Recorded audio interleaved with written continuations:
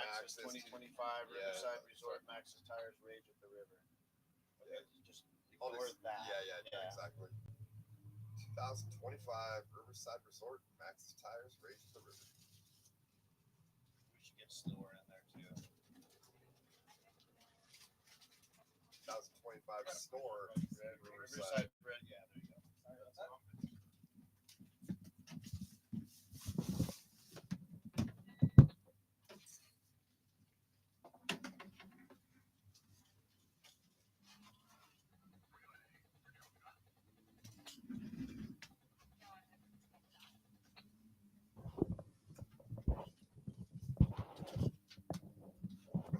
So imagine we're not covering the sportsman race that's about to happen right now. Where are we? No, we're going to be out in just a minute. Okay. It's not even really a race from what I understand. Yeah. It's like a pre-run, right? Yeah, I saw concrete. I think pretty much everybody is going to at least do one lap. Well, concrete goes out and gives rides to their crew. Yeah. Their employees. That's pretty cool.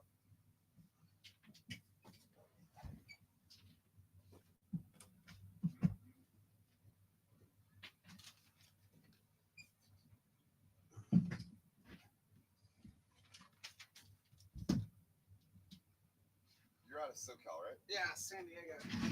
What part? Del Mar. Okay. Yeah. Here in Vegas. Yeah.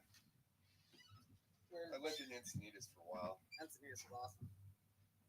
But yeah, after I went to San Diego State, and then Oh, after you I did? graduated, I moved to Encinitas. It was still kind of a sleepy little town back Yeah. then, and now it's like completely built out. Yeah. It's still cool though. Yeah. What did you study at State? Actually, got a degree. Well, majored in geography and minored in history. Okay. Really? What kind of history? With an Asian influence, I think is what they call it or something. So Yeah. like Japanese history. Confucius. He's Chinese, but Which Wi-Fi is it? it's like HDS9. the one that ends in 16. There's two of them. Right here.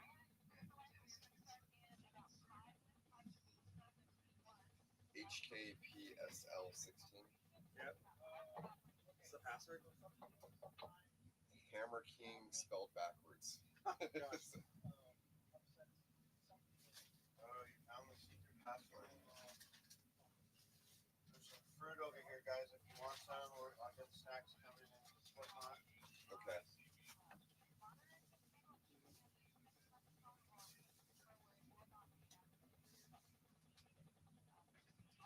Where the food boats are, pretty much. Okay. You can open the gate and get in. There's a big truck right here, and you can drive down the road. What's your next race? What? Oh, right. Stand by. I'm going to call you in 2 minutes, okay? Nothing really. James? Yeah. San Felipe 250 would be the next, probably for sure one. Yeah. We don't really do the States anymore after Martelli. Martelli traumatized you? Yeah, I'm fine with it. But, yeah, I don't know. I gotta talk to Brian, folks, and see. I don't know, like if Matt's willing to squash shit, I am. But Oh, you still haven't raced with them since? I don't like how they constantly change the rules and shit. A bunch of the trophy truck guys were gonna go race. We're gonna go race them exclusively, and then they got in their own way, so that's why they're all going to King of the Hammers. But 9 Mason, all those drives are going. Right. Okay, wait, yeah. was that Chip was kind of trying to put that together, right? Yeah, they meet weekly, so it's gonna be my brother. My brother's gonna be racing with them. Yeah. That's the first race. Yeah, as far as like racing itself, since the Polaris support once they came out with their factory team just weaned away to nothing pretty much.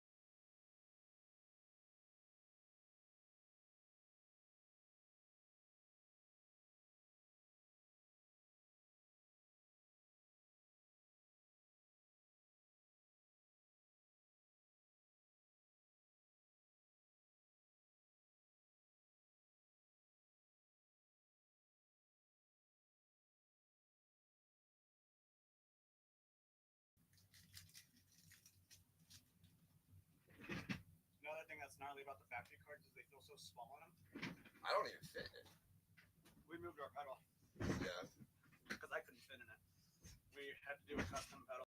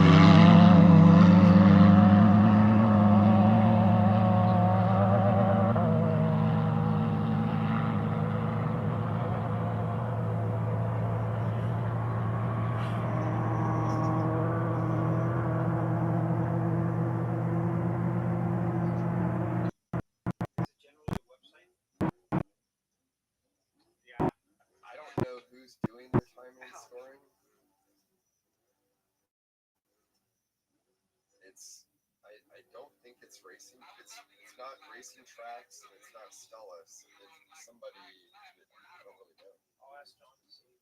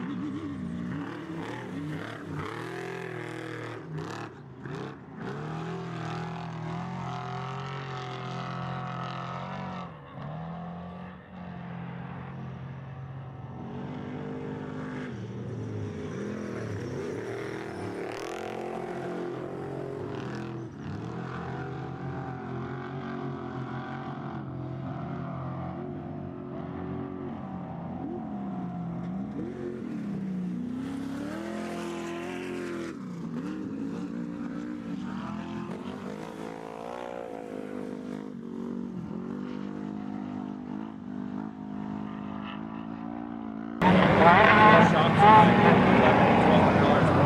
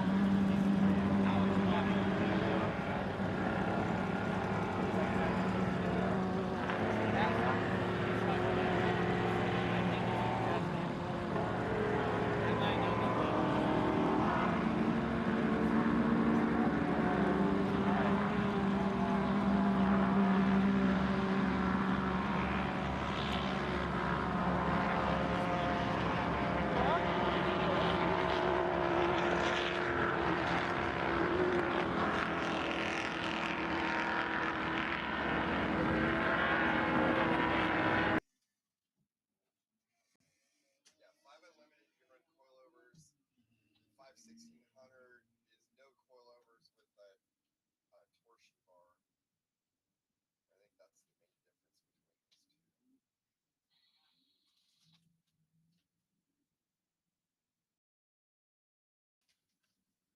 And a class 9 is a 100-inch wheelbase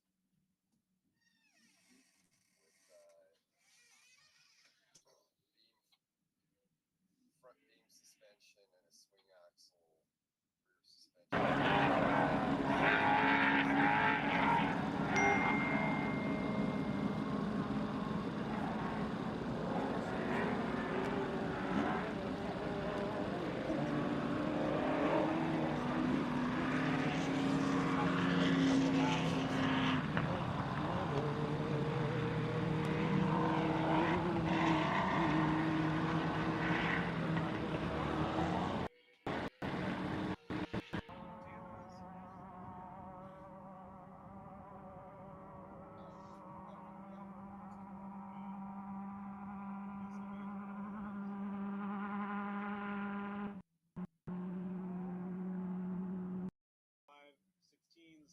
Baja Bug with more freedom. Beam front suspension. Fiberglass body's allowed, but it must resemble a VW.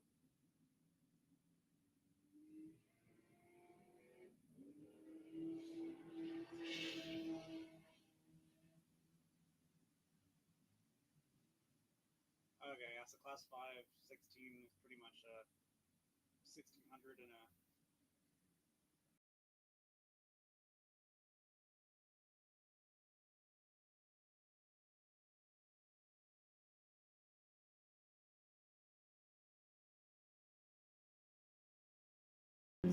What, 1600 and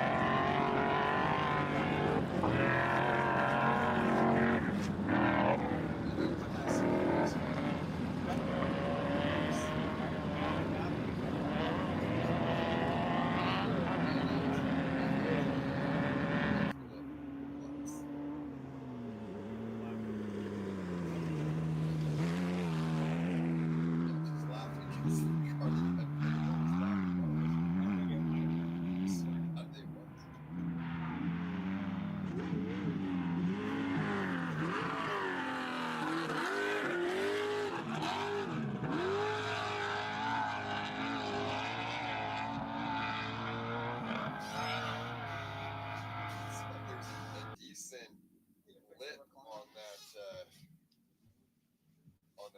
uphill road crossing. yeah. Like they should be launching pretty good off of that. Yeah. What's that app that he had us download? Like, what does that do? I didn't even tell me that. It's called Unity Intercom. Oh, yeah, it's like a two-way radio basically, but then you need the logins for Unity. This right here. Yeah.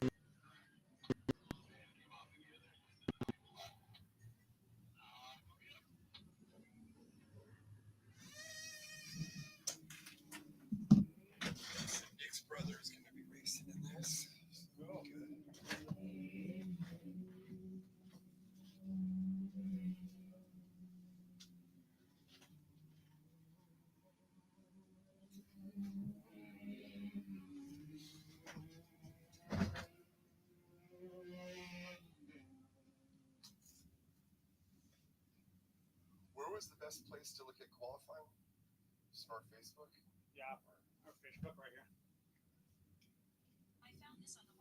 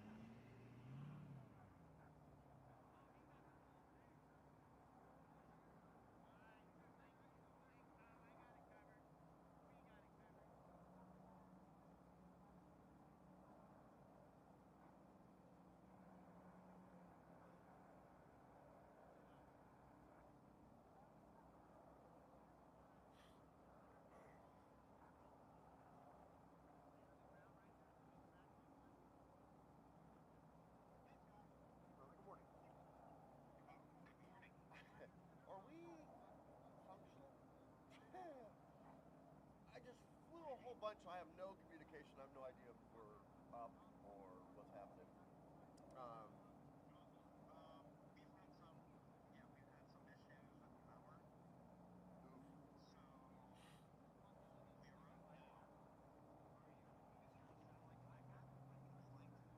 Yeah.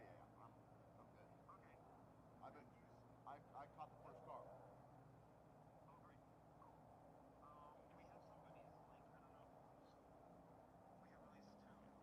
Okay, good. Right on. All right, thanks, brother. See ya.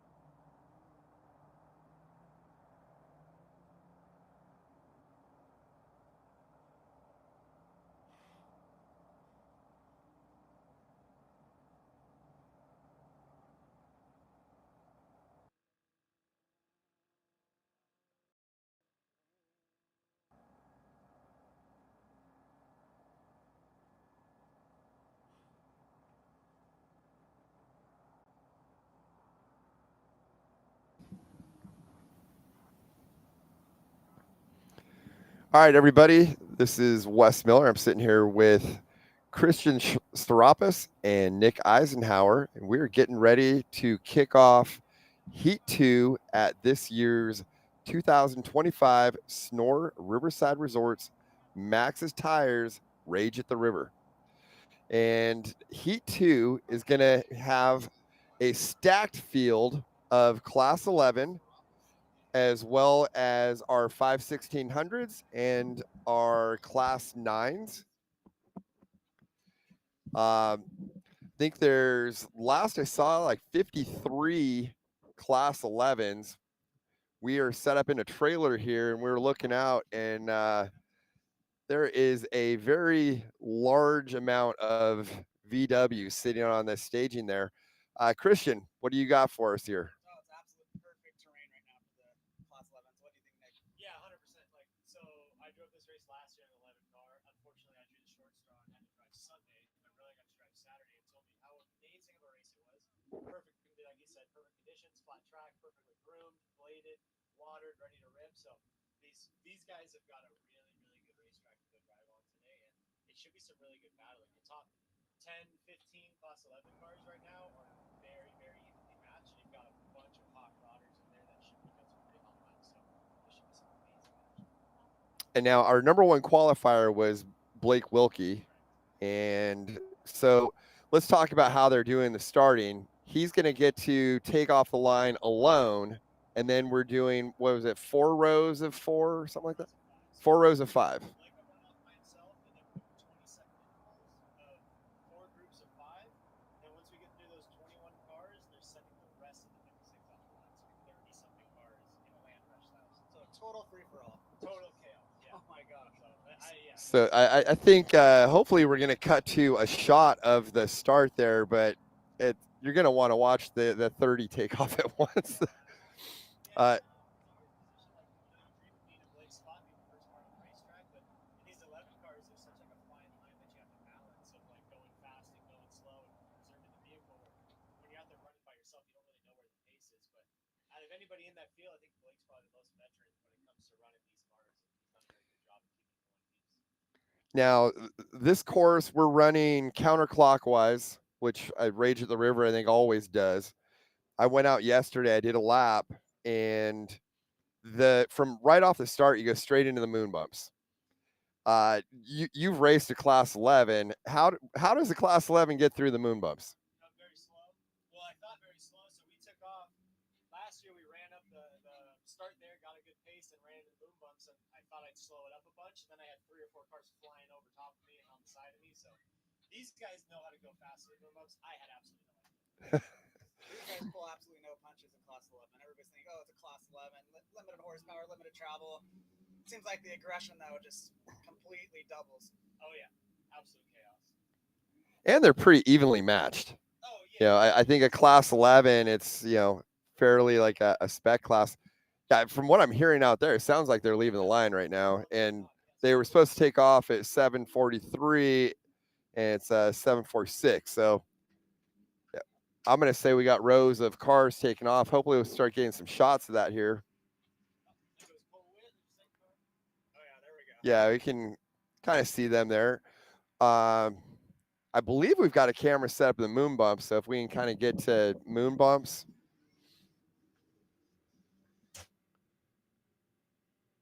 Yeah, I can't wait for that first road crossing shot. That's going to be pretty epic.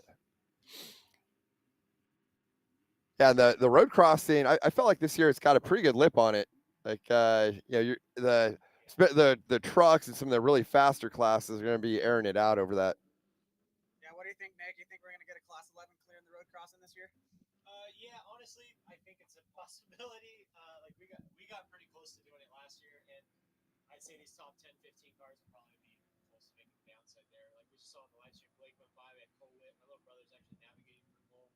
And then you got like Donnie Donovan, you got a whole stack of heavy hitters that are going to be out there battling it. So, like you said, they're not pulling any punches. When they get to that road crossing, they don't care what's on the downside. They're going to just go for it.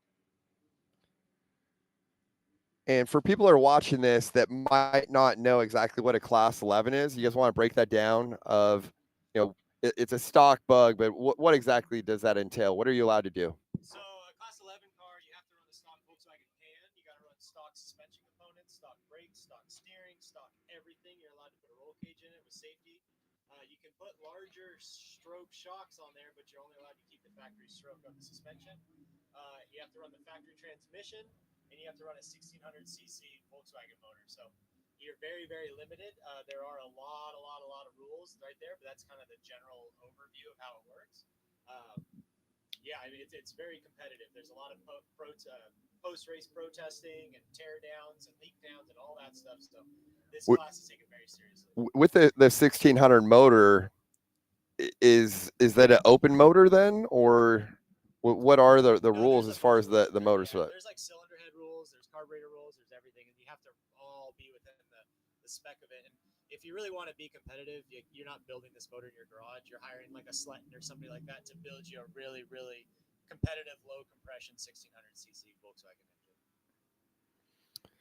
And then the other classes, we've got the 5/1600, which in theory should be faster, in my opinion. But I think that the amount of time and effort that's gone into developing these Class 11s, that it's more of a popular class, I guess, than 5/1600 at this point. You know, 5/1600. I think people like see the mystique of the Class 11, and I think it's going to be like an affordable entry to go, which it is. I mean, in the grand scheme of things, it is a bit of a more affordable version of racing, but it definitely starts stacking up. Like if you want to be, like we said, these top 10, 15 guys, you're going to have to put some serious money into these cars to make them fast. And so I think that's kind of what killed the 5/16 a little bit, is that people thought it'd be a more affordable entry into racing to do the 11 car.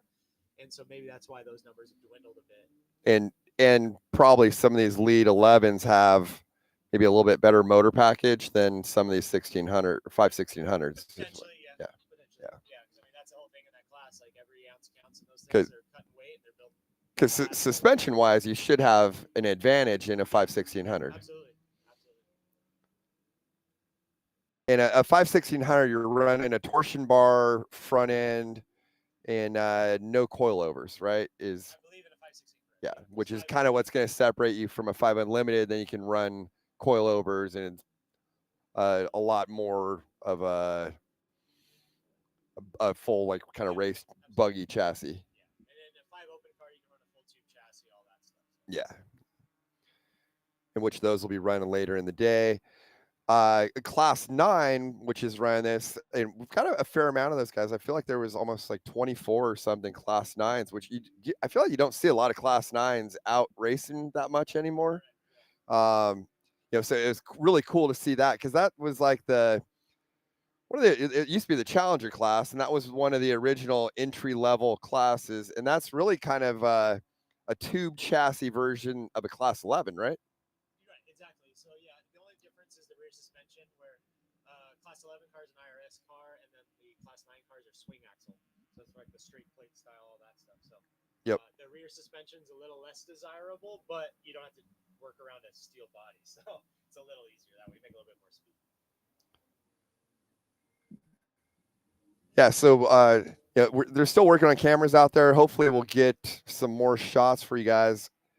You know, we do have some drones as well as I think like 5 or 6 cameras out on the course. Yeah, by this time. So Blake took off about 10 minutes ago, so he should be ripping around through some pretty good spots by now. Probably all the way up into the red dirt, making his way up to the drop off.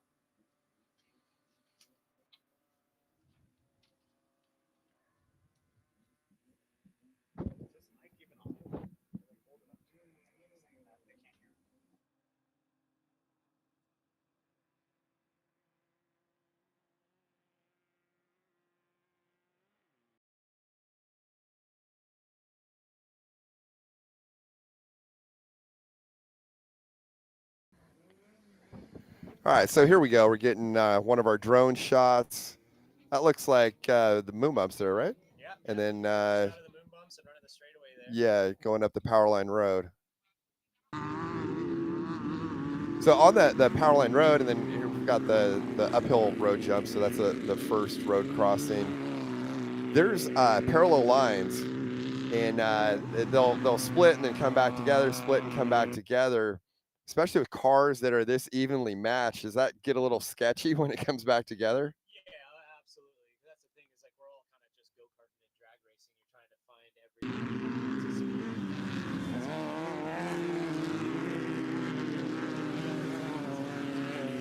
Luckily, we're not in full open wheel cars, so there's a good amount of bumping and grinding and door pushing in and all that stuff. So, like you said, no punches are being held up this race. So they're definitely doing what they can do to get past each other. Yeah, and I'm sure there's plenty of chrome horn that's going to be used at this race, especially in Class 11. With Class 11 limited horsepower, probably makes sense to time your passes, right? Because when you get on these big, long straightaways, if you have a run, you want to be able to know that you have those extra lines coming up so that you can time your momentum to hopefully get by without even having a door bang at all. Absolutely. Yeah, because you don't have the horsepower to actually try to make a pass. You got to use momentum when you're that equal, right? Absolutely. That's something like, I don't know, I'm sure, Christian, you've learned too, like when we were kids driving lower horsepower race cars and all that stuff. Like, as cool as it would be to crash into the back of somebody to tell them that they're in the way, it just slows you down and makes your life that much more difficult because you got to remake all that speed. So, as cool as it is and as fun as it is for the videos to bump and grind and do all that stuff, it's almost more beneficial just to find a smooth line around each other. But on a race course like this, we got 13 miles and we've got 52 cars out there. Like, you just got to start breaking that down to cars per mile on the racetrack. So there's going to be contact no matter what. Like you were saying though, with at least all the vehicles out there other than the 9s, they're not open wheel, so you can kind of trade paint a little bit better without ending up on your lid. Absolutely. Which kind of makes it fun. I think that's what is a little bit appealing, I think, about Class 11 to me is, it is kind of a driver's class, I feel like, because the cars are pretty equally matched, and you can have a lot of contact and kind of have some fun with it. Yep, exactly. We got a good shot here. These cars running down here through the moon bumps, and you can see the pace. And like a lot of you guys tuning in right now, if you guys have never seen Laughlin, seen the moon bumps, which it's going to be hard for you not to have through YouTube videos and through all the stuff in the past, but the pace that these guys are going through might look slow here on camera, but when you're inside that car, man, you feel like you're driving the dang trophy truck. And it'll be exciting for you guys to see later on in the day the pace change between here, the 9 cars, 11 cars, 516s running through these bumps, and then the trophy trucks and all that later on. So it's kind of cool to see the progression of how the vehicles handle the terrain. I think too, it's a little deceiving here. It's hard to tell how many lines there are through there, but there's actually like 3 lines through the moon bumps. You've got a left line, a middle line, and a right line from what I saw. And then sometimes I think you want to try to even link those together. Yeah. Oh yeah. Like for me personally, I always run the left side and cut across to the right and kind of zigzag all over the place as long as I'm allowed to. But well, there you go. We got some 9 cars almost making the downside there of the road crossing. A little pack there. that's the thing too. When we're starting these cars 4 or 5 wide, like you're gonna run in that little pack on that same timeline together all day long. So you're actually trying to physically beat them next to you.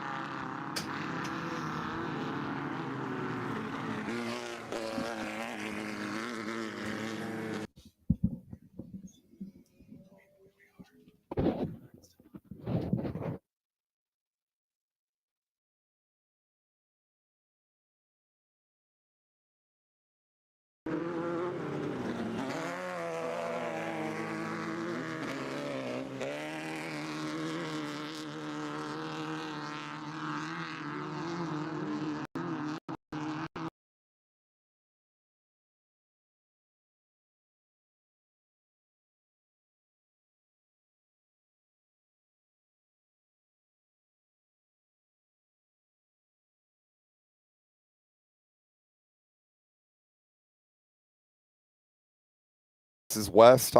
Okay. Okay. Chris Lundy, can you hear me? On the mic. On the mic. Okay, Chris, I have a mic on. Can you copy? Do. Hello. Good morning, America. Trying to figure this out. Yeah, that sounded amazing. Okay.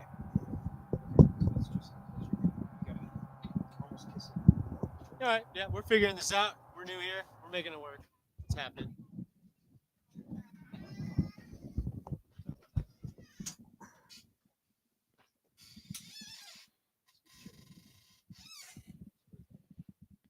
All right, so I think we're back live here, and this is still the moon bumps. This is a better perspective that shows the different lines here. So you have kind of left, middle, right, and like you were saying, it looked to me like you start left and then cross over to the right is the preferred line. But yeah. So there's definitely a lot of options, and it depends on the vehicle you're in and how you're driving through it. But I personally feel like the bumps are a little mellower to the left, longer, so you can kind of carry that momentum into them. But then at the end of the day, it's just a survival situation trying to get through that section. Like, yeah, you can pick and choose and try and figure out where your best spot's going to be. But a lot of the time, like these guys have got a nice position here. They kind of do what they want to do. But like for us later on in the spec trucks, sometimes you don't get that option because you're door to door with somebody or somebody's in the line you want. You got to try and battle around through it.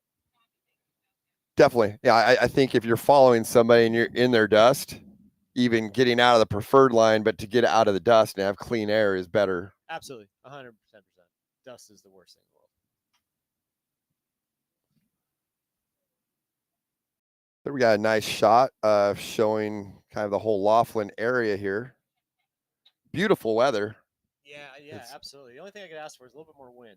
I'll say the W word all weekend long. Well, Race cars, bring the that wind on. The forecast I saw was calling for like 25-mile-an-hour gusts later. Sounds good to me. So yeah, I think Turn them to 35. it should be a good weather for a race day. I think temperature is going to be.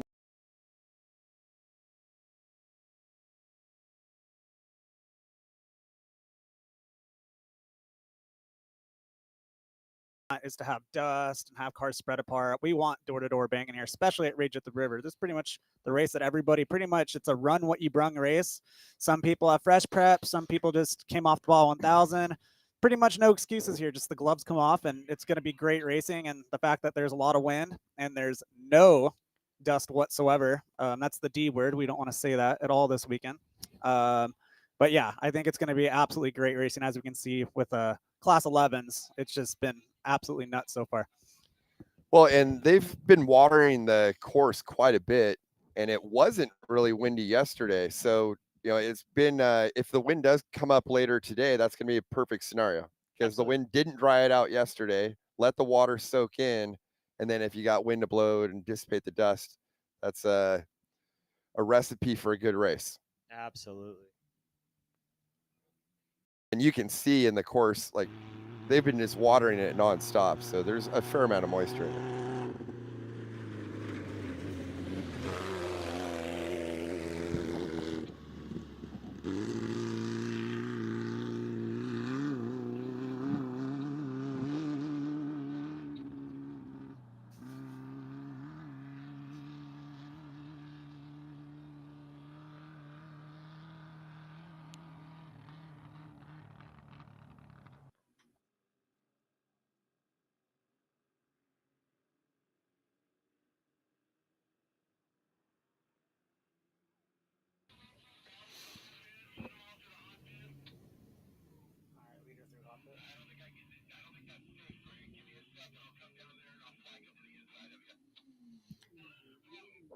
So right now I'm kind of getting word that our leader is coming through the hot pit. So that's almost into the infield. So I'm going to say it's probably Wilkie. I would hope so. And he was first off the line. I would think he would be coming through here first. Hopefully we'll have a shot of that as he comes into the infield here. And then that'll be the end of our first lap.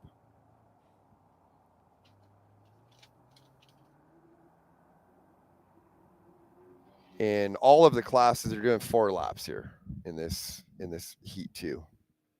Yeah, Nick. So for class 11s, 2-day race. Do the gloves come off completely day one? Can't leave anything on the table, or do you got to be smart and tactical? It's kind of a little bit of both. I mean, these cars, you can rebuild them pretty easy in the pits, so you kind of want to send it. You definitely don't want to end up in a bad spot for day 2. But yeah, I mean, there's a little bit of conservation of the vehicle in day 1 racing, just like in anything. But I think in these spots and these positions and how close these cars are and how close these times are from qualifying, like you're just going to run as hard as you can from the beginning of the day to the end of the day, both days.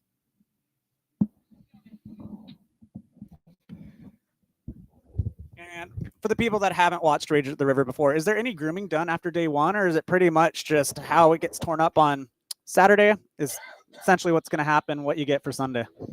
So they will go out and they'll run a blade through some spots and some sections, and it'll make some stuff a little bit better, what have you. But the problem is when you get deeper down in the surface, it starts building up the curbs and the braking bumps and the accelerating bumps in and out of all the corners. So even though the blade through this and blowing the blade through that, it still gets pretty chewed up day 2. So that is kind of always the argument that, you can run as hard as you can on day 1, but day 2 is going to eat your car alive.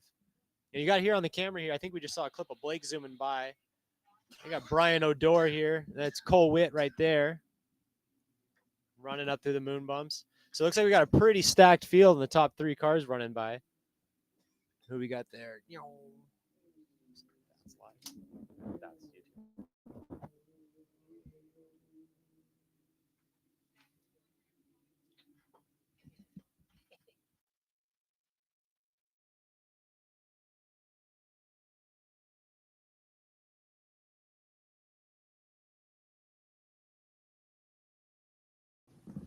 Yeah, and if you see right here, these guys are just trying to survive, jamming here through the moon bumps. You can kind of see, I'm sure you guys have seen clips of trophy trucks jamming through here, 1 cars, 10 cars, and then you see the bugs and you see the cars just completely disappear down into these holes. I don't know about you, Nick, but I see a pretty good line over to the right. It's not an official line, but I think I got a landscaping company back in San Diego. Absolutely. And that's the name of the game in off-road racing. You got, would say, 50 feet from the course markers, so you got to get a little creative sometimes. I don't think the bushwhacking is worth the dignity that you're going to lose not hitting the moon bumps in a Class 11 car. Exactly. So it looks like this is probably the kind of secondary pack of cars running. We caught a clip here earlier on of Blake and Cole Witt, and it looked like Brian O'Dore out running up front. So I'd like to see where we're at with everything. And this obviously us. There we go. See, we're almost making the downside. I think it just needs a toe. Yeah.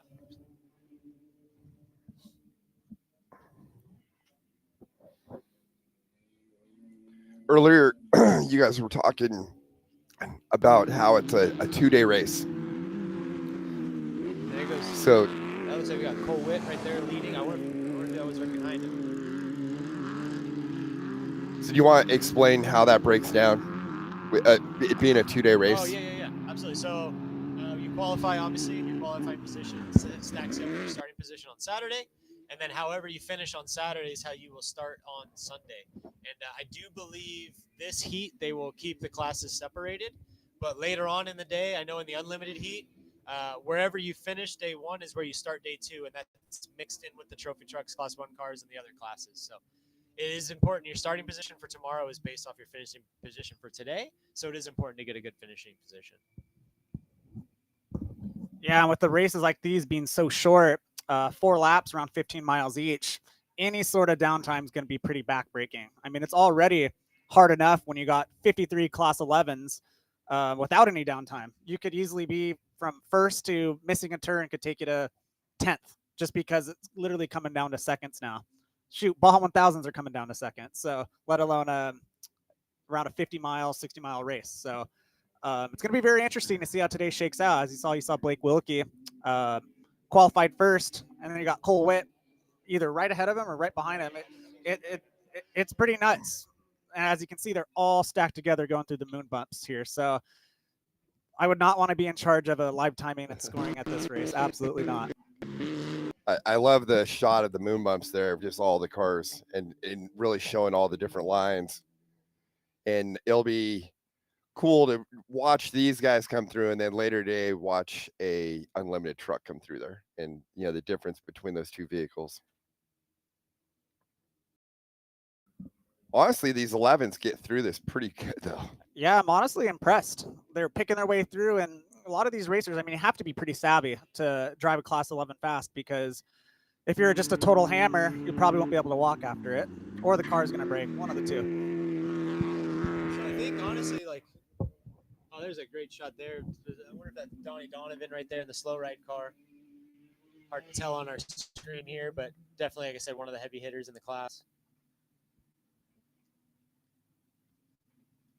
I think, like coming through the moon bumps or really anything on the course, when you have limited suspension like that, you're talking about the subtlety in driving, just how you hit the bumps and the square edges. And if you hit it at a little bit of an angle or, things like that to lessen the impact on it, when you don't have the suspension, you can't hammer the vehicle through. And that's where it takes more finesse as a driver. Absolutely. And it takes a lot of homework at home in tuning the car and tuning the shocks. And like we said, we've got 6 inches of wheel travel in these things, and you're dealing with a 2.0 shock on the front of it. So there's not much you can do, but what you can do, you need to make sure you do it really well. So I know, like, you look at these leaders, like I know Blake, Cole, Flemente, Cisco, like all those guys, they spend hours and hours and weeks and months tuning shocks and torsion bars and all that stuff just to make sure that they can drive these cars at their full potential. And, it's definitely not something you can just jump into. Chris and I learned that real quick. We jumped into a very well-tuned car, and we know we had to cut our teeth a little bit in our Class 11 racing career. But it definitely helps when you have a tuned race car. I do have a text here from my buddy Ian, who's in the hot pit, and we've got on down the road leaderboard of Blake Wilkie, Cole Witt, Oliver Flemente, and Cisco Mio are the top 4 cars on the road. I'm not sure on corrected time. I know that is close to the same pack for the first 5 cars that went by. So I'm assuming corrected times are getting pretty darn close.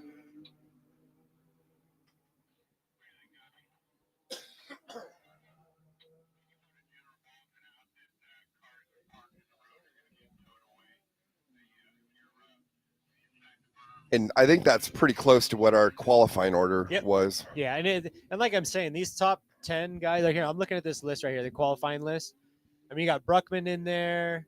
Yeah, you've got literally that entire top 10, even top 15. Those dudes are forces to be reckoned with. So I would not be surprised to see that finishing order close to that qualifying order there. And Vic Bruckman, I mean, he's been racing forever, right? I think he raced quads back in the day, if I remember correctly, and then he ran Class 12, 10 cars or 12s or something. Yeah, 1 cars, short trucks. I always say, because him and I, like, I'm from San Diego. That's where he's from. We all grew up racing down in Placer City, and I always tell everybody Vic Bruckman's the fastest man in the desert. He's like one of the most underrated, badass dudes on the racetrack for sure. You put him behind the wheel of anything, he's going to put down a hot lap for sure. Yeah, he's definitely been around for quite a while. That's a killer shot right there. So you see a good comparison there. The 9 cars running along with some of the 11 cars. And you can see, like, obviously they'll excel a little bit in certain spots. Less worried about your fenders and your roof and the 9 car, but that's not to say that 11 car is not going to boogie right on by them later on. Yeah, that's to me, it looks like the 9s have an advantage in the rough. Probably a little bit lighter, a little bit better suspension. I think the competitiveness of these 11s, the 11s probably have a little horsepower on the straightaways, right? Yeah, I just think that, like, the 11 guys definitely have been progressing. Whereas, like, some of the 9 guys, like, yeah, I'm not going to say all 9 guys, but 9 cars kind of like, yeah, they're done. They are what they are. We're going to just go race it a couple times a year. Whereas these 11 guys, like, I'm not kidding you. Blake puts probably more man hours and time into tuning his 11 car than he does working on anything else in his shop. And it's the same thing to go with, like, for instance, Cole Witt running second right now. Cole Witt comes from NASCAR, like literally Red Bull NASCAR driver. And it was dad and my brother and I said, hey, we really want to go race Class 11. This was like a fun thing to do. And so, between us and Tim Sletton and Blake and some ideas and all that, we put together a car. And it's crazy how much work and effort Cole puts into getting that car going and tuning and testing and making it fast. And it shows here on the racetrack, when he's always there in the top 3, he's on the box no matter what. So, like I said, these 11 cars are kind of the hot ticket right now when it comes to tuning and progressing in the sport. What are we talking dollar wise for a top tier Class 11 nowadays? Honestly, I think you're going to be upwards of 50 grand to build a top 10 Class 11 car. Because you want to put the good shock package on it, which isn't cheap. You got to build a good engine, which isn't cheap. You got to have a good transmission built for it. You kind of from the outside looking in, you're like, yeah, it's a stock boat. We'll crank up the torsions, put some, some gas shocks on the front of it, and some bucket seats, and go racing. But no, there's a lot more than meets the eye when it comes to these things, and it's all in the clutching and the flywheeling and all that stuff. So it definitely adds up by the end of the day. So if you find yourself a good competitive 11 car, sub 30 grand, definitely buy that car and go do some racing. And what is the wet weight typically for a competitive car? So in the past, some of the classes will call for an 1,800-pound weight. That was like the Nitro Cross racing and the Crandon racing. So the short course stuff, they call for 1,800. I'm not super fluid as to what the SNORE wet weight is. I believe it's somewhere in that same wheelhouse. So we try to build these cars, and I say we put together one car, but I know a lot of these guys put these cars together as light as possible, so then you can add the weight where it's needed.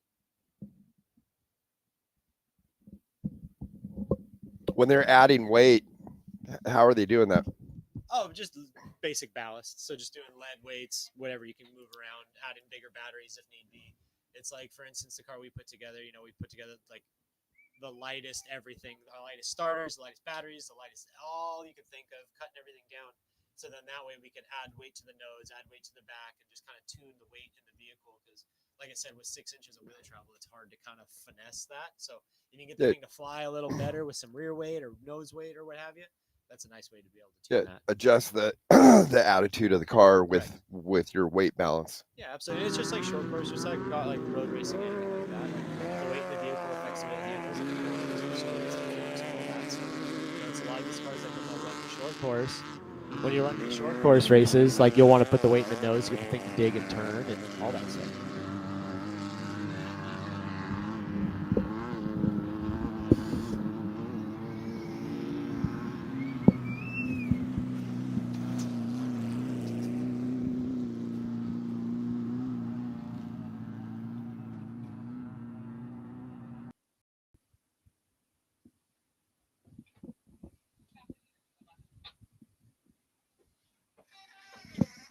So I think we're getting pretty close to seeing the leaders come through to start their lap 3. Race is flying by so far. These Class 11s are no joke. They're running. What do you think the average mile per hour they're going to run today, Nick? I'd call an average of 35, maybe 45. I'd bet around this track. There are spots like it's terrifying when you put these things into 4th gear. You'll run a lot of this track in 2nd, 3rd. And then I know when you go down by the high school, you'll grab 4th gear. And then sometimes on the uphill, if you're lucky, you grab 4th, but mainly 2nd, 3rd, bouncing back and forth. So I know last year my brother said that he was doing like 85 or 86 on the downhill, which in my opinion is terrifying. I don't have the guts to do that. That's pretty crazy to be going 85 in Class 11. I think it'd give me permanent Parkinson's with my hand shaking. Definitely needed. There's got to be some white knuckle situations, I think. Yeah, and I honestly think the hardest part, like when you talk about a white knuckle situation, it's trying to control the vehicle once it's bouncing around. Like, well, if you're on the graded roads and you're on the flats, these things are little go-karts. You just hammer down, hit your shift points just right, get the thing boogieing. It's a good time. It's once the tires start coming off the ground, you're kind of just along for the ride. So this course definitely, like I said, today is a beautiful day for Class 11 racing. The course is groomed, flat, smooth. Not a lot of cars have gone through it yet. And so you just kind of got to navigate the 2 or 3 rough spots, but the rest of it is just trying to maintain speed. And as my brother and I call it, we just kind of got to go kart around the racetrack and try and maintain that momentum the best you can.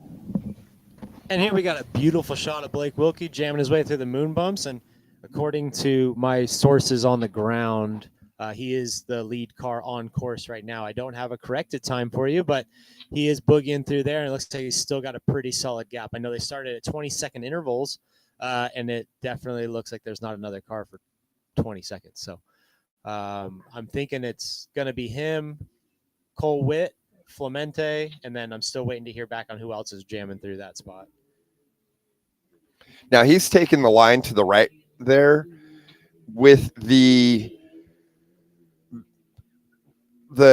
vehicles with better suspension. So your unlimited 6100s, stuff like that. You ever try taking the line on the left? Yeah, I mean, it's like I said, you kind of just go where the car takes you. I always try to hang to the left in the truck. But I mean, I don't know, some of the fast guys stay to the right. It's just terrifying. The first couple holes on the right side are huge. Yeah. Whereas I feel like I can kind of tiptoe into the holes on the left side. You kind of they kind of progressively get more aggressive as you get into them. But yeah, we saw right there on that shot there, it looked like Cole went by and then Flemente. So it looks like we've got a huge gap. Those top three cars, looking here from this drone shot, there's nobody for quite some time. They've checked out. Yep. And then what was the gap then? Was it 20 seconds from Wilkie to the next row? Correct, yeah. So adjusted, yes, we're looking at like Cole Witt's probably. Yeah, that's kind of what I'm hearing from the guys down in the pits right now. They're saying they have Cole barely on corrected time ahead of Blake. And now that's not to say somebody from way back in the pack isn't going to be creeping up, because we don't have a full split on everybody in the field. But for conversation's sake and for this live stream, it sounds like Cole's just barely creeping onto the overall right now. I mean, I'm going to say by the lead that the top three have, right, and the fact that Wilkie started ahead of them, that probably second and third are looking really good on adjusted right now. And if you look here, we got a great shot, a little tracking shot here on the drone of the car running through the bumps, and it kind of shows like we talk about how wild and rough and bouncy they are, and it's a fun for conversation. But dude, it's surprising what these cars will take and how smooth they are in the larger bumps. Sometimes you kind of get more beat up in the chattery stuff than you actually do in the big holes. So it's definitely cool to watch them boogie through. And how is it for the driver? I mean, are you compressing your back into these? No, and I mean, are there major impacts? No, no, like I said, the huge holes aren't bad. Like we ran Crandon in the short course stuff, and you hit the barn jumps full speed, and they don't hurt as bad as you would think. What hurts is like the chatter bumps in the hot pits. But here we got a good shot here. Cole Witt running up. Should be running up to the road crossing here. And so we're thinking on adjusted that's probably our leader. That's the rumor I'm hearing from the hot pits. So don't go pitchforking me later on. But I think that's where we're at. And we can only go off what we're seeing here in the trailer. So basically, we're seeing the same views that the viewers at home are. Yeah, with a lot of this commentary stuff, we always talk like we're basically just talking about what you guys are seeing at home too. We just got a little bit more knowledge on certain things. Yeah. Highly debatable on that one, Nick. That's true. I know a whole lot about a little.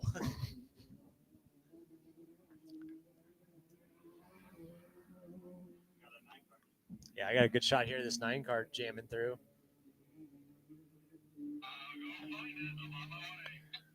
What is it about Rage at the River that brings out, like, say, so many 9 cars or some of these classes where you normally don't see a lot of them out? I honestly have no idea. I really don't know. Like, it's the same thing with the spec trucks. Like, obviously, maybe it makes a little bit of sense for the spec trucks. Like, end of the year, maybe budgets are done or whatever, wherever you're at. You got a car left. It's a fun thing to go do some racing before you start out a new season. But I don't know. I think there's just something fun about the 2-day setup and the course itself. And there's kind of like the landmarks on the racetrack that are fun to talk about with your buddies and, hanging out in the hotels and doing the whole thing. So I think it's just got some sort of magical draw to it that everybody shows up to. And this is the 18th year for the SNORE Rage at the River. And really, this kind of took over for the SCORE Laughlin Challenge. So when SCORE really kind of pulled out of U.S. racing, then SNORE took this over. And it's really become a race that everybody looks forward to every year. Yeah, exactly. And what's cool is like there are other Laughlin races throughout the year. There's 2 other Laughlin races with other sanctioning bodies, but for some reason, SNORE gets over 400 vehicle entries. That's not including motorcycles and quads here. We're talking actual cars. We got over 400, which is absolutely insane. I love to see it. Yeah, in fact, there aren't motorcycles or quads here, you know. So I mean, that's all cars, which some of the other races that are here, they kind of pad their stats a little bit, I think, with the motorcycles and quads. Correct. And I mean, what I like about what SNORE does with Rage at the River is just I can't really give you like a tangible answer, but it just feels nostalgic. It feels like how off-road racing was when I was a kid growing up in the early 2000s. Not a ton of glitz and glam, but it's all steak. We're not really focusing on the sizzle. We're actually talking about the full-on meat here of the racing. And the racing every single year just produces insane footage, insane results. I still can't believe that I've lived my entire life not racing Rage at the River, and now being here and experiencing it in person, that might have to change very soon. Well, it's got that kind of core grassroots feel to it, I think, and especially there's so like, well, this race we're watching right here, this is old school off-road racing. Yeah, this is so cool. Like, this is what you saw in the 70s and the 80s and 90s. So right, exactly. Like just this shot here we're watching right here live, like this is the coolest thing ever. Like you got Bugs battling with 9 cars, and it's just great. It's just old air-cooled off-road racing. This is what I grew up watching at the Mint 400 or something, in the late 70s, early 80s. And exactly. And a lot of people, I didn't even realize that SNORE is the oldest, I think, organization, or it's the 56th year for SNORE, and it was established in 1969. Yeah. And it's like the SNORE 250 is the oldest race in the United States. Ah, that makes sense. So, or oldest running race, continuously running. Right.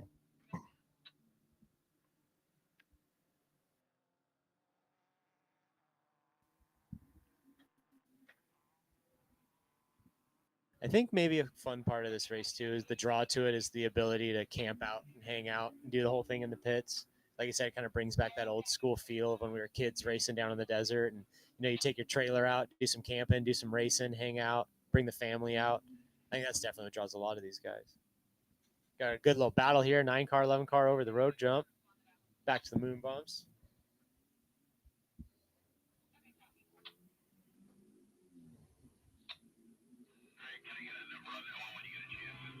I don't know. What do you think, Christian? You think we're going to get a Serapis Class 9 car next year, maybe? Yes, but I'm not going to tell my insurance provider that one. Perfect. I think it'd be great.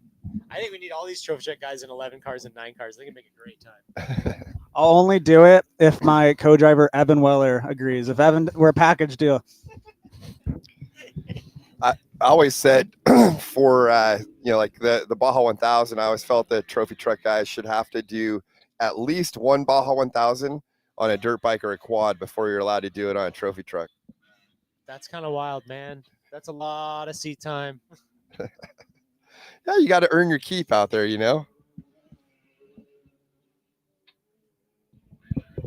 Does pre-running in a UTV count as a consolation? It depends which UTV. I think if you give us the choice of UTV, then yeah.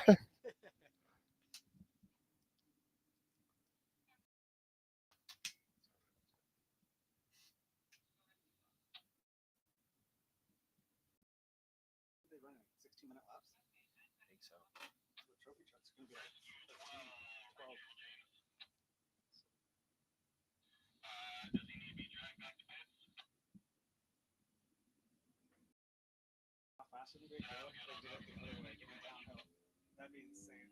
Terrifying. You think they'd get to 90? Yep. So you were saying that last year top speed was around 85 or so? Yeah, if I remember right. Don't quote me, but I feel like we were into 3rd gear getting after it. It was pretty fast. What is top speed in a class 11 on asphalt downhill with the wind behind it? Blake told me he's done 92 miles an hour in his car. Okay. Which I was thinking it can't be much more than 85 miles an hour. You Yeah, gotta, so- you gotta think too. It's like, yeah, we talk about, oh, it's got a roll cage and seats, but you gotta remember the brakes are stock Volkswagen drum brakes. Like, they're not the best brakes in the world. Is it kind of a similar feeling hauling ass on a paved road on a mountain bike? That kind of similar speed wobble feeling? Yes, exactly, just like that. Yeah, good shot here. A 516 car.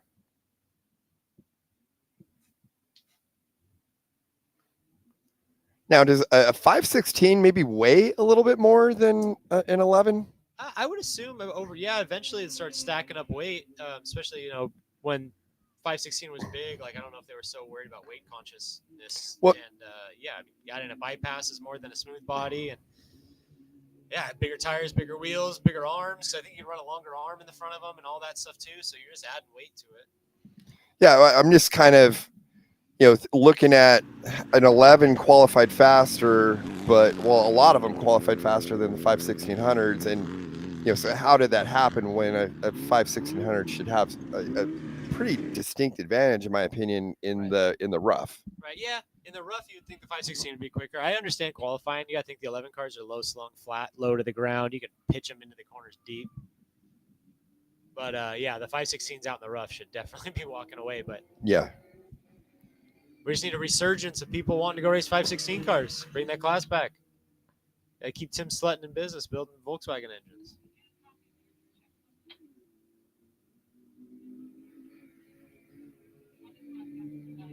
Trophy truck line right there.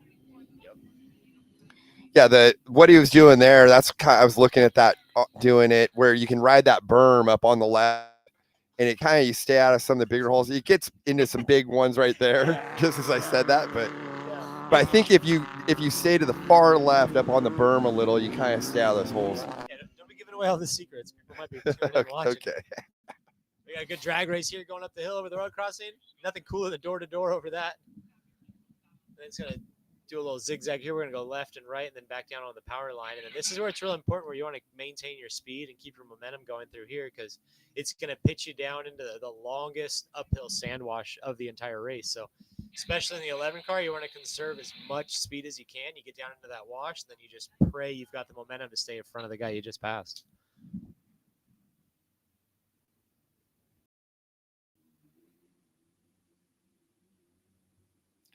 I think people that are interested in off-road racing, maybe getting into it, something like a Class 11 is a great way to learn off-road racing, because you do have to be really smart about picking your lines, and it's momentum racing. So it's, again, we were talking about earlier, you don't have the horsepower to make your passes, so you got to set up your passes and use momentum to do that. So that way, if you did want to move up later on, I think having that ability really comes in handy in your bigger classes down the road too. Absolutely. I couldn't agree with you more on that one. If you think of all the major trophy truck guys that are going fast today, Luke McMillan, Andy McMillan, Bryce Menzies, Alan Impudia, Tavo Vildosola, but they all started in limited classes. Bryce started, I believe, in a 12 car. Luke and Tavo 5, and even Alan 516. It's just learning the fundamentals of carrying momentum and speed still apply into the big horsepower cars, because it's still corner to corner. And how do you go fast corner to corner? Still got to carry momentum, especially in a spec truck. That's what makes the spec truck racing so good, is that you can't really power away from your opponent. You still have the same engine. Of course, your gearing and converter setup can all be different. That's where you can kind of play along with that, but still the fundamentals still apply. And I would be confident to say you could put any of the top 10 Class 11 guys in a spec truck, and they'll be fast pretty much right away. Yeah, I would agree with that. And I think even for like short course guys, the trophy carts, I think you watch so many of the young drivers now have come from those, and I think that's the same type of thing. I just think that for desert, like a Class 11, it's kind of a good way to get started. Even at a top end Class 11 at 50 grand, that's a quarter of the price of a UTV nowadays or something. Honestly, yeah, you're right there. Especially if you want something race ready.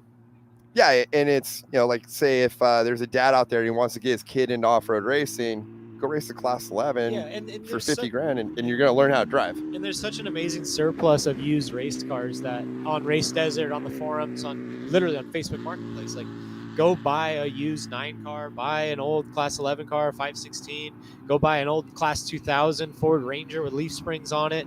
Hell, build yourself a 1450 truck. Just get there and do it. Like, you don't need to have a trophy truck. You don't need to have the baddest stuff. Like, you know, it's kind of hard. You look at it and it's like, oh, I need to be here. Like, no. We all started in a lower level class. We all started with flatbed trailers and sleeping in the bed of the truck. Like, that's how you do this. Like, you don't start off being a rock star. Like, definitely want to get your feet wet, get it figured out. Like, I always try to encourage people to get into off-road racing at any level. And like I said, today's heat, watching this would be the perfect way to do it. Yeah, it looks fun. It's a blast. I kind of want to go for a spin in one. I'm telling you, dude, friggin' adrenaline rush. The 11 car gets me more fired up than racing in the spec truck. I'm not gonna lie to you. You kind of, you know how, I mean, you guys know how it is. You drive the spec trucks and trophy trucks, you kind of feel like you're playing a video game. You just kind of point and shoot. You want to make speed. You're just doing your thing, trying to do whatever. But in these cars, it's terrifying, and like you kind of miss that feeling of like, I may crash this car the entire time you're driving it, and like that's kind of what's fun about it. Something we haven't talked about on is Brent Fox and how many Class 11 cars that camp owns now. I believe he just bought his 4th or 5th Class 11 car. I think he has his entire family in cars. He was telling me during qualifying he was riding with his wife. He said, quote unquote, drew the straw. So he was navigating for his wife. And he said he was watching in the mirror because his daughter was qualifying behind them. And his daughter actually passed them on the racetrack. He had to reach over and grab the steering wheel and scoot the car over a little bit so the daughter could zoom right on by. Yeah. So it's just fun. It's good, wholesome, fun racing. And I like I said, I can't encourage people more to get into this. We're watching this. We had a competitor pull over to the side there. Not an ideal place on the backside of the road crossing, but he is far enough off the course that he's out of the way. Right. Yeah. If you're landing on that side, you have to big time on for the sure. face of the jump. I still never like parking on the backside of a blind rise, you know. Absolutely. A killer drone shot here. So this will be running through the S's down up the power line. No, I don't know who that car is. Well, heck, I don't know. They all might be Fox cars at this point. I think Brent Fox is going to start a Pro Truck series with Class 11 cars. He's just going to own them all. We're all going to pay him rent money. Have a arrive and drive program. Honestly, don't think that'd be a bad idea.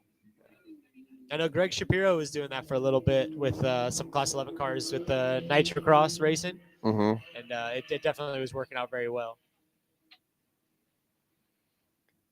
It's been a big resurgence of Class 11, I'd say, over probably the last 5-10 years, you know, because it really kind of, there was only a handful of people that were doing it. And then all of a sudden, you know, there's been this resurgence where you have different events. Now I'd say there may be 5-6 events that are big Class 11 events now, you know, where you'll have 50 plus competitors. And I think a lot of it is just kind of like, I don't know.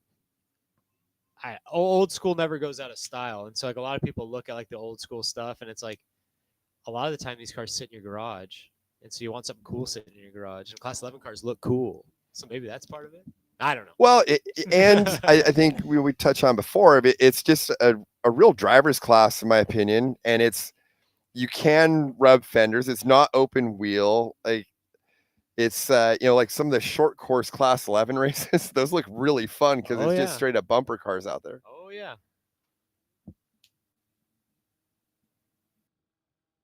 I mean, who wouldn't want to go into the moon bumps in a 30 vehicle Land Rush start?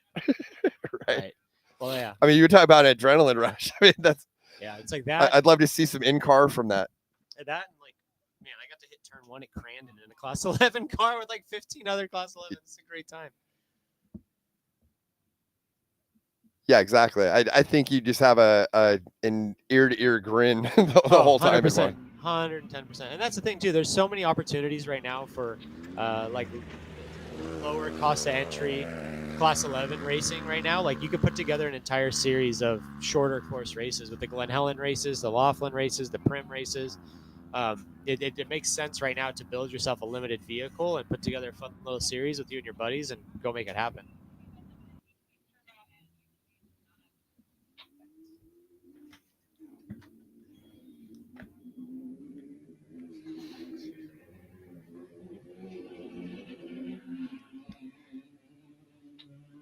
I think the technology for off-road racing has come a long way. There's been a lot more in-car footage and stuff now. So I think later in the day, more of the vehicles will have that in-car technology. Yeah. And I think hopefully we can get some shots here pretty early on and take a look at that, because riding along with these guys and be able to see that is awesome. Yeah, and for the folks at home that aren't aware, there's a website called watchparty.cc where you can pretty much see anybody that's racing and wants to post their live stream publicly. This will be also in concert with our current live stream that we have here. So if you got multiple monitors, feel free to just grab a tablet, grab a laptop, and right now we currently have Blake Wilkie, so we can keep tabs on him. Absolutely hauling the mail.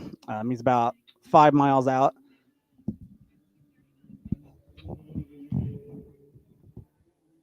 Yeah, watching these guys go, the pace that they're throwing down in a stock VW is very impressive.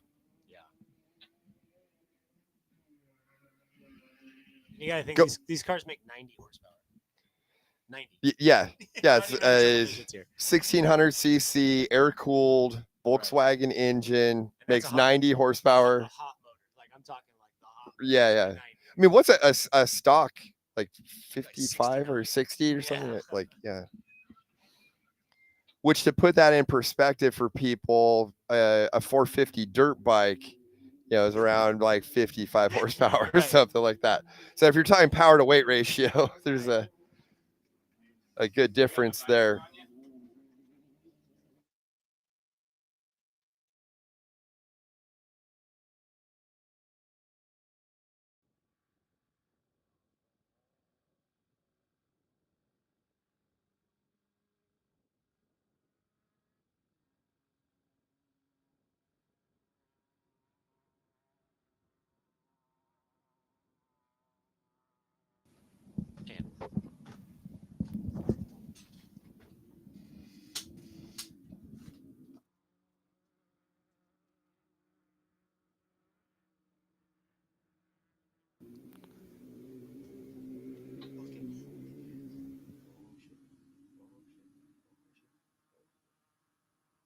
Yeah, and we got confirmation right now that Blake Wilkie is approximately 4 miles out. I believe he's on his last lap. It's going to be really close, Nick. I think so too. Yeah, between him and Cole Witt, like I said, I've been getting time splits from the hot pits, and obviously this is us just timing the top 5 cars physically on track. Like that's not to say somebody from the back is going to be coming up, but it looks like him and Cole are neck and neck running through this. Which usually that's the battle. Like I said, it's always a Wilkie, a Witt, a Donovan, a Flemente, a Bo. Like you get a good group there, and then you come to these larger races, and you get the Bruckmans, and you get all these guys that come out. And, like I said, it'd be really, really cool to see these results and see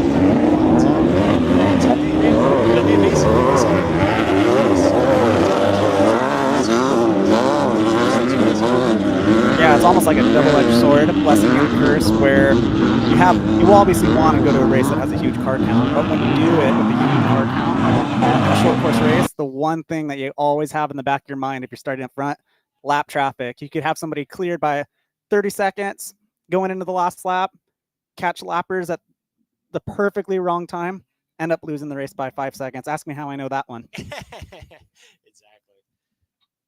And I'm sure that's what Blake's dealing with right now. So you never know. We can never write anybody off. There could be people that you're not even paying attention to.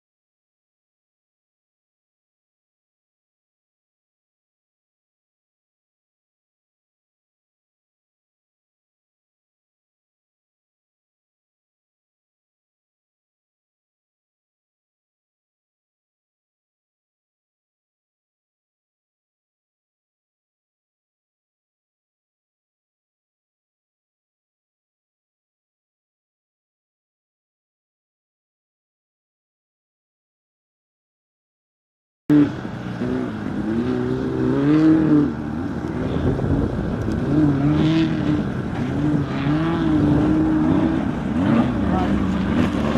luck.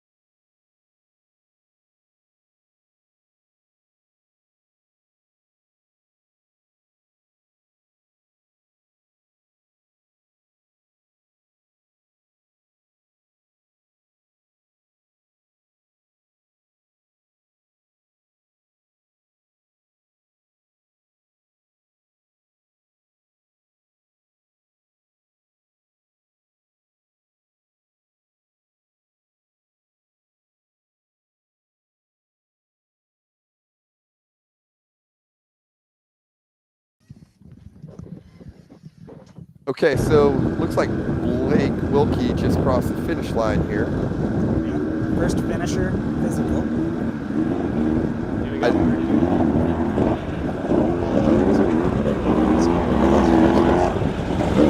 He's running second physical. Arguably first on time. Correct, exactly. And then third, we were thinking is going to be Oliver Flemente. And he was pretty close, I think, on adjusted, being he started on the second row. Correct. Yeah. So- The last time split I got, which was 20 minutes ago, it was Blake Cole, Cisco Bio, 11:51 and 11:26. So it would have been Brandon Toy and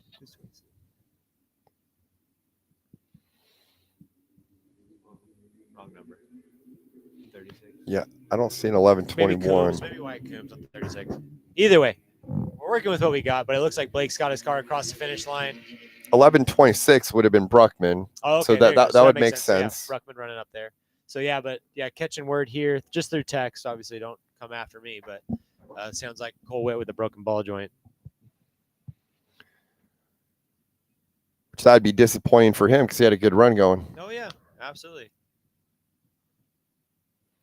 And I'm catching word here that it sounds like he broke it out in the proving grounds, which we had just talked about how abusive that section of the race course actually is. And they've got a lot of rain over the last month or two. So I was out there yesterday, and I mean, well, you went out on the course too. There's a lot of square edges in the proving grounds from rain ruts going, like basically cross ruts going across it. Yeah, exactly. There's a lot of square faces that you end up driving into, and you got to be careful of that, especially when you've got a 29 or 30-inch tall tire and 6 inches of wheel travel. You got to be careful when you're driving into that stuff. Heck, you got to be careful when you're driving in the trophy trucks. Yeah, there was a couple in there that I think even it would upset a trophy truck.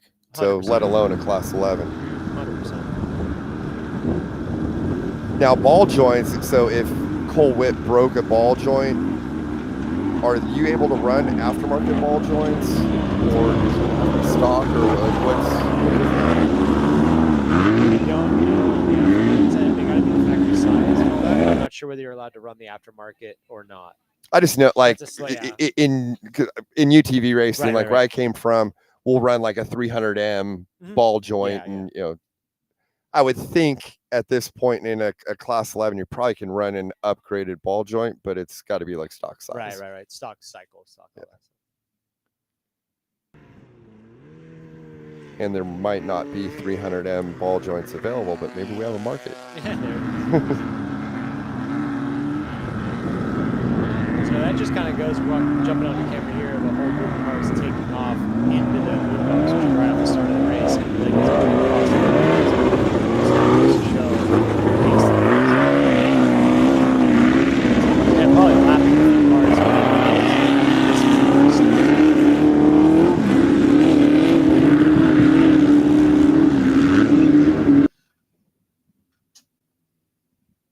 The field definitely got spread out there, and the way that they stagger the start, I know in speaking with John, who's the president of SNORE, they were trying to.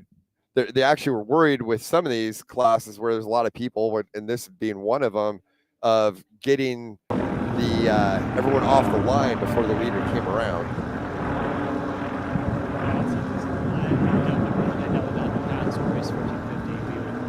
Be up front, the front pack, we'd take off, and we'd come back in to start finish. There's still be cars staging to take off. We had to zoom right past them on the side. It happened the other way around. One year that we ran we tried out a Pro 400 class where we ran the fast 1450 trucks with the unlimiteds, and we were the last ones to go off the line. And I remember Josh Daniels literally on our bumper going up to the boom bumps, him starting his second lap, and we were just getting sent off the line. That was one of the most terrifying things I've ever. Gotta be a sketchy way to start off the race, right? Yeah. Catch Sheila's tire in the door of the truck. I think we have the door at the shop with the tire mark still smashed into it. It was great. So there we can see our UTV staging. Right. And so the next race here is Heat 3, and I mean this is gonna be one to watch. I mean, you got some really fast drivers. You know, the UTV class has come an extremely long way, I think, in the last 10 years, and then now in the last 5, I think you've got really high overall qualifying. Dallas Gonzalez was like half a second off from being the fastest qualifier. Yeah, those UTVs, specifically the new Maverick Rs and Pro Rs, it's mind-bogglingly how fast they are now. We have 2 of them, and from driving trophy trucks to spec trucks to now these new UTVs, it's just absolutely bonkers how fast they go corner to corner. Power to weight is obviously going to be king. Think of just a little bit heavier than a Class 11, but triple the horsepower. 35-inch tires now. As Wes was mentioning, like Dallas Gonzalez pretty much matching Kevin Thompson's qualifying time. Granted, course wasn't quite the same. They had a little bit more fresh groom track, but still, it's just absolutely insane how fast these UTVs are going now. Yeah, power to weight and all-wheel drive. You know, I think that's what's. You know, if you look at power to weight, I don't know exactly what the ratio is from an all-wheel drive like Mason, but I bet it's pretty close. You know, between like say a Pro R and all-wheel drive Mason, and then they're both four-wheel drive. And I think the UTVs are just so quick, corner to corner. They're really snappy in and out of everything. They're really nimble, light. It's like a Samsung horse or something. The trophy truck still walked away. But when it gets tight and technical, the UTVs really shine. Really entertaining, as you can see. We got stragglers. According to the schedule, the start-finish line did close as of 8:55, which is, according to my watch, it's the current time right now. So you got all these stragglers trying to finish up their last lap in the next race with the UTV Unlimiteds, Pro Turbos, and stock UTVs going to go off at 9:15 local time. So in about 20 minutes. 20 minutes, yep. Yeah, so back to what we're talking with Dallas Gonzalez and Kevin Thompson being up 2 qualifiers overall and being, you know, I think it's like less than half a second apart. This course, to me, I would have thought a trophy truck would have been way faster. It seems like to me like this is more of a horsepower style course because you've got that long power line road where the uphill road crossing is. And then you've got the long downhills. I mean, there's some places that you can really open it up. I think, Nick, you can probably attest to this, but truck, you got to be hitting like 110 or something, you know, out on this course. Yeah. So like in our spec truck, we'll run like 105, 107 in there. I know in my brother's 1450 truck, we'd be like 110, 111, something like that. So I would assume that in those trucks, obviously you don't really have a distance to get going. And then at the bottom of those distances, it's airplane right there. So you can get it up there. You got to do what helps. You got to roll it up. So it also matters too what your gearing is. When I raced the Mason all-wheel drive here a few years ago, 122 was what it tapped out at. Still had a little bit more to go, but we wanted to gear the truck to more of a medium to lower speed, just because we want to get in and out of the corner so fast. So it's a trade-off. If you want to gear for really high speed stuff, you're going to sacrifice on more of the infield stuff. So that's what you're constantly playing with and makes even more of a difference in the spec trucks. Yeah, I feel like really from race mile 1 to race mile 4, you're pretty much wide open going up the power line road. Yep. And I think a trophy truck's going to shine there. I could see when you kind of go through that rally section after race mile 4, where UTV would maybe be a little quicker through that, heading over to the was it the retention basin or Yeah. and then but through like the moon bumps, through the proving grounds, yeah, I think a trophy truck's going to have an advantage with a bigger tire, more suspension, and then coming downhill. Yeah, I don't know. I kind of felt like a trophy truck would have an advantage, but it's just crazy that a UTV is that close now.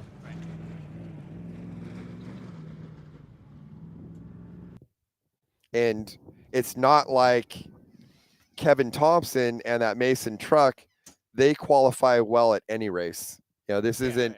It's not like it's not the best of the best here. That program is one of the best in the entire sport. Yeah, if you look at like, obviously there's a few more specs than there are unlimiteds, but there are a lot of heavy hitters in all these classes. And like we had talked earlier, like anybody who has a running car after the 1,000 or anybody who has a running car after like the end of their season, they bring them out here. And there's no slouches out here on the racetrack. Like us personally, we qualified 10th yesterday, and I'm not really that upset about it because honestly, the 9 guys ahead of me are dudes that arguably are fast, and I have no problem battling with those guys all day. It's like, like in the spec class, you've got the McMullins, the McNeils, you've got Robbie Gordon in the spec truck. You got a bunch of really Tim Wilson's driving. Like these guys are guys that drive a lot on racetracks all year long, and they're really, really fast dudes.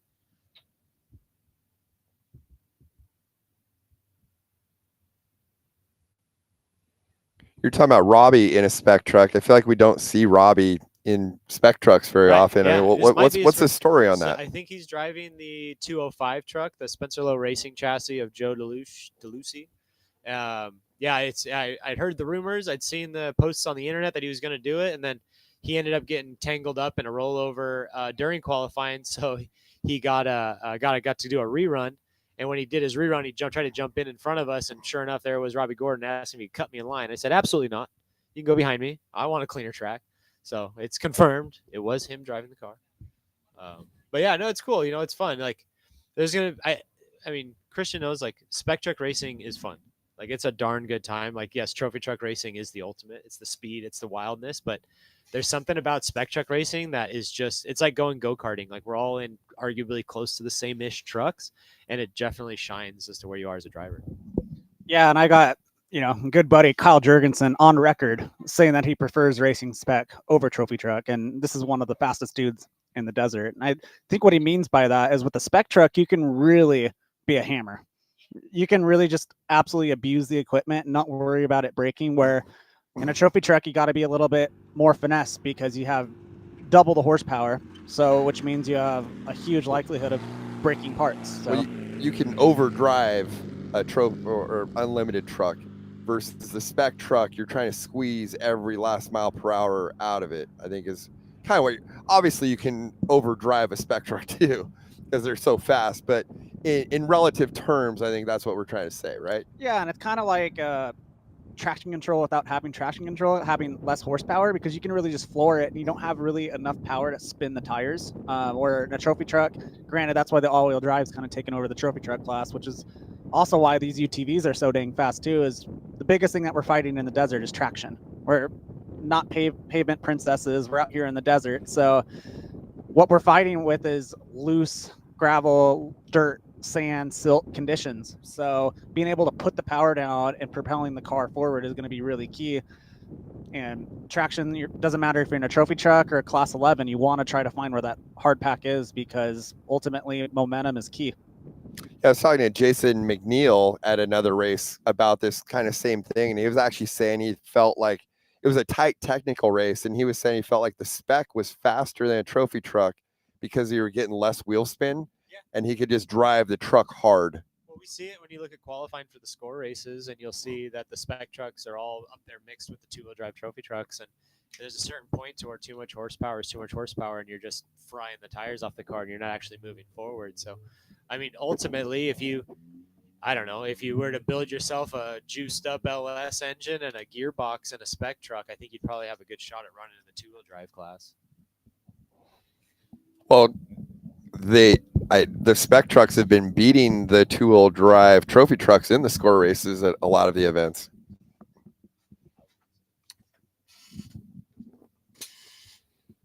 Ultimately, it comes down to the driver too. Like Jason McNeil, Justin Davis, the front runners and spec truck, they're going to be fast in anything. Shoot, put them in a 1600 car. I know that they'll be fast in them. Well, I mean, I think if you take the top drivers in almost any of these, we were saying class 11, Yeah. take the top drivers from there, throw them into a spec truck or unlimited truck, they're going to do well. And Dallas Gonzalez would probably do well in one, and he's our top qualifier. That's my biggest fear right now is when all these UTV kids start getting in spec trucks. I'm gonna have to hang my helmet up. So damn fast, I'll tell you what. There is I was racing UTVs. I kind of started doing it pretty like full time in 2015. And I felt like back then it was a lot of people that had kind of come from racing dirt bikes or quads or kind of that world. Now you got all these kids that came from trophy kart and a lot of short course, and they're really aggressive. I guess they're a lot of them are doing it on not their own dime too. It's their dad's money or whatever. So I think for the guys that were paying for themselves or working on the vehicles themselves to now have to race against these kids that really don't care and just throw it down. The other thing too, I'm getting old. My body can't take this stuff no more. I got kids I want to make it home too. Like, yeah. You put me in the truck I'm in now when I was 20 years old. Oh, look out. But I'm Yeah. 36 now. I'm getting old. Yeah, exactly. Well, it doesn't get any better just to let you know, because I got a few years on you.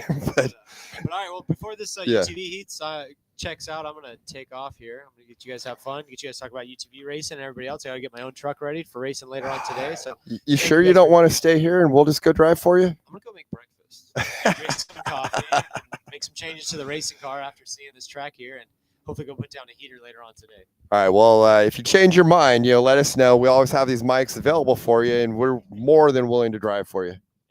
All right. Hey, thanks a lot. That was Nick Eisenhower. Always great speaking with him. And good luck in the race. Hopefully, we'll get him back here maybe for a little bit tomorrow or after he is done. So, Christian, what are your thoughts on this UTV race as we are getting ready? We're about 10 minutes out on the start. I mean, just looking at the entry list, I mean, you wouldn't think that this is just some ordinary Rage at the River. It's an absolutely stacked class. You start off with Dallas Gonzalez on the pole, Chase Carr, super fast guy. I know that he qualified on the pole. I think it was either last year or the year before at King of the Hammers. Super impressive, beating all the factory cars. Doug Matag, really fast guy, short course background. Braden Baker and Chase Mankin. Those guys are super fast. Mikey Kelly starting P6. Sierra Romo P7. I mean, all these names are, if you pay attention to UTV races, household names. So it's And then we even have for people that are fans of UFC fighting, got Cowboy Cerrone out there. He qualified 11th, which that's pretty good. He's been racing off-road now for a little while, and he keeps getting better and better. He runs a 6100 as well as a UTV. Yep. And I think he wasn't quite on pace when he first started, but he's getting better and better at this. And I mean, he doesn't come from an off-road racing background, so I think it's pretty cool to watch him progress in the sport.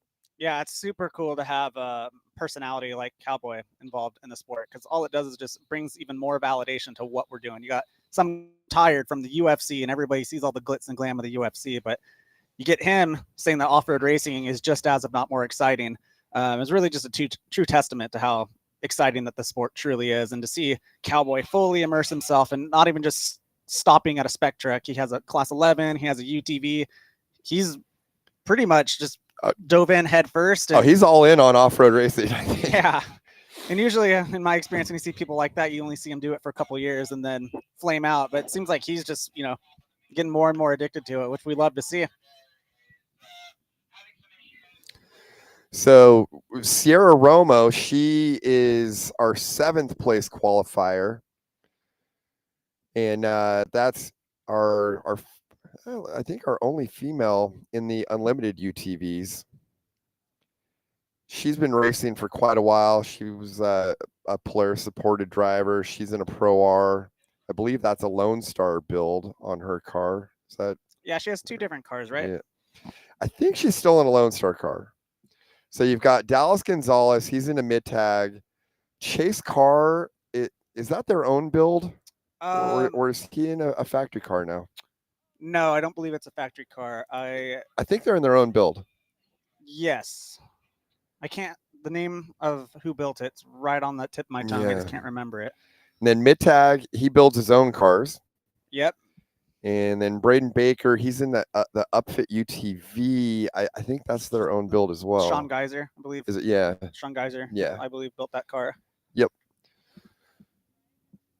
Yeah, just so many good different UTV builders. And you've got, we were talking about this young group of drivers that's coming up. So Gonzalez, Carr, Baker, Mankin, those are all, younger kids, I would say. And I think most of them come from short course racing, don't they? Yeah, you got a mix of short course. Like this generation, could have started like before I was born in 96. So the UTVs weren't quite there yet. So I went the trophy cart route. Yeah. Fun fact, was in the first ever trophy cart race in 2006 at Chula Vista. So that was pretty cool. Or 2005. Correction. Okay. But the generation probably about 5 to 10 years younger than me, a lot of them started off racing actually here in Laughlin in those mini 170s. And it's just insane how the sport has grown, and pretty much UTV is the most well represented class by far. Yeah, Dallas Gonzalez, he comes from trophy carts, right? I believe. Did he start trophy carts? I know for a fact that he raced UTVs, and then he has his brother Deegan. I'm not sure what the age difference is between them. Yeah, I think it's Dallas driving this race. Yeah, I think Deegan is his younger brother. I believe so. Whichever one was driving at Vegas to Reno, I can tell you that kid hauls ass. Well, I think they're both fast. Yeah. And I think Dallas is the older of the two, if I'm correct on that. Yeah. Doesn't matter which Gonzalez is behind the wheel. I just remember I was working at DWT Wheels, and that was like a spun aluminum wheel company, and we were helping them out. And I'm pretty sure he was in a trophy cart. Yeah, trophy cart UTV. Because he was one of the top dudes at that time. And I mean, we're talking 10 years ago. Yeah, you're getting kids starting driving, 3, 4, 5, 6 years old. I didn't start racing until I was 8. So these kids are already getting head starts, and that's why you're seeing 14, 15, 16-year-olds start hopping in to these UTVs and are pretty much fast immediately. In Pro Turbo, Riley Binquist qualified first. Do you know which car he's in?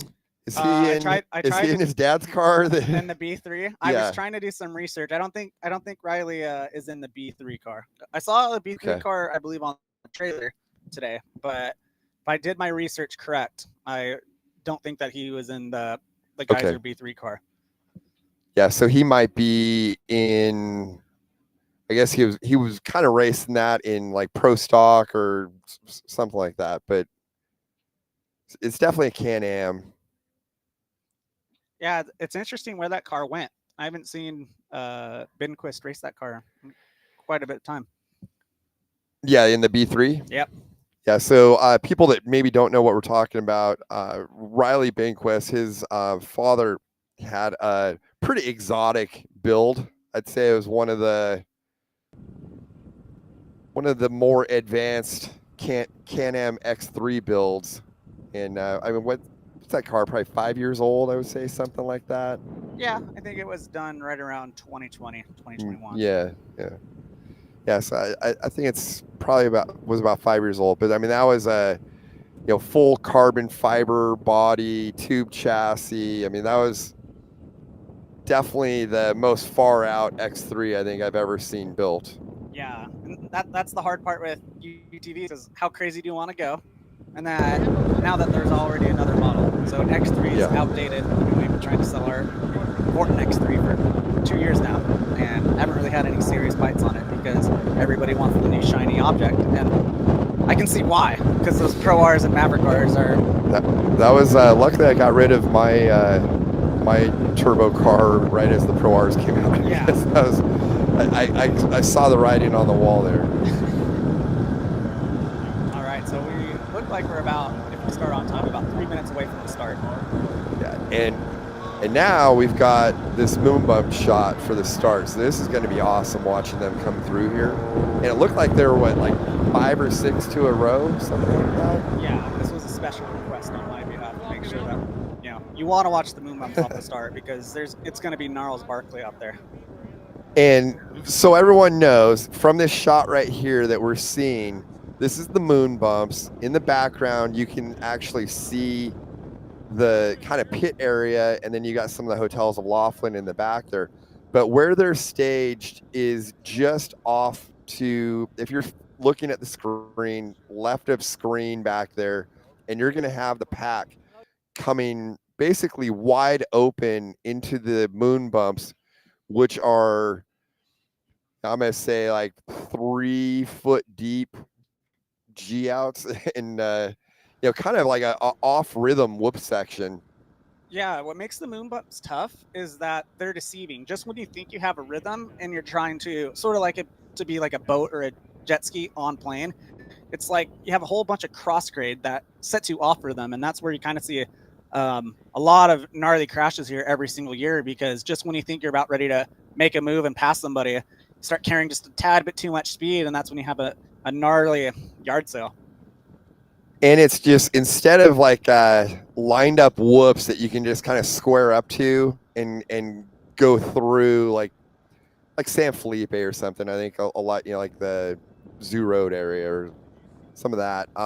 There's more elevation changes. There's a little bit of turning in it. So your vehicle is loading and unloading you're not just going in a straight line, I guess. You got to be turning and really kind of finessing your vehicle through this section. Yeah, and it's tough, especially with this many cars racing at the same time.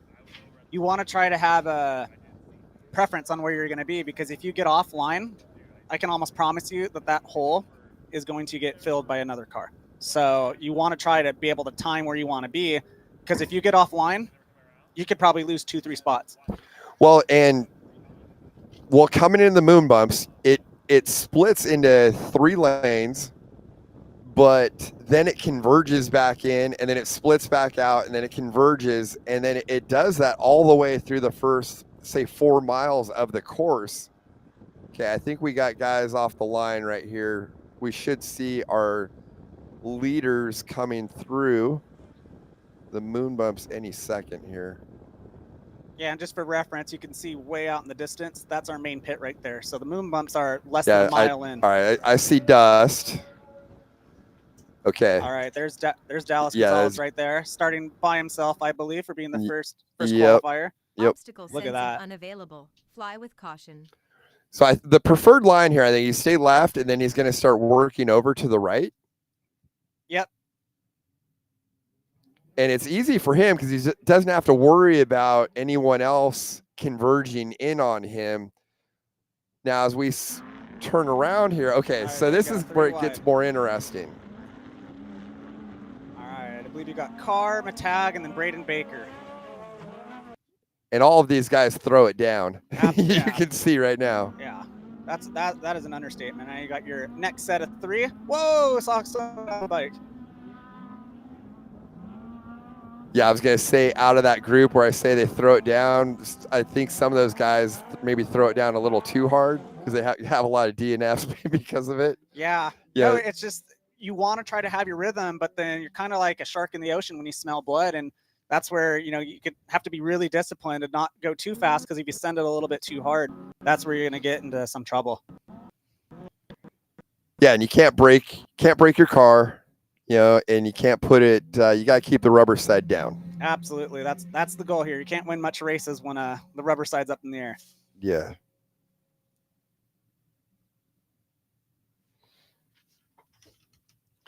Now, for this race, it's 5 laps. So it's actually 1 lap more than the Heat 2 was with, but they're going to be running a lot faster lap times here. Yeah, I bet you they're for sure going to be over 50 mile per hour average, without a doubt. But as you can see, look at the shot. And I think if we get to like the road jump, these guys are going to be clearing the road jump. Oh, absolutely, absolutely. Oh, They'll be see, skying now, it. now we got 4 cars going. So it seems like dust being a little bit of a factor, not much in this section. But as you can see, look where the wind is carrying the dust. That is very key. Yeah, it's blowing sideways across the course, which Yeah. is what you, as a racer, that's what you want. And as a savvy driver, you want to pay attention to that. Figure out where the wind is blowing because you want to use it to your advantage. So if you can see that the wind's blowing to the left in your rearview mirror, if you can, try to cheat and go all the way over to the right so that somebody can't pass you on the left. Yeah, I'll always stay on the upwind side. But obviously, pick the preferred line. You don't want to get too cute. As we see, here's our road crossing. I think that was Sierra Roma. That's Sierra right there. She was the second car. She's in the purple car? She was in the second car, yep. Okay. That's the cool thing about Rage at the River, too, is whether you could be anywhere on the track, you're not going longer than 15, 20 seconds without seeing a car.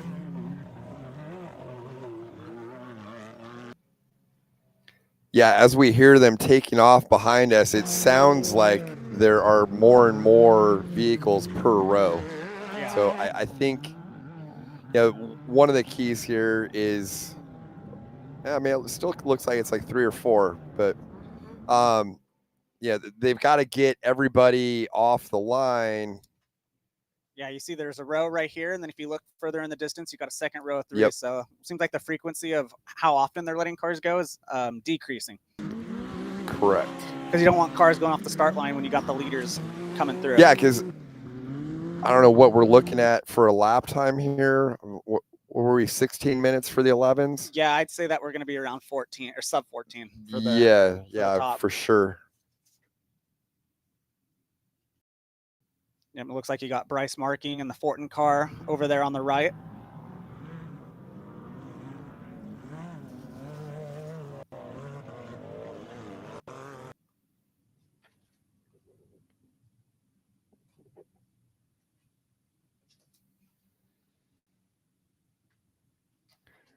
One thing in a lot of desert racing, it's fairly single file.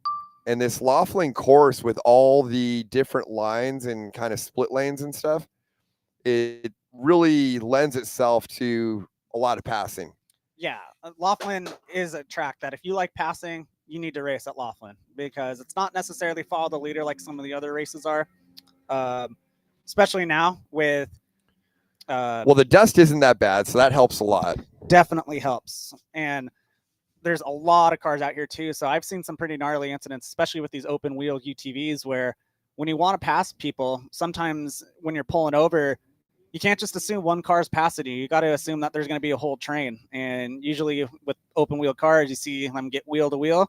That's not going to be a pretty scenario. So that's what's going to be very important too with track position is being cautious and not being overly impatient trying to pass lappers. But yeah, and if you do start getting past and you get out of the main line, you may get freight trained by 3 cars that are just neck and neck, and there's not room for you to get back into the racing line. Yeah, no, it's tough because as the car that's passing, that's, this is all raced off a lapse time. So we see just because you made a pass doesn't necessarily mean that you're doing well on corrected time. So when you're a leader and you're trying to catch the lappers, you want to obviously try to get by them as quick as possible, but you can't be so impatient that you try to force a pass and end up crashing because you get tangled up. I've seen that happen every year here.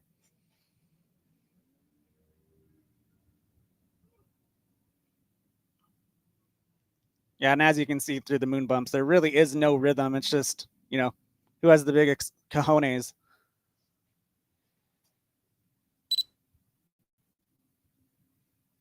Yeah, and as the day goes on, and also getting into tomorrow, after like the big trucks come through here, this will change, and you may have a line that was working good this morning today that maybe by tomorrow afternoon has bigger holes in it. And now, so you got to constantly be watching that as a driver and adjusting your lines as the course changes under you. Yep, you can't be a one-trick pony. You got to be able to move around and have a car that's going to be able to work in multiple different lines. You can't just be committed to one line. And honestly, with this many cars on the track, you're going to be forced to be off your preferred line, especially when it's time to make passes.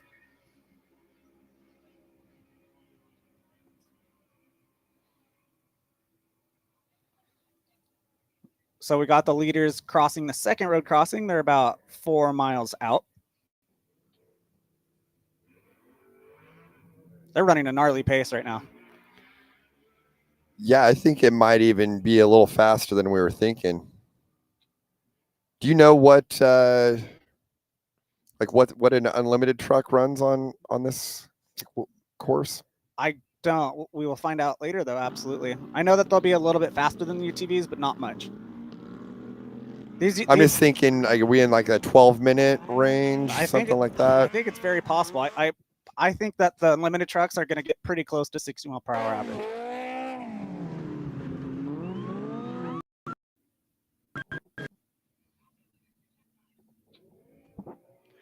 As you can see, we still have cars going off the line. These are cars that are just 1 mile into the race, and the leaders are close. So it's going to be pretty interesting. These leaders are going to get met with lap traffic 2 laps into it. So if you didn't like lap traffic, this isn't going to be the race for you. Well, I think one of the things, any of these Laughlin races, like you said, if you like passing, because it is a fairly small lap, we're looking at 13 miles, I think, is a lap here.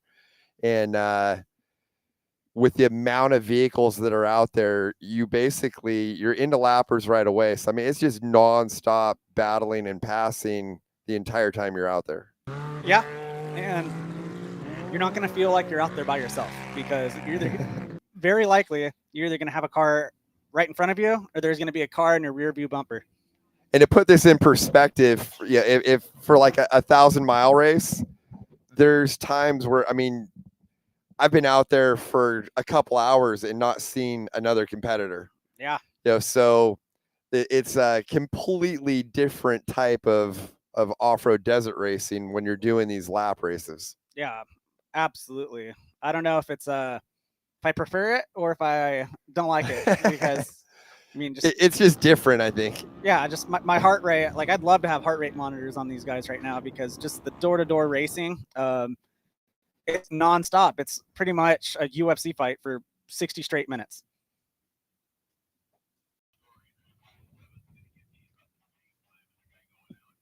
And here's the thing about Rage of the River. If you get nerfed, are you pulling over, Wes? I guess it depends. If I'm battling for the lead, then I'm not going to just give that up. If you're getting lapped, or I mean you're off pace or something, then I get out of the way. Yeah, there's a fine line here at this race. Usually the courtesy thing is that if you get bumped and you don't pull over, you're pretty much assuming the risk that you're not going to have a rear bumper at the end of the race. Yeah, or you're going to be used as brakes into the next 90. Yep, absolutely. So that's the kind of the way I put it. There's no such thing as 3 strikes and you're out. It's 1 strike and you're out. For sure. And but also in this race, there's so many lines. Like, I kind of feel like, hey, if I'm up front, pass me. Yeah. Like, so because there's enough opportunities on this course that you can make a pass. Yeah. Like, so it's not like we're saying, I guess, like say a Vegas Reno or something. There's hardly any lines at all. Basically, the only way to make a pass is come up, if you can, through the dust, and give them a tap, and you need them to get over. Yeah. This absolutely. race between the moon bumps where you've got a ton of lines, the power line road, you got a bunch of lines, you've got the proving grounds where there's lines all over. There's places to make a pass. Yeah, for sure. And it's like I said, it's that fine line. If somebody's at your bumper and they give you a nerf, and if I don't pull over, I know that the second big hit's going to come. Yeah. Well, you got to be as the leader, you got to be expecting that, and you can't park it in any corners. No. I mean, you're gonna have to drive it hard and not give them the opportunity to hit you. Yeah. No, it's just figuring out what that etiquette is for a short course race like this versus a long term. But if it's a Baja 1000, Baja 500, and somebody gets to your bumper and hits you, you're over. Yeah, in that type of race, I think you should be pulling over. Yeah.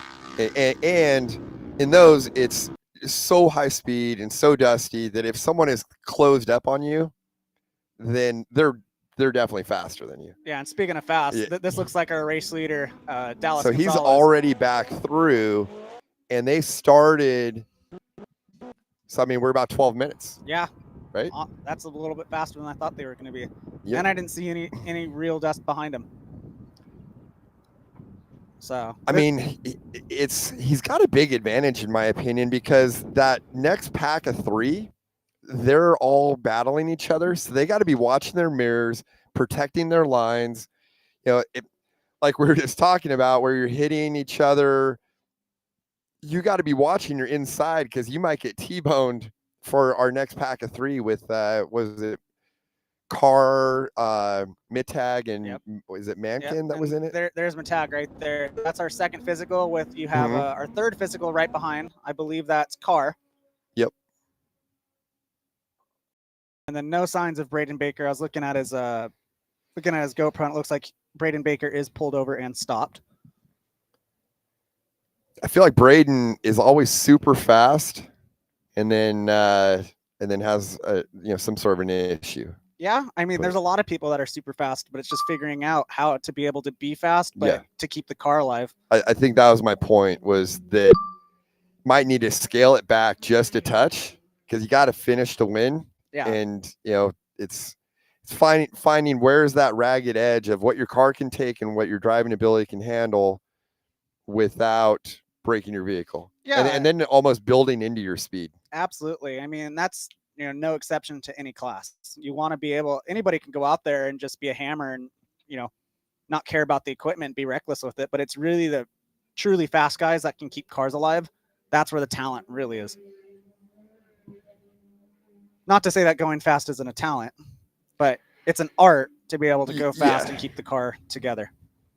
Yeah, I think you look like a Rob Mack or something. I think somebody like that is. Or pretty much look at the fast, any of the fast trophy truck guys. That they all understand it. You don't become a fast trophy truck guy for no reason. For sure.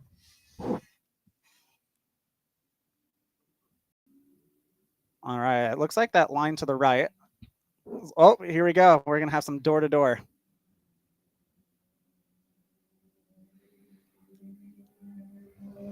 So it looks like that black car on the left has a little bit of a run. A little bit interesting line choice. See how they started all the way to the left side of the road and then crossed over to carry that momentum? That was really savvy.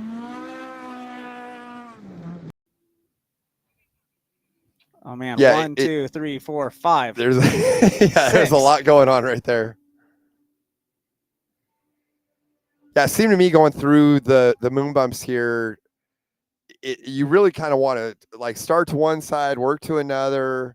And it's almost, but then you got to be careful with traffic too. Yeah. So you can't be crossing lines when you're in a pack of 5 vehicles, or you might end up putting both of you upside down. Yeah, there's nothing more frustrating being in the car passing and the person behind won't hold their line. Yeah, won't hold their line. But you also, with racers with experience, you got to anticipate that.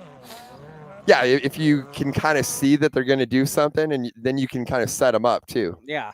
So if the guy's going inside out or something and he's expecting you to be on the outside and block you, you can kind of set him up and then bring it back to the end. Yeah, absolutely. So here we're at our road crossing. This is about 2.5 miles further along than the moon bumps. And it's really, when you take off from the start, you don't hit the first turn until 4 miles into the course. Yeah. When you get to the top of the power line road. I was pretty surprised with that when we ran that yesterday, because it's you come into the moon bumps, which that's going to separate people, but then you're wide open going up the power line road all the way till you get to kind of the top of the hill there at the base of the mountains and make a 90 left. Yeah, and the way that this course is set up, as you can see, I believe that's Max Gordon over there on the right making the pass. You can see this is the start line. So this is race mile 0, and they're heading straight up to this shot right here, which is about a mile up the road right here. So you're pretty much met with pain straight away. And then once you're done with that, you're going full speed on that power line road up to that road crossing. It's just nuts. Your heart rate's going to be easily 120. Another thing, this course always gets a lot of chatter in it. Yep. And as the day progresses, things like that pole line road that started off smooth will end up with washboard across the entire thing that literally rattles the teeth in your head as you're going going across it. Yeah. And see, you got Max Gordon right here. And then I believe and Max is in a speed car. Yep, and then you got a factory Polaris, which is not the car in front, but the car behind. That I wonder if that's Landon from DRT. That is the DRT car. Is it? Okay. Yes, I got my top secret informant, Fish, texting me. Gotcha. He always gives me a shout out when I feed him information, so I got to give him a shout out. All right, Fish, thank you for the info there. Always much appreciated. Yeah, so Landon hasn't raced a whole bunch. I've worked with them, and he just got that factory car. I know they were working with SDG Shocks on getting that tuned. I've been seeing some of their posts, but I don't think he qualified very well, but he definitely is in the mix there, and I think he'll be learning very quickly. Yeah. Just because you don't qualify well here, I mean, shoot, you make a 5-second penalty and you go from, a 5-second mistake and you go from 5th to 20th. So that's where the times could be deceiving. And that's like what I was saying is getting through lap traffic is going to be so important, because if you dilly-dally and lose a minute trying to pass somebody because you got a lapper that doesn't want to look in the mirror.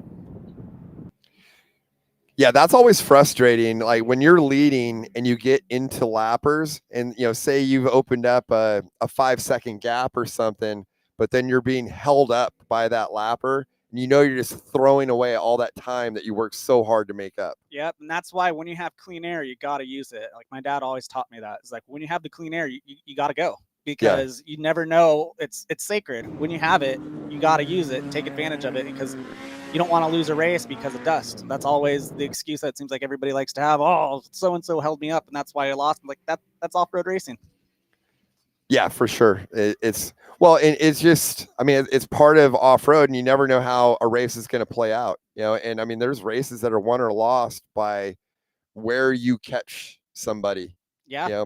If you catch someone in a dusty section, you lose time because of the dust, and then they catch that same person in clean air and make a pass. Like say they're in a sand wash or something where it's not dusty.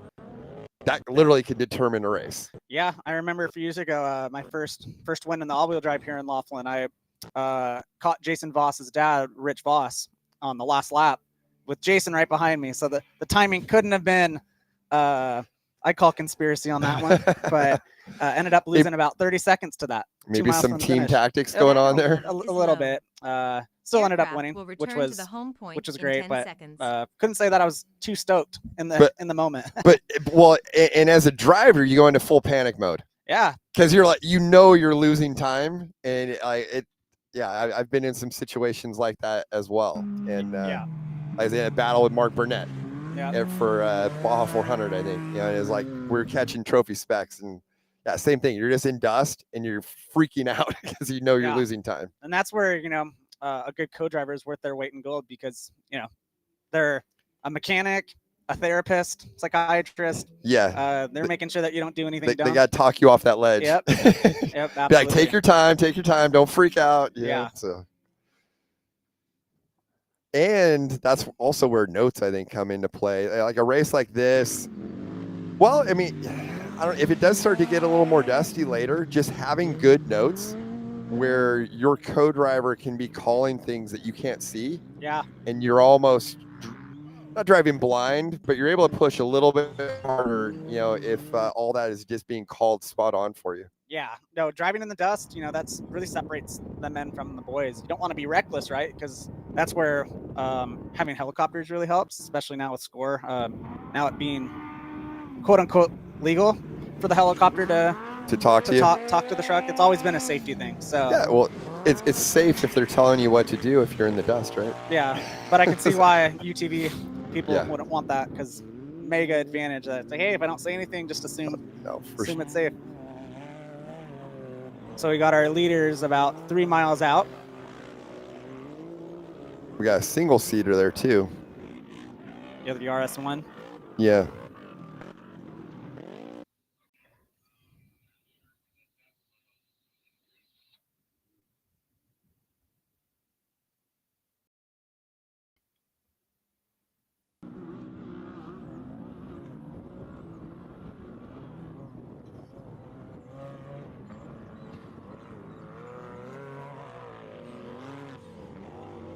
I would think that Dallas Gonzalez is probably going to start getting into some lap traffic here pretty quickly. Oh, I bet you he's already in it. Just the pace that he was running is absolutely wicked. It's going to be interesting to see if that car is going to hold up. But then again, you had Mittag and Carr right on him too. So that's the thing. All these guys are going to run hard, and one or two of them are going to make it. So you can't really bank on insurance. You just got to go and take matters into your own hands.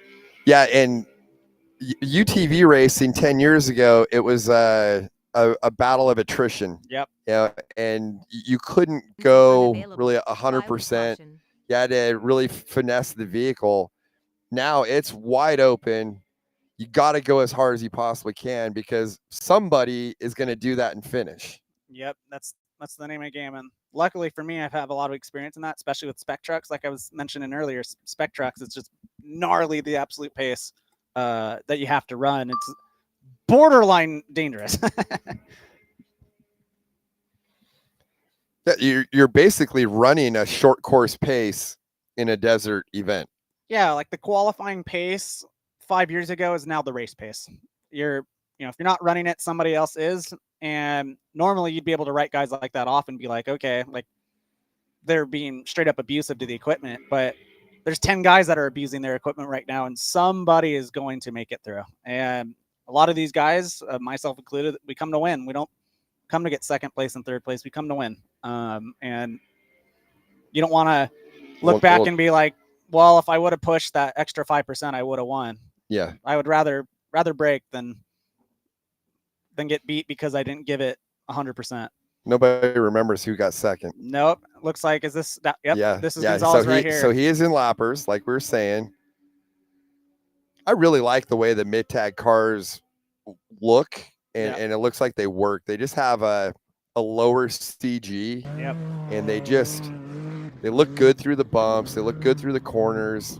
It's a very well-balanced vehicle. Yeah, and if you noticed, he had a little bit of hood damage that was flapping. I don't know if that was from getting door to door with somebody, but like I was mentioning, that's the risk you got to run when you're passing people. I'm going to say that was from maybe motivating some of his competitors. Yeah, there we go.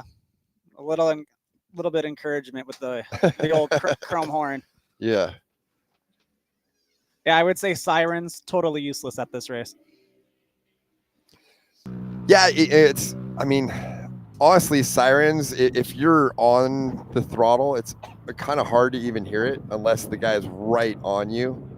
And then we don't have push to pass or any of that stuff at this race. I mean, it's pretty much like old school short course style passes here. Yep. Look at this race going on. You got Mittag, and it looks like Carr pretty much the same gap all day. Yeah. So this is the start of their third lap here, out of 5. And I couldn't tell you who has it on corrected time right now. It's either going to be between Mittag or Gonzalez, but Carr, as you saw, he's 3-4 seconds behind him physically. He's keeping Doug honest. Yeah. And what's important is this time rolls over into tomorrow too. So you want to try to narrow that gap, because you're not going to be able to have that luxury. Gonzalez isn't to start by themselves. The leader's not going to start by themselves tomorrow, if I have it correctly. They're all going to start together in one row. So it's still, if you're within 10, 15 seconds, it's anybody's race.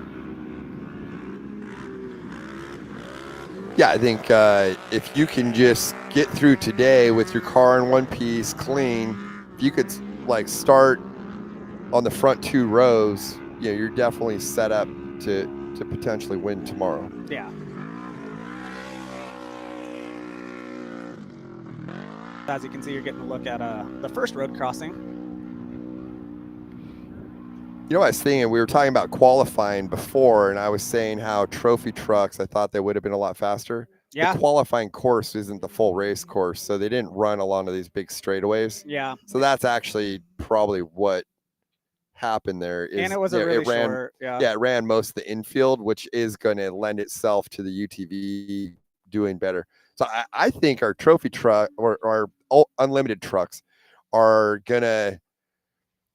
they'll actually be substantially faster, I think, than the UTVs. Because once you like a straightaway, like we're looking at with the Powerline Road, just the trophy truck's going to be doing, I'm going to say 15, 20 mile an hour faster down that. Don't you think so? Yeah, but keep in mind too, Wes, that they're not grooming the track in between heats. So yeah, the chatter that you've been talking about, those braking bumps, and essentially what makes the chatter really worse is when the dirt gets ran a lot, when people are on the brakes or accelerating. That's what's going to make those chatter really bad. And these 35-inch tires do a lot of damage. Imagine what a 40-inch tire, and soon in the desert, 42-inch tire is going to do. Right. Well, again, I think that's going to work to the advantage of a 40-inch tire, because a 40-inch is going to plow through the chatter more than a 35, like what we got going with the UTVs here. Right. It's just going to continue to every single lap is sort of like a new lap. Like you know where you're going, but you keep running. If you run a lap 1 pace on lap 5, it could be a little bit hairy. The prep guy might get a little bit mad at you tonight. Well, as an off-road racer, you got to be watching the course and how it changes and adjusting your lines. So there may be a big hole developing, say in the middle of these moon bumps like we're watching, and where the start of this race, you may be just going straight through it. By the end of it, you may have to skirt it to the left or the right and really adjust your line. Yeah, and that's where it's really helpful to pay attention to what the car in front of you is doing. With lack of dust, like for instance, what car's doing right now with Matag, he can see exactly what his car's doing, and because I imagine that car's not running the exact line because he's trying to get by him. He's taking mental reps of, and they're two different style cars, so car can be sizing mid-tag up right now and just be watching what he does. Watch, like, okay, is he taking the left line or the right line, and really kind of maybe setting him up to where maybe you try to make that pass on the last lap so that then mid-tag doesn't have time to come back at you. Yep. Or even then see his lines too. Yep. So. And maybe even if you don't accomplish the pass today, you're still going to have another full day of racing tomorrow. So even if you don't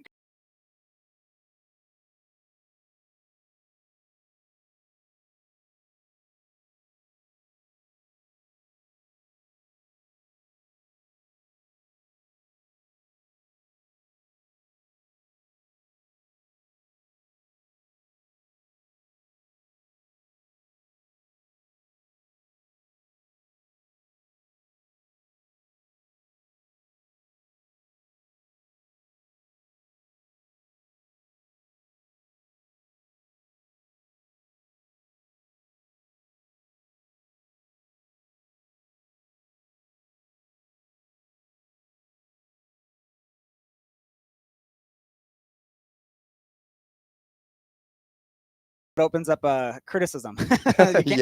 You can't really make anything up anymore. You got a whole bunch of I love when the intercom's live and we can hear what they're saying too. Yeah, I don't love it as a driver. Well, as a driver, you need a bleep or some sort of a filter in there. I feel like that's an HR nightmare waiting to happen. Can't tell exactly who that is.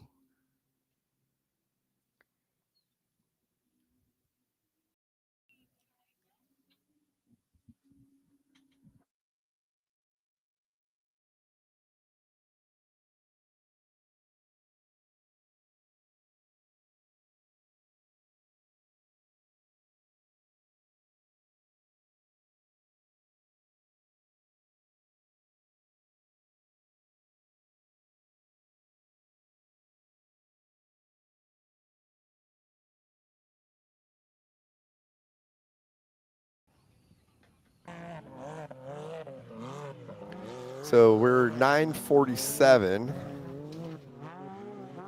It's Yep. like this is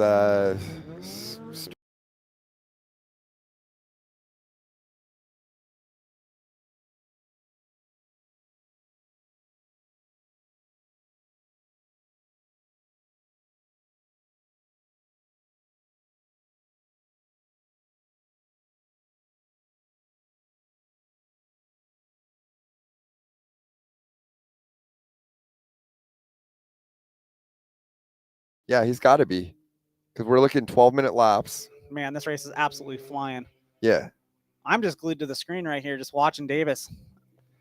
Yeah. So to put this in perspective, right now he's heading kind of, I guess, west towards the mountains, and this is the Powerline Road. You can see that. Well, sorry, I'm a little behind. I got two screens I'm looking at here. So this section now is, I call it kind of like the rally section. This is where you turn at the base of the mountains, and then you're heading kind of towards the retention basin. Yep. And then from there, then we get into the proving grounds. So he kind of goes through, winds back and forth here. He's heading over towards the retention basin. And then the proving ground, like to me, like the two places where you probably can make the most time on this course, other than being quick in and out of corners, would be the moon bumps and the proving grounds. Yeah, absolutely. This is one of my favorite sections of the entire course. It's just because it flows really well. And also, if you see coming up to right here, if you take a passenger along this course and never went a lap around here, this is where you can really scare somebody right here, because you have a really big drop that's coming right after this right hand. Oh, and of course it gets put away. Yeah, so yeah, hopefully we do get some shots of this drop that you're referring to, because it's I've heard it called a couple different things. I guess we'll call it "Oh My God Hill."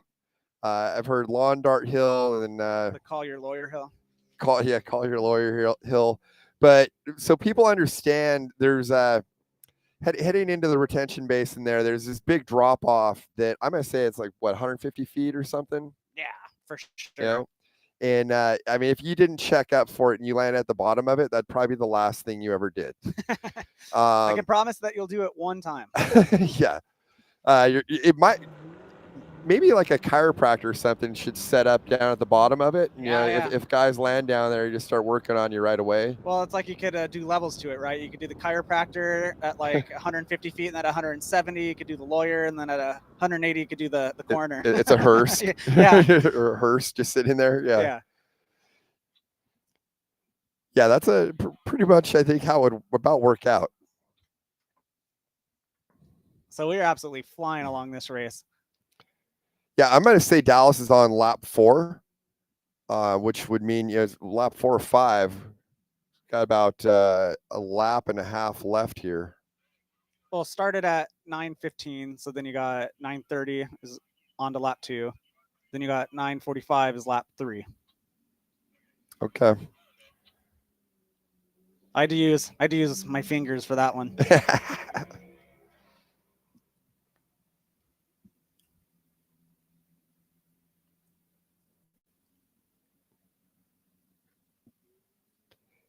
I have seen some people in the comments asking about times and stuff like that. Unfortunately, we don't have scoring available to us right now. We're kind of trying to work on getting that. Hopefully we'll have that at some point, but we're pretty much going off what we can see here on the screen. Yeah, and as far as physical standings go, the top 3 that I know for a fact were Deegan, or Dallas Gonzalez, started first. Then you had Matag, Carr, and then I believe that you had Mankin and Romo after them. Top 5 physical. Yeah, because we're thinking Braden Baker dropped out. Yeah, but I know Braden Baker. We saw that from his over. in-car, right? Yep. So he's dropped out, which that would basically hand 4th to Mankin. I think Mikey and then Kelly Mikey somewhere Kelly there. maybe got passed by Sierra. Yeah, I know that they were all dicing together. Yeah. Sierra puts in some hard charges, so she definitely can put in a good run here. Yep, we got her dad back racing too. Yeah, that's if people don't know Sierra Roma and Randy Roma has been racing forever, and then his daughter Sierra started racing, and I mean, now I'm gonna say Sierra's been racing 10 years or something, Yeah. probably, or Yeah, the time it's been a while. time has flown by. You got somebody pulled over here on the left. Another in car. You have a big stuffer right into that one, as you can see with all the dust going over the hood. Last thing you want to do is be fully on the brakes when you go into a big G out. Really limits the wheel travel you got there. But you also don't want to go full send into it either, because then you'll do the mighty Indonesia.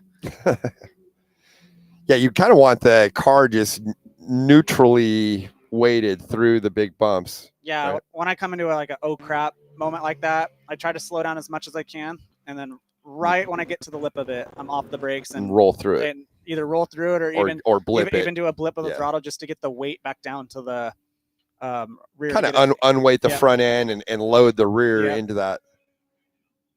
Just don't want to load the rear too much to where you pogo out of it. Oh yeah, don't want to do that. Ask me how I know. Yeah. I couldn't think of a worse scary way to crash than go end over end. I think that Voss barrel roll that he did, that was pretty that was pretty mental. That looked violent. Yeah, So, yeah, I don't know. I've seen some really gnarly end over ends, but that barrel roll, the speed that you barrel roll, look. Yeah. I think the idea is you don't do either of those. Yeah, no, that's not on the menu for this weekend, hopefully. Yeah. But I'm honestly pretty impressed with all the drivers here. It looks like everybody's moving through the moon bumps. I'm just, really itching to see the unlimited trucks go through here today. There's usually some pretty epic battles. That's gonna be fun to watch, and I mean, just the speed that they can carry through there, and it's how we're saying it's just hard to get a rhythm through these.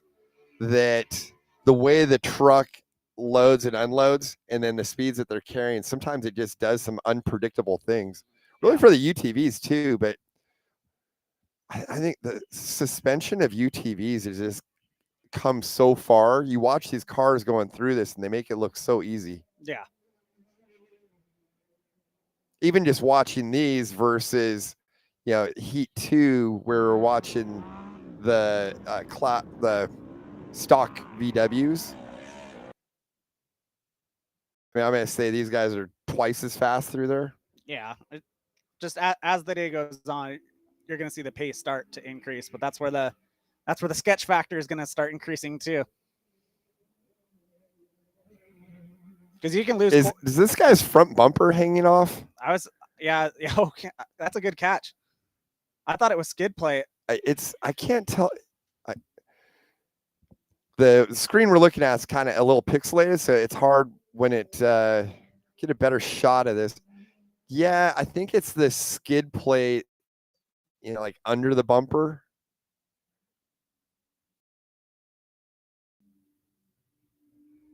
That's what it looks like to me there. And I saw hopefully it's not the another shot of bumper. it. They're going to be in for a long rest of the race if you can't. Well, yeah, I mean, you could have the bumper actually like fold under and hook it. Yeah, no, that wouldn't be good either. Speaking of end over end. Yeah, yeah.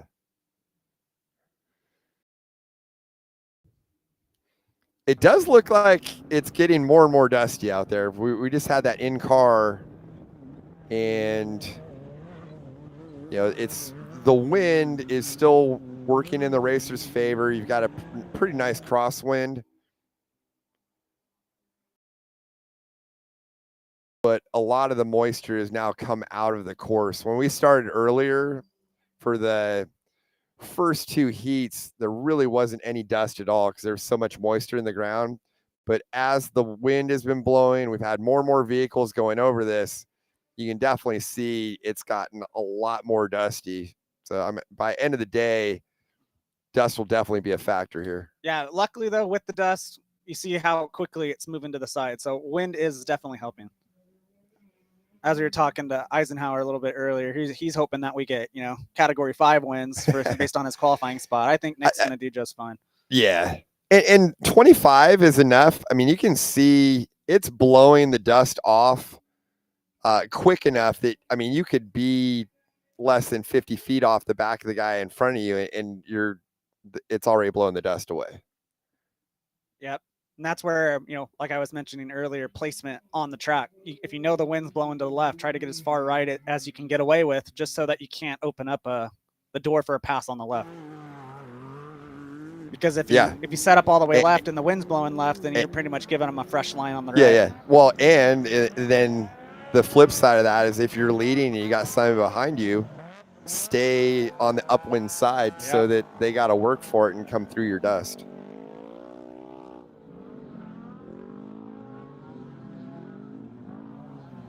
All right, we should have the leaders coming through relatively quickly. The pace they're running is insane. I think they're running close to mid 50s based on my calculations for a mile per hour average.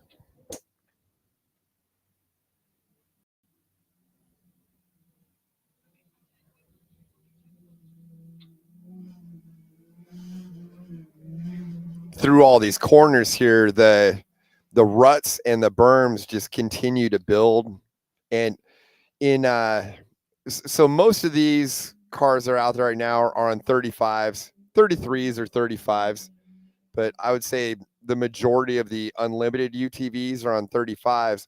And as these ruts keep getting deeper, you'll start to drag the bottom of the car through these. Yep. And you can actually see where the skid plates of these cars are dragging on that dirt. Yeah, and you kind of don't really have anywhere to go.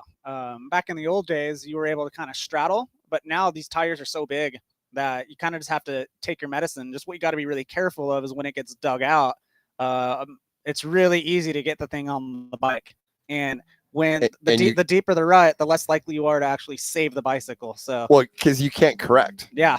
So if people that haven't ever done this before, you're in the race car and you go through these ruts, as they get really deep, the car will start to bicycle. And instead of being able to counter steer and save it, because the rut's so deep, you can't counter steer and you end up putting it on its side. Yeah.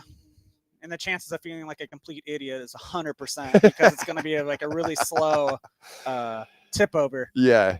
But you're also not in a great spot either. Yeah, everyone will look at it like, oh, why didn't he counter steer and save it? And you're like, oh, I can't. So. Be like Napoleon Dynamite. Dang it.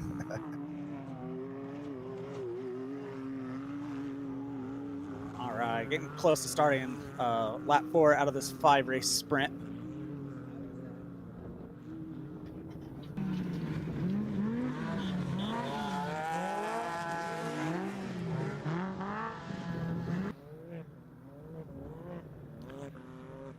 Just to give an update too, so this is heat 3, and in heat 4, that's going to be our 1600s. Then we also have 1800s in it as well, but they've got a pretty stacked field out of the 1600s there. And that's really going back to the kind of roots of, I feel like 1600. That was really one of the premier classes for off-road racing and really helped build the sport. They were the UTVs before the UTVs. For UTVs, exactly. Yeah. Like I was mentioning earlier, most of the trophy truck guys now currently racing started in 1600. You got all the McMillans, Empudia, Tavo. Yeah. Either that or you have guys that started on a bike like Toby. But even Bryce Menzies, a lot of people don't remember, started in a 12 car, I believe. So I almost think he raced a 1600 in short course or something. Yeah, single buggy. I feel like he did. Single buggy, pro buggy. Seems like those days are super long time ago, but even Bryce started. Yeah, 15 years ago, something like that. Maybe a little more. Yeah, 06, 07. Okay, look at the dirt on their helmets there. You can see it looks like Wells? there's. It looks like Caden Wells. Yeah, possibly. Yeah, it's the age-old question: to tear off or to not tear off this race. I personally don't like tear-offs because I feel like that the dust gets underneath them, and then it's pointless. Yeah, I mean, well, you can get the laminated ones. Yeah, which I like those. I think put maybe 3 on or something, so you can get through the first turn, and then really just. With cruise armor, if you got that on there, which is a film that you can put over your shield, that keeps your shield from scratching, then I mean, you can just use a rag to wipe it off. Yeah. Although this looks like pretty dry, that but I don't, whatever they've been doing, it looks like they've been able to wipe it off. It almost looks like it's like mud that's misting onto them a little. If you pay attention to the front of their helmets, they definitely went to war a little bit earlier. Yeah.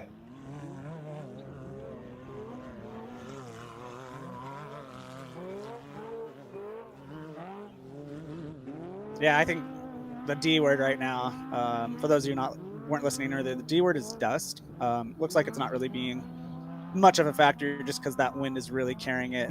This weather is surprisingly very good right now for December. This is perfect desert racing in my opinion, because it's not too cold, not too hot. I think we're mid 70s is the high today, and it's supposed to be like 25-mile-an-hour winds. Yeah, should have brought the boat and jet ski out. Tomorrow it's supposed to be a little less windy, so I think we may have dust be more of a factor. But today, like, we've got the shot here through the moon bumps. It's dissipating so fast. Max Gordon, that's really not affecting. I don't think it's really affecting them too much. Yeah, but that's honestly good to know about the weather report for tomorrow, because if you know that you're going to have wind today and not going to have it tomorrow, make your passes today. Yep. Today has to be a very, very clean day. Otherwise, you don't want to create more work for yourself tomorrow. But then again, it's Laughlin. It's going to be the war of attrition here. Like we were mentioning earlier, you're going to have 10 guys run hard. You just want to hope that your prep and your ability to keep the car together is going to shine through. One of the things I always feel like with Laughlin is all the chatter. It just creates these harmonics that race cars don't like. It's hard on axles, CVs, diffs, just there's things that don't break in your longer desert races. It's that, like, these high frequency harmonics that the chatter creates that's just really tough on stuff. Yeah, I'm just speaking from experience. Laughlin has done more abuse on our vehicles than an entire Baja 1000. Like, just there's something about Laughlin, just the pace and the terrain. It's just so abusive. So, I mean, we give the drivers all the credit normally, but we have to, tip our hat to whoever's prepping the cars as well, and the parts that they're using as well.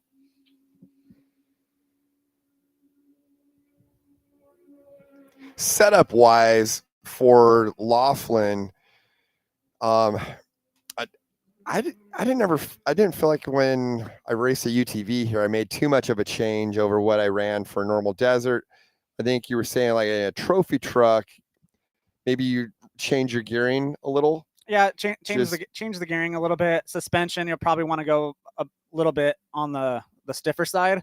Your back's gonna hate you, but you're gonna need to really make some compression adjustments, because otherwise you're gonna bottom out everything on the third lap. And we actually just got an update from Fish. For anybody wondering about Cowboy Cerrone, he is broken and on the highway. So thank you, Fish, for that update. It's almost like you do this full time.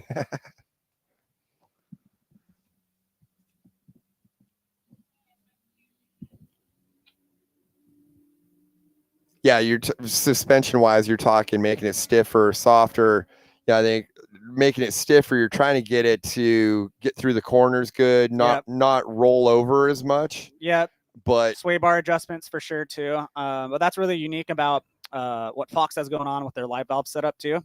I was just going to bring that up. one click of a button could solve all your compression issues. So just make sure that you know where it is on the steering wheel. I was still trying to get used to it at Vegas to Reno, and times I needed it, I hit the wrong button.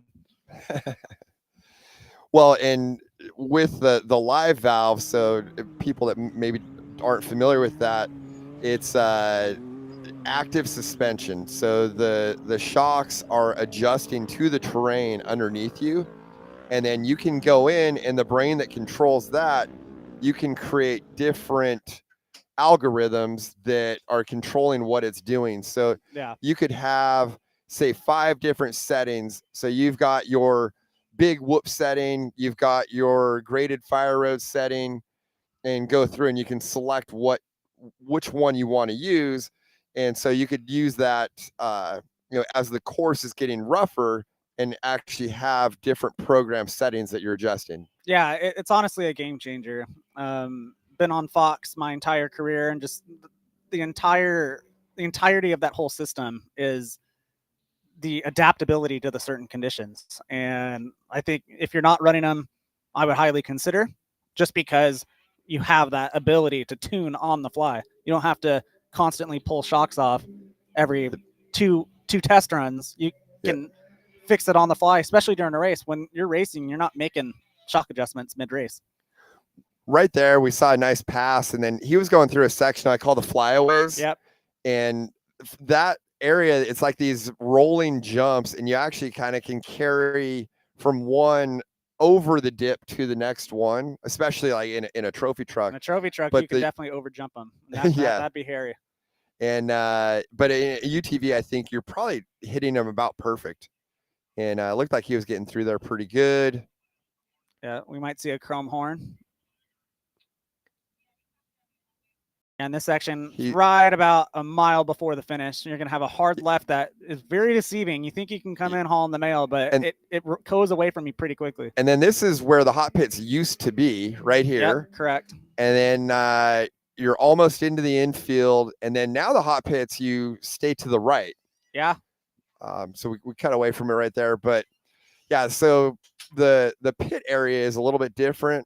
I think for this race, because it's 2 days and they're not doing a lot of laps, most people won't be doing scheduled pit stops. No, if you're pitting, you're not winning at all today. Yeah.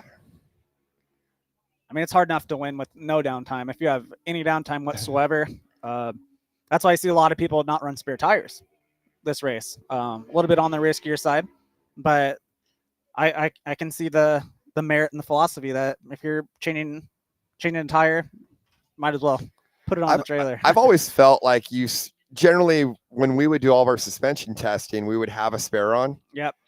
So you do all this tuning to get the vehicle to work with things in certain areas, and the car weighing a certain amount. And then when you start adjusting stuff to try to make it lighter or do things like that, like, are you really making progress, or are you actually upsetting the balance of the car? Yeah. Another thing too is it's just the trade-off of traction too. If you don't have weight back there and you haven't tested it, I mean, you could actually be doing yourself a disservice, because that weight is helping hold the rear down to dig into the ground. Because like we were talking about earlier, traction's the biggest thing that we're fighting here. Yeah, and I think most off-road vehicles really like a lot of rear weight bias. Yeah. So and especially if you can get it back behind the rear axles. Yeah. So yeah, it is a spare tire that's back over your rear axles. Is that even a bad thing, in my opinion? 'Cause I think a lot of vehicles really like it. Yeah, it's to help keep the front end proud, but also too, if you're too biased towards the rear, where you're really going to sacrifice is having the weight over the front to get the car to really to turn. Yeah. If you've got too much rear weight bias, then you'll create a push. And then another thing too, when you start running out of fuel, it's going to start dramatically affecting the weight of the car. Where, as you see a lot of UTVs, fuel's in the center of the car. So as you start running out of fuel, it's actually going to stay in the same spot of the car. And if anything, it's going to lower the CG. Yeah, if you keep your fuel central, then it's your weight bias stays the same as you lose fuel, versus a tank that's in the rear. Then it's your rear is going to become lighter and kind of throw the balance of the car off. Yeah, but there's pluses and minuses. It all just kind of just depends to what the driver wants. Like if you want to go out and hit the moon bumps fast, but sacrifice a little bit on the wash, it's hard to find a car that's going to do everything good. And it's good to know what your advantages and disadvantages are. So like when we're watching this battle between Doug Mittag and Chase Carr, like, okay, where does Doug have an advantage? Where do I have an advantage, or vice versa? And kind of knowing that, and then try to set up your pass accordingly. And that's what we're talking about with Chase maybe having a little bit of an advantage, being able to watch Doug being right on him and just watching where he goes and knowing all of his lines. Yeah, and like Chase also, I'm sure he understands. He doesn't. Since he started right next to Doug, he doesn't necessarily have to pass him. He just needs to be not today. Keep him within his sights, and then get the whole shot tomorrow. And then it's pretty much his race to lose at that point. So that's what's cool about Rage at the River is you just keep everybody so stacked on top of each other. And that's the other thing. This race would be absolutely miserable to watch if dust was a major factor. But fortunately for us today, it's not. So that's why we're seeing so many passes go on.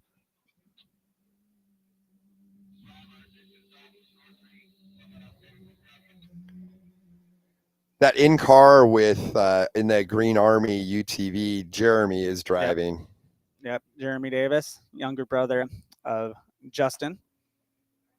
SCORE champion, Justin Davis. Congratulations to the Green Army team.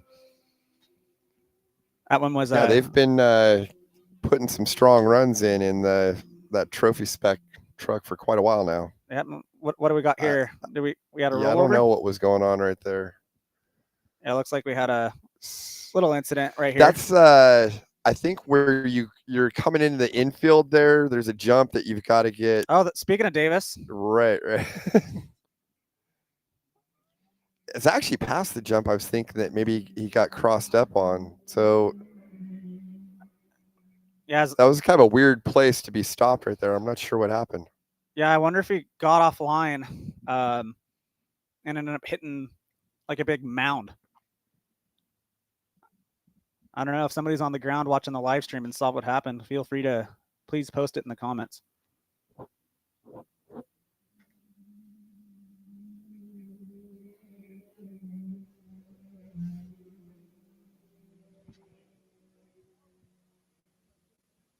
Haven't seen the leaders in quite a bit.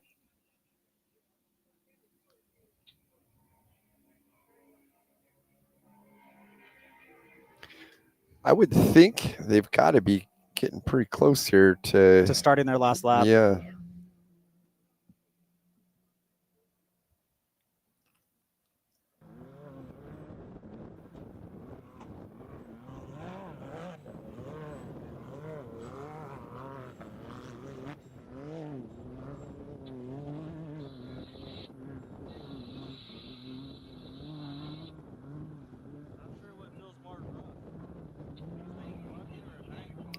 I think that the leaders may have come through the moon bumps. Possibly. I was watching a replay of one of the shots, and it kind of looked like Mankin. Yeah, and this is definitely not Laughlin here. That's to keep in mind, peeps on the watch party. I believe there's another race happening down in Mexico today, so make sure that you're watching the right race. There we go. Yeah, perfect. There you go. That's Laughlin.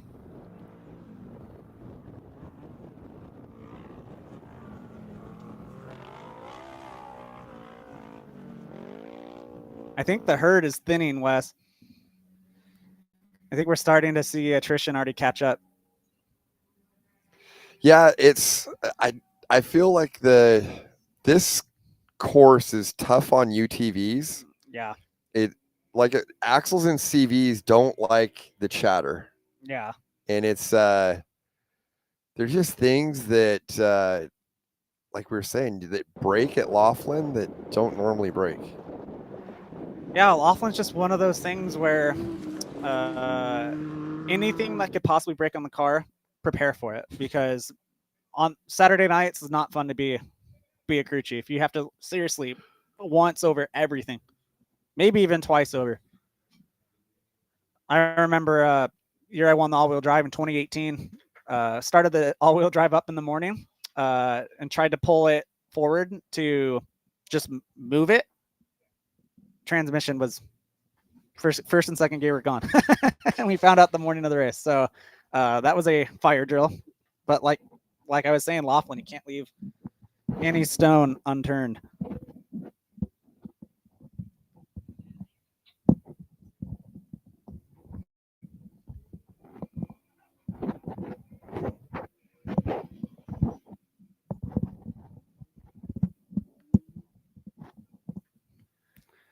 Yeah, the pack definitely has thinned out.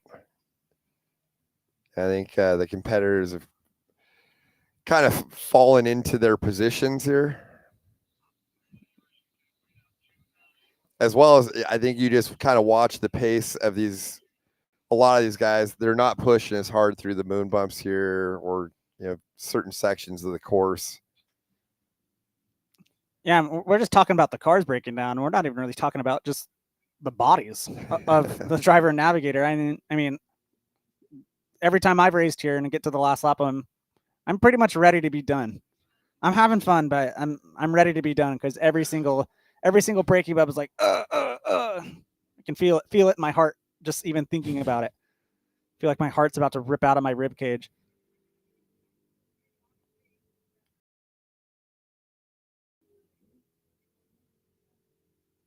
Yeah, and there aren't a ton of corners here, but you get big braking bumps going into them and big acceleration bumps coming out of them too. Yeah. And anytime where you get cars that are on and off the throttle, that's where the braking bumps are going to be.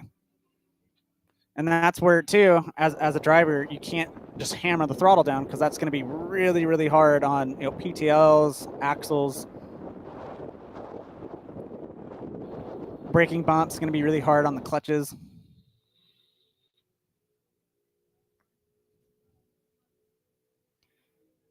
Yeah, that's the one thing for the UTVs, the ones that are CTV clutch. For a course like this, you might make a few clutching changes. Yeah. Versus like a really long, wide open course, but there are some like fairly wide open sections here. So I always kind of felt like once you found a good setup, you didn't really want to mess with it too much. Yeah. Agreed.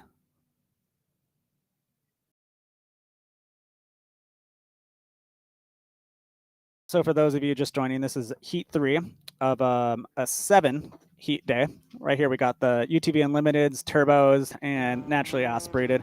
We got the Class 1600 buggies and the 1800s currently lining up to stage. They are slated to start at 10:39 local time. So that's in about 20 minutes from now.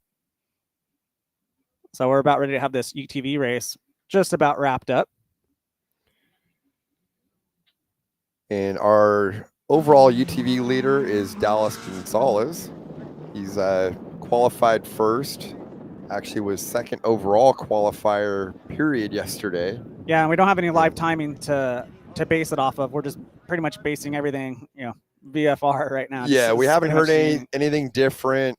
I have been monitoring race ops on the radio. I haven't heard anything about any lead change. So it is a little speculative, but I'm going to say nobody's caught Dallas and passed him. The only thing that could be up in the air is the way they ran the start is Dallas took off on his own since he was the fastest qualifier. And then we had a row 3 with Mittag and Carr and Baker. Baker's dropped out, but we've got Mittag and Carr, and where are they in relation on adjusted time to Dallas Gonzalez? That'll be like the big question mark here. Was the second row able to close up onto Gonzalez or not? And we'll have to see what timing and scoring has to say on that. And regardless, it's just day one.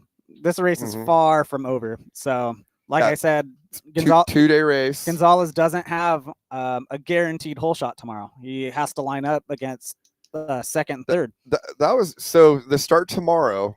If you're the leader, do you start on your own, or does it go to like a 3-row start? Typically in years past, and I could be incorrect, but typically in years past, the lead, you only had that advantage for day one of qualifying, but then you get stacked for the second day. Okay. Yeah. So I mean, if Dallas ends up having to start on the front row, say with Mittag and Carr, I mean, he might not even be the leader into out of the moon bumps. Yeah, and also keep in mind, like we've been talking about the guys that qualified first, second, and third, but this is Rage at the River. This is on corrected time, so we still got guys out there that are super fast. Like Fish just mentioned to me, he's been paying attention to Caden Wells, and by currently watching his live stream right now, he is hauling the mail. So I'm very curious to see where he ends up. I know he started a little bit in the back. Not sure if it was a qualifying run incident or something like that, but Caden Wells is absolutely flying right now. Well, and Caden, he's in a Can-Am Maverick R, and he's in the turbo class, I believe. Yep. So, he would have started quite a ways back. And that's always in these races where you have adjusted time. You never know when somebody might come from the back. Yeah, I mean, shoot, some races I like to start. I would request a rear start if it was a race that you could easily pass. Yep. Because then you knew where you were. Like yep. You didn't have to worry about somebody behind you beating you on adjusted time. Yep. So, someone like Caden, he could work his way through the pack and be really high up overall on adjusted time. Yeah, same thing happened to me. 2020 Blue Water Desert Challenge before we were doing qualifying. I started pretty much dead last because I was a late entry. Nobody was keeping tabs on me. Ended up winning day one because you can sneak up on the pack because nobody's watching you, and they're not getting call outs on their adjusted time over you because usually their crew has moved on, or they're not paying attention. Yeah. I'm looking for Wells on the okay. Yeah, he's getting really close. He's about a mile from the finish. So the start and finish line is closed for UTVs currently now. So these are just the last bit of stragglers. Getting ready, 15 minutes away from starting that 1600, 1800, class 1800 race.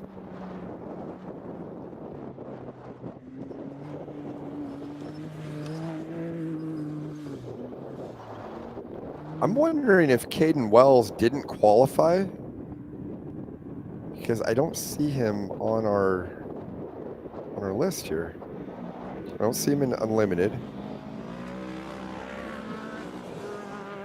Oh, he's laying down a heater right now. I'm very impressed with what I'm watching right now. This is some. Well, I'm wondering where he came from.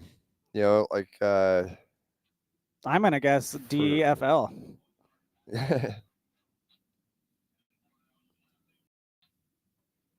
Yeah, he's coming through the infield right now as we speak. Well, I mean, Caden's he's won a lot of races. He's a fast driver and he's got experience. He's got his wife, are they married yet? Soon to be wife riding with them. Yeah, she always co-drives for him generally. Yeah, her and I were both fellow USC Trojan athletes. So fight on over to Emma.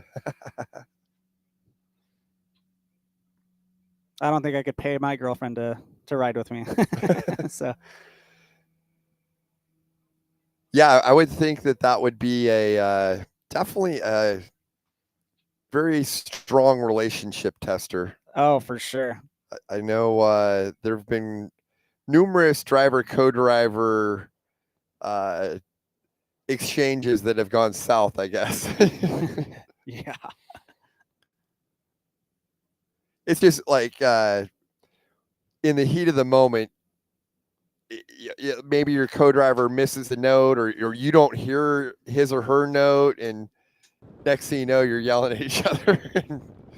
I've definitely heard some pretty funny ones and been a part of some pretty funny ones.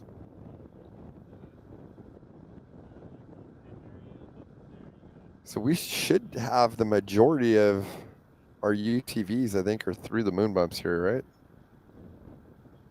Yep. So are we getting any word from anyone on if Dallas is finished? I believe a lot of people finished. Caden Wells just finished. Okay. You're looking here at the moon bumps. You're not gonna. The finish line was closed about 10 minutes ago, so we're not going to see any cars right now until essentially the next cars that we're going to see go through the moon bumps is going to be the start of the 1600 race. All right, so we're getting ready for Heat 4 here. It's going to be the 1600s and 1800s. This is Wes Miller and Christian Serapis at the 2025 SNORE Riverside Resorts Maxxis Tires Rage at the River. might take a quick little break here and hand this off to someone that might be able to give you guys a little bit more insight on the 1600 cars. And then I'll be back shortly after that. So you guys stay tuned. We've got more great racing coming forward. I'm going to hand this off to Bud Ward, and we'll talk to you guys later.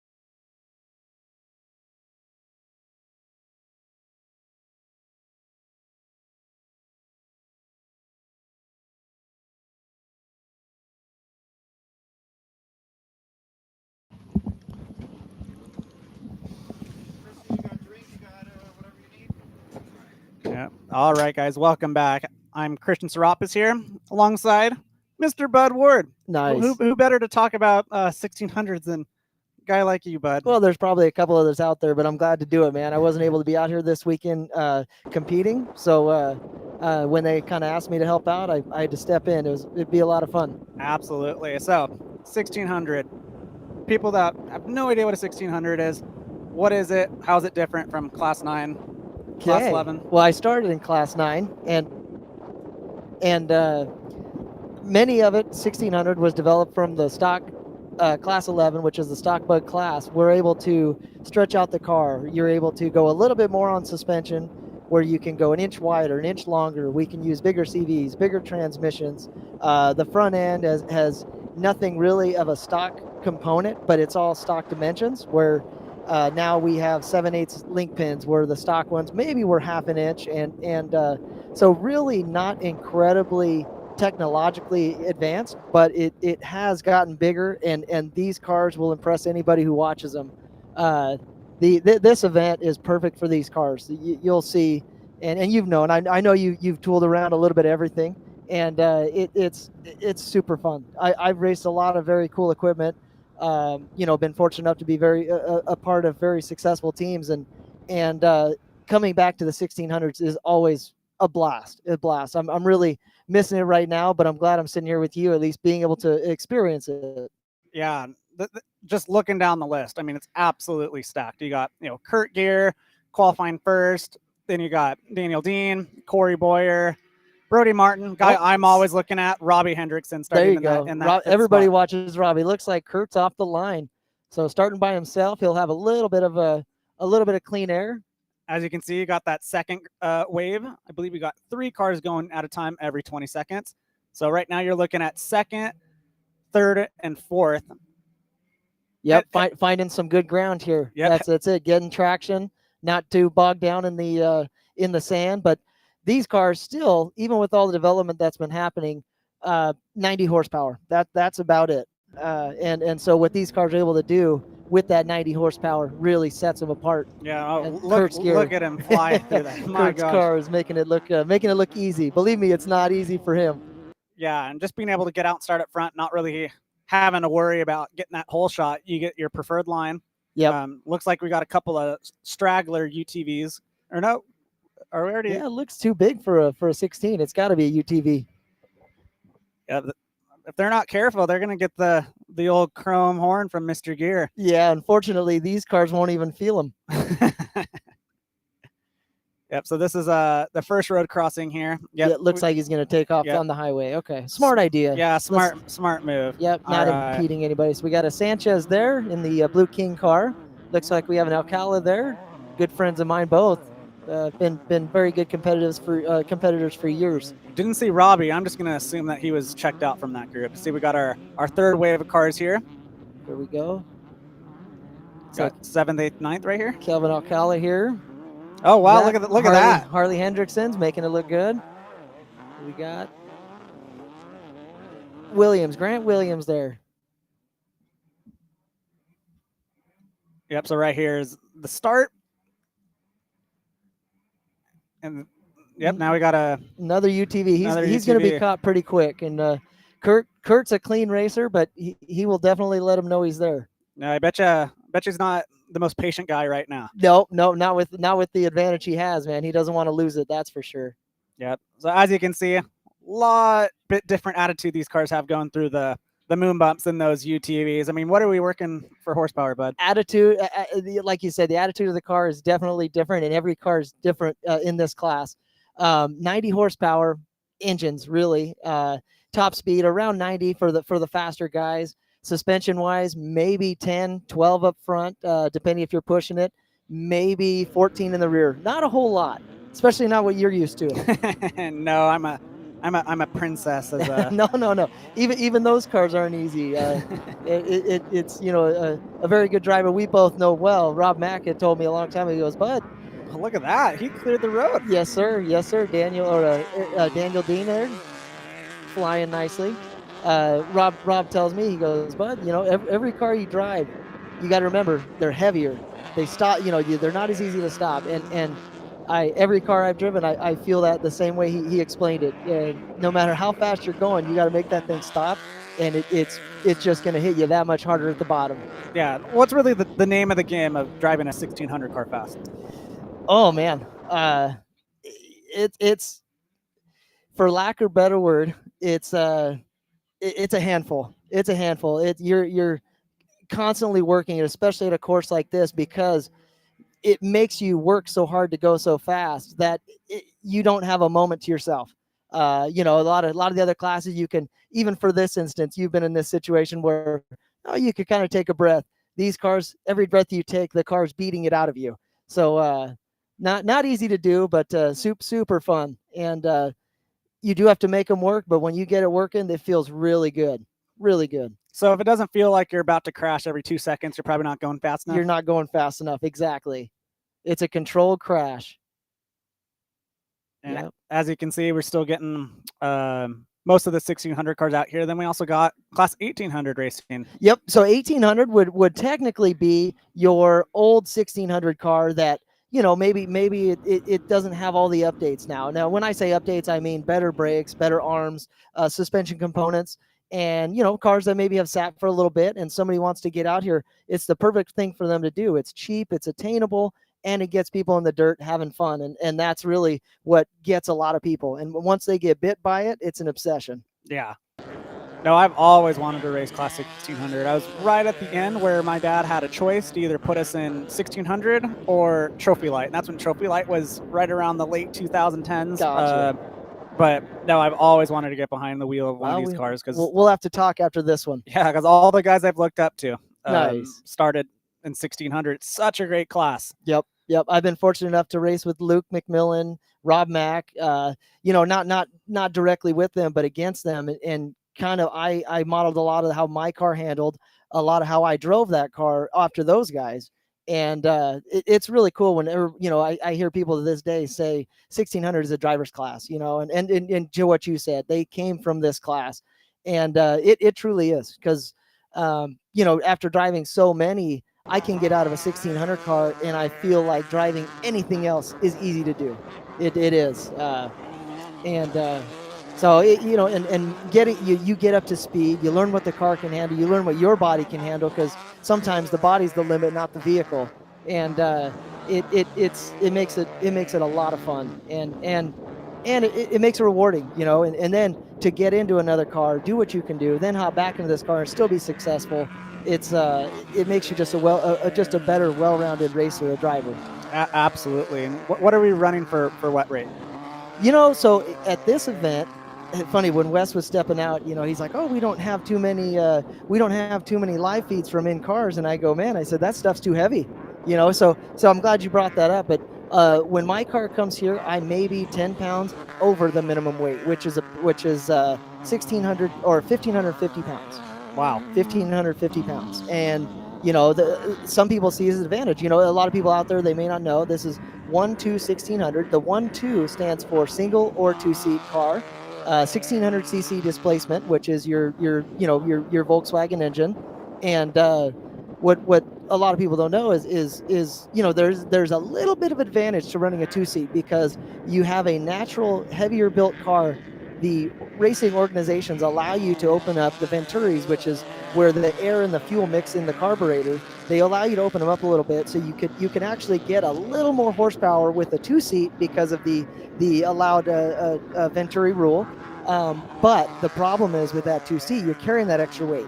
If you're a conscious driver who worries about your co-driver, you know, it doesn't slow me down, but I definitely feel for when I hear my co-driver get that guttural, you know, ouch sound, and it will make you check up just a little bit. But after driving both, there's definitely courses that suit each one, and here is kind of it's kind of a coin toss. You know, in the rougher stuff, you can maintain your speed without, say, hurting your co-driver. Yet in the faster stuff, you have that little extra added horsepower where you can power up it, and you know, you're gaining maybe 2 miles per hour on the top end. Not a lot, but it is maybe just that little bit of an advantage that you can, and a technical advantage is hard to beat. Yeah, absolutely. And what would you say is the Achilles heel of these cars? The driver. Any one of these cars is really, they're battle proof, man. They a well prepped 1600 car can drive thousands of miles at a very good competitive rate. A driver being in that, your adrenaline's going. It's so hard. You've been in the situation in any vehicle you've ever driven. You get that adrenaline off the start. You don't understand that. Hey, I've got, say, in this race, you're only doing about 130 miles, not very many. But say the Baja 1000, you can't go out there and hit it hard the very first mile because you've got 1,000 more, 999 more of those that you're not going to finish if you put the truck over, if you rip an arm off, So a lot of times in any class, the driver is the Achilles heel. In this class, I would say, because of the speeds now we're able to run, transmissions are getting a little abused. The bigger tires, being able to turn the bigger tires, all that horsepower, all that shock from every whoop you hit, every rock you hit is now getting, all that force is getting pushed through the transmission. You're going ring and pinions, your CVs, your drivetrain. So I would say, honestly, that is, on a mechanical side, it would be the transmissions now are going to be our biggest downfall. Yeah, and what are you doing after this race on Saturday to be ready for Sunday? Like, is it once over everything, or is it? So yeah, you're the guys who are running up top will. This is going to be what's playing on their minds. Tires, ride height, because I heard you Wes speaking earlier. Tomorrow the ruts are going to be twice as deep. Every braking bump is going to be twice as deep. Accelerating bumps twice as deep. You can't be scraping your skid plates on the bottom because you're throwing away speed. So a lot of guys are going to say, hey, I need to go up on ride height, so they'll go up on ride height. They may do a little shock tuning, but unless the car's out of the realm, not too many people will adjust too much on the shocks. But ride height, tire, maybe tire pressure, it all plays into getting all those factors right is what sets the top guys from maybe from the mid pack to lower. But it's really not that much. Looking at this qualifying times, obviously there were some people who had mistakes, but who probably could have qualified better. But I mean, really, you're looking at the 38 cars that I see on this list. We're only talking about 30 seconds, 40 seconds from the top guys to the bottom qualifier, and that right there says a lot. All these guys, I've known a bunch of them for years. Very good competitors. Everybody has good equipment. There's not a car out here that I see that can't do the job that needs to be done.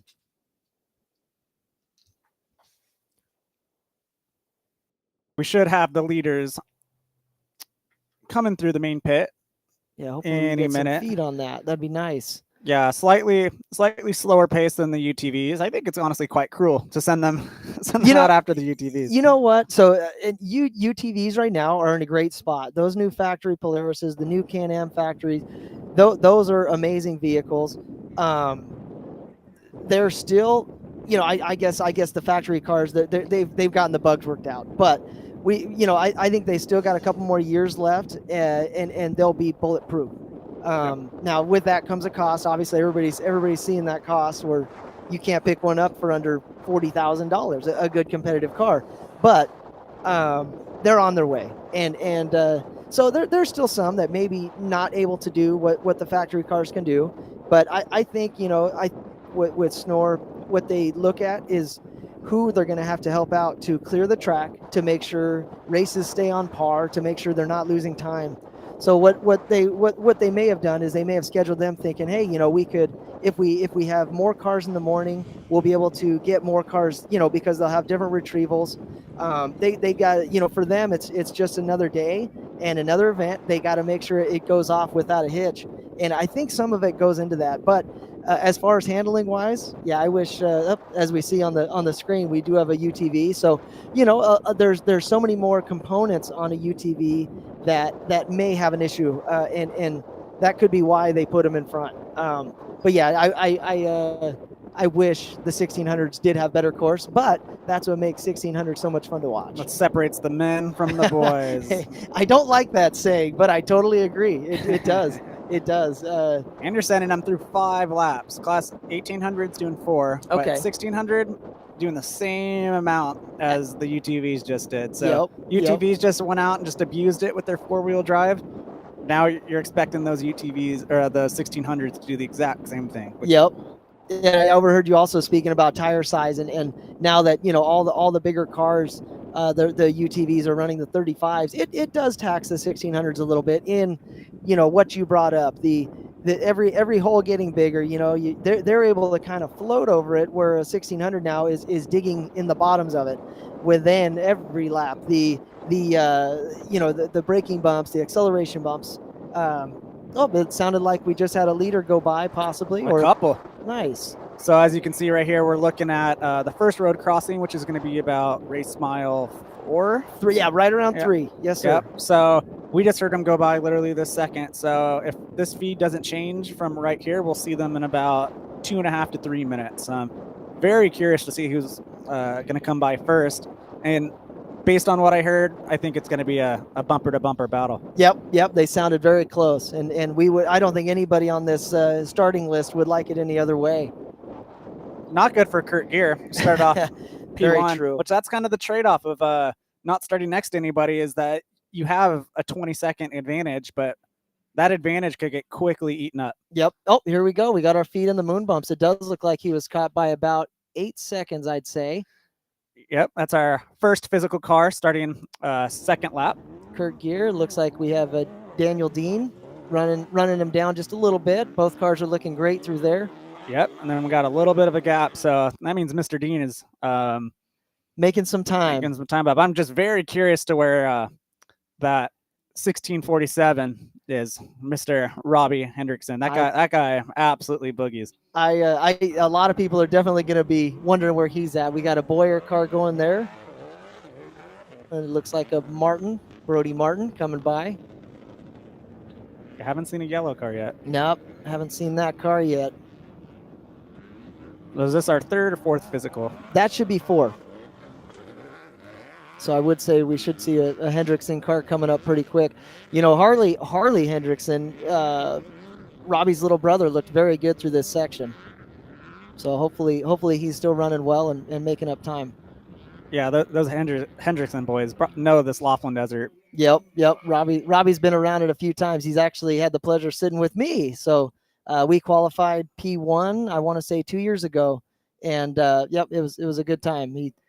He's a good guy. He does a lot for the class, and he brings a lot of these cars in. So here we go. Here comes a battle. And unfortunately, I don't think we saw, unless we missed it in our feed.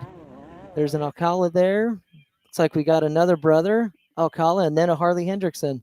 Yep. So 1, 2, 3, 4, 5.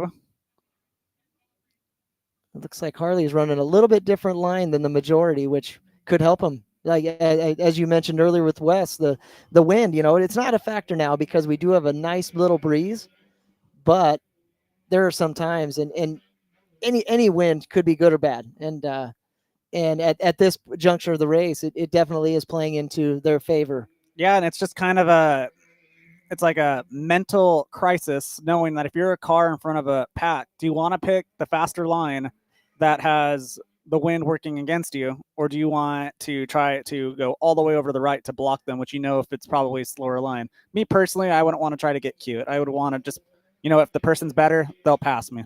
Head games are big in this sport. And I too, I don't like playing those head games. Many years of racing out here, none of my bumpers have ever been destroyed because I don't believe in pushing somebody. That just slows me down. Yeah. So no, I agree. The head games is something different, but choosing the line, if you're the car behind you, you've got to go. Even though that line is not as fast, you got to go where there's no dust. Yep.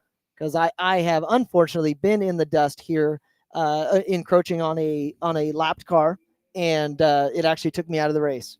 Yeah. Yep. And even in a 1600 car, it's split-second decisions make the difference. And the adrenaline, in hindsight, I could have slowed down. I could have chosen that different line, but in the racer's attitude, I decided because it was the faster line. So I'm glad you brought that up because it's something that you maybe not think about a lot, but it definitely happens. Every race, those types of decisions happen throughout the day.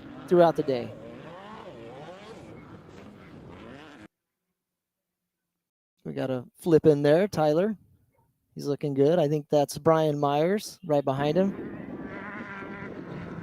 Yep. So this is start of lap 2, and it could be anybody's race. Just because you're first physical doesn't mean that you're gonna finish first on corrected time. So all these guys here are fighting for something. Yeah, exactly. And as you and Wes said earlier in the day, there's always tomorrow. So what happens today, you really have to set. Today is your setup day. Today is you figure out if you have a good car to run tomorrow, and you figure out little ways of tweaking and making it better. But yeah, you're exactly correct. You cannot win today. You have to put all the pieces together and getting your car more in tuned, where you can decide, hey, tomorrow is going to be a track better suited for a certain tire. It may be a certain pressure.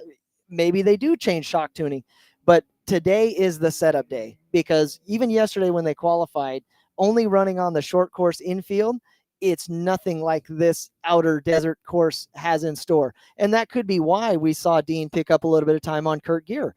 Kurt and I, we've raced short course together, desert for years, competitors, and he knows how to drive that car short course. There's, to be honest, there's nobody better than Kurt. Oh, look at that swap out.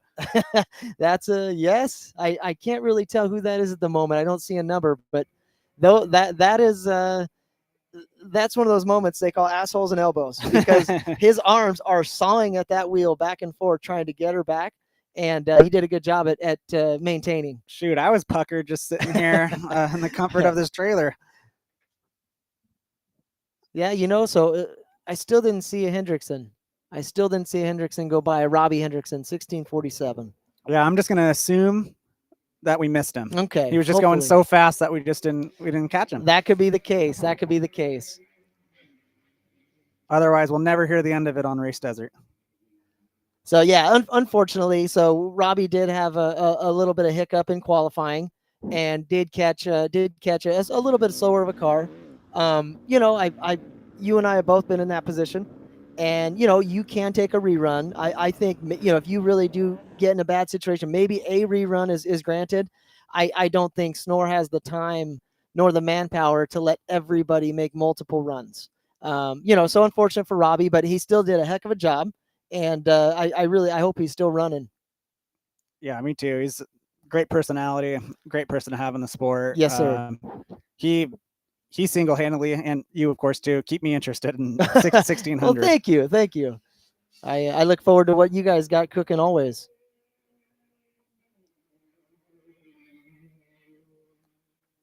Yeah, those moon bumps, they just don't get any better. So you were mentioning suspension adjustments. What would that look like? So with that car swapping that I saw, it's what a lot of us know as packing. It was the suspension is spending all of its time in the droop section of that suspension travel, that it's not falling quick enough. So by the time you hit the third one, you're hitting either bottom of the car or bump stop, and that's what upsets the car. And so that that's if they were to call me, I could say, hey, this is what I would do. And not that I'm the greatest to on this earth, but I like to think that we've done some really cool stuff in this class, and I do like to help out some other guys every now and then. But that's what I would say is hey man, open up a little bit of that rebound tube if you can. Get those tires dropping a little quicker, because it's going to make your day a little bit better. You're not going to be driving as hard. You're not going to be as tired. And I think, and a lot of times being the driver, you don't see it. You're feeling it and thinking, oh man, I'm doing a good job. I saved it. Obviously he saved it, so he kept the car going. But just a little bit of insight would be being able to watch the car from the outside, as we just did, and say, you know what, make this change, do this, do that. And but really nobody looking terrible going through those moon bumps. And I think I mentioned earlier, almost any one of these cars is capable of winning. And I think really that, and Robbie is a big proponent of, Robbie Hendrickson, that is big proponent of cars that are 30 years old are still competitive today. Why do you think that is? Is it just the rules being so confined and constrained? I agree. I think exactly that's the deal. I think because the rules haven't gone berserk. They haven't done anything crazy, or there's really, other than an engine and say transmission, those are your largest investment as far as a 1600 car. We went just a few years back. We went to a low compression engine, which is beautiful for racing down south of the border, down in Mexico, because we can stop at a PMEX during a racing event and fill up fuel there. Your pre-runner, I'm sure, has the low comp engines, and it's nice. It takes a lot of your logistics. It takes it off the plate of having to transport your fuel. Even just going through the border with race fuel is a nightmare. So having that low comp is great. Well, what that did is it allowed us to go bigger on the carburetors, which if you're mechanically inclined at all, more fuel, more air going into that carburetor, you're making more horsepower. So when the low compression engine first kind of became an availability for us, it started out as cheap, because it was a way of trying to make the class more attainable for more people, to get more people to come to the races. So lower the cost of those big investment items, and so it did that. Well, unfortunately, because of a little bit of technologies, we can run a better piston. We can do, we can try out different cams. A lot of the R&D, which is the most expensive part of any motorsport, is R&D. That has increased prices, and now these low comp engines, which were a cheap option or a thought anyways, became now they're back up to the high comp cost. The beauty is still, yes, your fuel, I can go, from this starting line, you can go half mile down the road and fill up your car at the gas station if you need to. And that is nice. It does take a little bit of that weight off your shoulders of not being able to get race fuel at the event. But yeah, so your engine, although the cost has gone up, that is still a big one. And every engine builder, I mean, on this, I know there's Major Performance. I know there's Competitive Edge. I see Wix out there. There's so many. Sletton's even got a couple. They are so many engine builders building really top-notch equipment.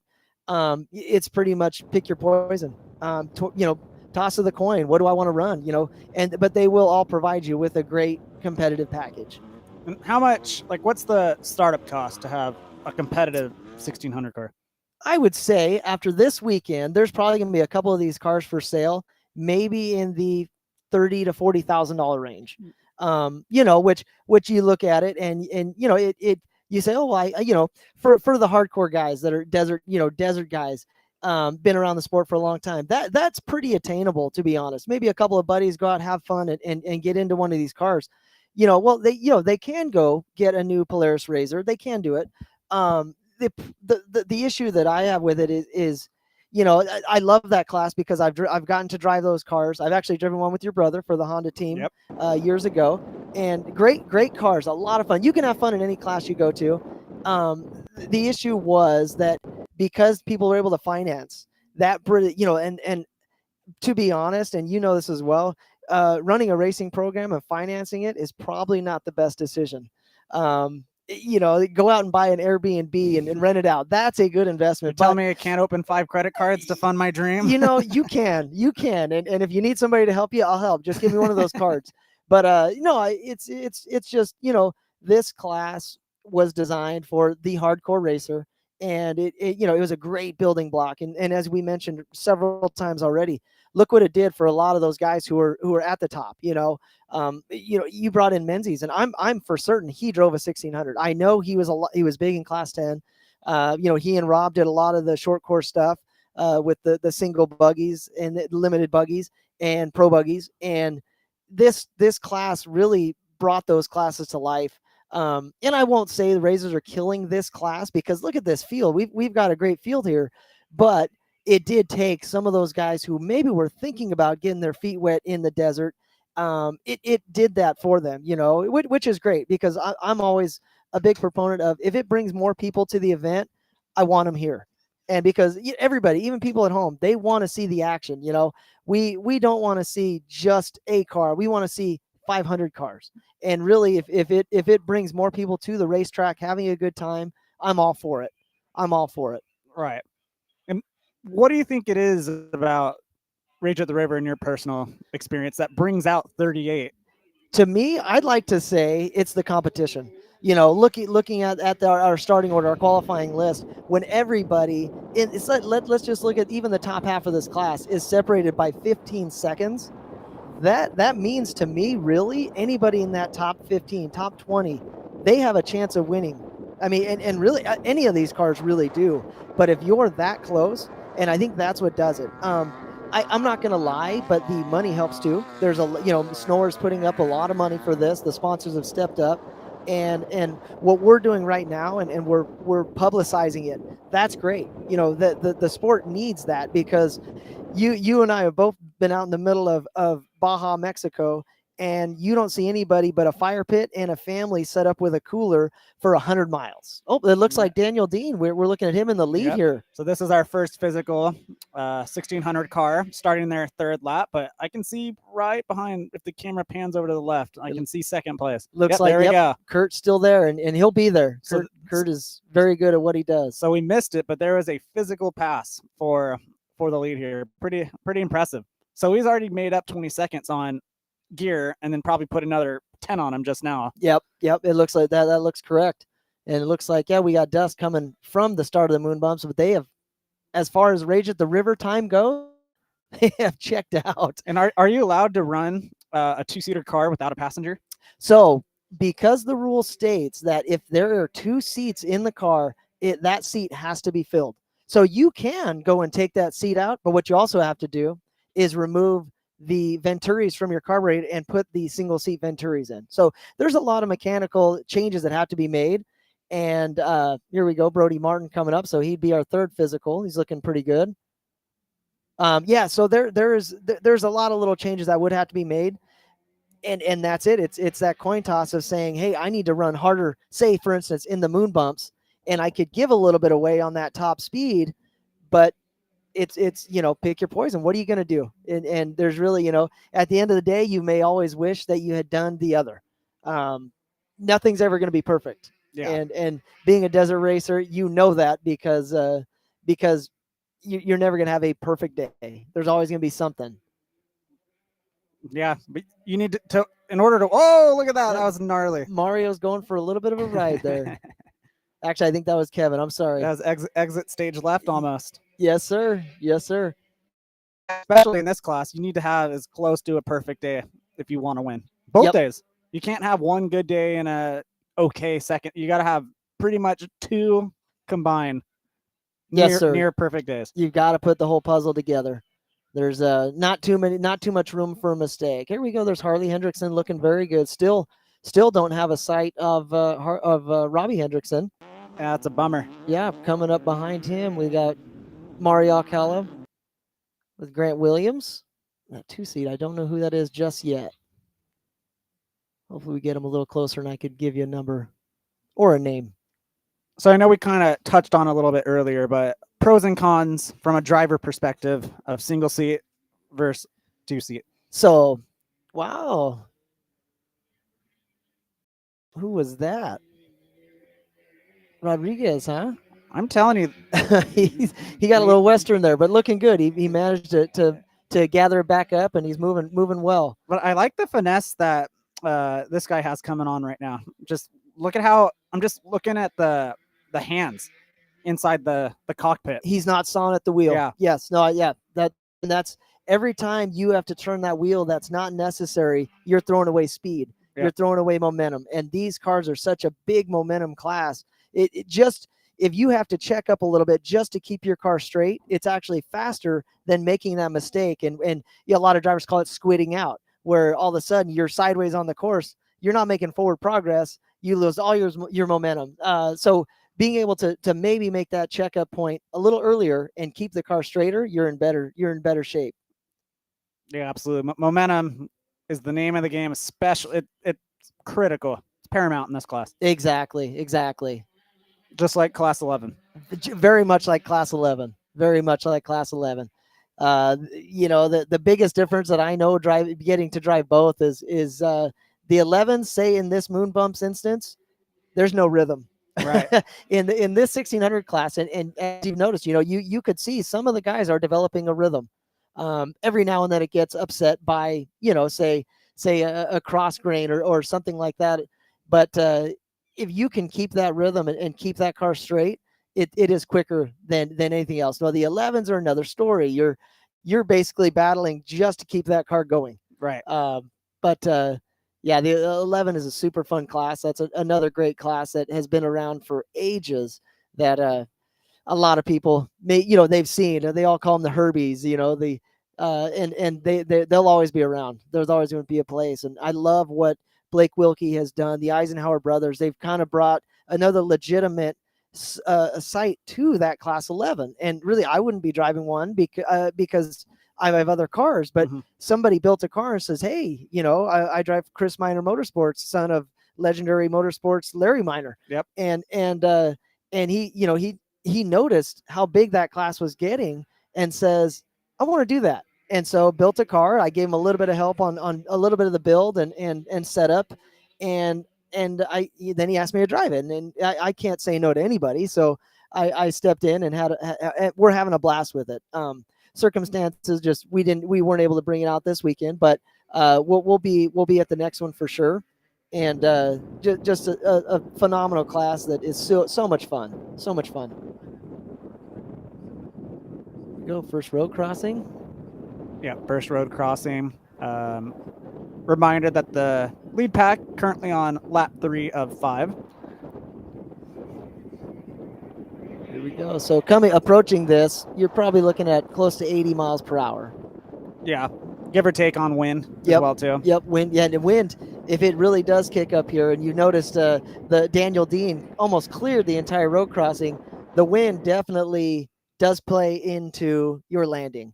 It could be quite nasty if we get a 50-mile-an-hour headwind. These cars they do tend to take off in the air. More moon bump action here.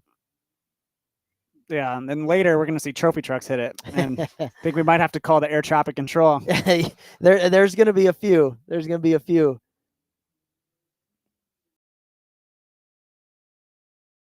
Yeah, the moon bumps almost never change. You've been through them. I've been through them.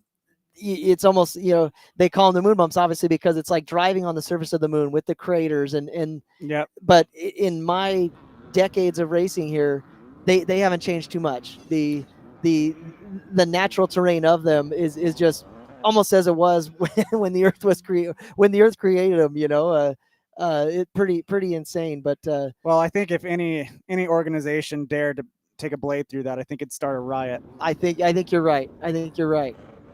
Because, like you said, it's been since the early 2000s unchanged. I just remember like some of my earliest memories seeing the Riviera truck go through it. Oh yeah, back when either Welshel or Rob Mack was driving it. Just beautiful. Now we have raced down it before, and I believe, if I'm not mistaken, I think Legacy races down them.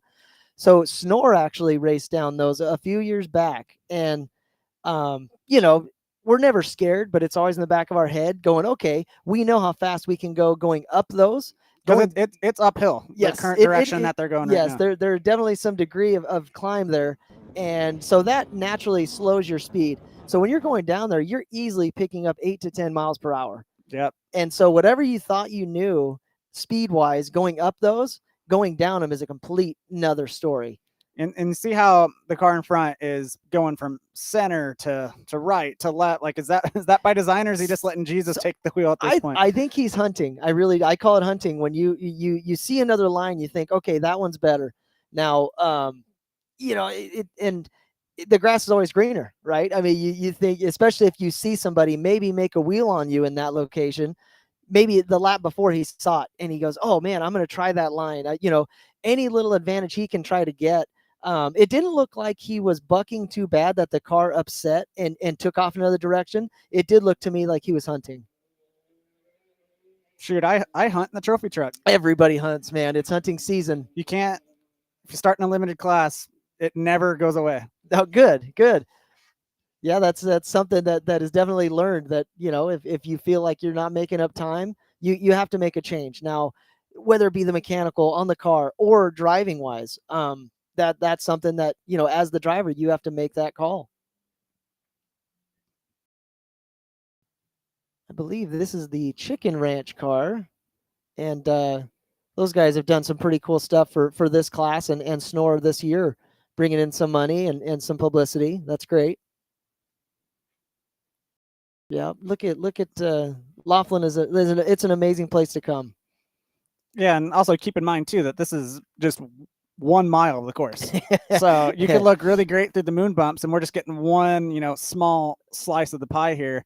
But that's what makes Laughlin so great. Is that right after these big moon bumps, you're met with super long high speed roads, Yep. and then you're met with cross grade washboard roads. Yeah, you're correct. Big About G outs. 3 miles out, 3 miles till you get to the foothills, you are able to run flat out. So back to what you said earlier, the single seat versus two-seater. A single seat to me, because the way all the weight is directed toward the center of the car, your center of gravity is better. You're able to run better through those moon bumps, but it may, because you're at a lack of horsepower, it may hurt you going up those long runs. So you kind of have to pick the best, and whatever you chose, obviously you're stuck in it. You're stuck in it till that checkered flag, and you're not going to. You maybe you would wish tomorrow you made that other decision, Right. but the choice is made. You've already done it, and hopefully you can make it work. And it, although Dean did get Kurt, Kurt is still right there, and I believe Kurt's been doing it forever. Kurt, yeah, so Kurt, he's he's somebody that even I looked up to driving when I was in the smaller classes and such, and he's a madman behind the wheel, smart, and he's clean. I love racing with him because we've raced together so long that we almost know each other's, I guess, propensities to what we're gonna do. Say our line choice, or hey, if I leave this a little open, is he gonna T-bone me? And for the most part, Kurt has never done me wrong. It's always been a blast racing with him. Yeah, it seems like it's kind of a unspoken etiquette with open wheel racers, especially with 1600. It's just the clean, tight, hard racing. You don't really see it all too often. Overly aggressive. I mean, you can't driving. be. Yeah, you can't be, because if you do lock wheels, it gets nasty in a hurry. The arms get ripped off.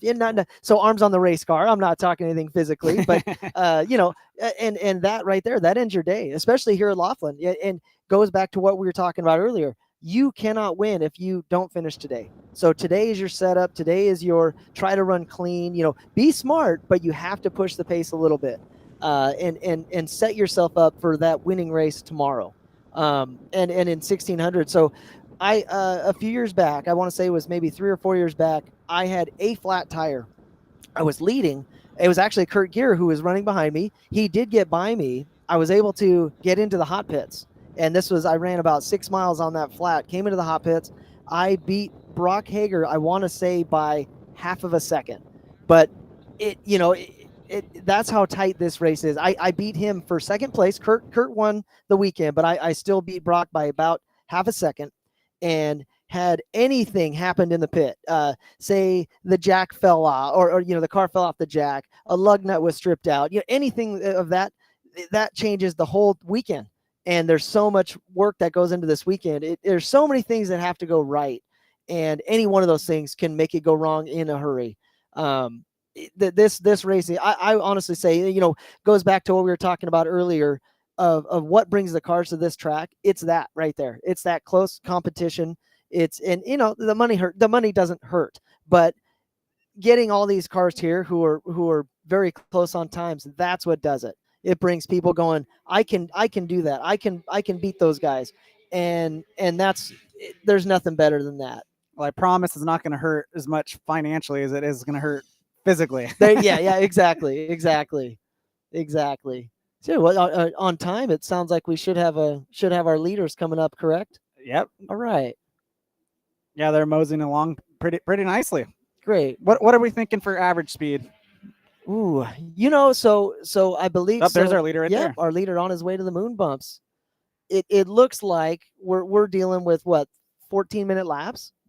Okay, we're right around 14 miles, so we're looking at 57 to 60 miles per hour. I bet you on average, which for these cars to do it is insane. I mean, for how limited they are, it's really fun. Really fun to watch, and making these cars go so fast. It looks like Daniels. He looks like he took it down a notch, which he's got time to do it. Looks like he's probably doubled his lead from the previous lap. Yeah, I can promise you we got a really strong time split about a mile ago. And I think right now, he's absolutely crushing it right now. He's got nothing in his rear view bumper. Yep, exactly. Daniel, and he just won a good event last weekend. So he's feeling pretty good right now. I wish the best for those guys, but Kurt's still pushing hard. Kurt's still pushing hard. Car's looking good. So he's still there. He's still there. I know he'll be there at the end. So he's got a good rhythm going through there. See, he's hunting a little bit, but he knows where he wants to be. That right there, it tells you he's been doing it a while because he knows what his car's going to do, what he can make it do by changing a line, and that's something that's not everybody can have, but he's got it. Yeah, what do you think is speaking for the gap right now that Dean's putting on? Is he just running that much harder, or is Gear, you think, taking his foot off the gas just a tad to preserve for tomorrow? Maybe Kurt made a little mistake out where we weren't able to watch. Something. Yeah, here Brody Martin coming through. He's still looking good. He's doing his hunting thing, trying to figure out a good line through there. And to be honest, Christian, you know as well as I, there's no great line through there. There's no great line. You're as you can see, they are hunting. They are finding either a high or a low, and it's never been a great place to try to go as fast as you can. But if you can work your way through there methodically and make it as smooth as possible, that's what Dean did lap 1, 2, 3, and he's finally going, you know what, I don't have to push that hard right here. Well, and if you're paying attention to the viewers on the live stream here through the moon bumps, if you look at the dirt, you could just see how it's changing throughout the day. It's getting more dished out, more square edged, and of course, once you take the trophy trucks through it, it's going to be like a different planet. Exactly. By the end of the day. Yep, and as you mentioned, man, the SNORE's not going to go out there. They're not going to blade the moon bumps. So tomorrow, it's whatever. Whenever somebody asks, well, what's the difference between Saturday and Sunday at Rage? I said, well, it depends on what time your race is, because Sunday at Rage, there's no worse track than Sunday at Rage at the River. I would put Laughlin on its worst day as, I'll say it right now publicly, the roughest off-road terrain. I would have to agree, and many of my co-drivers would say the same thing. Oh, that was nice. Harley's still getting it. He's looking good. Looking good through there. That's a car they've been developing over the last couple years. And great family. King Dave, their father, David Hendrickson, he's been around a long time. I learned from him. Actually gave me one of my first races ever in a 1600 car. And I think the same goes for Justin Bean Smith. Yep, we drove the same car, different eras, of course, but so great people. We love those guys around. And as you can see, the herd's thinning out just a tad, not by much though. Yeah, they're great cars. So a lot of people still run. I actually haven't heard a ton on the SNORE retrieval radio, which is good. It means we're not having a whole lot of issues out there. But it'll thin because it is those 3 seconds every lap. It is those 10 seconds every lap that it does get drawn out. And unfortunately, that's just the way it's going to go. And I wish we can have every corner of this track covered, and we're actually working on more for tomorrow. But there's so much action out here, and if you ever do get a chance just to come and watch and see what this is about, this is a great place to do it. Great place to do it. There's it, we both raced a little bit of short course and desert. You can't see an entire Baja 1000. That's never going to happen with the with what we're doing now with all these live shows. It is great, but the fact is we're never going to get exactly what we want. But here is where you can almost see everything, and it's throughout the day, whichever class you're watching, it's nonstop action. Yeah, just when you think like, oh, the 1600s are racing, I'm gonna go, do something else and wait for the trophy trucks. I mean, you're missing out. This is pretty.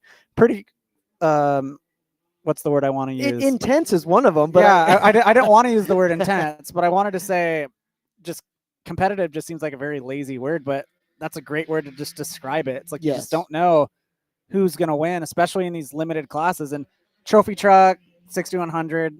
I would say like the top 5 are really going to separate themselves.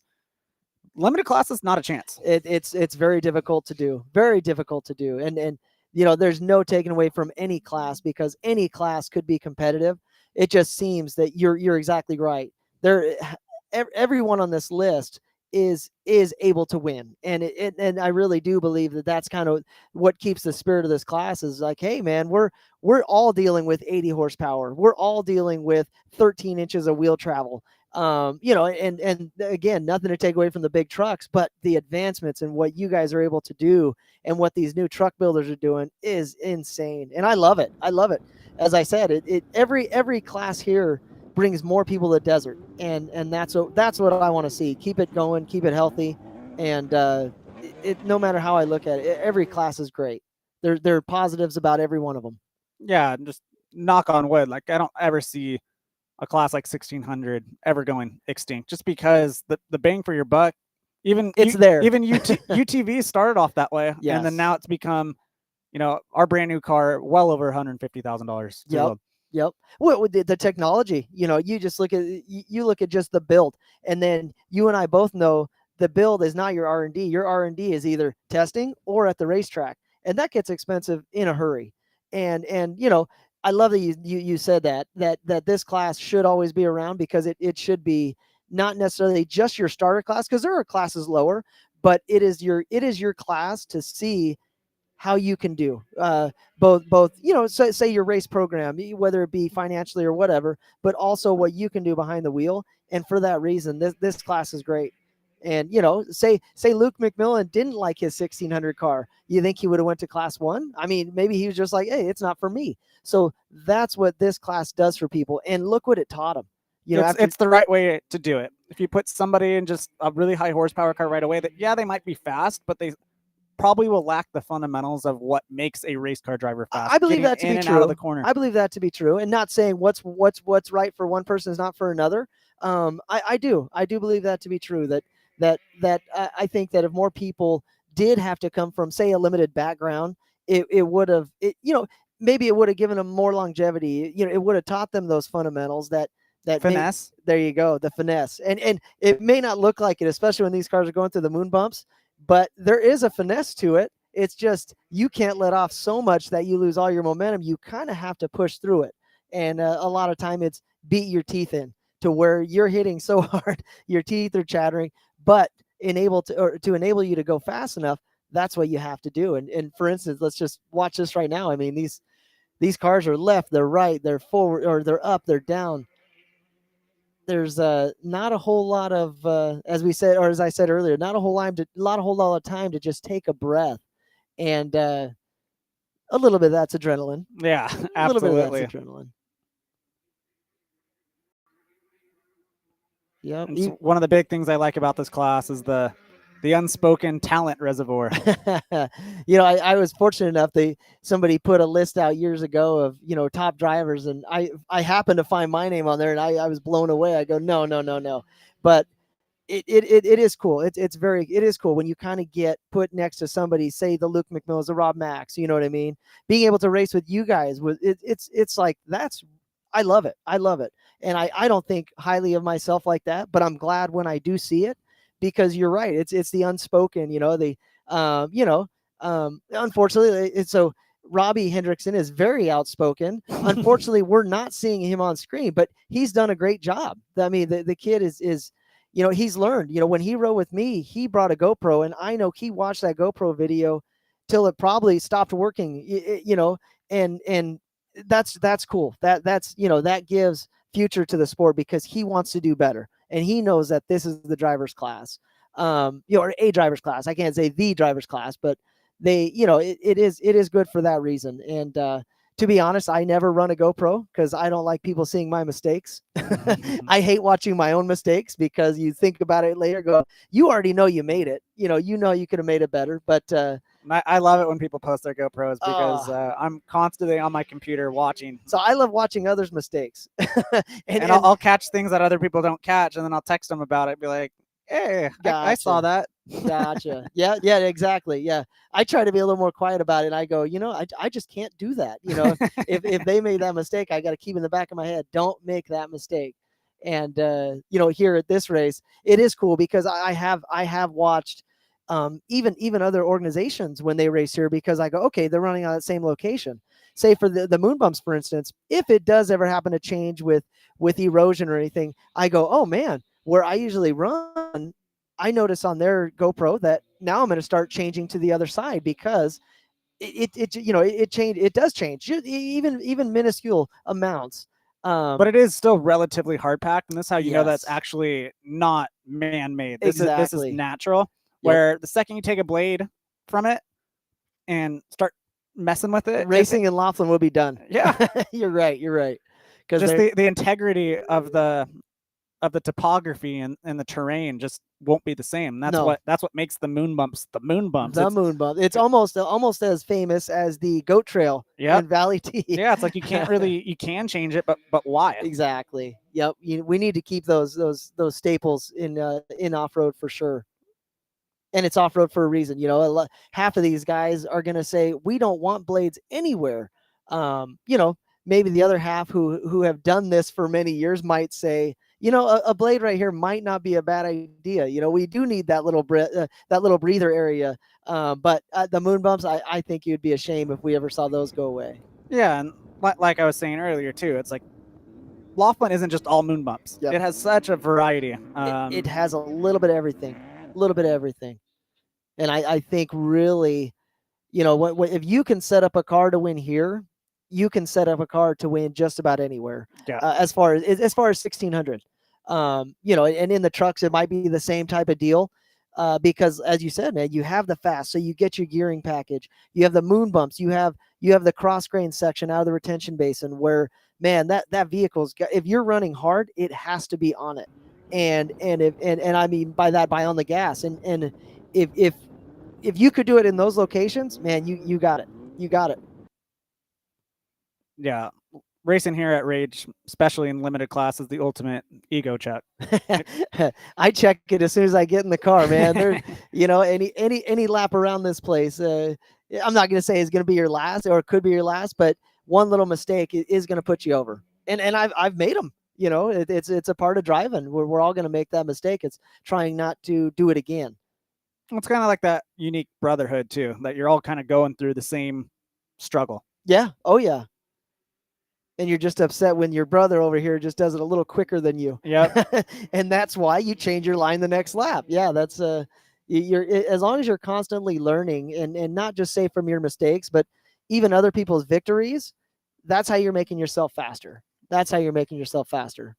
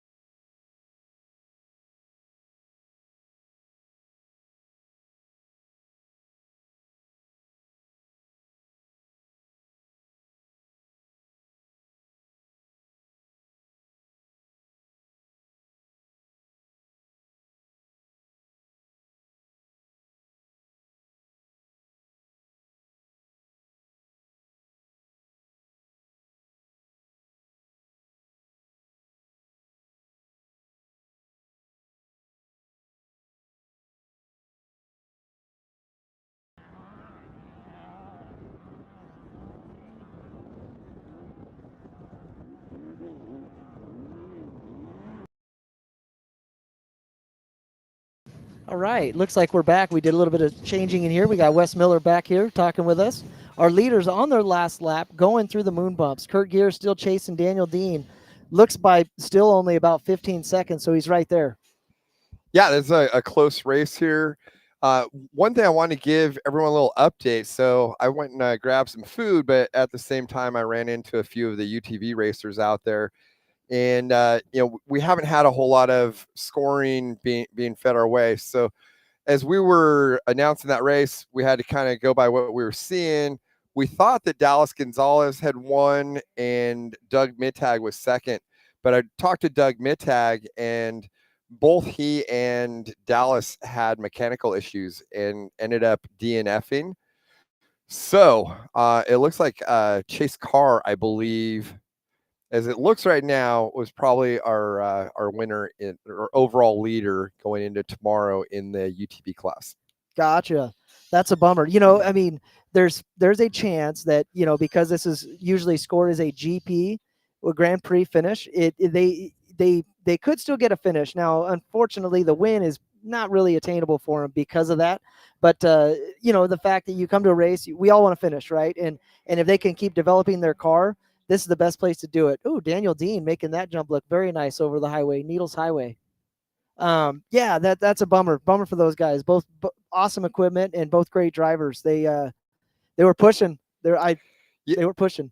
Yeah, Christian and I were talking about how this course, just the harmonics that it creates with the chatter and things like that, it causes different issues on vehicles than a lot of the longer desert races. And yeah, I think they both lost PTLs. Gotcha. And that was one of the things I was saying. CVs, axles, drivetrain, any drivetrain, that chatter is just really hard on it. It eats them up. The bigger tire, you know, I think I mentioned it during this race. Our biggest Achilles heel in this class now, because of the speeds and the horsepower we're able to push, even though it's only 90, these transmissions were designed for 40 horsepower. So you're right. The all that shock from everything from the outside of that tire going into that gearbox or those CVs and axles, they're taking a beating. Right now I see Harley Hendrickson, his car's taking a beating. Every time that wheel is up in the air, then every time it impacts that ground, all that shock goes straight to the internal transmission. Yeah, exactly. And I almost feel like the bigger bumps, like the moon bumps, aren't as hard on things as the washboard. That could be true. Yeah, you know, the moon bumps, their tires are sting, you know, because it's such hard. Maybe it's a little bit of sand on top. But when you get into your braking bumps, your acceleration bumps, and every time you hit one of those, there's traction there. That's why they develop, because there's traction. And so it's you're right. And I could definitely see some of those weaker, or not weaker components, but those components breaking. Engines are still good. Maybe a transmission's good, but if a CV goes, maybe you lose a front and a rear. You're not going anywhere. You're dead in the water.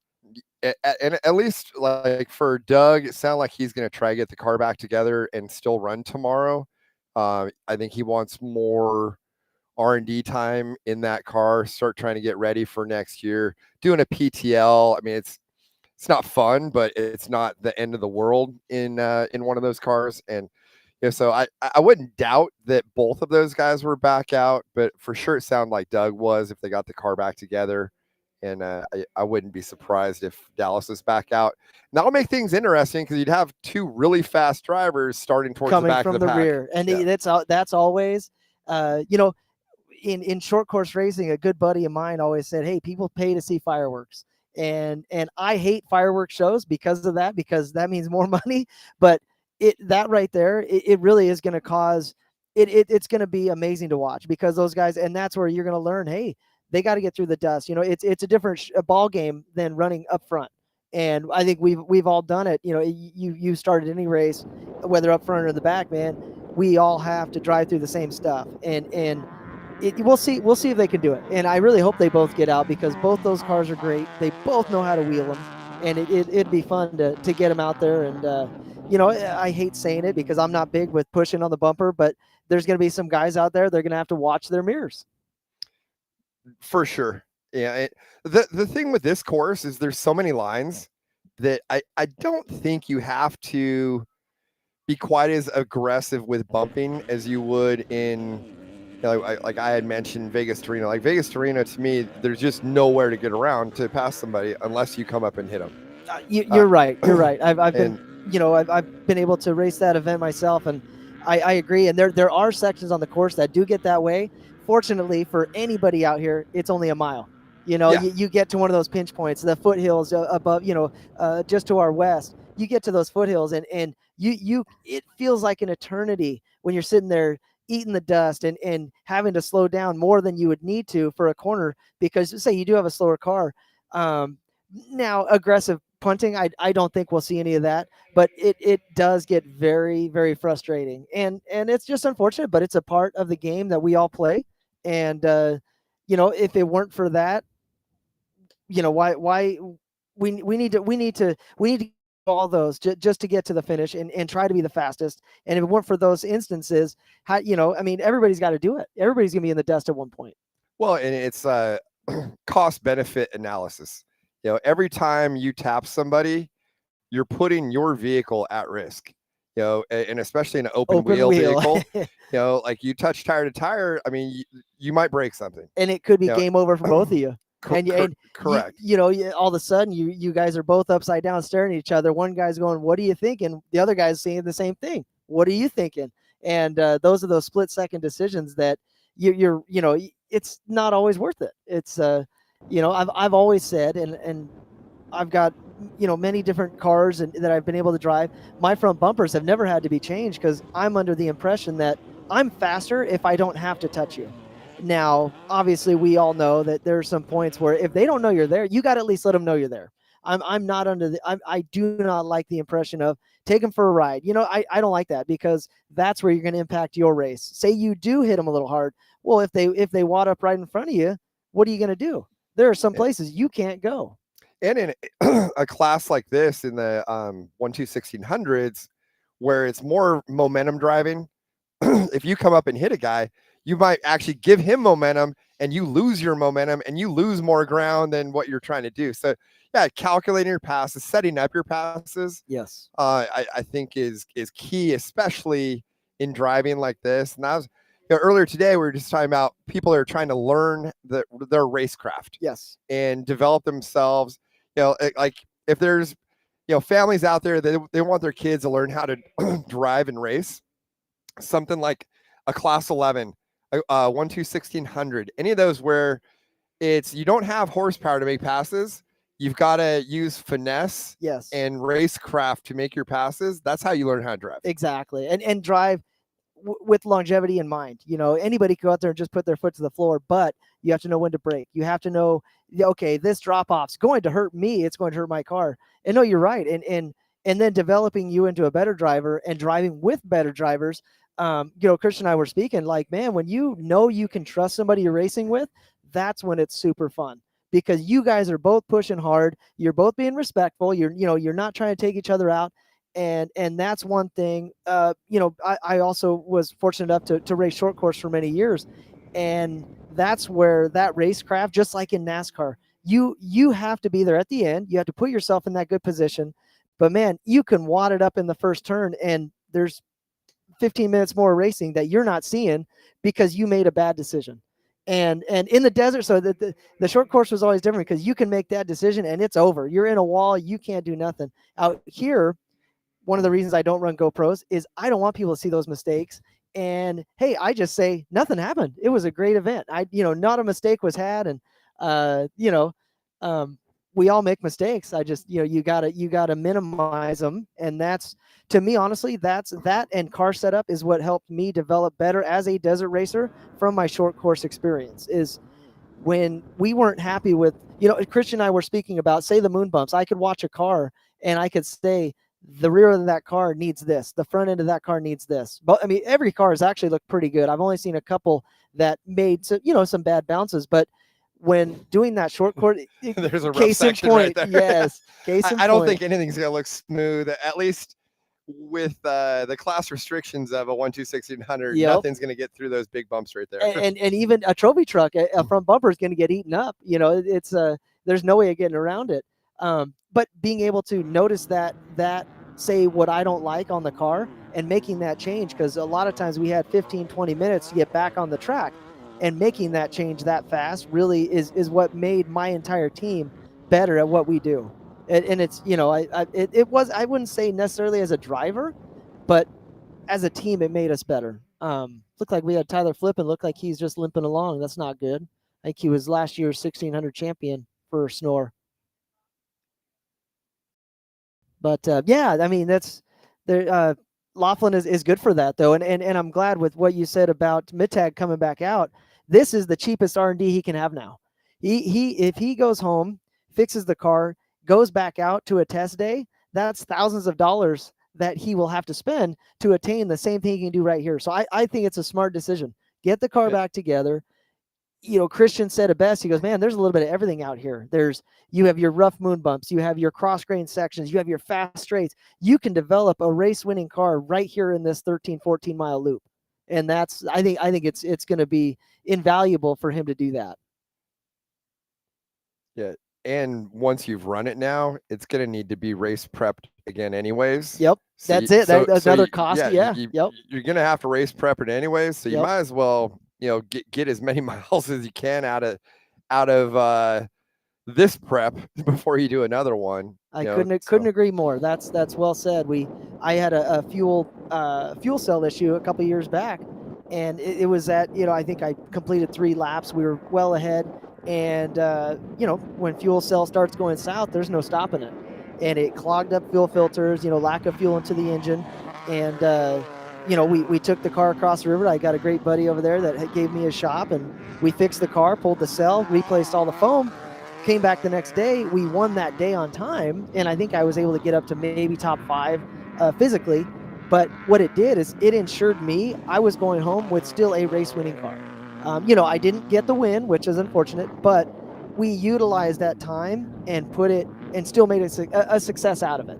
We still made a success out of it. So I hope he gets back out, because I think it'll be good for him and his team to still develop those cars, and those cars are amazing. I've known people who have driven them. I know Doug decently, but people who have driven his cars and they're like, man, these are unreal. And it would be a blast to tool those around a little bit.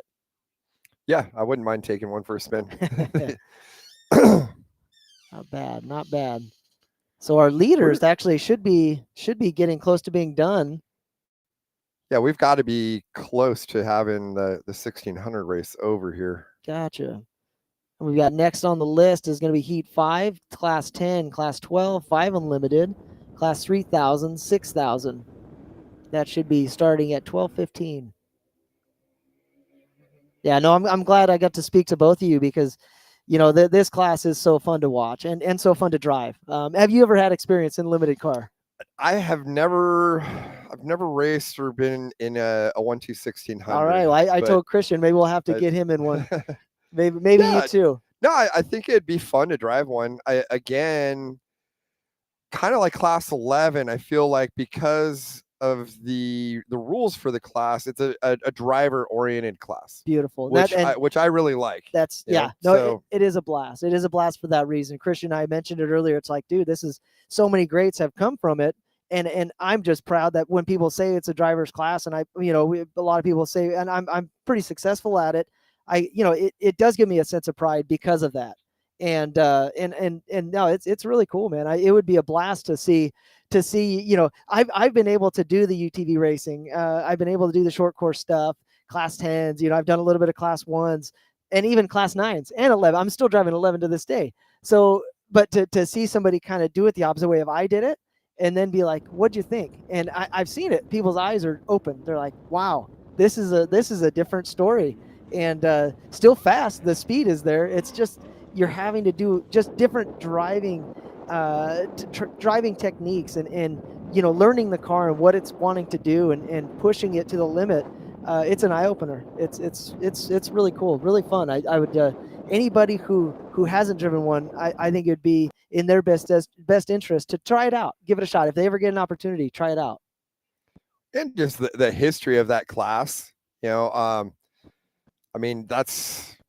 1/2/1600 has been the meat and potatoes of off-road racing for decades. Yep, good buddy Cameron Steele, who I think you've had a nice sit down with him every now and then. Yeah, he's always been a big proponent of it, and that's why he runs the sit number 16 on the side of his trophy truck, because that's where it all started. Yeah, the 1600, man, and that guy, good friends of mine, and I. Every time I get to talk to him about it, it's always funny. We've competed against each other, and we've always had a good time. And he's great. He's great for the sport, and because he's done a little bit of everything also. Yeah, Cameron is a great ambassador for the sport.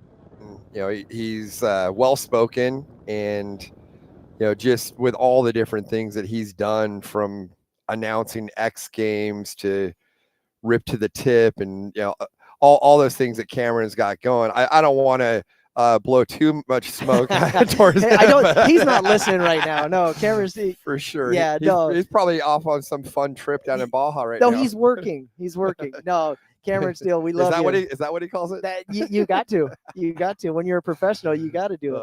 No, that's great, man. That's cool. Anytime I get to talk to those guys, it's all good. Yeah, so it's one of the things I really like about Rage at the River is just seeing all the OG classes out here and them being out here in force. Oh yeah. Well, with your class 11s, how many do we have on the line? I think it was 53 was what I saw, something like that. So I was on north the list. of 50. I was on the list. So unfortunately, we couldn't compete this weekend. But it's amazing, and what that class has done. Just like this class right here, 1600 is when you get that many cars together, it's for sure going to be a good time. There's going to be action and fireworks, which I've said I don't like very much, but there's going to be fenders flopping. Well, it makes it entertaining to watch. Yeah, exactly. I love watching it. That's I wouldn't mind seeing it now. Unfortunately, it's all guys that I know that would have to put in a lot of work to get going tomorrow. But I'm glad to see. We really I didn't notice any bad news coming in as far as reporting that. When I went 8, I saw a couple guys on the infield on their lids. Okay, but okay, those are all slow that's little gonna happen, rollovers. dude. Like, Yep. When you get those deep ruts, and you can't counter steer to correct. Yep. Like a lot of guys, you start especially the 1600s where you got to carry momentum through the deep sandy turns so you don't get stuck. Exactly. You got to carry speed through it, and sometimes they'll hook, and with the weight bias side. being 70%, in the rear of the car, as soon as you set it into that corner, all that inertia does exactly. It just tries to push you over, and so it's a different type of driving. And but yeah, it's always going to happen. We're always in the infield. It's always going to be a good show as far as seeing skid plates, and sometimes people have funny, innuendos written on the bottom of them, and this side up, one of those type of deal. Right. And it's always good. It's always fun to watch. And as you said, when you get that many cars together, even the grassroots, the 11s, 1600s, even 9s had a few cars. It's like, dude, that's this is where people want to go because of that competition, and it makes it fun to watch. That's really, because I'm not competing, I'm watching, and I'm still having a blast.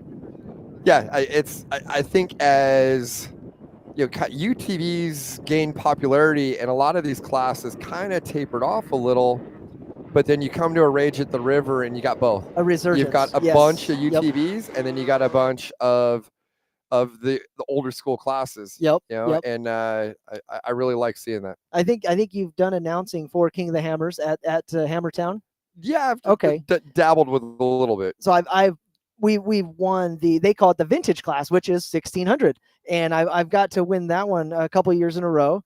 And it's almost a bummer when somebody calls it the vintage class, because it's still there. It's look at our list here. We still got a great bunch of cars racing drivers, and so it's a little bummer, but at the same time, it's like you're part of that history in a way that maybe if you did the UTV thing only, you wouldn't be a part of that history. You're not taking away from anybody or anything, but it is a little cool when people go, oh, the 1/2/1600, the vintage, this, that, and you're like, yeah, I'll take it.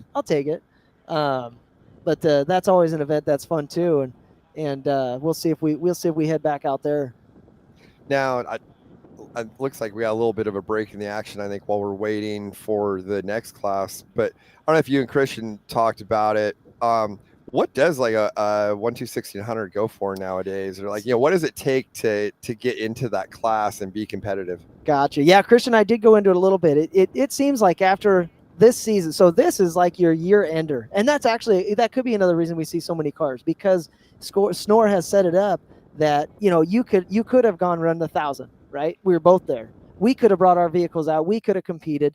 There's another Southern California organization, MORE, They just had their last event last weekend. So a lot of these guys are like doing the R&D thing, doing the saving a prep, doing, putting more miles on and not just throwing the dollars at the prep, that they're coming out and going, man, this is the last one of the year. We're going to do our big teardown after this one. So they're going to do what they can, do the best they can here, kind of throw it all out the window and have a good time.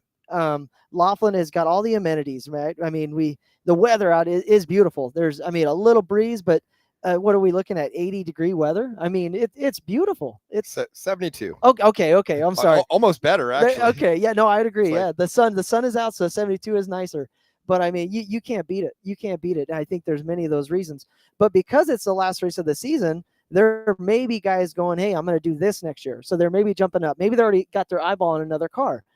After this race, you will see, say on racedesert.com, you'll see their classifieds and there'll be cars already for sale after Rage at the River. And you could probably pick up a good, decent competitive car, $30,000 to $40,000. You can find a cheaper one if you're willing to develop it. But I mean, that's a good car that'll get you where you need to go and put you in the right spot for excelling.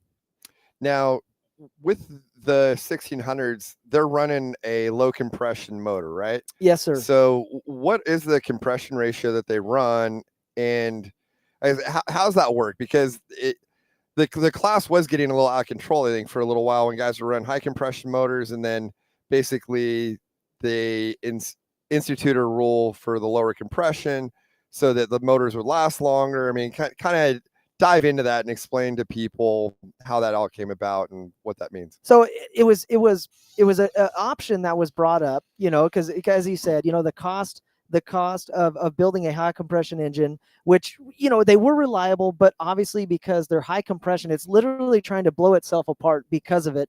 They did get a little ballooned, and with anything, advancements, technology, or just sheer horsepower, those builders are gonna be like, hey, this is what you got to pay this, and people are paying it. So the option was you could build a low compression, and I'm talking 8.5 to 1 compression, is what they're allowed to run. But what that does is, going to the low comp, they gave us the tools to use a larger carburetor. Well, that carburetor has now 2 inlets that feed both sides of the engine, and going larger air fuel, it's a natural horsepower gainer right there. So you're not changing displacement, same displacement. You're able to lower the temp of the heads because you're not trying to blow the thing apart. So the longevity was there. The cost is almost back up to where it was. If I'm honest, you can go to any builder and it's going to cost you almost what it did for the high compression engine, maybe more. But what it did, and Christian and I went into this too, the best part about it was I can go to Mexico with that same car and go to a PMEX and get fuel. I can run half a mile away from here and fill up my race car at a Circle K. And really that was the best, because race fuel logistics got to be a nightmare, especially down south. So there were many benefits. They gave it a vote to competitors. Do you want this to pass? And I know I've said it a couple times during this program that I'm a big proponent of the sport growing as a whole. If it brings more people to the course, more people watching, more people, anything is better for all of us. And I said, you know what? If the majority wants it, I'm for it. And it ended up passing. And I let it go for a year before I did it. And I noticed the technology, the horsepower, all the developing was getting up to speed. And I had to jump ship and go to a low comp. I knew, we obviously know more fuel, more air, it's going to create horsepower. Where that horsepower that is different. But I ended up going, you know what? It's a benefit to my speed and my program to win races. I need it. And we did it. And I would say there's maybe only a handful of guys that are running a high comp engine now. It's gone that much to where it's just more superior. Yeah. And so, a new turnkey low comp motor, what's that go for? I shouldn't quote this. Ballpark. You're probably looking $12,000 to $15,000, which is the same motor really you can put in your Class 11. So almost all these Class 11s are running that too, and so that ballooned. But people want to win. Unfortunately, they're going to pay for it. But you still could build your own homegrown engine and throw it in there, and you might be competitive. I've built engines. I won't say I'm a race engine builder, but I could not do what my engine builders do for me in my race car. I can't do it. They've got years development. Older than I am is what they've been developing these engines, and I can't. It's selfish to me to think I can do better than they can. But that's kind of the nature of the beast. We want to go faster. Some guys are going to pay for it. Yeah, it's I still think though, 10, 15 grand. That's not. Well, I mean, how much can you get a full season out of a motor? Yes. Oh yeah. So if for 10, 15 grand, if you're getting a full season out of a motor, yes, that's relatively inexpensive it's in attainable. the world of racing. I would say it's attainable. Yeah, and reliable power. I'd say honestly, if depending on which races you're doing, and you're doing your constant maintenance on it between events, you could probably get 2 seasons out of it. You could. I think you can. Maybe a Baja 1000, but the Baja 1000 is another story.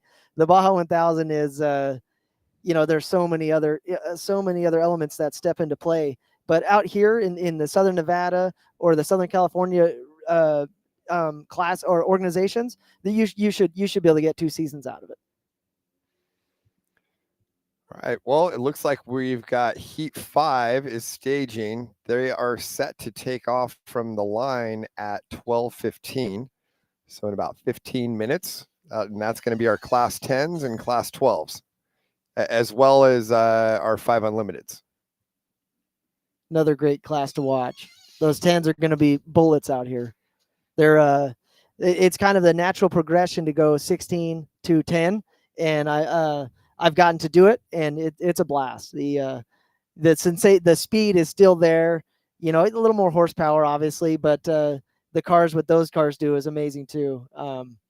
And for people that aren't familiar, a 10 car, a 1.2/1600, you've got limited motor, limited chassis, so your suspension is limited. In a Class 10, it's basically unlimited chassis with a limited motor. So you're almost getting into it's almost like a Class 1 with a limited motor. Exactly. That's kind of the best way of putting it. Now they're a lot different because weight is so important in a Class 10 versus a Class 1. You've got the horsepower, so you can carry extra weight. So they make them a lot beefier. So they end up like apples to oranges. But when they first started out, a Class 10 was a limited motor Class 1.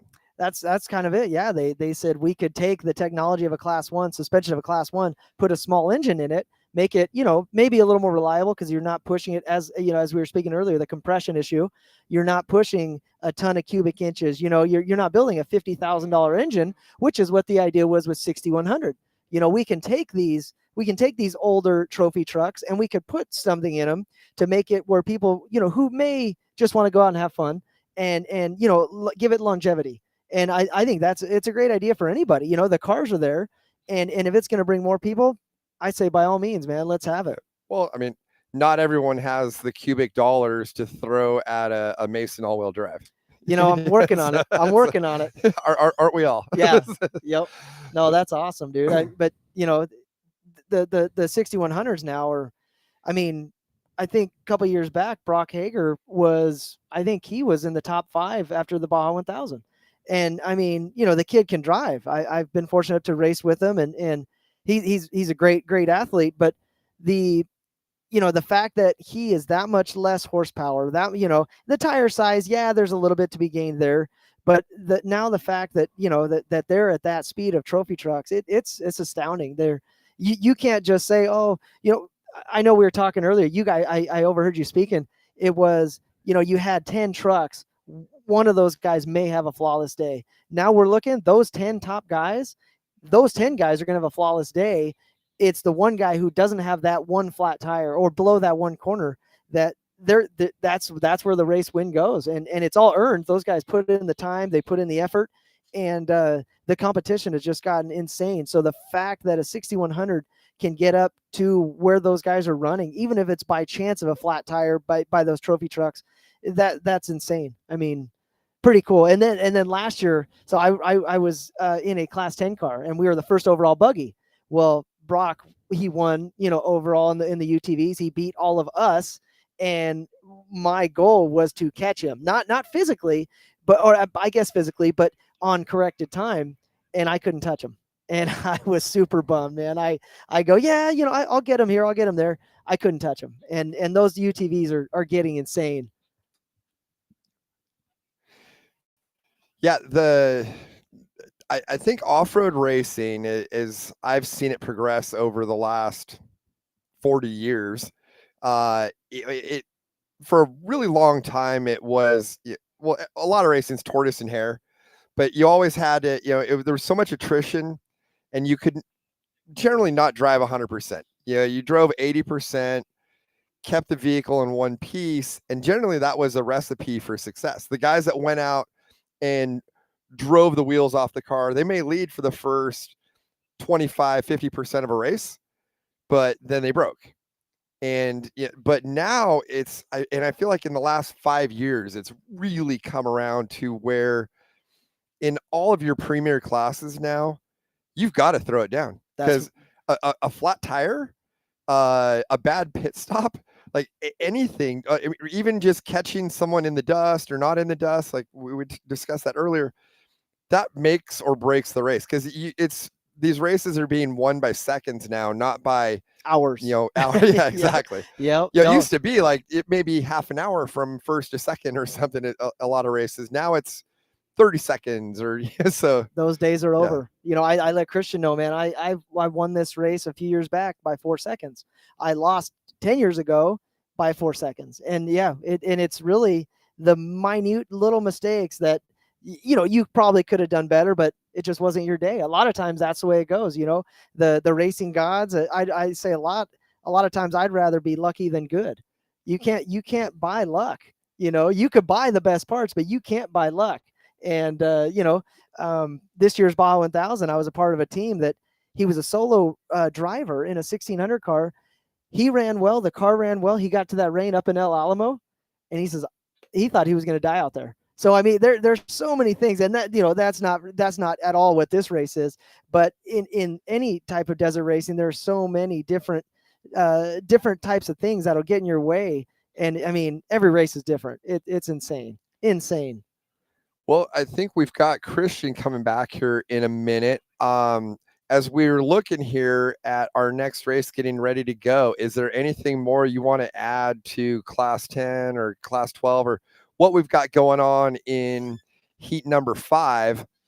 What are your thoughts on this? And before we turn you loose and let you go actually watch the race in person. It was good in here. I don't mind being here, but this next race, Class 10 is going to be fun to watch. I mean, every class on this list is going to be fun to watch, but the 10s, I think we're going to see some action up in the moon bump area, just like with the 1600s. As I said earlier, they're like the stepping stone. So people who are fast in 16, when they're driving these cars hard, they're going to act just the same way. A little faster, a little more horsepower, but it's going to be a fun time to watch. And I don't know if we're going to get any in cars, but these cars are super fun to watch. And we talked about the cost of a 1600. These cars now are more in the $150,000 range. So obviously the price goes up a little bit, but super fun to watch, super reliable. I mean, I don't even know what else to say. The tires that every car in this class is now running different tires, whether it be a Tense or BF Goodrich, whatever they are, they're all developed so well that, as you said it, man, the top 10 it's all one flat tire away from a win or a loss. And so with that said, I'm not going to put a bet on anybody, but it is going to be fun to watch, and I'll be out there for sure. All right. Very cool. Okay. Wes, Thank you. Nice.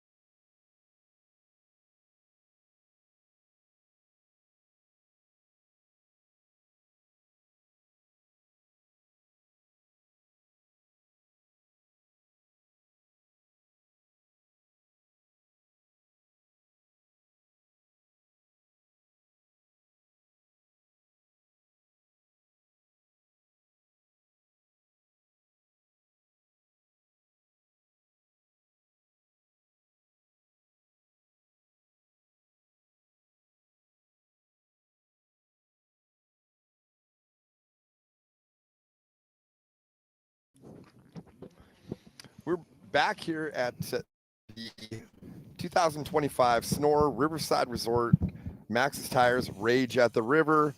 I'm Wes Miller, sitting here with Christian Serapis. We just had Bud Ward with us. Thank you, Bud. And so we're getting ready for Heat 5, and this is going to have our Class.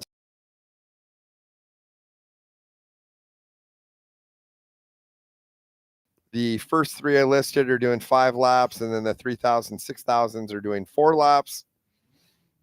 They should be leaving the line at 12:15. We've got a nice shot of the start here for you guys now. And sounds like we just got our first green flag. I was gonna say, we are parked here right by the staging for the start. Yep, there we go. Yeah.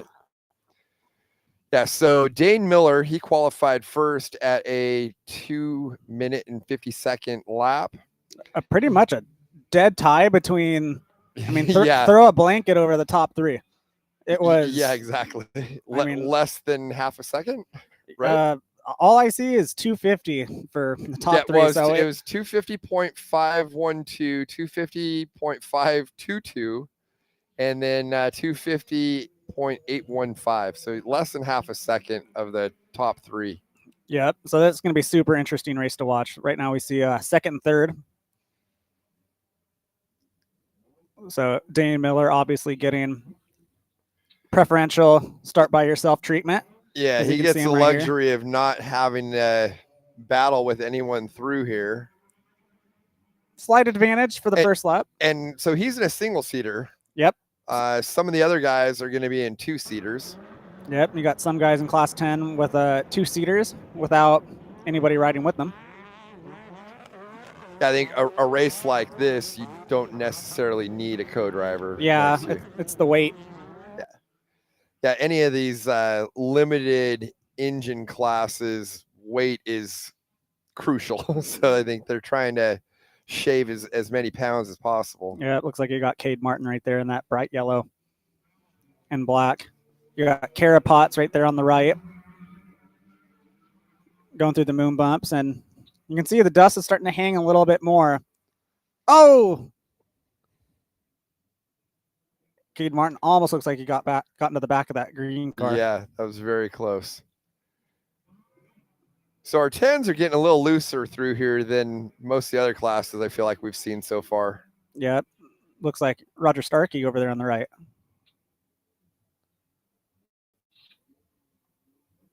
Yep, Roger Starkey completes the pass. Starkey's always been a super fast guy.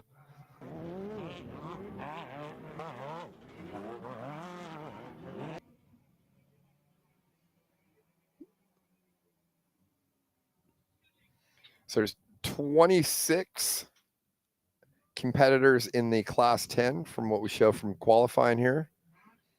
That's a pretty solid field of 10 cars. Yeah, and Class 10 is a pretty comparable speed to the UTVs. I would even go out on a limb and say the UTVs might be a tad bit faster at this course. Yeah, that was always a big talking point of what's faster, a Class 10 or a UTV. And for ages, the 10 cars were faster. But I think in the last couple of years, generally the UTVs are faster, at least the unlimited UTVs. Yeah, like in terrain like this, I would say that let the 10 car eat. It's going to go just a tad bit faster because you're seeing speeds of 110 plus with 10 cars. UTVs aren't really quite doing that. I'm sure they will one day, but not quite there yet. But then as it gets tighter, the UTVs are going to have the advantage for sure. Yeah. So you got Cole Potts all the way on the outside. Well, you do have Pro Rs and Maverick Rs that will do north of 115. Yeah. So it's that's where I think that gap got eaten up. But yeah, there are courses that will favor a 10 car over a UTV. Yeah, and 10 cars you can drive a little harder. Yeah, a little bit more robust. Yeah, equipment. Well, you got their real race car parts. Yeah. Like a full-on gearbox. Not that a UTV isn't, Yeah. but but generally, I mean, the UTVs are developed off of a production based vehicle. Yep. Versus like the axles, CVs, all your suspension components. A class 10 is a purpose built race buggy. Yep. So this is heat 5 of today. Started actually and this is our 12 cars now, right? Yep. So I actually started a couple minutes early. 12:15 was the start time, but we actually started a couple minutes early. It's always good to be running ahead of schedule. And then immediately after this heat, starting at 1:44 local time, that's where we got the big dogs. We got the unlimited trucks, class 1, 6100, 450s. It's going to be, of course, it's absolutely going to be chewed up by the time these 10 cars get through it. And as you noted, it is getting more dusty. I think the winds maybe calmed down a touch. Yeah. It's still blowing, and it's still blowing it off. I think really it's just the course is drying out more, and it's just more dust the wind has to blow off now. Yeah. But as you can see, if you just pay attention to the bushes right here as we got the shot of 4 buggies, you can see that the wind throughout the day, if I check the weather report correctly, is going to start picking up progressively. Which for our competitors is probably good news. Yeah, I'm sure Nick Eisenhower is out there with his. Maybe he's got a big fan going too. Yeah. So here's our 5 unlimiteds. So this would be the next step up from like our 5 1600s that we saw earlier today. Yep, got a picture of Cole Potts. Cole Potts does the road. Nice and conservative.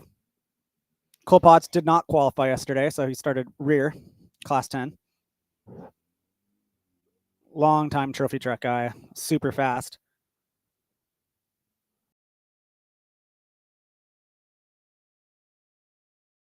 Yep, so we got some more 5 unlimiteds.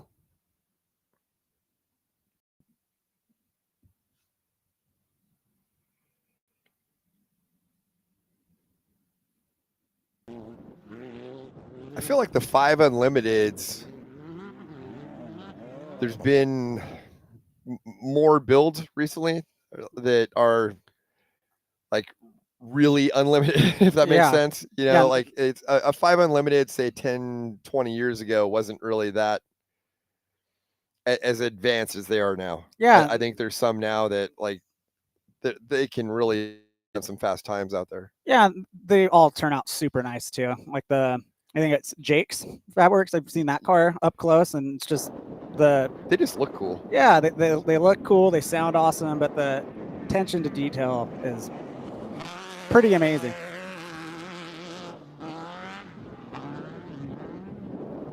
So I think we'll see relatively close to a 12, 13-minute lap time. Yeah, did we end up getting a lap time on the lead UTVs of what they were? It was right around that 12 to 13 minute range. Yeah, I thought they were in that 12-minute area. Yeah, I would think if I had to bet, I'd say your lead 10 is going to be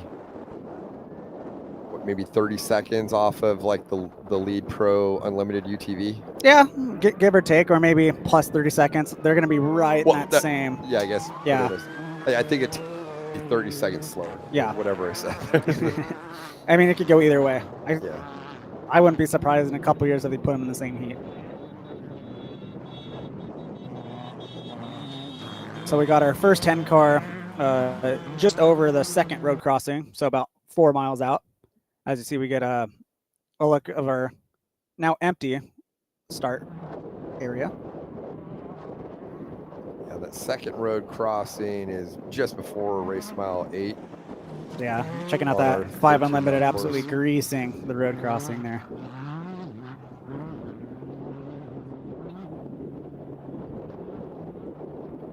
Generally, you can see the right and left lines. The line that would be driver left, viewer right, is more straight. The other one, but it does get a little more washboarded. The line to the right is usually smoother, or to, I guess, driver right. and but you can see it's got more curves to it. Yeah, I always prefer the line driver left, as you can see the cars approaching right now. I always prefer that because it's the shortest distance, but it can get chewed up. Yeah, I think for the most part, you would only go to the right if you were in dust or something and wanted to try to get clean air. Yeah.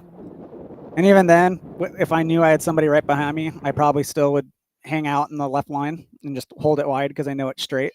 And make sure someone doesn't creep up in on you. And not getting cute and getting past. That would be embarrassing. Yeah. I've made that mistake once. Yeah, as you can see, you got a great shot of where the line on the right, relatively flat, can carry a lot of speed up to the road crossing. But even if you don't complete the pass here, you still have, after the road crossing, a little chicane to the left, back over to the right, and then it's another big long straightaway for about 2 miles. So just because you don't get it done here, you still have time.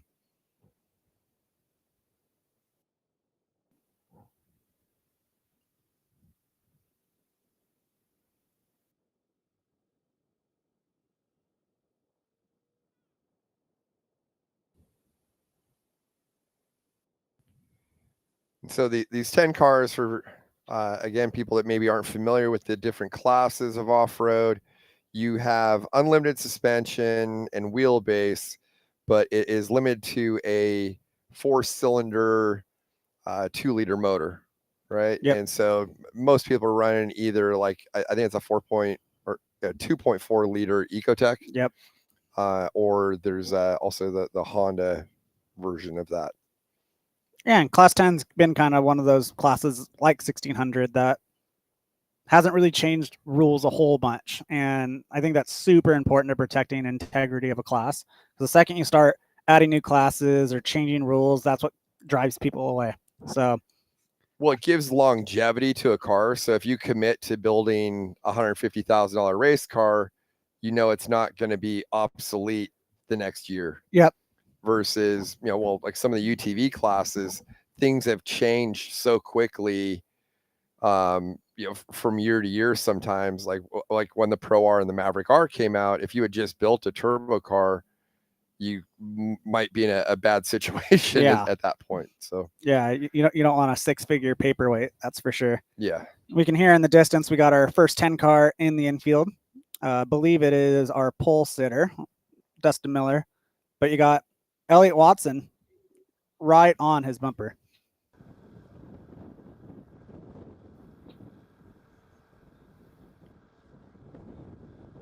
That would lead me to ask, where is Bronson Chiramate? I'm sure he's right up there. Right here, we're going to get validated on our unofficial time splits. As you can see, we got we'll helicopters. see how Dane and then Chiramate and Watson come through here. Yep, because I believe it was 20 seconds. If we can hold that shot. Yeah. Yeah, if we can get back to the moon bumps as quick as possible, this is now the time. Because this is about 2 miles up from the moon bumps from that last shot that we had. So shouldn't see any cars coming by this shot right now. See, we got the outskirts of Bullhead City in the background. Okay, I just heard our leader go by. Yep. So he should be coming in the moon bumps. Well, we would maybe actually see him on this shot right here. Yep, and sounded like more than one car too. We're literally right next to the track.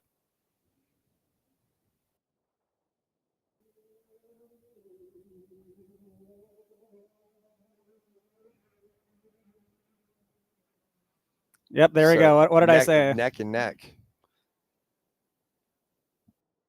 Are you familiar with the color schemes on these cars? Yeah, it's Elliott Watson right on his bumper. Okay.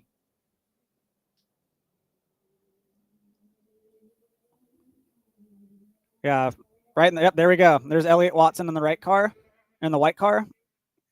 Just made the pass for the overall lead.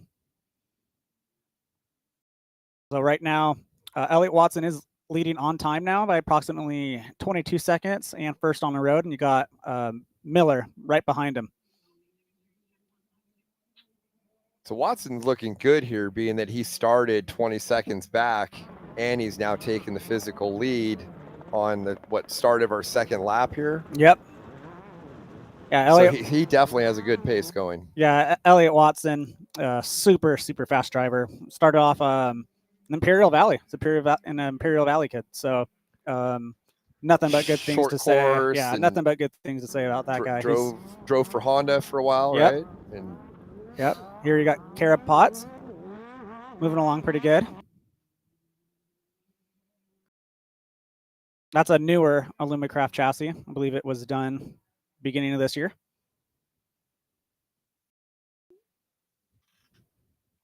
Caleb's still a young kid, super hungry, doesn't know what he's scared of yet. yeah. But I remember good buddies with his older brother Cole that took a rear start, and I knew Caleb was going to be fast from watching him at a young age. Just like we were talking about earlier, these young kids are getting behind the wheel at young ages and being able to take names. There's Starkey right now making the pass. I think this is the second time I've seen Starkey make a pass on the moon bumps. So in your opinion here, we have multiple chassis builders in class 10. What are the advantages to one chassis versus another? Well, when you can't really talk about class 10 without talking about Alumacraft first. I mean, Alumacraft is, as of right now, the hot ticket. But that have been for a while. Yeah, that's for good reason. Matt over there at Alumacraft has been working there for a really long time, and now owns it because Mr. John Cooley, super cool guy, is retired now, and Alumacraft just kind of has the dialed in setup. But you have other manufacturers as well that are all pretty good. Like you have Raceco, you have Tatum, you have the Racers. The Dane Miller car, that single seater? Do you know who I'm the not builder familiar was with what chassis. Yeah, not either.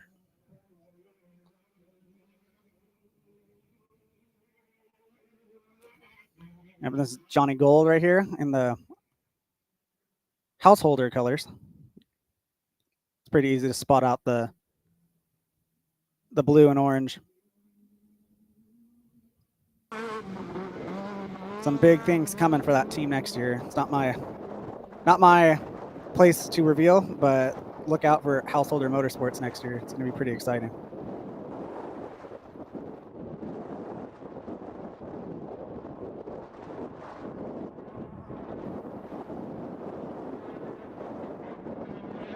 A pretty good pack coming here up the Powerline Road over the first road jump. Yep. You got that Alpha car by Johnny Kaiser. I've always loved those cars. With Robbie back in the day had them, and then famously Harley Letner. Yeah. The TT Destroyer. Who we'll see out here later today, actually in our next heat. Yep.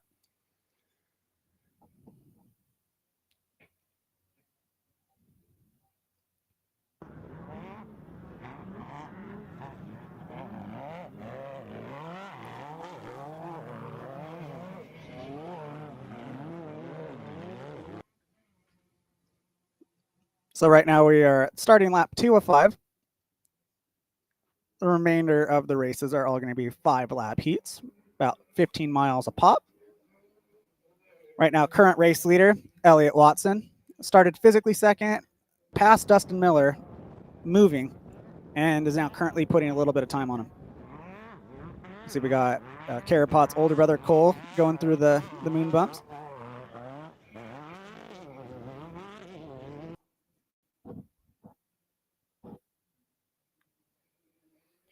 Yeah, looking at the Maxxis flags there, it almost looks like the wind is picked up now a little. So I think that forecast is correct. And it is dustier, but it's been blown off the course really, really quickly. So I don't feel like dust is a huge issue probably for them right now. Yeah, and just kind of based on where the wind's blowing and the configuration of where the track is, it really lends itself to passing. The only place I feel like where it would really not work for you is up towards the top by the mountains there. Yeah, for this straightaway that they're about ready to. Yeah, when you finish going up the pole line road and make that 90, you would be going basically downwind. Yeah. But for the majority of the rest of the course, it's all a side wind, which is good. Yeah. We got our race leader, Elliott Watson, about halfway through. He's about ready to head through the proving grounds, but Dustin Miller is right there. I don't know if he snuck up on him, if Miller wasn't expecting Watson to put on such a charge, but he's been hanging in there. Watson hasn't been walking away from him. Yeah, I got a great onboard shot right now of Brody Akins. Yeah, here's a good battle. Yeah, that's Brody Akins wheeling it. As you can see, he's got no passenger in the car. He's doing it all solo. I can't tell who he's behind, but I don't know that I've ever seen somebody run 2 convex side mirrors as a rear mirror like that on it. Did you see that? What he was running? I did catch that. Basically, it looked like he had 2 side mirrors mounted as his rear mirror. Yeah, interesting. Maybe. Well, is there somebody else though? No, he's in there solo.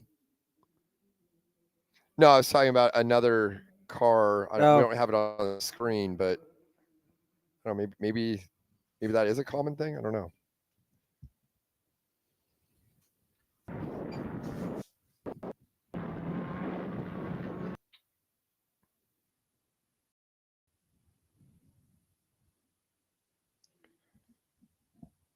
Just looking at some of the comments from YouTube, someone's asking with restrictions for class 10. I believe it's an unlimited chassis, right?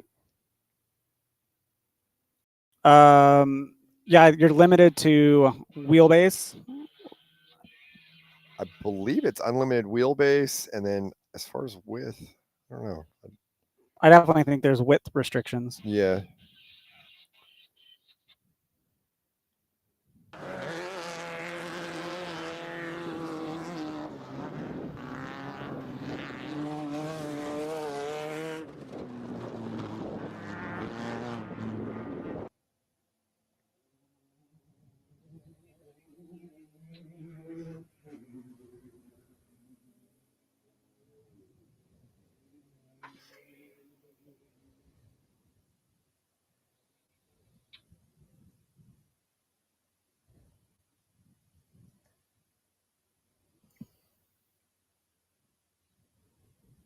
Yeah, right now you're riding along with Elliott Watson right now.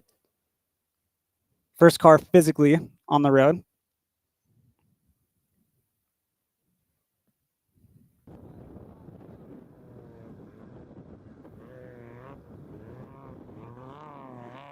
Class 3000 truck. It was kind of like I know Pistol Pete was the original one who built those trucks, and they were kind of to compete against Trophy Light there. And one guy that absolutely swears by those trucks is Fish, believe it or not. Fish has quite a bit of seat time in one of those trucks. Yeah. Okay. I've seen quite a few videos of Fish, laying down the chrome horn here at Rage of the River. And maybe that exact truck. I know Fish could maybe confirm or deny it.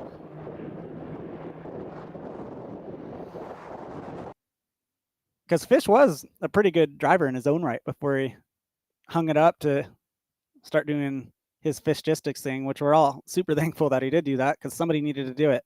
Yeah. What better guy than Mr. Austin Farner? Have we gotten any more updates from him lately? No, Fish has been slacking. I know he's been on a boat, but I think that's not an excuse anymore. So what? He's just out having fun on a boat while we're announcing this race? Yeah, I know. So from what I can tell, I'm still kind of looking through rules, but for class 10, it's saying width is generally open. Interesting. I know it's unlimited chassis. I was just trying to see if there is something that specifies a width restriction. So far, I'm not seeing anything.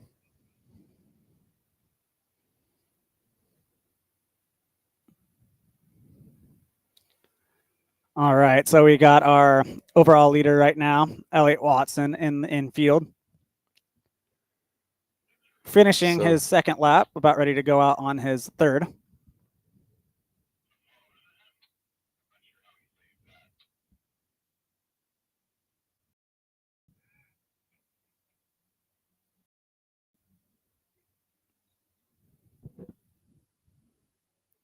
Yeah, I kind of feel like just because with a limited motor, that because of weight, that's gonna limit like your width and your wheelbase just on its own. Yeah, just because if make it bigger, wider, you know, It's gonna be heavier. Yep, more surface area, which is going to equal more weight. Yeah. You can't really sacrifice durability for weight. Like there's a balance for that because you don't want to make stuff too fragile.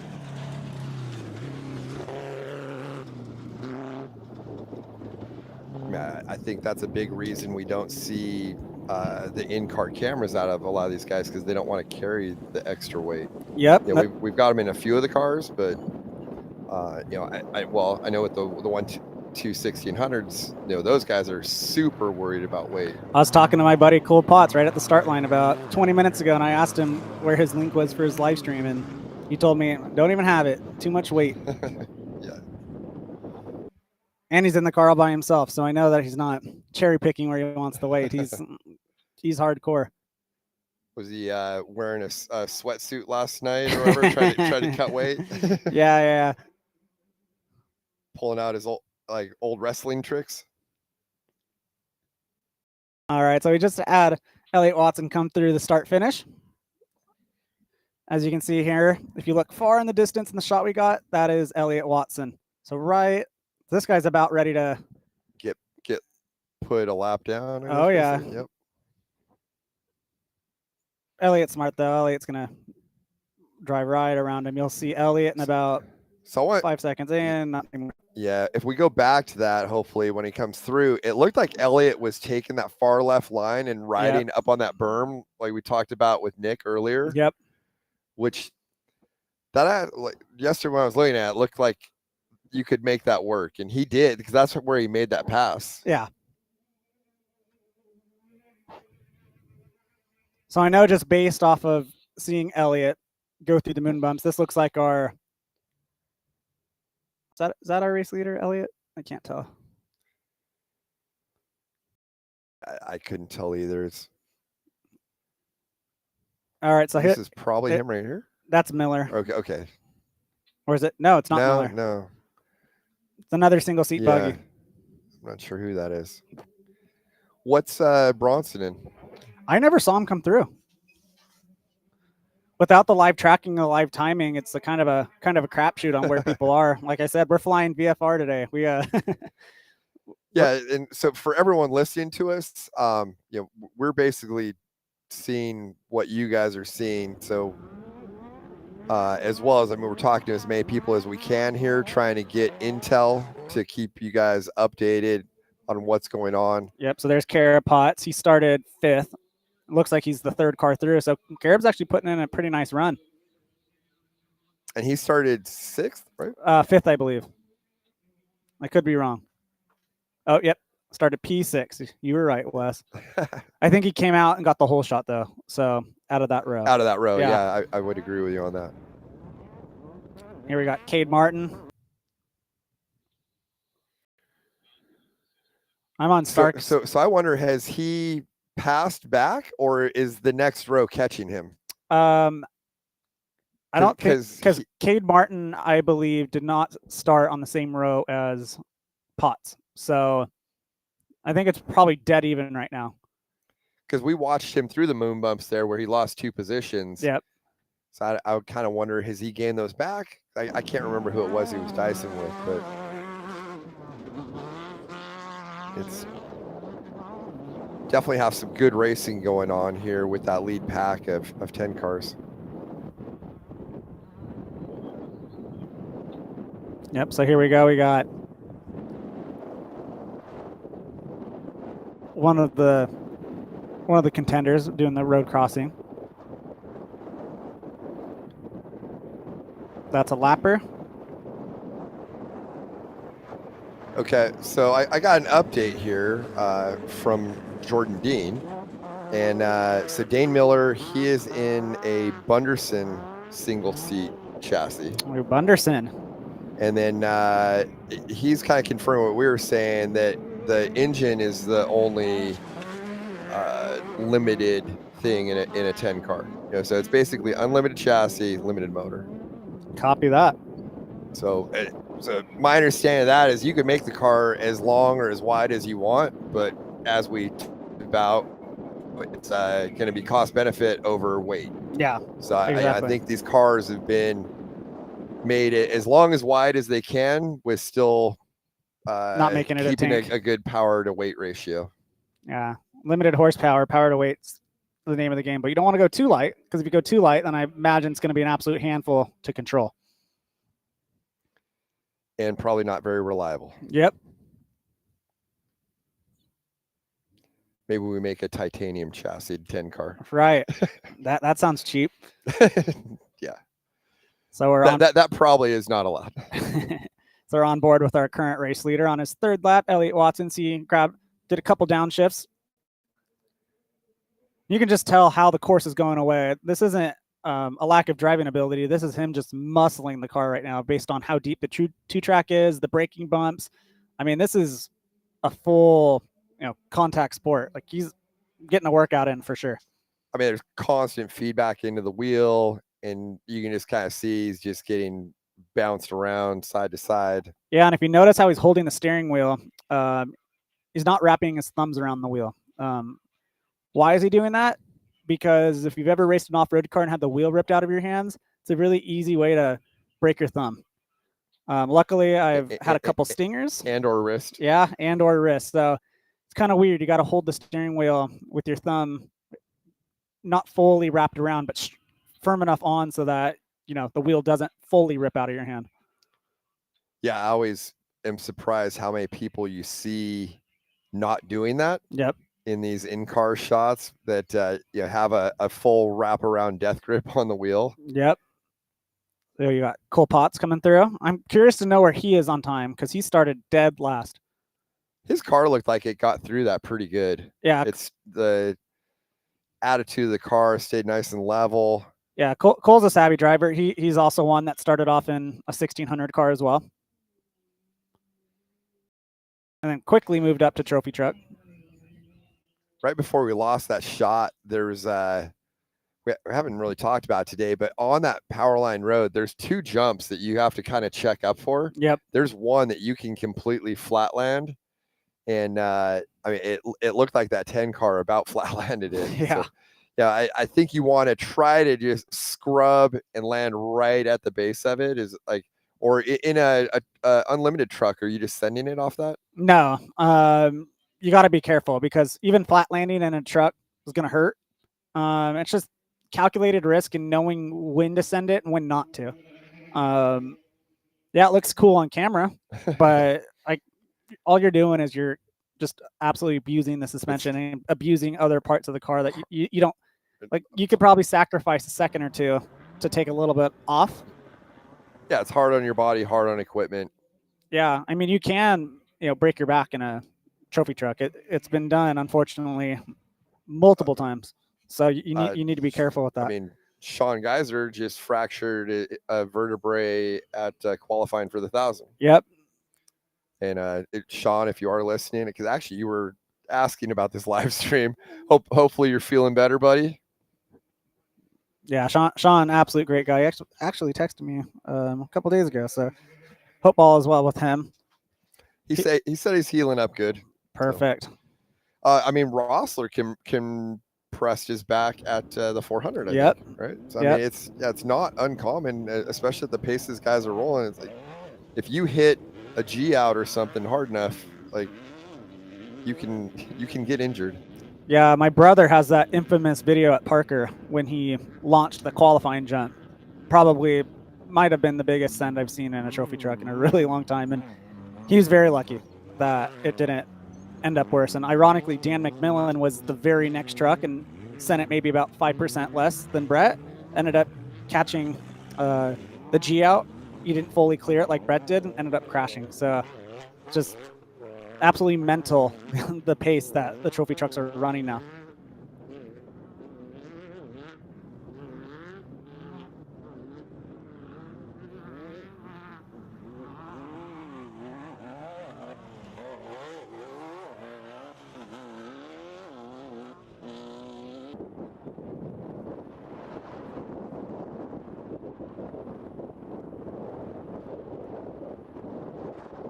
And for those of you just tuning in, we are here at the SNORE Rage at the River. We're right now in the middle of Heat 5, which is our Class 10, 5 Unlimited, Class 12, Class 3000, Class 6000. The Class 10s and 12s and 5 Unlimiteds are completing 5 laps. They're right now in the middle, or closing out their 3rd lap. We're riding along right now with our current overall race leader, Elliott Watson. Overtaking a lapper right there. Yep. He's over by the high school jump, so about 3 miles away from the finish line, where he'll be starting his 4th of 5 laps. So right now, a little bit over halfway through the race. He's kind of, well, I think is he past the flyaways now? I think he's coming up to him or right is he now. just going into it? Yeah.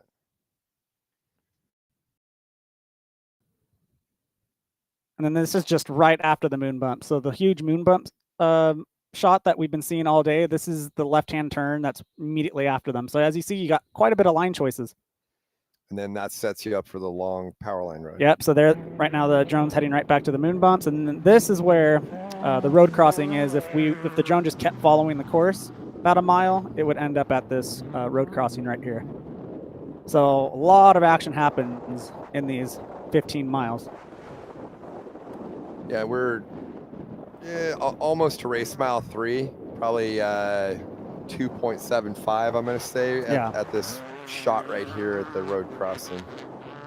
So really, in each lap, that road crossing is fairly early on. The moon bumps are less than a mile in. Yeah, if your stuff isn't tight, leaving the start line, you're going to find out pretty quickly.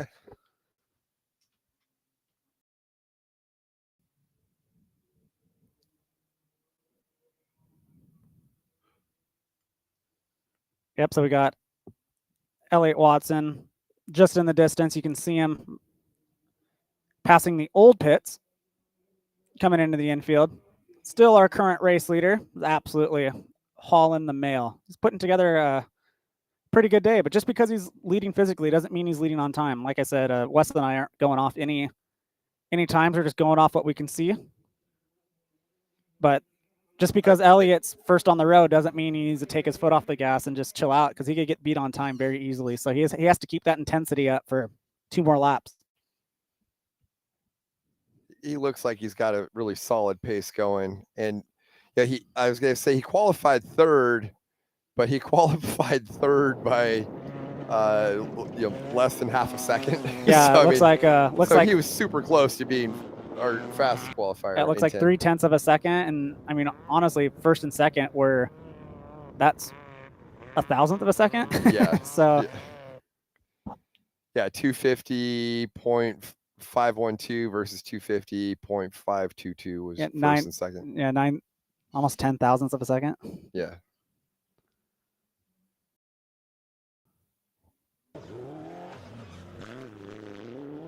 That's what I like so much about the limited classes, is just how tight the racing is. You're starting to see it blend over into the unlimited races now too. Well, it just makes it. Yeah, I think 10 cars are developed enough now that they're a reliable car, and they're fairly even. Obviously, like your suspension tuning and all that makes a big difference. But again, it's another class that I would kind of consider a driver's class. Absolutely. Cubic dollars aren't going to win you a Class 10 race. I think obviously you need a good vehicle, but you got to drive it. I mean, I guess that's in every class, but not everybody can afford, like, say, a Mason all-wheel drive. Yeah, and the guys that are in them are fast, but it's. I think you understand what I'm saying. Yeah, essentially, if I'm interpreting what you're saying correct, is like all classes are driver's classes per se. However, the more of a driver's class is when you take the car out of it. So Class 11, Class 1600, Class 10 a little bit more freedom, but those super limited classes where the car can only do so much. Everybody has a lot of the same. Like, I would even argue that UTV is less of a driver's class than Class 11 and Class 1600. I would agree with that at this point. The UTVs, there's a pretty big difference from a top tier car to a lower tier car, versus I think in the limited classes that we talked about, they're more even. Yep. It's the same thing. You go with your buddies to a a go-kart track and all the go-karts are the same, you know, it's the guy, well, hopefully they're the same. Yeah. But yeah, it's like you got to milk every little bit out of that vehicle that you can. You know, versus I think in some of these other classes now, you can actually overdrive it. It's a little bit of a different scenario, I guess. But Yeah. but I feel like in like a 10 car, you're still kind of at a point where you're trying to milk every mile per hour out of it. Yep. So this looks like our second physical car, Carib Potts. Watch out, Carib. There we go. So I wonder if something happened to Dane, because we haven't seen Dane in a while, have we? We have not. Because it was that last single seater that we thought was Dane wasn't even actually Dane. Yeah, we kind of have to take everything though with a grain of salt, considering that we're only going off what we see. Right. People are going to try to sue us for giving them false information here, but we're watching the same feed that you guys are watching. So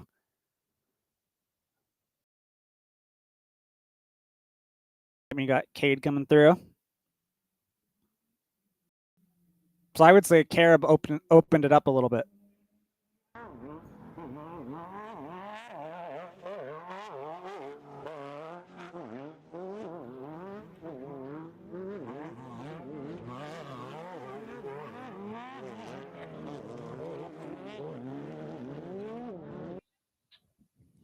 Thinking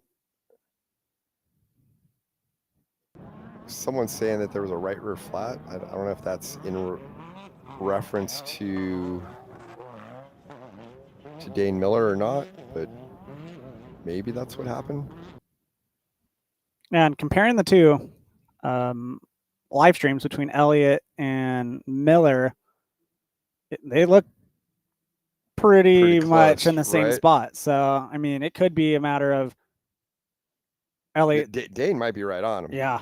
Because I mean, he's on. Looks like he's on the Powerline Road.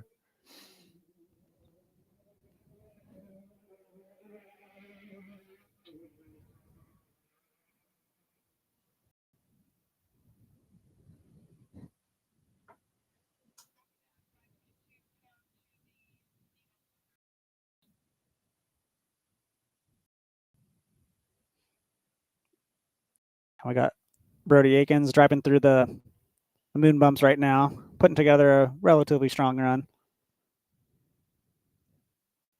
So that's the thing too, that 10 cars always produce good racing, because I won't say these things are bulletproof, but you can lean on them pretty hard.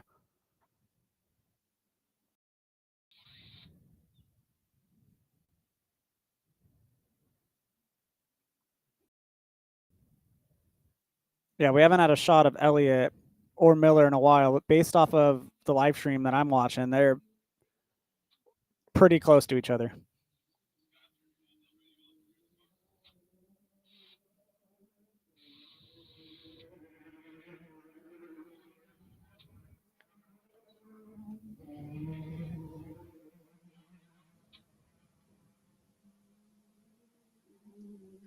In all of these shots, looks like the course is just starting to deteriorate more and more as well. Yeah. So I think as we get into the unlimited trucks and the one cars and 6100s, then definitely if 5 laps of that, it's going to get really tore up. You can tell where it's getting chewed up based on where the dirt's changing. So the darker the dirt, the more that the environment is getting disrupted. And that's where all the big bumps are going to be. So this drone footage that we have here, you can see it's really high quality. You can see where it's getting chewed up. Just look at the different colored dirt. Basically where it's dark, that's where the tires are digging into the ground. Because everybody's landing and crashing into the same hole. And if you keep doing that over and over and over again, it's definitely going to influence the shape. That's what we call like a square edge. When stuff gets really square, not really round, that's what's going to cause those big donkey kicks, which has got a couple trophy trucks into trouble last year. But so far, it's been relatively tame for the limited classes. I've been impressed. And generally, the square edge side is going to be what you're heading into. Yeah. So usually they get square on the leading edge of the whoop, and then they're rounded off the back. Correct. Because what also influences that too is when you land and you get back on the gas, your roost is gonna It piles dirt Yep. back onto it. Yep, and it's gonna cause a much steeper lip. That's why these guys have an advantage of seeing a lap every 15 minutes, every 12 minutes. But if you race like a much longer loop, like especially over like at the Mint or like Parker, for example, it'll be a couple hours since you last saw it. So it's very easy to forget where stuff could get squared off. So you got Cole Potts sizing him up to make a pass.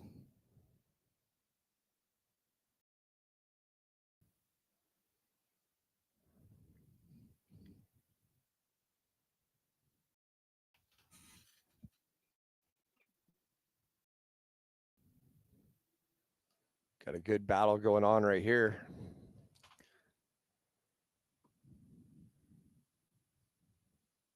So that's Akins that made that pass. Is that right?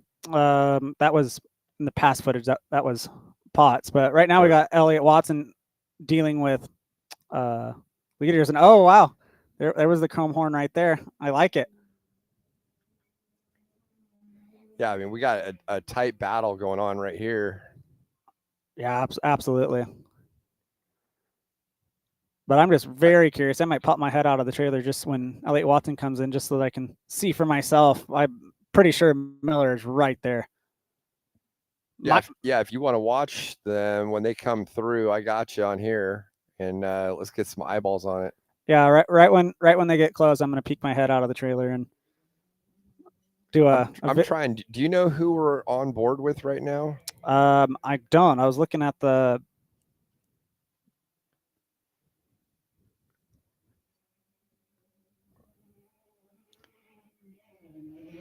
I was looking at the live stream and couldn't pull it up.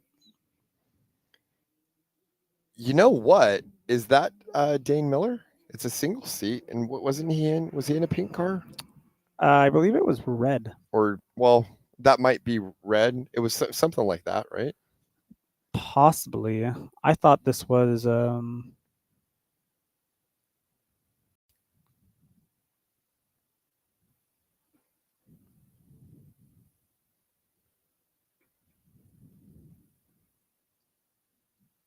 Yeah, I couldn't.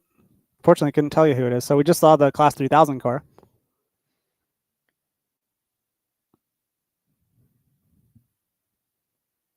Didn't that look like that car was passing a truck? Is that in this race? Yeah, that's the Pistol P car. Oh, somebody was upside down. Okay, that's a 2000 or 3000. Yeah, this could very well be 3000 or 6000. It could very well be a Class 12 car as well.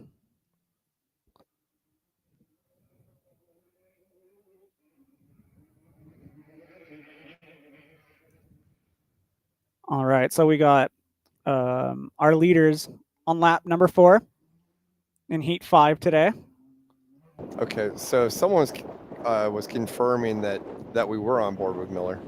Oh, that was Miller. Yeah, so I kind of thought maybe that's who it was. So.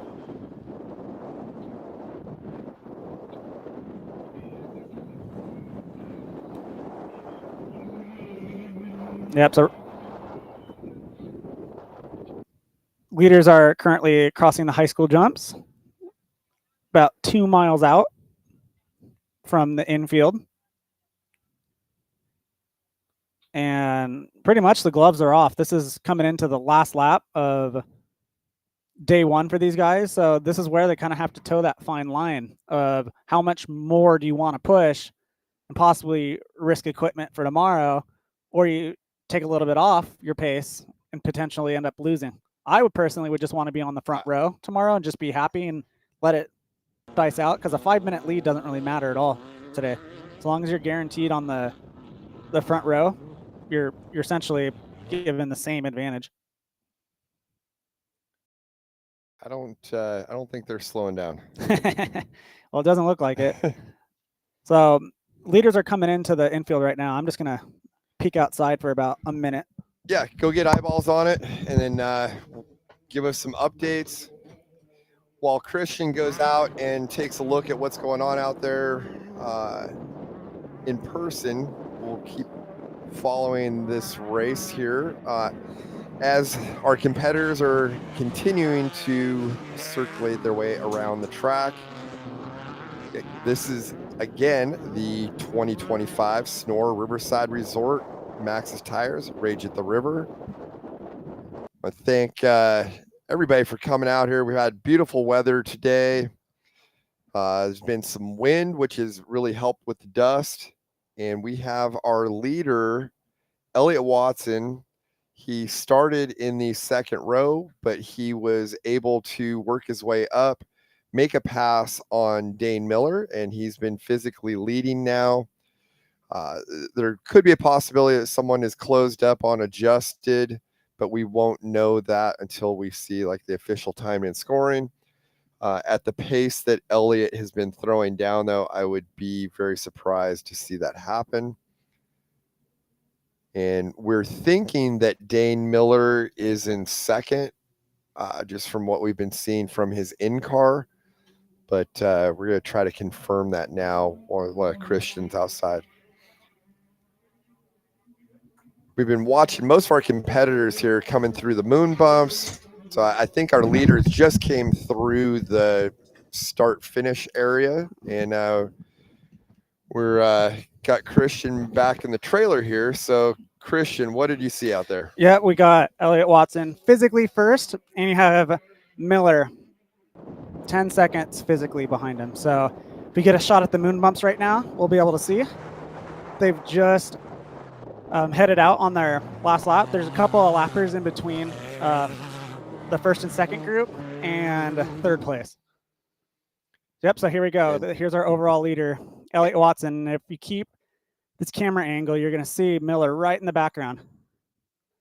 But he started 20 seconds ahead of Miller, so he's like adjusted about a 30-second lead. Yep, so there's Miller right here. So Miller would have to pass him and put 20 seconds on him. So that's kind of the disadvantage of going first. Is I don't know if Miller made a mistake or like it couldn't have made that big of a mistake. I mean, when we saw him make the pass, it looked like Elliott just ran him down. Yeah. But he's been hanging on with Elliott, so that makes me speculative that he just didn't see him coming. That's kind of the disadvantage of being in a single seat. It's possible, or maybe Elliott's just being smart. Yeah. And he's, he knows that he started 20 seconds behind him, so you don't need to beat him by 10 minutes. Just go just fast enough. He's got 10 seconds on him plus the time adjustment gap. So I mean, that's actually a pretty comfortable lead. Yeah, and Elliott's a smart guy. If I would probably run a very similar strategy if I was in his spot, where I'd try to push as hard as I could the first lap to get the leader where I want him, and if an opportunity to pass presents itself, take it. And then go just fast enough to win. Yeah. Keep everybody behind you. Saving your equipment. Don't overdrive. Yep. And just go fast enough to win, and then start on the front row tomorrow and try to do the same thing. Yep, and there's Carapotts right here. I believe he's our physical fourth. He's either third or fourth.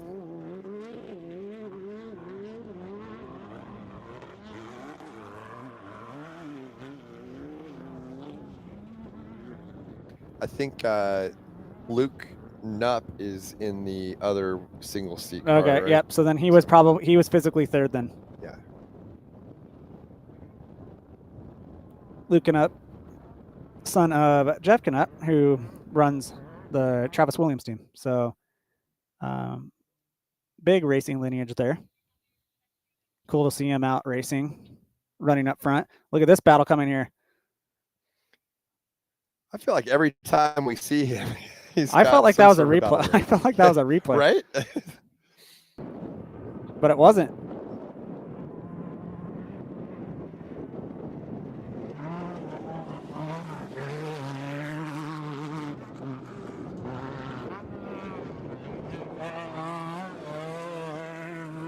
Yeah, check out this battle that we see coming up. This is the last lap, by the way. So, like I said, gloves are off. People, if it's time to make a charge, this is the time. You only got 12 more miles to make it happen.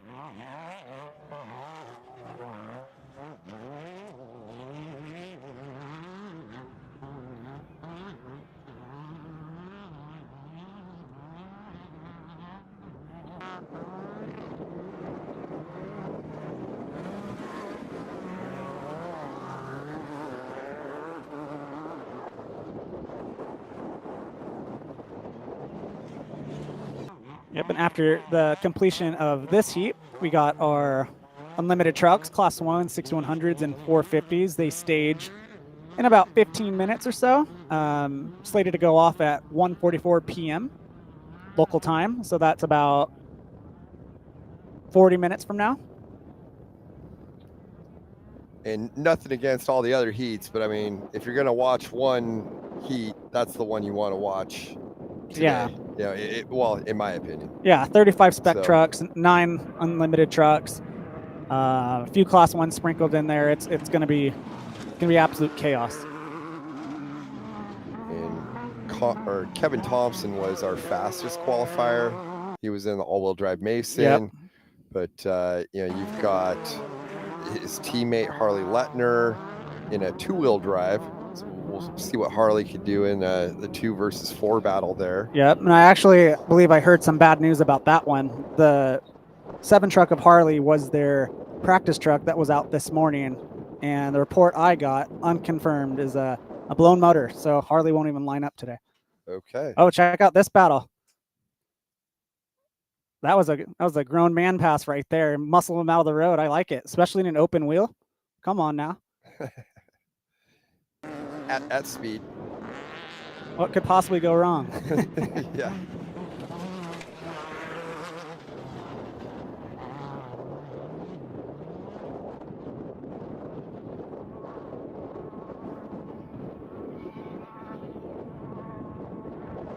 What are your thoughts on the truck versus buggy challenge that we've got coming up? So Kevin Thompson in the all-wheel drive versus Connor McMullen. Connor McMullen, I mean, he's won the last 2 of these, right? Here? Yeah, is Connor racing his spec truck, or is he racing? I have him down as qualifying in a Class 1. So see, I'm confused because I thought.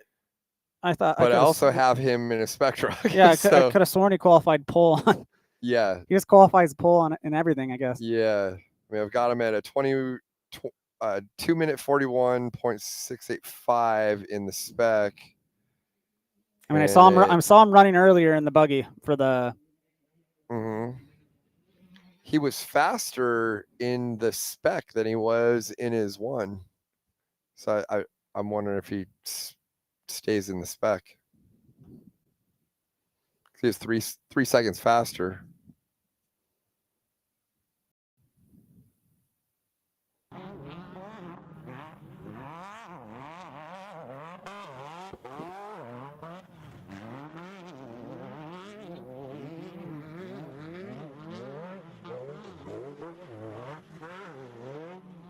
Yeah, it's gonna be very interesting. And it looks like, yeah. So I mean, Dayton Miller, he's going to be hopping straight out of this car and going into a 6100. Yeah, it could be. He qualified 6th. It could be his dad, maybe Dustin driving. I'm not sure. Okay. Driver of record, we're showing Dane, but we will see. We shall see. I mean, honestly, like that could be an advantage because he would have tons of seat time on the course, hop in the truck, take a quick swig of water or something. Yeah. And, but he's going to know his lines. Yeah. And could be. It could be. It could also screw you up too. It's sort of like in the short course where you got guys going from racing both Pro 4 and Pro 2. I remember talking to Rob quite a bit about it and just how it was always got to reprogram your brain. Yeah, it was always better to go from 2 to 4 than 4 to 2, just because of the very distinct driving styles. Where with a all-wheel drive, you want to get the nose pointed and just stomp on it. Where rear-wheel drive car, if you do that, you're going to go spinning really quickly. So it's being able to understand, weight transfer and knowing when to get on the throttle and when to get off of it. Because throttle really helps you in an all-wheel drive. It could also hurt you if you're a little bit too aggressive, because where the front tires is going is where your front tires are pointed, where the car is going, especially if you're on throttle. Where rear-wheel drive car, not so much. You have to be a lot more patient. At least from a 10 to a spec, both are 2-wheel drive. So I think maybe there wouldn't be quite as much of a difference.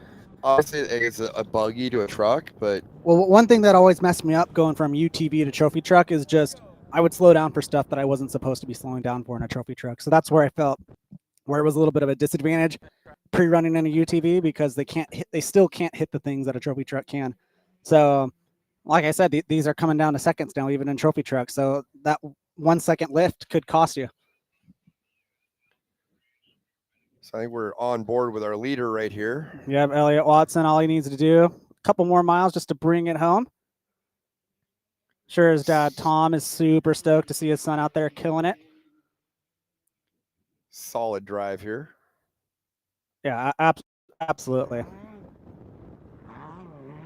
And just watching his live stream, he has hardly made any mistakes, if any, at all today. I've been very impressed. But Miller's been on him the entire time too. Even falling behind, he didn't let Elliot just walk away. He was just hanging in there, waiting for Elliot to make a mistake. And luckily for Elliot, got to tip your hat to him. He so far hasn't made any. I'm going to try really hard not to jinx him. I think if I was Miller, I would have liked to have tried to stay a little closer to Watson so you could at least watch his lines. Yeah. And learn what he's doing and learn what his car is good at versus what your car is good at. So for tomorrow, you kind of have that ace up your sleeve. Yep. The problem is at a 10-second gap, you're not close enough to actually really watch what he's doing. Yeah.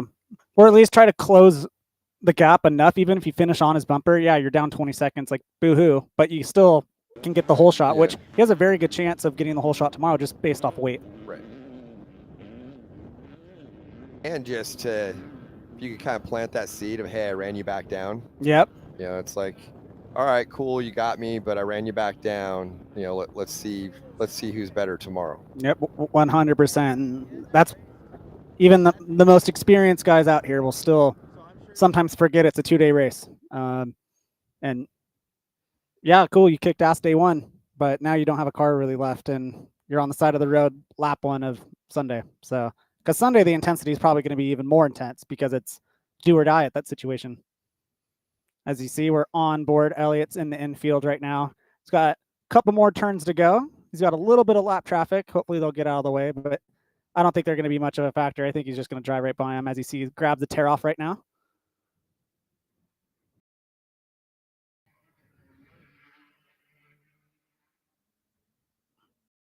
He's going to dive to the inside. Very savvy.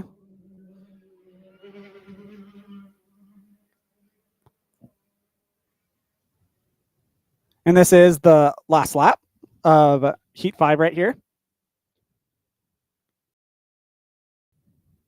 I can already hear the trophy trucks lining up. It's going to be a good one.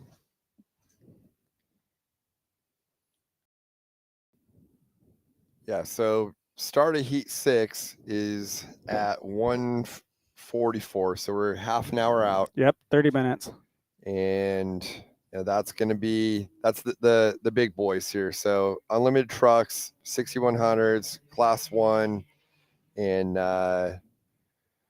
what's the 450 class? You're asking the wrong guy. I wanted to say 1450, but they are racing later. So I honestly couldn't tell you what the difference was. I'm trying to look that up. Where's Eisenhower when we need him? Right.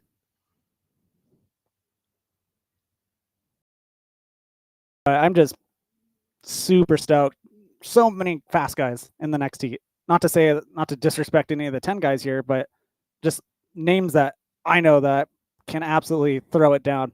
Kyle Jerkinson, Brent Fox, Nick Eisenhower, Connor McMullen.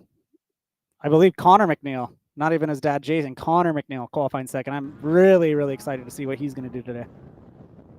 How old is he now? Oh, I think he's under 18. Yeah, I think he's still in high school. Right. Super impressive though.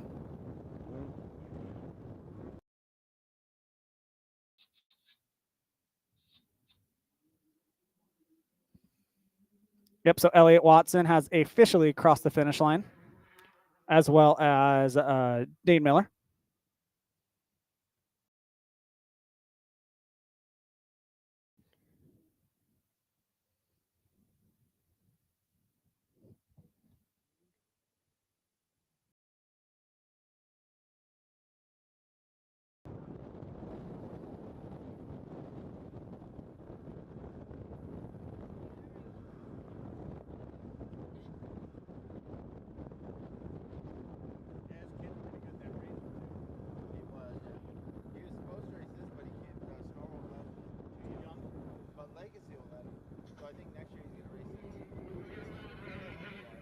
Yeah, I'm very curious to see what the official times are going to be because it seems like just everybody's so close. I know one to look out for is Kara Potts and his older brother Cole. They've been hanging in there. And they had started towards the back. Yeah, Kara was P6, but Cole Well, Cole had didn't started even towards qualify, and Yeah. I knew he was going to make a charge. Pretty much identical equipment.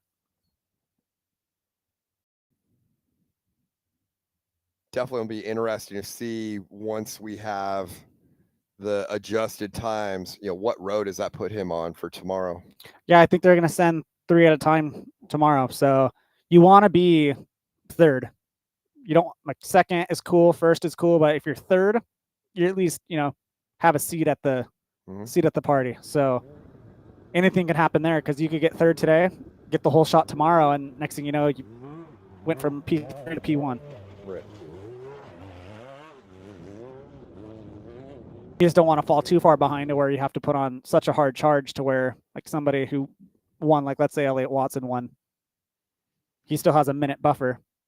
So now to be clear, with the 2-day format, the score and time from today, and then the score and time from tomorrow, they combine the two scores then, and it's the lowest time of the two combined. Yep, correct. Or that was my understanding, right? So tomorrow, your finish from today is gonna seed you for your start position tomorrow, but then you gotta combine both scores. Yep. So you could conceivably, like say in this race, we're gonna say that approximately that Elliott Watson was 30 seconds unadjusted ahead of Dane Miller. Yep. So tomorrow, Dane Miller, even though they start on the same row, he's got to beat him by 31 seconds. Correct. Dane Miller would have to get the whole shot and then put 31 seconds on him to win. And I think even in a rare event of a tie, I think day two probably day two would be priority. Yeah.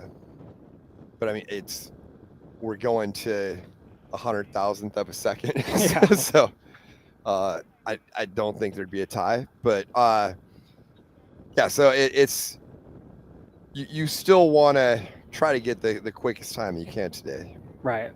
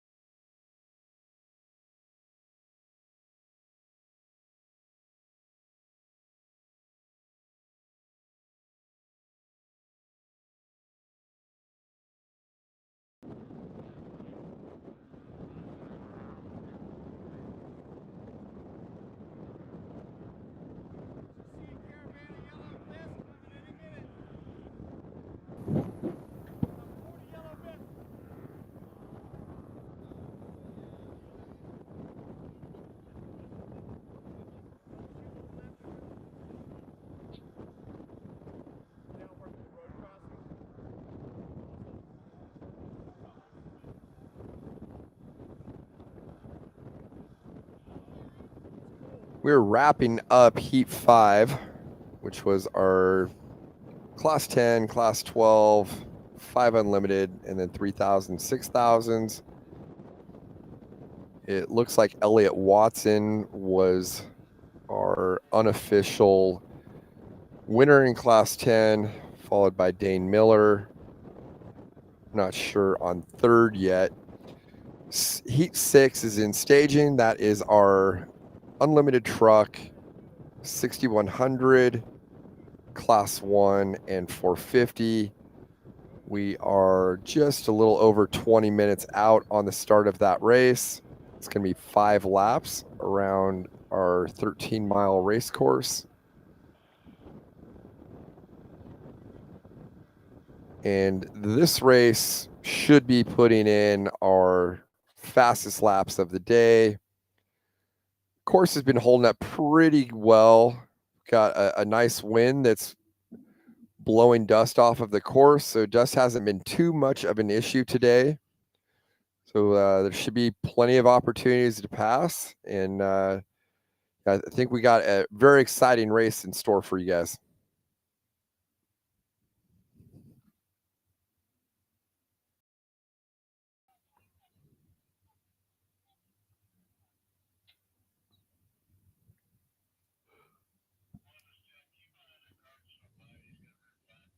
Yep. So they just closed off the start finish now. So no more cars in this race are going to be going through lap 5. So the table's starting to slowly get set for the much highly anticipated unlimited race.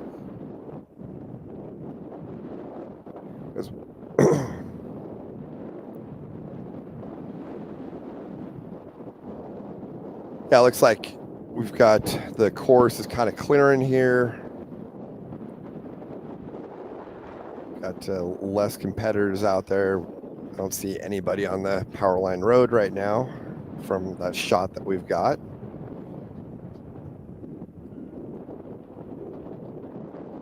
So what are your thoughts on this race, Christian? I'm honestly at odds. If I had to put my money on anybody, I don't know who. Yeah, it's just so competitive just looking down the list. I'm extra curious to know how Connor McMullen is going to race in 2 classes. If he was racing a spec truck, I think he might be my pick, but honestly, my guy always has been, always will be Kyle Jurgensen. Kyle Jurgensen's just an absolute wheel, man. I've known Kyle Jurgensen for over 10 years. He's so fast and so talented. I knew he was a talent before everybody else really knew he was a talent, and anything that he's gotten behind the wheel of, he's won. He's just a winner. He has that in his DNA, and you wouldn't know it by just talking to him because he's so soft-spoken and so humble, but once you get him behind the wheel, he's just an absolute madman. So I would say that he's probably going to be my bet. I know that Camberg package has been really, really good for him, but it's just so tough when you look down the list. You got so many good guys. Like another one to pay special attention to is his name on the roster is Joe DeLucy, but for the 205, it's going to be Robbie Gordon driving. First time driving a spec truck, I believe. Very curious to see how he's going to do today. Yeah, we were talking earlier. I don't think Robbie has raced a spec truck ever before, has he? No, and honestly, if I had to go to Vegas, I'm putting money down that Robbie's jumping the start to get the whole shot. Just me. Just me. Nah. What would make you think that? So I mean, are there any other all-wheel drives other than the Concrete Motorsports? With Don't Kevin? believe so. You got Kevin Thompson in the Mason all-wheel drive, the same truck that they raced at the 1,000. Did a light prep on it apparently. Yeah. From what I was told, apparently Harley Letner starting 3rd in the Herbst truck is a scratch due to a blown engine, because that was to my understanding the same truck that they did all the pre-running in for the 1,000. So that engine was pretty much timed out to begin with, which is a bummer because Harley likes to throw it down, especially in that Herbst truck. Scott Cervazza is going to be pretty good, but I think the race that is going to be the most intriguing is going to be the spec, for sure. I mean, there's people that didn't have such, like even Nick Eisenhower himself qualified 10th, wasn't even mad about it because he looked at the list in front of him and was like, you know what? Maybe this is where I want to be because I can sneak up on all these guys and get them when they're not paying attention to me, which is... Well, sometimes you'll have a pack that they're going at each other so hard they take each other out. Yep. Or they push a pace that's so hard that they break their trucks, or and then you can sit in a position where it just falls into your lap. Yeah, but like I said earlier, these spec trucks are just straight hammers. Like you honestly have to hate your equipment to be able to win in these things, and that's where it's like Connor McNeil, super impressive qualifying run. It's just, is the experience going to really pay off with the other drivers, where Connor doesn't quite have as much experience? I know that he has a great dad to learn from. I'm very curious to see if he's going to rise to the challenge, because he's got some really fast guys starting right behind him. I think he'll be just fine. That's where I'm honestly curious to see if Jason's actually riding with them. I think that'd be pretty cool. I know that Jason's ridden with him in the Yeah, past. I mean, definitely could probably be giving him some pointers still. Although, I mean, they've had plenty of seat time together. Yeah. But he's so I mean, he's going to be on the same row with Kyle and Robbie. Yep. So that's going to be a very interesting battle. Those Tisco trucks, though, their Tisco chassis a little bit shorter, a little bit better. So I think that's really what it's going to come down to. But also too, it's where you're lined up and where you're getting the traction as well. I know the inside line is very often used because all the heats are going through the inside lines. Robbie's going to be way out into the weeds, so you don't know. And then Kyle's going to be smushed right in between them. It's going to be very, very fun to watch. I really hope that we can keep that shot through the moon bumps there. And, yeah. It's been pretty rad the last couple heats, but it's going to be really important for this one.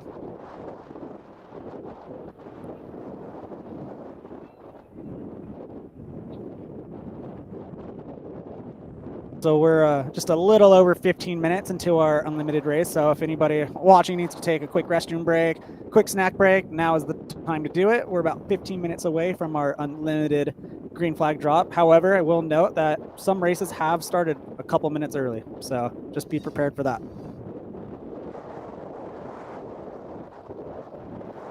So I'm looking at the results from qualifying for the spec class, and it's more spread out than a lot of the, like the top 3 class 10s were less than half a second apart.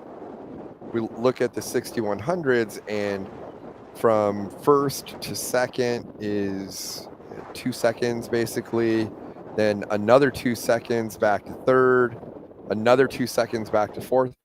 They're pretty spread out.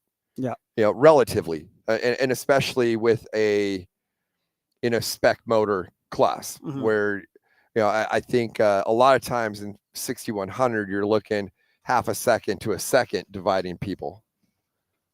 Yeah, no, you're right. At the finish sometimes. Yeah. So so for qualifying, I'm actually a little surprised looking at this that there are that big of gaps between everyone.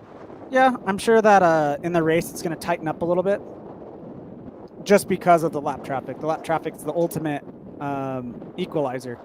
And that's why it's very important that even if you are down a few seconds on time based on how good of time splits you're getting through the pits, got to keep the hammer on, because you don't know, the person in front of you could have what happened to me a few years ago and get caught up by a lapper for longer than you should, and you end up making up 20, 30 seconds on them because of that. So and these truck guys, a lot of them don't play nice. I know from experience that just because you're nerfing them doesn't mean they're pulling over. You got to be kind of prepared to use them as your brake. So I would expect some bruised egos, some bent bumpers, maybe some hoods.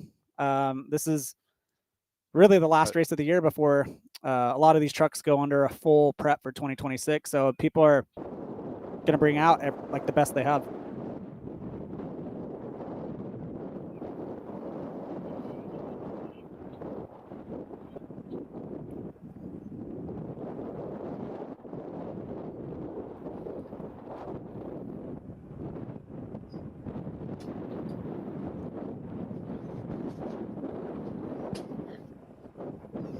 To talk about what you were saying there with the trophy specs, I always kind of felt like, your lead trophy specs, you've got a bunch of really good drivers, and then nothing against the guys that are towards the back of the pack, but sometimes there's some drop off there, and you have some people that are doing arrive and drives, things of those lines, where maybe they have more money than race experience, and that's where you'll catch them, and maybe they just don't have a full grasp of racing etiquette, and they don't get out of your way. Like I've been in races in a UTV and a trophy spec. It just seems like some of those guys do not want to get passed by a UTV in their trophy truck, or 6100 we'll call it. And so like you'll come up on them, you're on push to pass, you're on the siren, you tap them, and they will not get out of the way. And I think that speaks to kind of what you were saying, especially for some of our leaders as they're coming back around. You start getting into lappers. Sometimes if you do have someone out that's not experienced, they can end up, to what you said, costing you a race because you're stuck behind them for an extra mile or two, and the guy behind you isn't, and he closes up on you, and it costs you time. So that's something that can come into play. And in a race like this where it is a lap race and you are going through so many lappers, it is a wild card that is out there. Yeah, 100%. And especially like this race, I would say is the exception, not necessarily the unwritten rule, where if you get to typically the rule of thumb, I learn best ways how Robbie explained it in the Dust to Glory movie from I think 2003 or 2004 is when it came out. You hit them once, give them a warning, and if they don't get out of the way, you take them for a ride on the second one. And that's really the way that us racers are going to be able to self-police stuff like that. But it's still unfortunate how you really have to take somebody for a ride and potentially put them at risk because they just simply didn't want to get out of the way. Like I said, Rage at the River is kind of the exception because it's a shorter course race that, if you're so much faster than me, then drive by me. Like, just because you're hitting me doesn't mean I'm going to let you go. However, like I was telling you earlier, if somebody's on my rear bumper and they hit me once, in the back of my head, I know that they're more than likely using me as a brake for the next turn. So it's that risk that I'm willing to have. And there's some people situationally that I feel like don't have the cojones to do that to me, but then there's others that I know for a fact would. So luckily, knock on wood, I haven't been nerfed quite often, but I've been on the other side of it where it's very frustrating when they don't get out of the way, but you don't necessarily need to slam on them either. You don't need to absolutely take a shot at them. You just need to get linked up like you're a NASCAR doing a draft, and then right when it's time to slow down for the turn, they'll slow down. You won't. Just push them right through the turn. Send them right through the corner. Yep. I think that puts the fear in God a lot more than just aggravating them by slamming them. Yeah, I think when all of a sudden your vehicle starts accelerating when you're not, then that changes some people's driving attitudes. Well, who taught me that one was one of my childhood heroes, Andy McMillan. A couple years ago, I was in the Geyser truck and he was in his all-wheel drive. I pulled out in front of a pit, knew he was there, and I saw what I called a right three coming up. And I went to go slow down, and the truck wasn't slowing down, and it scared the living daylights out of me. And I wasn't going to pull back in front of Andy again. I was going to let him go. But that was the way to do it. He didn't slam me. He just did it in a very respectful way. Yeah. Like you said, you just roll up on them. You don't pop them with your bumper. You give them, you stay in it and push them. Yeah, I call it the NASCAR draft. You just link right up on them, and they know you're there because you're pushing them. It's like driving a go-kart. You feel the draft, but then once it comes time to turn, all of a sudden your brake pedal is going to go to the floor. That's the way to do it, in my opinion. And still not do anything.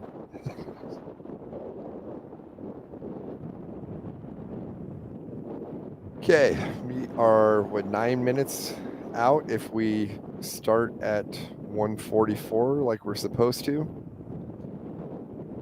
Those of you, if there's any people are just chiming in to catch Heat 6, which is what I would call our premier race of the day.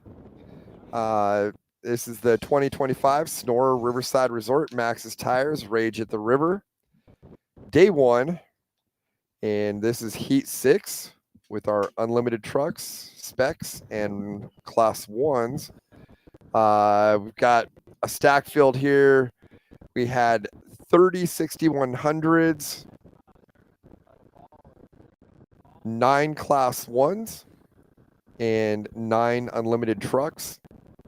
So we've got a very solid field here. Our top qualifier was Kevin Thompson in an all-wheel drive Mason.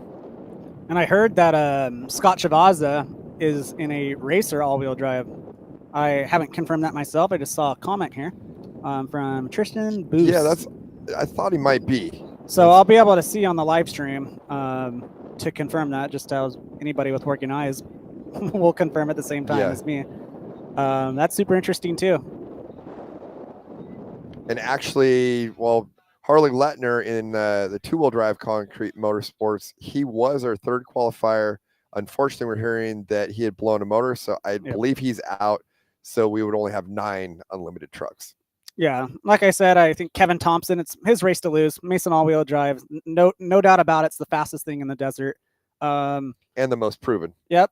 But well, I think what they're doing now, I drives. think this race for Kevin is more so fun, but also R&D. Like as I heard today from a source in the team, they've done a very light prep with it since the 1,000. This is the same exact truck that they just ran 1,000 miles in Baja. And I think they're just doing a couple, I think they're using up the prep. So yeah, basically it's going to need a full teardown, so you might as well use up your parts, right? Yep, and then maybe even test something where it's a low stakes race where it doesn't really mean anything. So the best testing is through a race environment.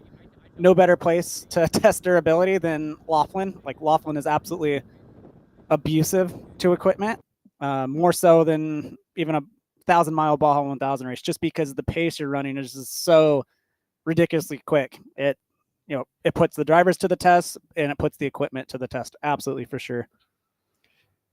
Well, and just how tore up the course gets, because they are doing, so many laps around a 13-mile course versus, even your bigger loop races are generally at least 50 to 100 miles. Yep. Yeah, so this course has seen a lot of frequency. It's seen 5 laps races with 80 plus cars for the last, 6 hours. And now you got 40-inch tires and double, triple, quadruple the horsepower now. That, like I was telling the viewers, pay attention to the color of the dirt, especially in the moon bumps. That's how you're going to know that it's getting chewed up. And also, too, when you're on watching the live streams as well, look at the 2-track. It's just going to keep getting deeper and deeper. And I would say probably, if not by lap 1, by lap 2, they're going to be dragging skid plate for sure. Yeah, that's one thing. So pretty much all of our vehicles up to now have been on a 35-inch tire or smaller. Now these trucks are going to be on larger tires, so they'll have a little more ground clearance to start, but then they're going to dig those ruts deeper, and then by probably 2nd, 3rd, 4th lap, you'll start dragging the underside of the truck. Yep, or buggy. And I'm observing and looking far enough ahead. It looks like they might be mixing the qualifying order, where the trucks aren't starting by themselves. They might be doing it full legacy style. I was wondering if they were going to do that with these cars. And I feel like most series are doing it now, where you start where you qualified. Yep. Out of unlimited 6100 and class 1. Yeah. Most series are doing that now. Yeah. Me personally, I might be a minority. I don't like it. I think if you want to start up front, you should run with the big dogs, and if you want to race spec. But I'm a big believer in that the trophy trucks, you got to kind of preserve the elite status of trophy truck. I can see the argument from both sides, but spec trucks also got to qualify before the trophy truck, so they got a fresher groomed track, which absolutely does make a difference as well. So I think I kind of feel the polar opposite of that, because, well, one, I've never been in the lead truck. So I've always kind of I've been in the slower class that qualifies faster. Yeah. And, I guess I always feel like, hey, if I'm in a lower class, but I qualify faster than you, then let me start ahead of you because I'm faster. Yeah. It's just I think trophy truck is, like I said earlier, the exception, not necessarily the rule. When you think trophy truck, you're thinking like premier class. Granted that there's only 9 trucks here. But it would suck if Kevin got a flat in qualifying and had to start way in the back. That's where it gets sketchy is, if say there was 50 trucks here and then all of a sudden he's got to start in the back and work through it. But I mean, that could open up a whole different can of worms though, of okay, does Legend start with trophy truck? In my opinion, I think there should only be 1 trophy truck class. I'll mic drop that one. If you don't want to race against the best, then go race spec. Just because you're old doesn't mean you should get a trophy. Rob Mack is a legend. He still races. He's got plenty of trophies though. He doesn't need any more. All right. Okay. Sounds like our first trophy truck actually just went off the line. Kevin Thompson. So you'll see on the live stream, we're slightly delayed. Definitely sounded a Yep, little. there we go. Definitely sounded a little bit different than the rest of the vehicles we've heard so far. Yep, there's Kevin Thompson. And there goes our next group. Yep, our next set of 3 is coming through. All right, perfect. Here we got Kevin Thompson gets to start by himself because he started on the pole. Obstacle sensing So let's see an unavailable. unlimited Fly with truck come caution. through here versus everybody else. Yep, I bet you he's going to hug far left. Yep, that's exactly what he's doing. And see with the all-wheel drive too. Oh, wow, you got McMullen, McNeil. So they are mixing them. Yep. So I expect, barring any unforeseen mechanicals, like see Kevin pulling away. Absolutely. All right, So you got here we Robbie Class 1 Gordon. mixed in. You got Robbie Gordon, Kyle Jurgensen, and then it looks like Blaine Conrad. Now you got. Oh wow, McNeil got ahead of McMullen. That was nice. And as you can see, the trophy trucks put up considerably more dust. Yeah.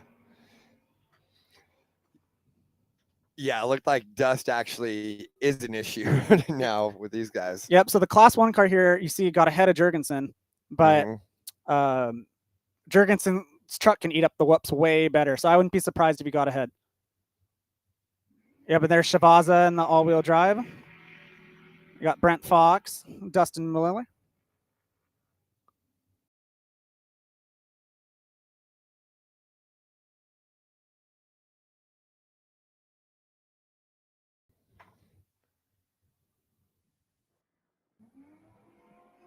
Nate Martino and RJ Stidham. That was a nice hole shot off that line. Yeah. Like 6 truck lengths right there.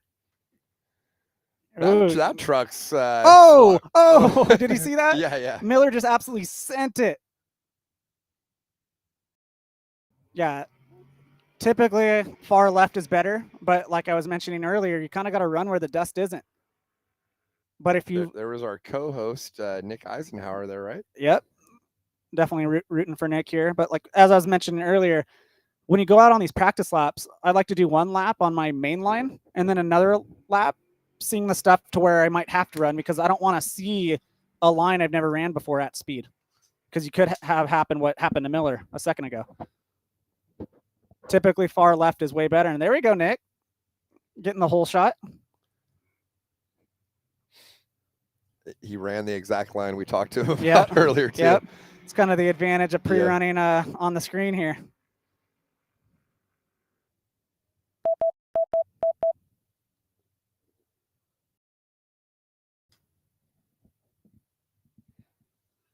All right, so this is the first lap of 5. These are the unlimited trucks, the trophy truck specs and class 1s and 450.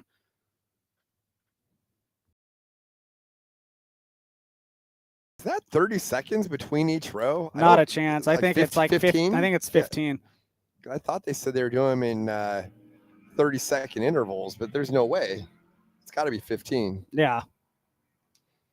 And it is definitely getting dustier out there. Yeah, as you can see, you got Travis Williams behind Jeremy Davis in their brand new Cambric truck. Yesterday in qualifying, there was a bicycle challenge. I think he would have had that covered. Unfortunately, it was a quick time challenge, so missed the mark there a little bit.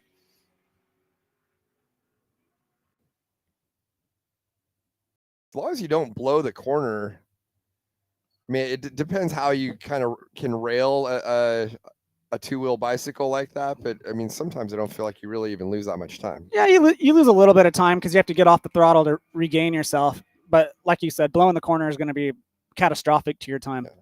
More, I'm thinking like if you're railing ruts and 2-wheel, but your outside tires are still set in it, like you actually don't even have to let off. So here's a unique speed difference off screen. Connor McMillan just got passed by Blaine Conrad in the Class 1 car just because the Class 1 car could probably go 130 plus on the high speed road, but Connor's all over his bumper right now.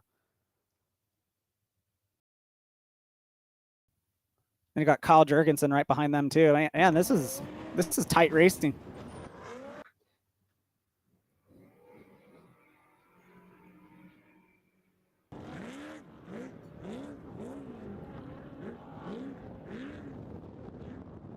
We're just about done with all the starters.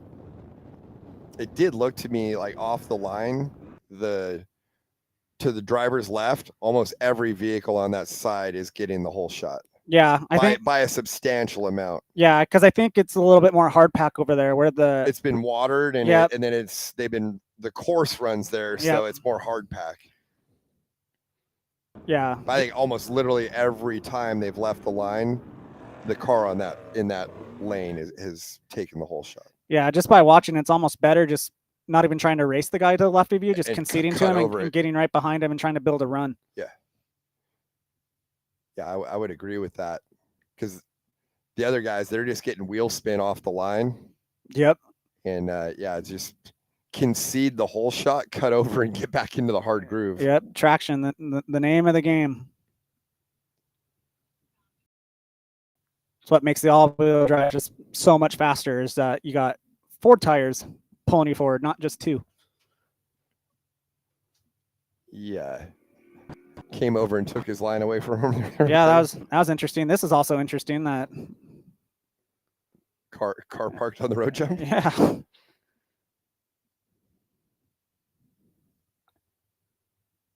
So we don't have any cameras on Kevin Thompson, the presumed overall leader. But looking He at should be about 2/3 the way through, probably. yeah, they're probably through the proving grounds by this point.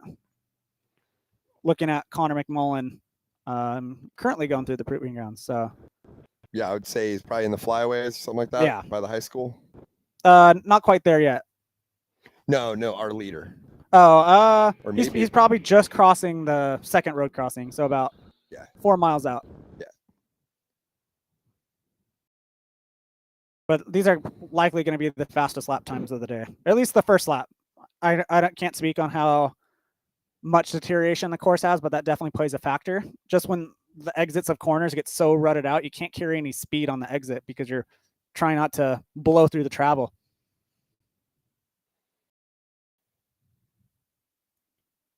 And I think a lot of times the ruts get so deep that sometimes it'll pinch your exit a little bit, because you're trying to carry exit speed, and Yep. it's like, to keep from putting it onto 2 wheels, you've got to, I guess, pedal just a little bit. Yeah, I personally try to carry the exit out as much as I can, and if I see bushes that haven't been run over yet, that's where I'm going. But a lot of people get the same idea as me, and then as you can see, the exits just start getting built way more out, and then it's all silty on the outside of the turn, so you kind of just have to do what you did initially and just take your medicine and have nowhere to go. See that a lot in Mexico by race day.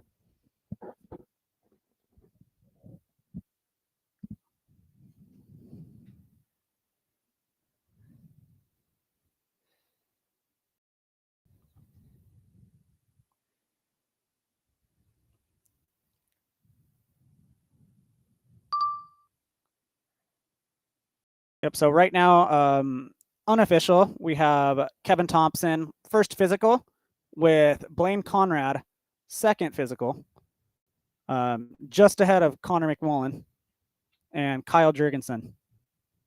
And then somewhere behind them is going to be Robbie with Brent Fox. Connor McNeil is also going to be somewhere in there too. I actually think Connor McNeil might be second physical. Forgot about him. So I see some dust coming here. That should be our leader, Kevin Thompson, I think, starting to come through the start area and then into the moon bumps here.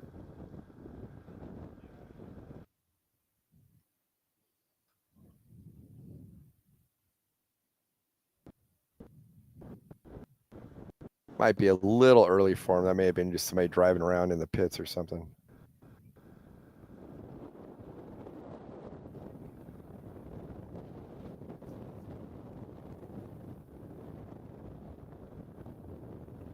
Yep, so we're just under 10 minutes of a lap time, and just by looking on where they are in conjunction of the start times, it's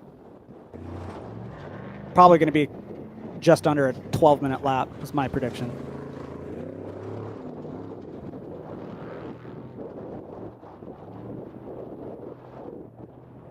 Yep, I can already hear Kevin in the infield now. Yep. Something about that Gibbs engine. with the It definitely likes to rev. with the X pipe. Yeah, every time I hear Kevin go by, I just hold my breath because it sounds like it's about to explode every 2 seconds. But it's just gnarly. It sounds so wicked. Kind of reminds me a little bit of Robbie's truck, where it's just high RPM. You know, the It has a very distinct sound to it for yeah, sure. yeah. I know the Macmillans switched over to that engine package this year and seemed to have pretty good success with that as well. Mark Cronquist and over at Joe Gibbs Racing in North Carolina, very, very unique package that they got over there. Not the cheapest, but it's definitely interesting. And from what I understand, they just don't sell that package to anyone. I think if you write a big enough check. Well, probably. But even at that, I think there's not that many available, and I guess they want to make sure the programs it's going to, they have faith in them being able to properly represent that motor. Correct. So right now we're looking at the moon bumps, and we just switched over from the moon bumps, but we're sitting right here at the start finish line, and Kevin Thompson just whizzed by, so he's going to be in the moon bumps, and probably right now. Right about now, you can see his dust right over there in the left corner. That's going to be Kevin Thompson. That's not speculation. That's fact because I heard the engine. I knew it's just like. Well, and there's more dust this time. Yep. So there he is right there. That is your current physical leader overall. I imagine he's leading on time as well. And look at that. Look at Mason all-wheel drive dance through it. He's hugging all the way over to the left. That's going to be the preferred line. Might even have a tire over on the left through the bushes a little bit too, just to kind of make half the car go through the hole. Yeah, you can get that left tire up on the berm a little there, and it does keep it out of the hole. Yep. So this is the first road crossing, about 1.5 miles, 2 miles ahead. You can see the dust way out in the distance. That's going to be Kevin Thompson. We just had the second truck just pass us, so they're going to be going through the moon bumps any second now. Sounded like a truck, and then now I hear a buggy, which would match up with Connor Yep, there we go. We got Connor McNeil, second physical with Blaine Conrad.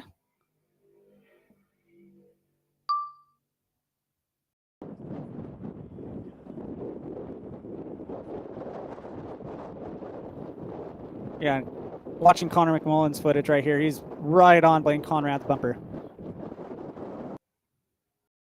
Yep, there's Connor McNeil, second.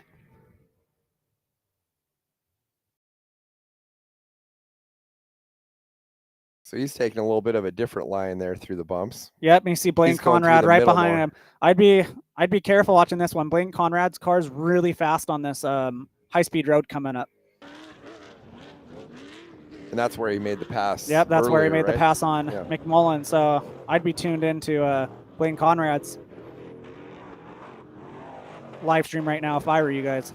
It's going to be interesting. Yeah, we should have a shot at that first road crossing and kind of see if he's able to close up on him. He's got a couple mile straightaway on the Powerline Road here. Yeah, and that's where the Class 1's going to have the advantage on the high speed compared to the spec. Yeah, what do you think we're looking at? Like 140 in a one car speed or something? On flat ground and on a lake bed. This is a slightly uphill. Mm-hmm. And a little sandy and has some chatter. But you are getting a tailwind, so based on where the dust is going. So I'm very curious to see. It all just comes down to whether or not if he loses a lot of time in the rough stuff, because right after the moon bumps, there's a couple of really big holes. Yeah, I was thinking so on that road, I was saying just overall top speed. Yeah, but see Brent Fox doing work with Miller right behind him. But you think a spec versus, what are we like, maybe 130 versus 120? Yeah, give or take. I mean, the spec's going to be like a big parachute though. So where the one car I would say probably has a lot less drag than the spec truck would. And just by watching the onboard right now. Right here. Yep. Yeah, so right after we just cut off, that's where that big long straightaway is where Conrad made the pass on McMullen. So it's going to be close, but I think he's going to run out of real estate here. Yeah, this road right here. And this is where you got the 2 jumps that you got to check for. No, this one's just wide WFO. The heading up to the mountains there? Yep. It's Isn't there's definitely one you got to kind of check for, right? I believe it used to be there, but it's not there anymore. He's talking about call that the old Pistol Pete hole from 20 years ago. Yeah, maybe in a truck you might be able to just air it straight out. Yeah. But most vehicles, I don't think you want to flatland it. Yeah, no, you're talking about the jump right at the end, or right at the beginning of it. It's at the end of it going the other way. Yeah, no, I know what you're talking about. So had Nick Eisenhower come through, and then looks like we've got seems like more angles going on here. So we're back in the moon bumps. We got Cody Campbell right there. And it's definitely dustier, but it's windy. What? And Blaine Conrad just passed McNeil. Okay. Just like that. So he's rolling in the fast sections here. Yep.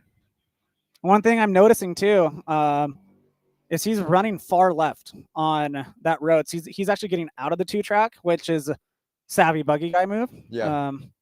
I've learned that move from my dad, being a buggy guy. Just get out of the 2-track. The 2-track's just gonna weigh you down.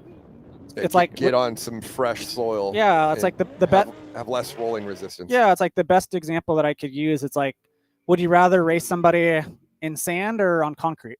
Like, you would run a lot faster. Well, or if you're at the beach. Yep. If you're walking in the wet sand near the water or the deep dry sand. Yeah, the same principle applies in a car. So that's how Blaine Conrad was able to make that pass. So Blaine, Class 1 buggy, second physically. Well, and he definitely has a power to weight advantage. For sure. For sure. I think the one place where the truck would have the advantage is in the big bumps. Yep. But that does help out Connor McMullen, because now there's no car in between him and McNeil, so he can pretty much go hunting. That's the name of the game, though, power to weight, and how heavy is too heavy for a spec truck. Where, and my brother and I were racing and winning a lot in 2015, and our spec trucks were 5,500 pounds. Now people are racing spec trucks 1,000 pounds heavier than that, and like begs the question, like, okay, once you've started adding 40-inch tires and underdrives and pretty much making the class a lot different than its roots, that's been adding a lot of weight to these cars. But like I was mentioning, it's like how much hydraulic jacks, that's another one people are liking to add. That's a good 200, 300 pounds.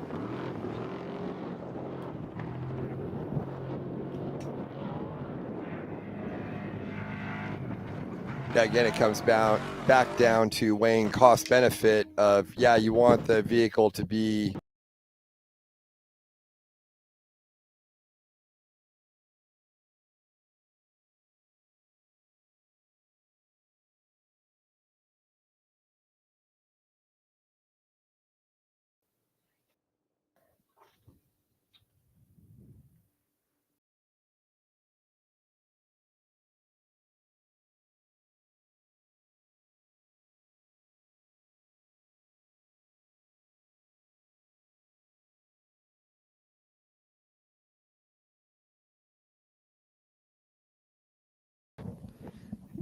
Right now we're on board with Nick Eisenhower.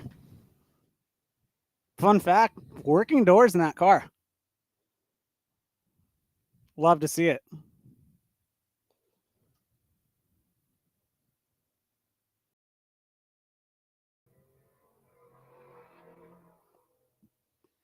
He's in the far kind of upper section of the course here, working. Oh, he's going to go off of Oh My God Hill right there. Yeah, and we just cut away. Yeah, if you land at the bottom, it's now call the Turney Hill.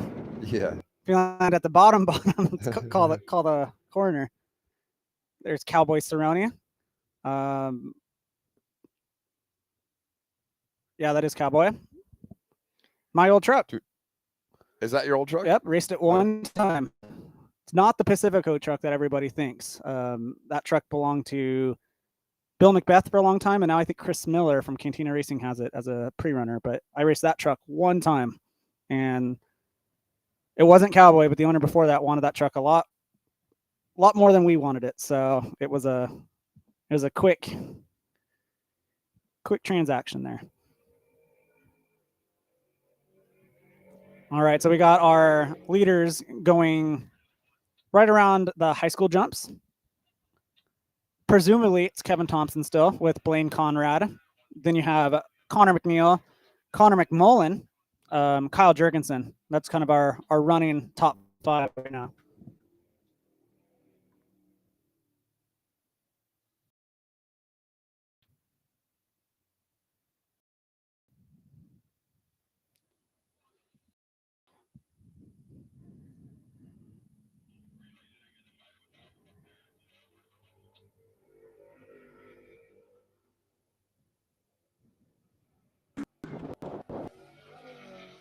So between like an unlimited truck, you think that Croyer motor's what, around 1,200 horsepower? Yeah. And then a 6,100, you're 650? A little bit less than that. Or- It's about 525, Okay. around 380 to the tires. So, Okay. So I mean, there's a substantial difference. Yep. Pretty significant. But these Mason trucks aren't super light either. So Yeah, you're looking what, 7,000 pounds? yeah, a little bit over that actually. Yeah. So yeah, they're heavy, but where you gain is the traction. So if there's a way that you can figure out how to make that truck lighter. I just don't know what corners you're going to cut, because all the parts on the truck right now, just looking at it, seem very necessary. Like, yeah, of course you could probably take the hydraulic jacks off, but are you going to risk having 90-second tire change at fastest? Like, I don't know if it's worth that trade-off. All this sport is trade-offs. Right. Yeah, it just seems kind of crazy to me how a 6,100 at less than 600 horsepower is competing with an all-wheel drive truck that's, let's say 1,100 horsepower. Yeah, they're just able to put the power down and not really have to think about spinning tires. As we got Kevin Thompson just driving by us right now, overall leader.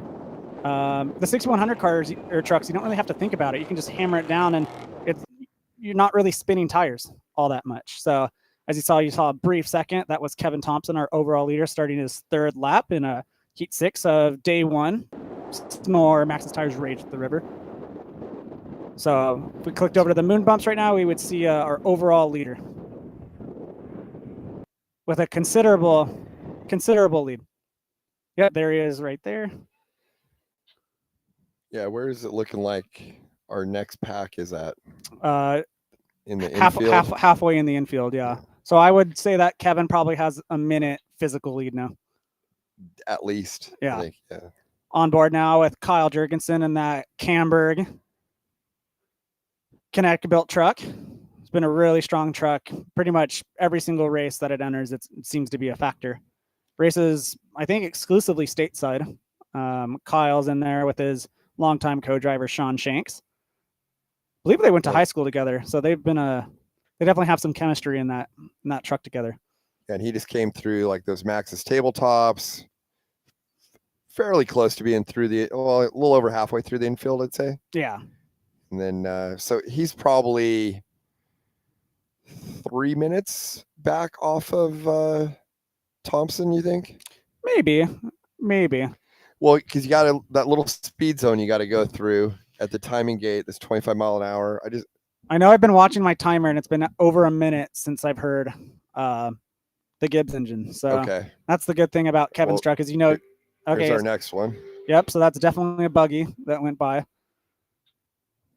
And then about 10 seconds behind that is a spec truck. Yep. So there you go. There was Conrad, he just missed. And then there you go. There's McNeil before we cut away. This is coming up to the first road crossing. I wonder if that's Kevin, the second truck.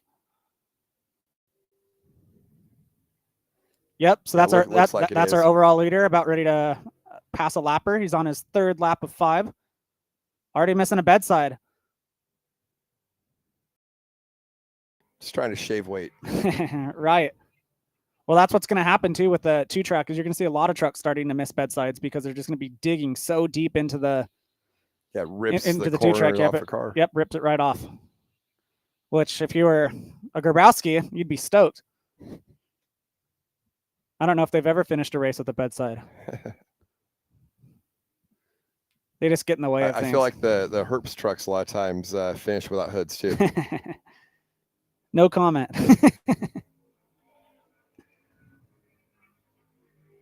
Yeah, so actually Kevin still has a bedside. It was the other truck that didn't have a bedside.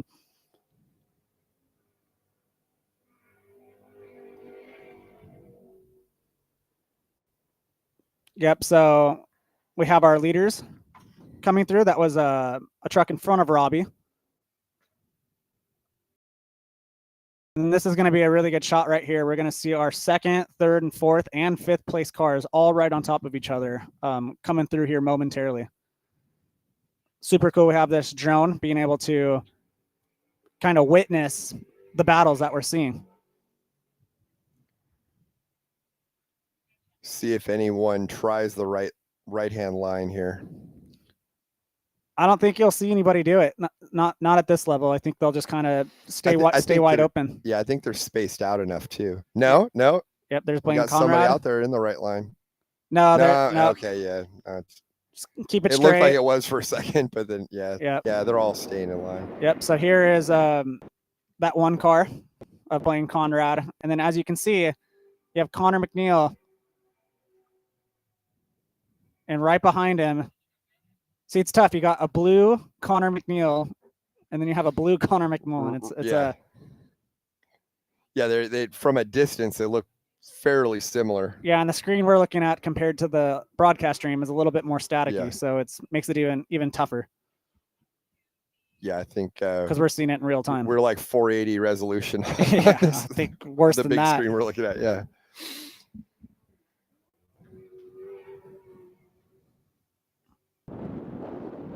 And I believe that did Connor McNeil start on the same row as Connor McMullen?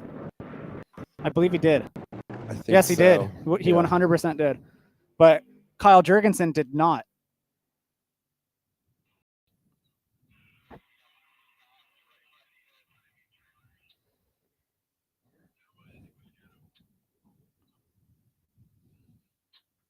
Yep, riding on board with Brent Fox out of Utah.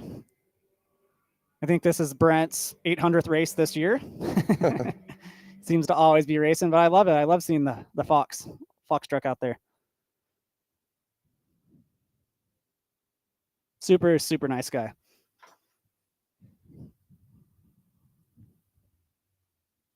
Yeah, they had a strong run at the 1,000 miles down there. Yeah, I believe they won. Yeah. Pretty much led the specs for a large portion of the day. I believe it was him and his son sharing the driving. I think it's just Brent driving right now. I think they have two Herb trucks now. Maybe they're trying to squeeze a few more miles out of this before a full prep. Oh, yeah. I mean, if you got the truck and it's still running, you might as well go have some fun, right? And that's the cool thing about spec trucks, too, with the less horsepower is it's less abrasive on equipment, so you can theoretically get more miles out of it. Where all-wheel drive, it's pretty much once you get to that 1,100 to 1,500 mile range, it's like you're done. It's tapped out, timed out. Pull everything out for service. Where spec trucks, you can be a little bit greedier.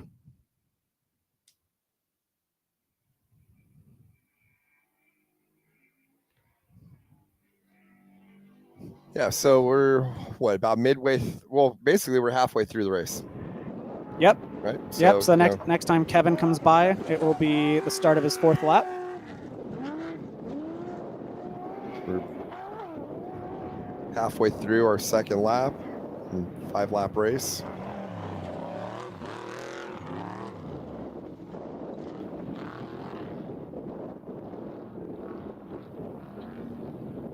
Yep, and for those of you just tuning in, the running order that we last had, no changes. We had Kevin Thompson running away with it as expected, and that Mason all-wheel drive.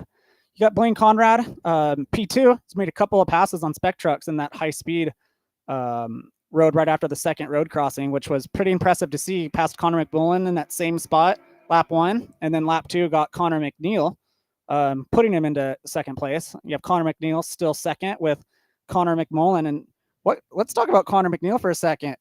How many races has he done in spec? I'm not sure. 3? Yeah, not many. And he's leading the pack right now. I mean, that's super impressive. That kid absolutely rips. And look who he's leading against. He's had some good tutelage. Yeah. And I think he's got a lot of experience under his belt, though. Yeah. I mean, because he has co-drove a fair amount. Yeah, right? and I bet it's the stuff we don't see too. Yeah. Of him putting in the work, testing. I'm sure every time his dad's out there testing, he's getting a rip at it. Shoot, I'm sure his dad might have to turn the power switch off at some point because he's going to start making him look bad. Put him in the seat. So Jason's not old enough to retire yet.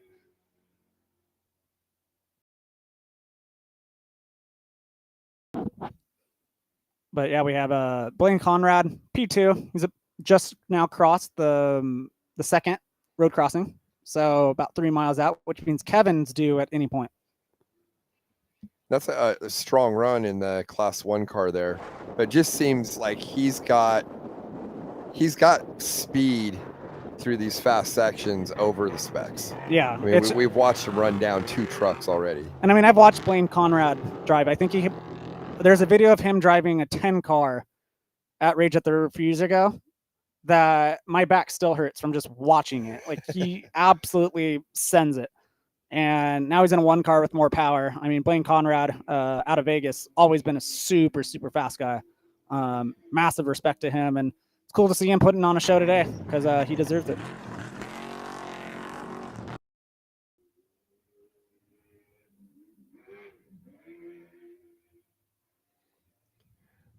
Really, traditionally, Laughlin has been a course that Class 1 cars do well. Like I think we were talking earlier, Connor McMullen took the overall last year in a Class 1, right? So Yep. And it just depends. Like, when it's also a strength in numbers thing too, where a Class 1 should theoretically do better than a spec truck. Like, if you look at the roster of Class 1s throughout the years and you take all the best, like, I don't think spec trucks would really stand a chance against them. It's just all the fast Class 1 guys have either gone up to trophy truck or have gone down to spec, and that's kind of what has decimated the Class 1 class. But Class 1's pretty close to trophy truck power, but half the weight. So it's that power to weight thing again. yeah, I think I was talking to CJ Hutchins one time. He was saying like his car would do over $150. Yep. My dad had a car built from RPS that would do $150 in 2008. So Class 1 cars have just always been fast. It's just been the reliability thing. You can't hammer them like you can hammer a truck.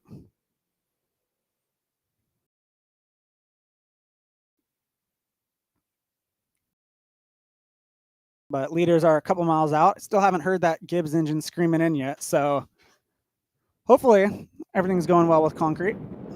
Big fan of Kevin Thompson.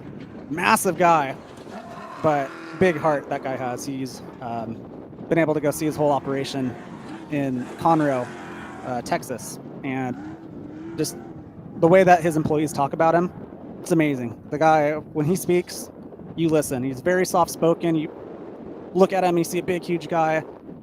But when you talk to him, he's just one of the most caring guys that I've ever met. Kevin Thompson is just an awesome guy. Yeah, I always laugh when I'm interviewing their team with Kevin and Harley. They're definitely 2 of the bigger guys in the sport. Yeah. I'm 6'3", and there's not too many guys that I have to look up to interview, and both of those guys are. Yep. Are taller than me. Speaking of Kevin, there he is passing on the outside. Yep. If you pay attention, yep, there he goes. So this is Kevin Thompson, our overall leader, in the bright red Mason all-wheel drive. Yeah, but I think he'll have no problem. That's our overall leader.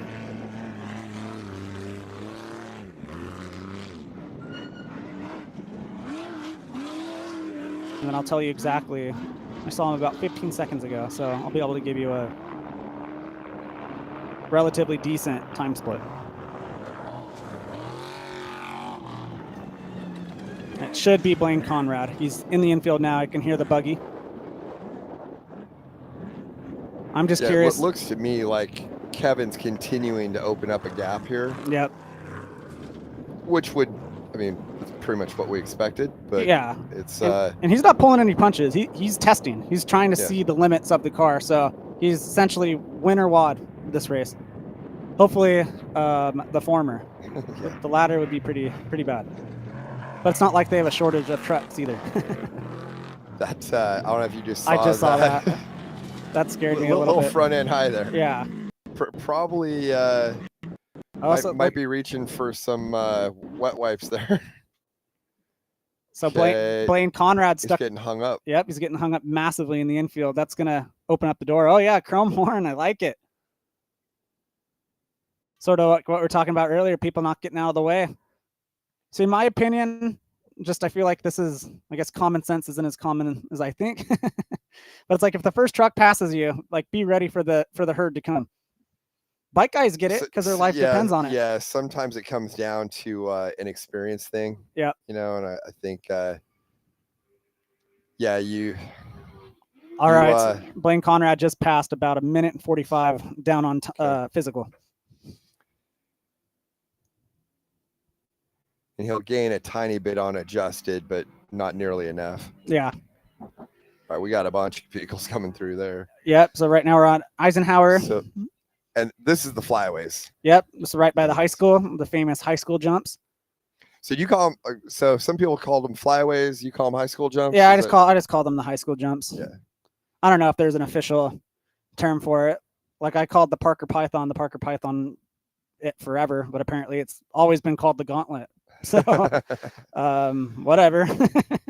I've heard it called the Parker Python as well. Yeah. So apparently the OG name is the Gauntlet. Yes. And you'll get into a big argument about it. So it's not that deep.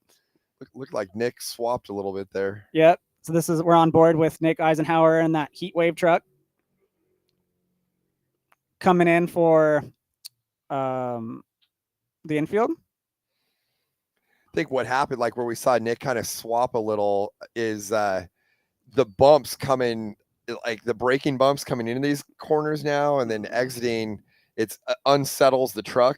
Yep. And sometimes they'll do some things you're not expecting. Yep. That's where you got to plan ahead. You got to take note. And with my co-driver, I'm always having him drop blue dots on the GPS. Just so that he can call it out the next lap to make me aware of it. Yeah, remember what it did that last lap? Yeah, because it's only 13 miles, 14 miles, so I can remember. But if the note doesn't get called, I'm like Ron Burgundy. If the co-driver calls it, I'm gonna respect it. Nice shot out the back there, going up the power line road.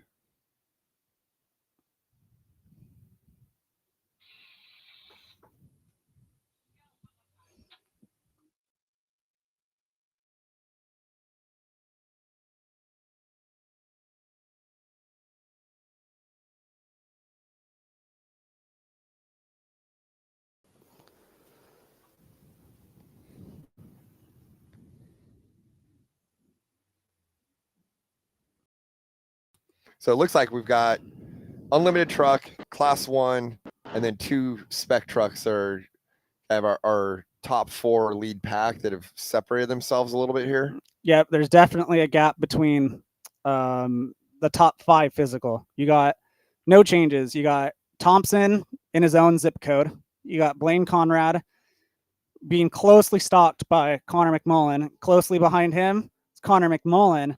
And pretty much drag racing right now with Connor McMullen is Kyle Jurgensen. And Kyle Jurgensen, I believe, somebody in the comments, correct me if I was wrong, started a row behind Connor McMullen, which he's actually on his bumper right now. Oh, just gave him a nerf.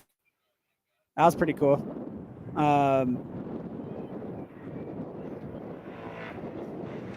Yeah, so we might have him on time.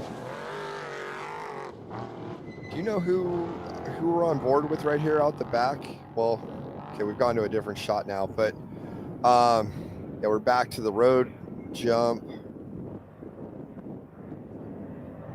Yep. So there's McMullen. Yep. And then there's Kyle Jurgensen, the second truck. And then McNeil. Right? Or No, that's no, that's not. that's Norwal. Yeah. I think this is the Wayne Conrad truck coming up. Yep, that's Wayne Conrad truck. Not sure who's driving it. And then I think this is going to be Brent Fox. Yep, Brent Fox. And then Dustin Miller.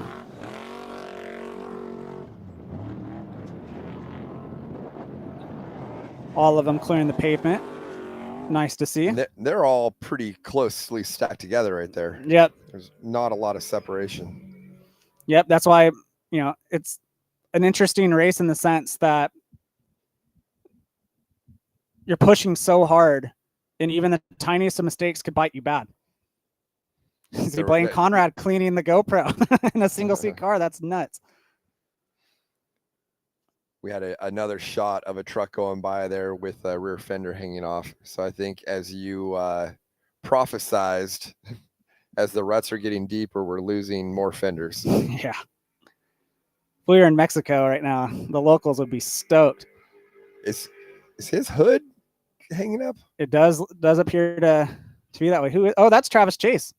Yeah. Oh, that's going to be it's not convenient, but what I'd be worried about right now is cooling.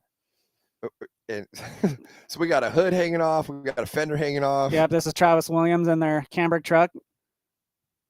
Hopefully he's making up time. Apparently that truck's 10 to 15 miles per hour faster than their old truck. So legend has it. So the last truck there was on Max's tires. They've come out with a new trophy truck tire. They're our title sponsor here. Have you tried that tire? Like, what are you hearing about them coming into play here? Yeah, I personally haven't tried it. I've been pretty much loyal to the soil with BF Goodrich my entire career. But they are making noise. I know that the Honda truck has run it, and my crew chief for my team, Evan Weller, prepped the Honda truck, the now former Honda team, and he had some good things to say about the Maxxis tire. I can't speak personally about it, but it's going to be interesting to see what they're going to come up with and if they can sign some major guys. Yeah, it's always good to have new players and more players in the industry. Absolutely. So it's obviously BFG's been kind of the gold standard, I think, for quite some time. But to have different manufacturers involved in different product categories is good for everybody. Yeah, I like friendly competition. I think competition's good, and it causes it forces people to elevate. So I think that's what is good in any industry. Is that you can't have Red Bull without Monster. You can't have Coors Light without Budweiser. Just competition breeds excellence. Yeah. So that rear fender's still hanging in there.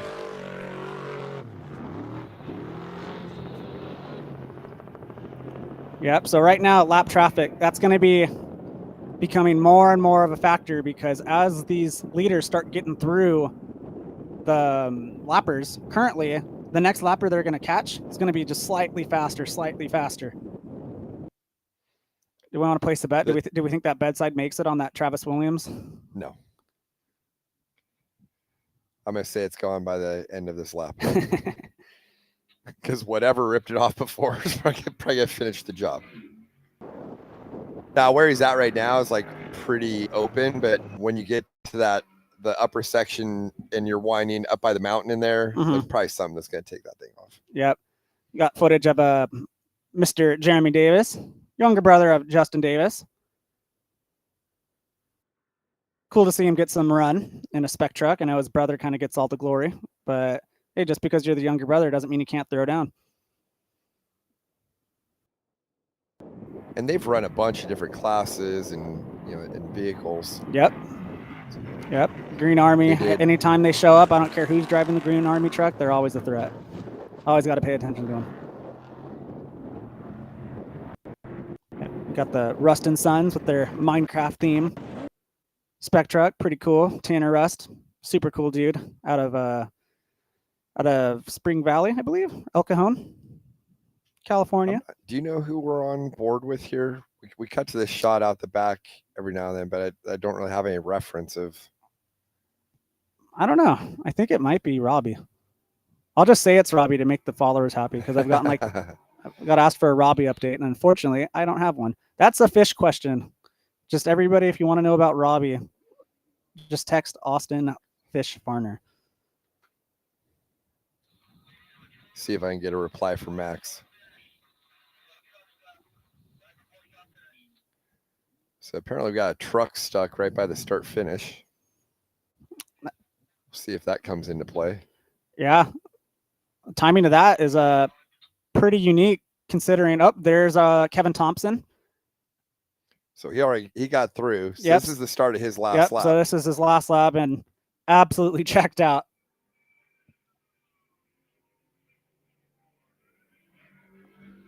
Where is that, Kevin? No, that's EJ Hurt. My bad. Yep. Okay, here comes Kevin. I'll get you a time split. So he went by at 31. Yeah, right now we're listening or watching EJ Herbst, son of off-road legend Ed Herbst, one of the 3 Herbst brothers from Terrible Herbst Motorsports. You got Ed, Tim, and Troy. Had the opportunity to drive with Troy for a couple years. Dream come true. That team is second to none when it comes to preparation, to their equipment. It was absolute honor to drive with them. And in the co-driver seat was Josh Montoya. Rode with me for a couple years in our UTV. Called him Little Hamilton because he resembled Lewis Hamilton. And he was super light. He's about 5'3", 135 pounds, dripping wet. So speaking of power to weight, that's why we had him in there. Yep. So here comes. So there's Thompson Kevin. right Yep, there? that's Yeah. Kevin at the end. So he has to get by. He's mixed in a pack of three cars right there. Yep. So right now it's been about a minute since Kevin has passed on time. So I'll give you the latest update. It's pretty easy to tell when Conrad comes by because buggies have a very distinct sound. But this is the last lap. Kevin's putting down an absolute heater.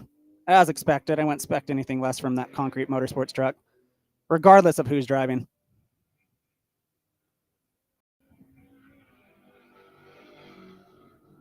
For years, I always thought that Kevin didn't get the credit he deserved. Everybody thought Harley was the fast guy, but Kevin's in his own right, really, really fast.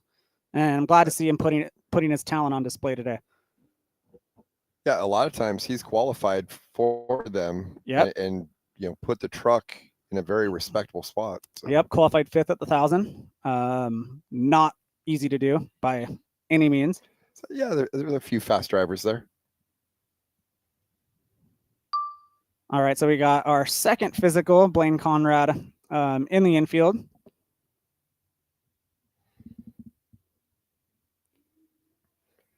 And just by watching these live streams, So is that McNeil coming through the boom bumps there? No, but we just had Blaine Conrad pass us though, and he's about a minute and 15 seconds behind physically. So you said minute 15? Yes. Is that physical? That's less than he was last time, right? I think it's right on pace. Or right. Okay, so he's holding pace with him. Yep.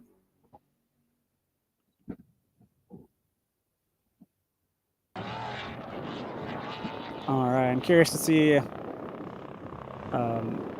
Blaine Conrad come by on the camera. There he goes. That's our second physical. And then if we keep this shot right here, we're going to see the 3 spec trucks that we've been paying attention to. McNeil, McMullen. They really made it hard on us. Their both first name is Connor, and then they both have Mick. They're tongue twisters. Yeah. They're trying to say both and not get them mixed up. Yeah, and then Kyle Jurgensen. So there's that was Kyle Jurgensen right there. Did he get ahead of McNeil? He may have.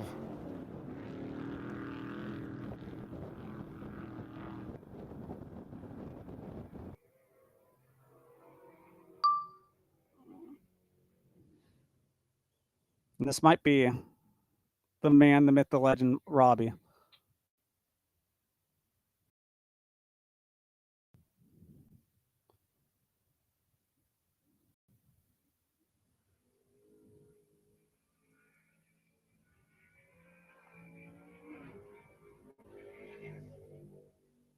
Yep, I do think that was Robbie. Yeah. Well, it had the Toyo Yep. stickers on there too, so yeah, I believe that is.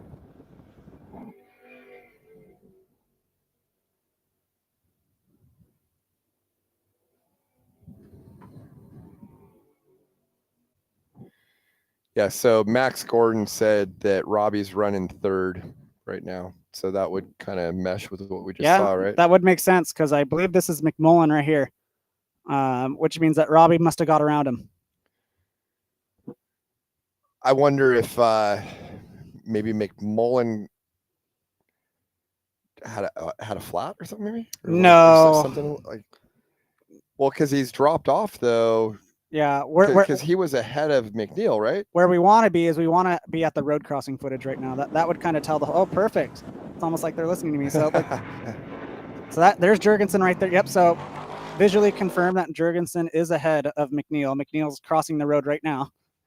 So that means Jurgensen is third physically, which means he had to have passed McNeil. Right. Which wouldn't be surprising because Kyle Jurgensen is the wheelman of the wheelman. I would put him on Mount Rushmore of wheelman.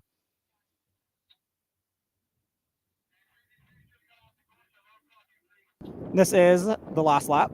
So if you were saving anything in the tank, now's the time to empty it.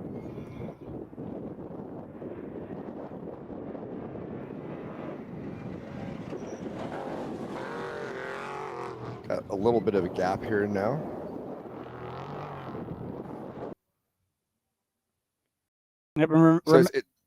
Go ahead. It seemed like we were saying like the top 5 or so physical had kind of pulled away. Yep. And it's still kind of looking that way to me here. Yeah, I mean, we have no live timing to work off of. So to you viewers at home, we're watching the same thing that you guys are watching. We don't really have any data on time. So if anybody is boots on the ground and has actual time splits, feel free to post them in the comment section. I would go out on a limb and say that Kyle Jurgensen right now is leading out of the specs, but right now overall, I bet you it's going to be, without a doubt, Kevin Thompson and Blaine Conrad in second. Yeah, I think as far as overall, we're probably looking at Thompson, Conrad, and Jurgensen, right? Yep. And if Jurgensen gets third, that's really going to help him out tomorrow because he'll start on the second row. He'll start on the first row, which means he'll already have that buffer and doesn't need to get the whole shot. So that'll put him in actually a really pretty spot. So if McNeil knows that, which right now he's busy racing, he probably doesn't know that. But if I were on the radio, I'd probably be telling him that information, like, hey, you try everything you can to try to get around him. But like I said, I think Jurgensen started a row back, so I think he had him on time anyway and passed him.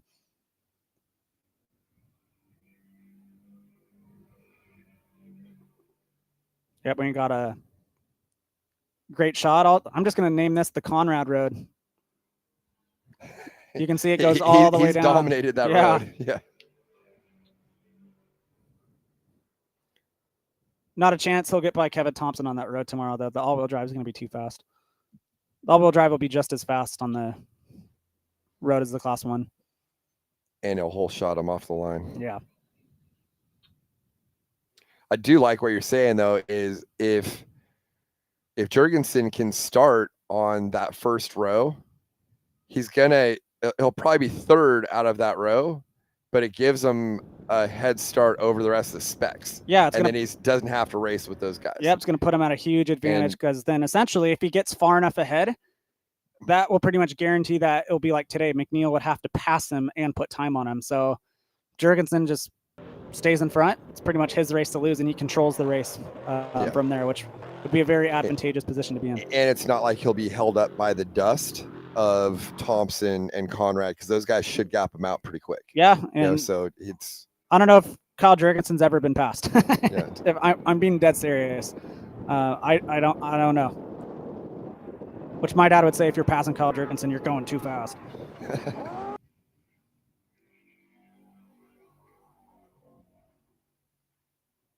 Hey, the fender's still there. Is it? Yeah. Something about those cambered kinetic bedsides, they don't want to fall off. That's durability testing right there. Watch, it's going to fall off like 5 feet from the finish line.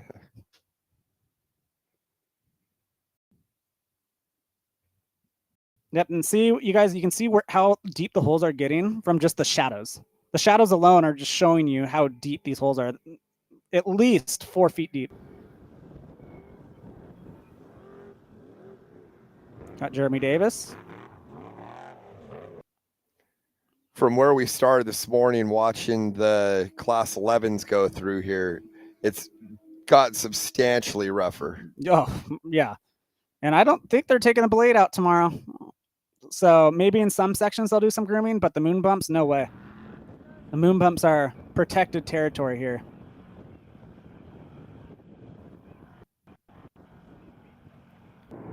I think at this point you'd be doing some pretty substantial blade work to try and clean that up.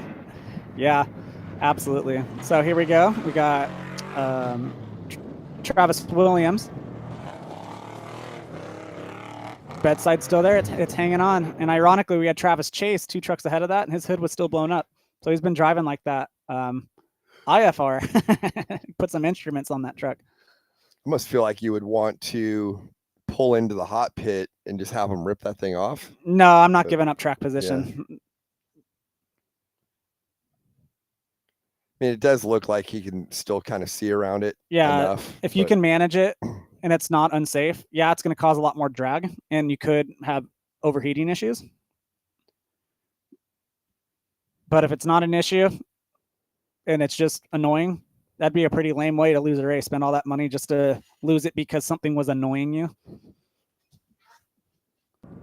I mean, Larry Rossler did an entire Baja 500 with cactus in his back. Didn't pull over.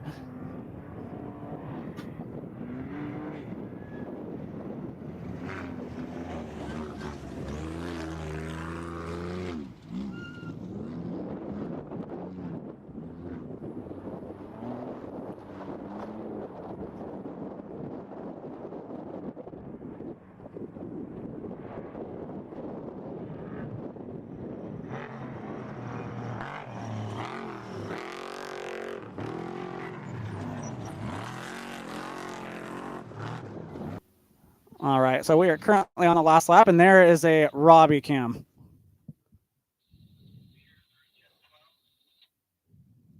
Again, from Max just messaged us not too long ago and said Robbie's sitting in third in 6100. Yep. So right now you're riding along with the one and only Robbie Gordon. To my knowledge, making a spec truck debut. Doing pretty solid, but wouldn't expect anything less of the Hall of Famer. You put Robbie, Rob Mack, doesn't matter. They'll go fast in anything. There's not too many things that he hasn't raced at this point in his career. I don't know if I've ever seen even him on road and off road. Yeah, I don't know if I've ever seen him in a Baja Bug. That'd be a sight to see. Yeah, I mean, I know he's done like 1,600 buggies. Yep, he's done rock crawling. And yeah, there's not too much that he hasn't done. Yep. So we got word a couple seconds ago that Kevin Thompson is in the infield. And we got Blaine Conrad closely behind.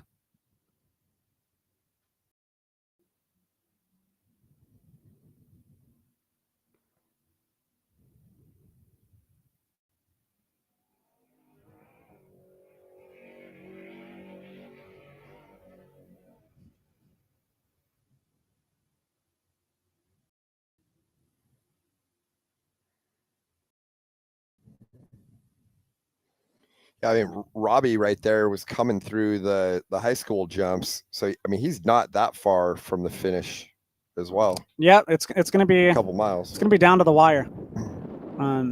Like I said, too, this is only day one. So still there's a lot to be sorted out tomorrow. That's EJ Herbst again. getting him some valuable seat time under race conditions.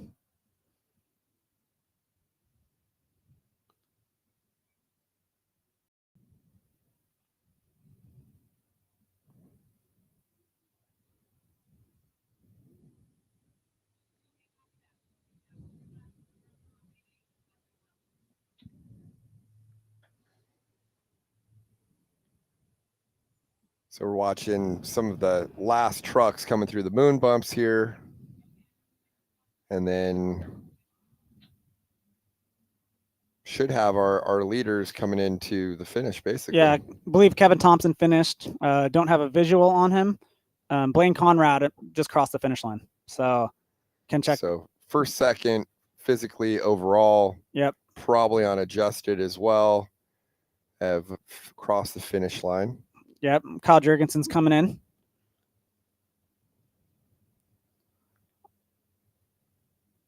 That's a strong run by Kyle Jurgensen then. Yeah, very strong. But like I said, he was the person who I picked for Spec Truck. The dude just has winning in his DNA. He always shows up to the finish line with all the body panels on most of the time. Very rarely see a mistake out of that guy. He's a true racer.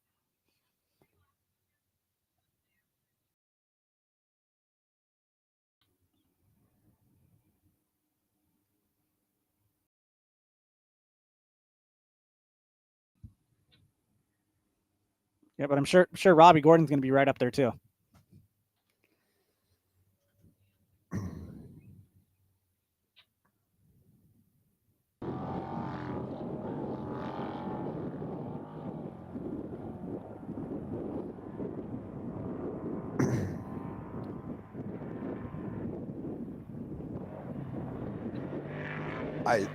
I believe that Robbie and Kyle started on the same row. Yep. So that's going to be. If I had to guess, so so Kyle should actually have a pretty good lead over him because he kind of gapped Robbie out. Yeah. It's going to be still a super strong run by Robbie, but yeah, like a really strong run by Kyle. Yeah, it's going to be interesting to see how it shakes out tomorrow on who gapped who by how much, and honestly, the rows is going to determine everything. If Kyle has a big lead and starts on his own row, if he's on the first row with the trophy truck in the Class 1, then won't say it's game over, but it's going to create a very tall task for the other spec trucks. I think most people would agree with you, especially after the run he just had today. So.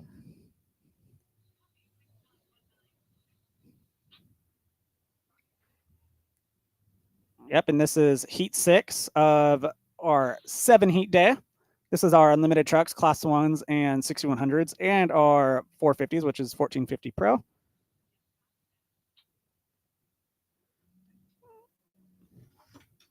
We're on board right now with Nick May, I believe, hoodless.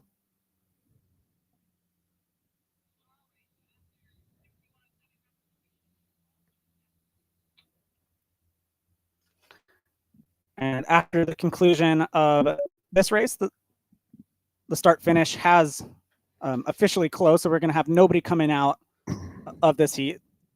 If you haven't started your last lap by now, you're going to get pulled off to clear the way for our 7th and final heat of the day, which is going to be 1450, Class 2000, and 4400, and Class 7. That race is going to start approximately at 3:02 local time, so that's going to be about 15 minutes from now.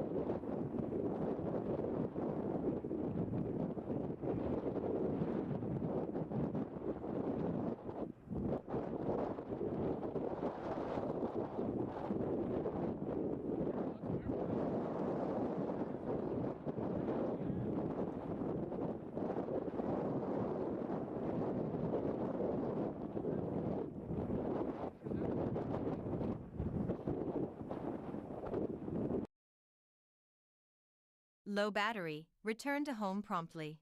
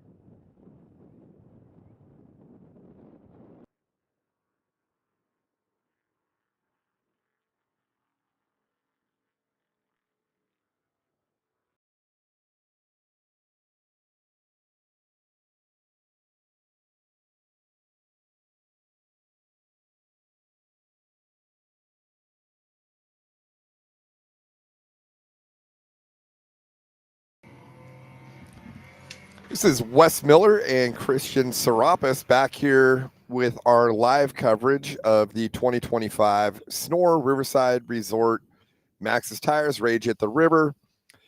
We have our final heat of the day, Heat 7.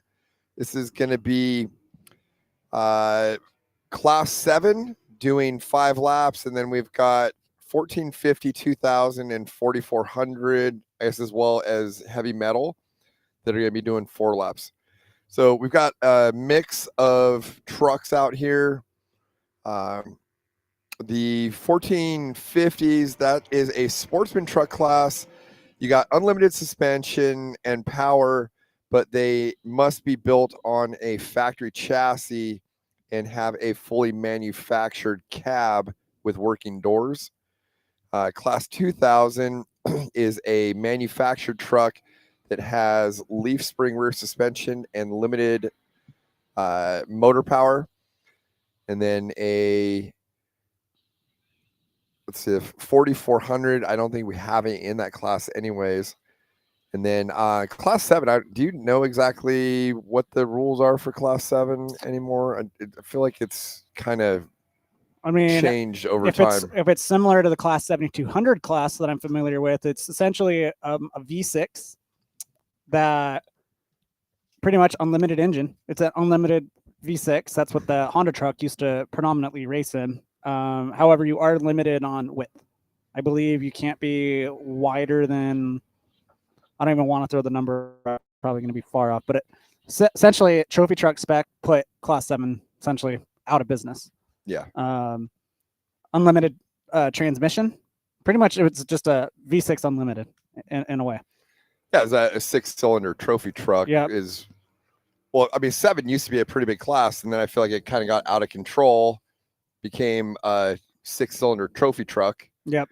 And then nobody wanted to run it other than a handful of people. And then trophy spec came out, and then that, like you said, just killed it. Well, yeah, what really ultimately killed it, I think, was just the engine rebuilds were like 30 to 40, 50, even 50 grand to not even be an unlimited class. And then spec truck was really the solution to that problem. And you don't have the width restriction as well. Yeah, I mean, basically you take a spec truck and then drop a trophy truck motor in it and change classes if you wanted to. Yep. That probably could attest to the weight too, where people build them a little bit heavier so that you can advertise it as a trophy truck and a spec truck, to where the original spec trucks were too light to be trophy trucks.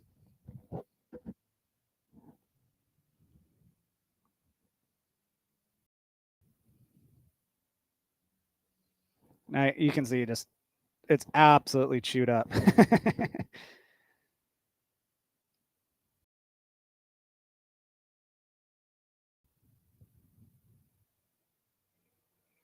Yeah, it's tough for me to look right there. That's exiting the moon bumps, going into the Powerline Road. Is that right? Yep, correct.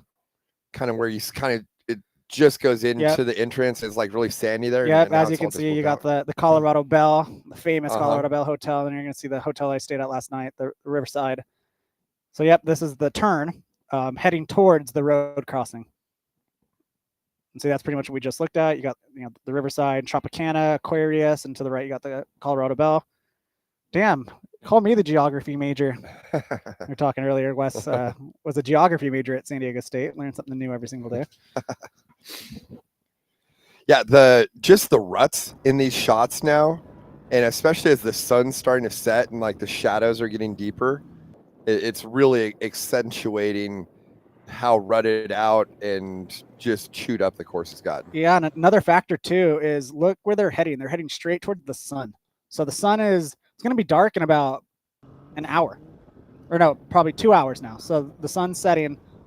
Sorry, my computer's set to the Arizona side, because right now if you look in the hills, that's actually the state of Arizona, which is an hour ahead.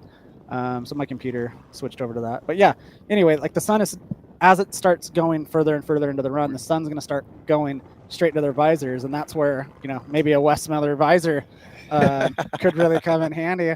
Shameless, yeah, I was going to say, right I think that there might be a product out there for people that are driving into the sun in races.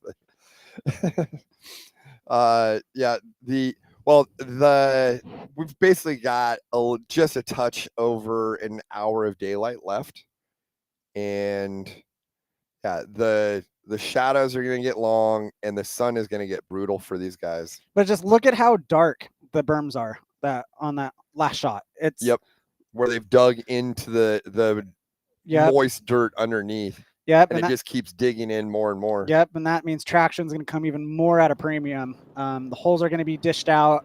The brake chatter, pretty much every single turn you come into, you're going to feel like your heart's going to rip right out of your chest. Might need to schedule the chiropractor for tomorrow morning before the race and after the race. It's just, that's the name of the game with Laughlin, is the more cars that drive through sections, the more chewed up it's going to get. And tomorrow it's going to be even worse. I think too how different classes create different ruts and different bumps and different frequencies of bumps, and then when you have this many different classes, it's like the course doesn't know what to do. Right. So it doesn't turn into a trophy truck course. It doesn't turn into a UTV course. It doesn't turn into a class 11 course. It's just like a mix of all of it. I don't know if any course is a class 11 course. Well, those people got, balls of steel. Yeah, there's a lot of courses I don't know how class 11 gets around it, but I think I'm saying where you have like so many different types of ruts and whoops that are trying to wear into it, that's part of what makes this so chopped up.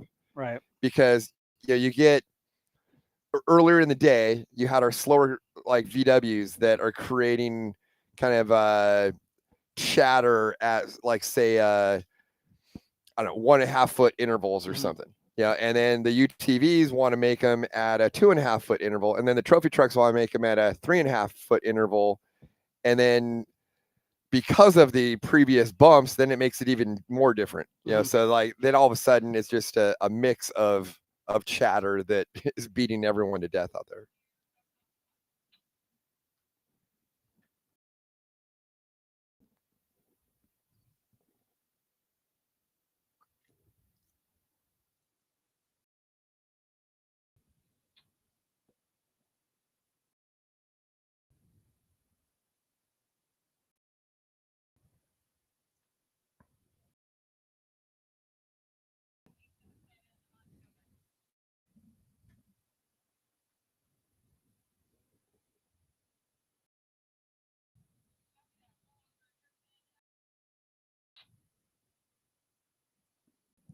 This race is going to be slightly shorter. Going to be 4 laps.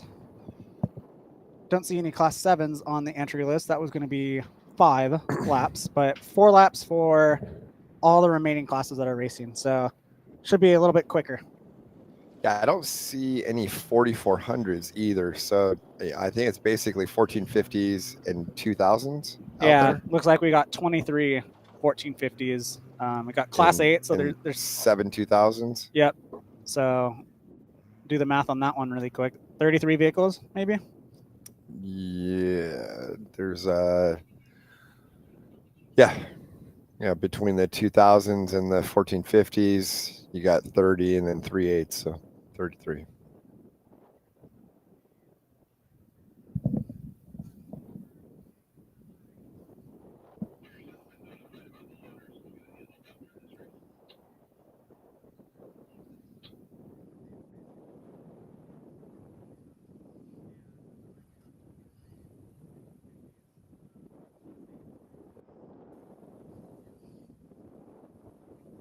Yep, the leaders got the green flag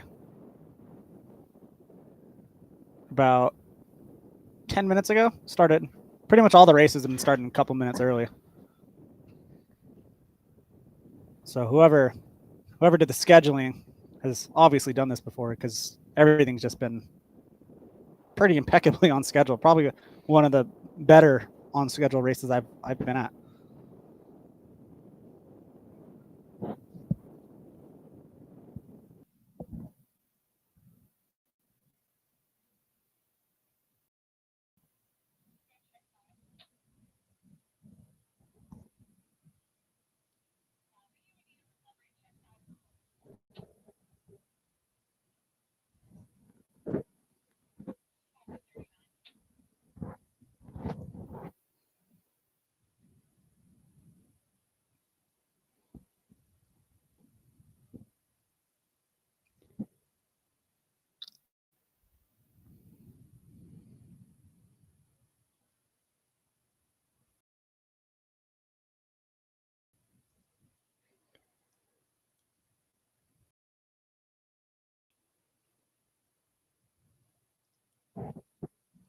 Let's try to look through some notes here on the points for SNORE. And it looks like Jade Janis is the points leader in 1450, followed by Mike Ablott and Robert Stat, something like that. Stat. Yeah, that's a tricky one to pronounce.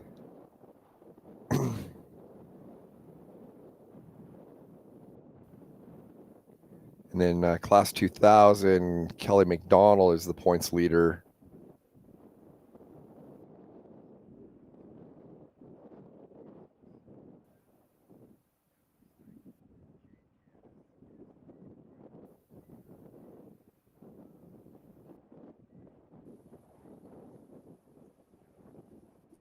Yep. So using our ears, we can see that we got our first overall vehicle for this heat in the infield.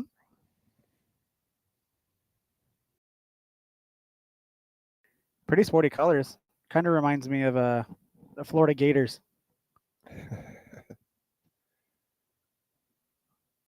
Is it orange and blue or red and blue? It's hard for me to tell. I think it's orange.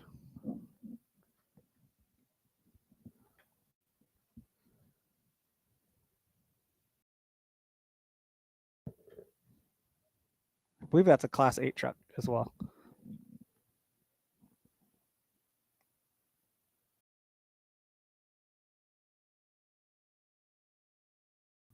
Yep, that's the 852. Oh, here comes another last name that's going to be tough. Billy Gerke. I'm convinced it's Gerke because I know who he is. I just don't want to say his last name incorrect. People say my last name incorrect all the time and know me personally.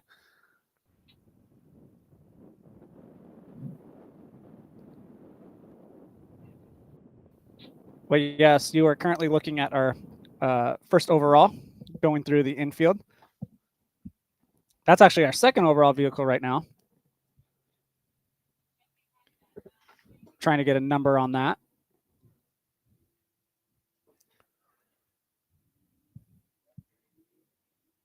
Yeah, I think I'm going to agree with you on that pronunciation. I think that's pretty close.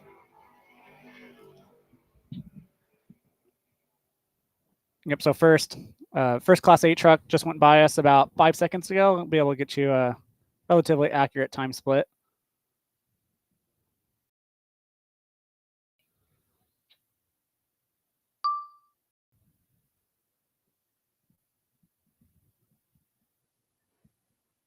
From what I can tell, none of these vehicles qualified.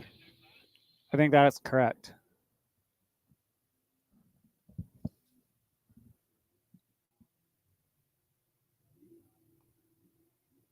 Yep, and you just looked at the third overall vehicle.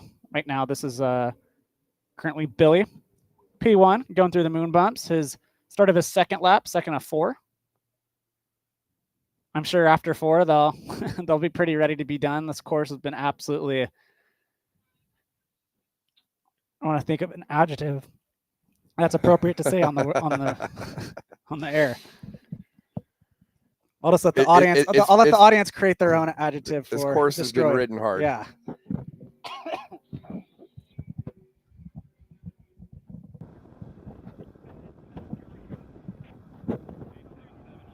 Yep. So here's the moon bumps. We already got Billy through. Now we're on board. Try to get you information on board. I'm pretty sure that is Brett Sloppy. It's going to be our first 1450 on the road, I believe. What areas you think that they will clean up between today and tomorrow? So they're going to like blade the straights in the infield or just the infield? I think the infield for sure. The start straight away, I think will probably get touched up, but outside of that, your guess is as good as mine. Like I said, I feel like there will be a riot if they touch the moon bumps at all, because the moon bumps is what makes Rage at the River. Yeah.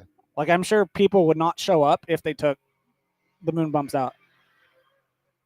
Like I'm honestly surprised other series don't add them. Quite frankly, I think the moon bumps are a mandatory.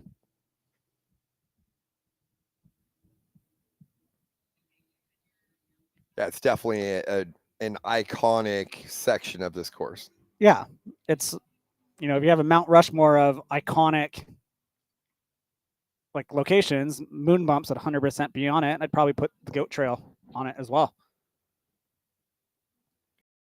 Yeah, I think everyone knows the Go Trail.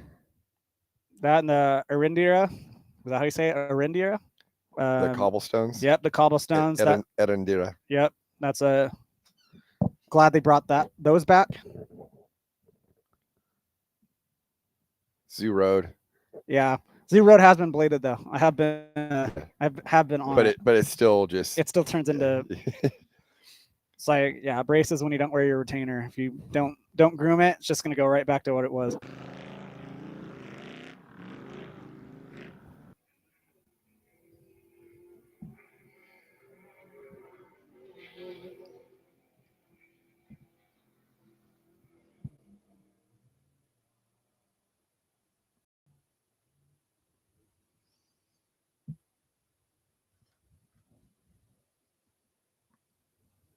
Is beam suspension a mandatory for 1450, or are you allowed to have independent front suspension? I believe it was unlimited, but you need a production chassis. Yeah, I know. Working doors is a very loosely used. Yeah.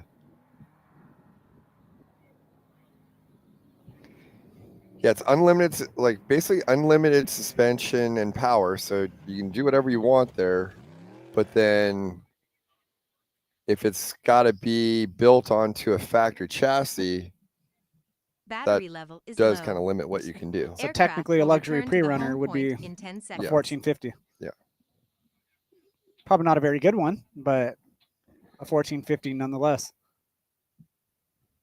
I'm gonna say there's some luxury pre-runners that probably don't fit those rules. That Low battery. All right, so I Return got to home the man, promptly. the myth, the legend himself, Fish, giving me all the info, making me look good, making me and you both look good up all here. right.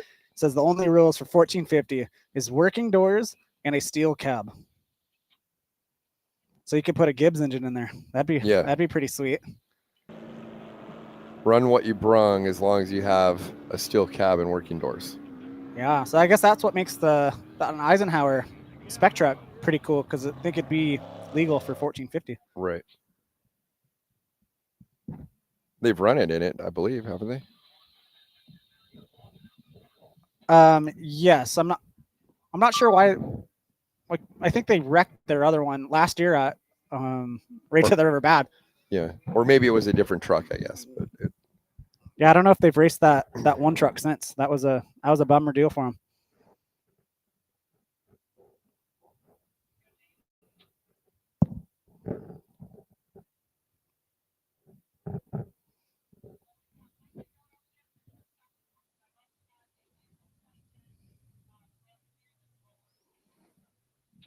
I was gonna say he's taking a little different line there, but I thought maybe he's pulling over, let that person by, but I think he's just pulling over.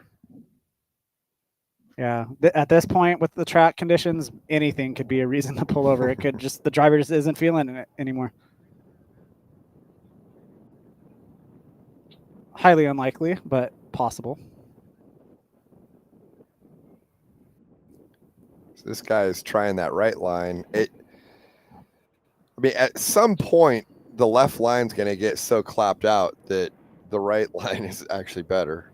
And I may be approaching that point at this. Possible, but you're seeing a lot of people run that left line too. Yeah, we got one right here. They're going to come to. He almost got him.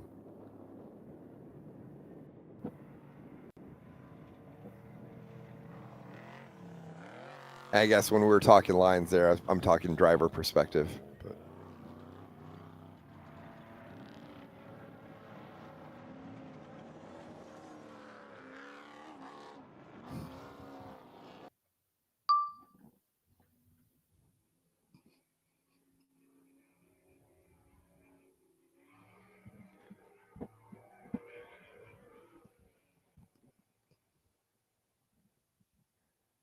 So it definitely seems like a lot of times, like 1450 is a little bit of a race of attrition. So we'll see who can get through here and have a solid, clean run.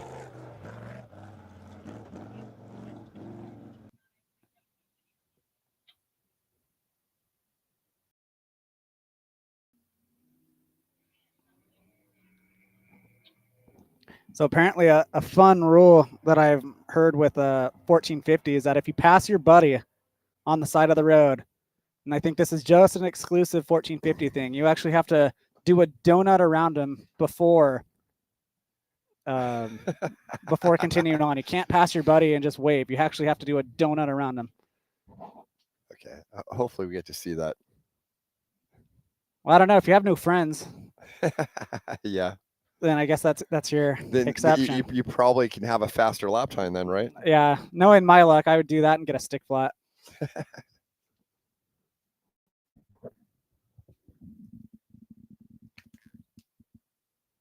I know Eisenhower, I think, did that at I think it was the Min a couple years ago. There's a video of it. It was pretty epic. Maybe that should just be a rule for all classes. You catch somebody broken down, you got to do a donut around them. Yeah. Like there. That would have been a perfect opportunity right there.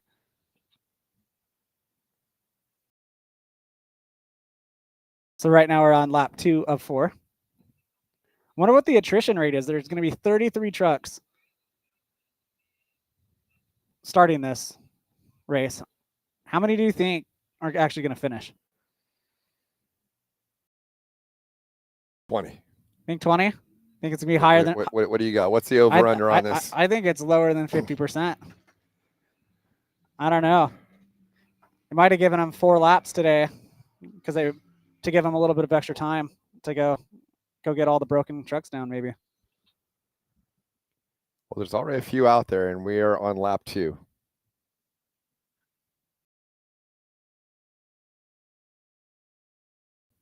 But we still have yet to see a donut. Now I'm pretty disappointed. Yeah, and Fish, you've built the anticipation here, and Fish just gave me a caveat to that. He said the full rule is you have to scream obscenities at them and throw a water bottle while doing the donut. So I guess if you don't have a water bottle to throw them, then it doesn't count. So you obviously need to have a stash of water bottles in your 1450. Yes, or have no friends. And plenty of obscenities to throw. Well, I have plenty of those, but the friend part, I think, is where I'm going to struggle.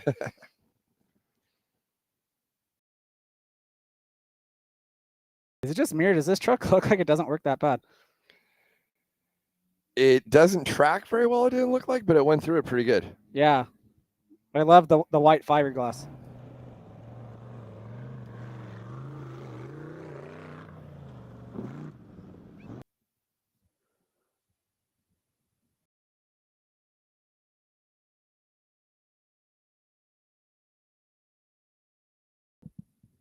Yeah, I'm loving the comment section. Bonus if you throw an actual donut into their cab while you're doing the donut. There should be some sort of prize for that. I think you should have like a minute at least deducted off of your overall time if it can be proven on social media.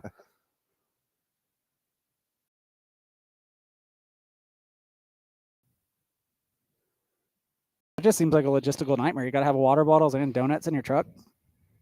And a highly skilled co-driver to be able to throw the donut and make it in and hit them with a water bottle. Unless it's got to be the driver, then it's even more challenging.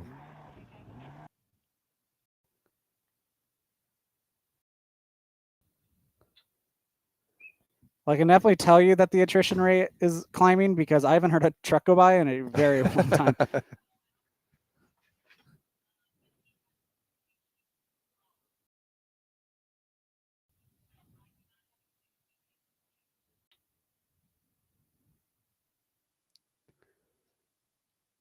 All I know is the only live stream that I have access to is Brett Sloppy's, and he is doing the high school jumps right now.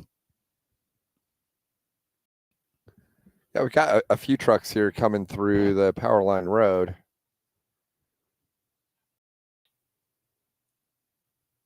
That last truck with the Bilstein stickers on it, Oh, it looked like it's working. There we go. There, pretty good. here comes that dialed truck that I was talking about in the moon bumps. He's about. Oh, Mhm. he's banging doors.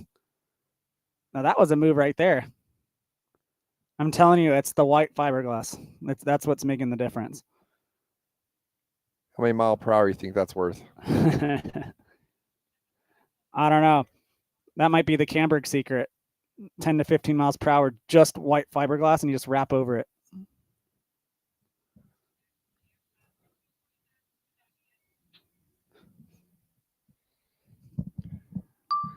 So we got somebody coming through the start finish area there, starting another lap. Yep, I know. It was Billy Gerke, the orange and blue truck, that was the overall leader first lap by. So that's who I'm looking out for.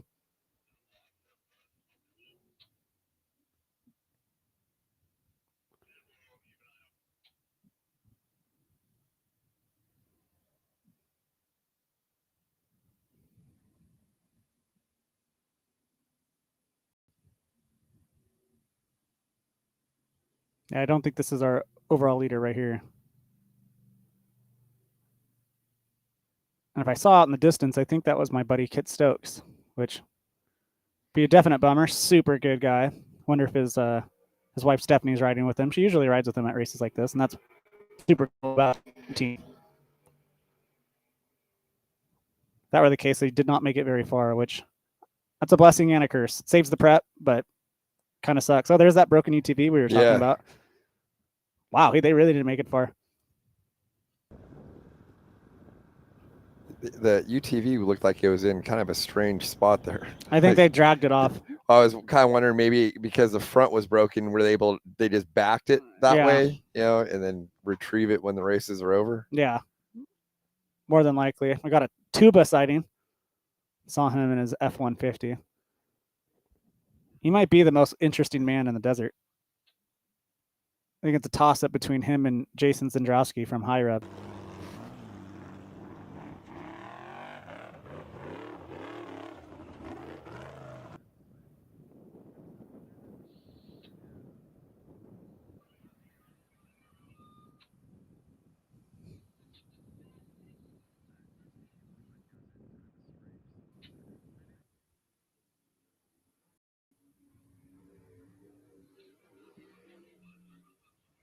Okay. Yep. So there's our overall leader. Yep.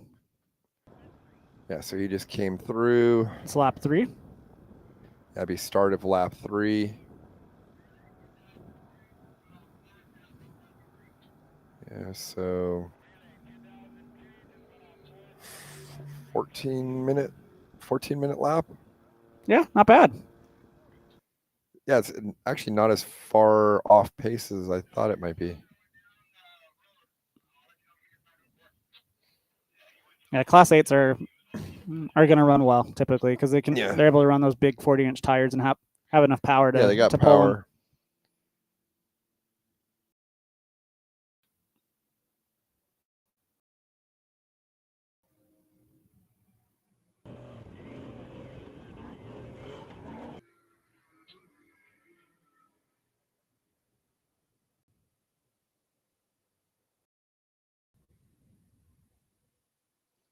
I think that's our second physical. Place. Yep.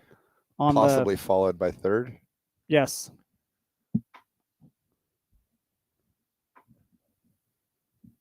Yes, that is correct. I believe that is Brett Sloppy. That's the third place physical. Yeah, back with the red lights. Yep.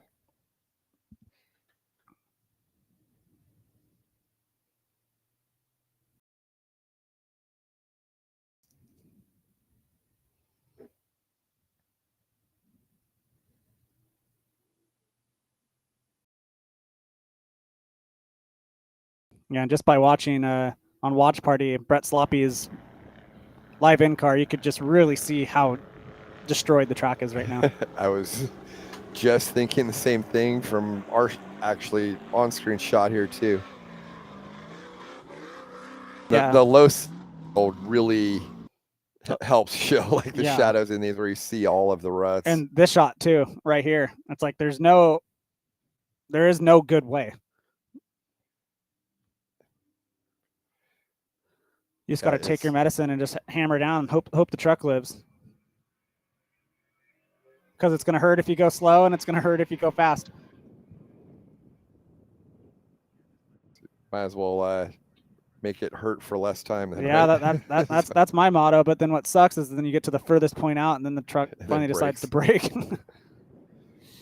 At least here, like the worst retrieval from Laughlin is like the easiest retrieval from a lot of races. Yeah, I don't think I don't know if anybody's ever spent the night out unwillingly. Yeah. For Laughlin.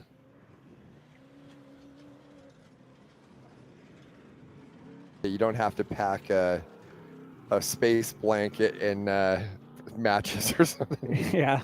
So here's our third physical truck, Brett Sloppy. I'm doing the road crossing as we cut away from him.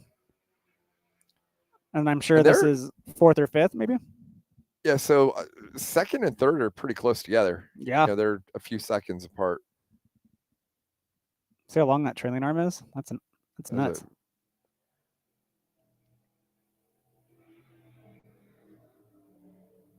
I'm just waiting for that white fiberglass truck to come through again. That thing dances. Apparently there's 3 people in that truck too. That might be the secret too. Go old Pistol Pete. I'm getting fed some good info from the comment section.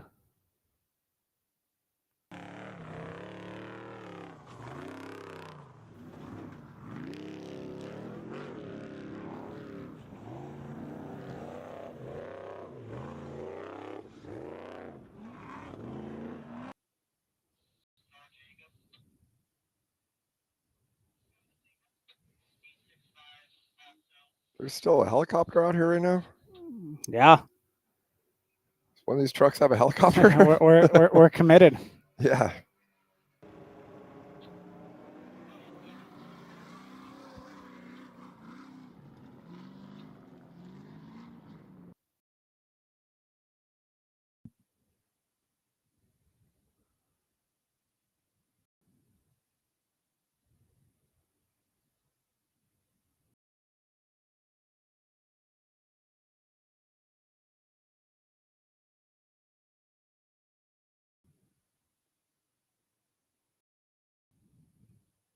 Yeah, so that 1418, apparently his wife is co-piloting and his buddy's riding the third seat there. Mm-hmm. That's what I heard.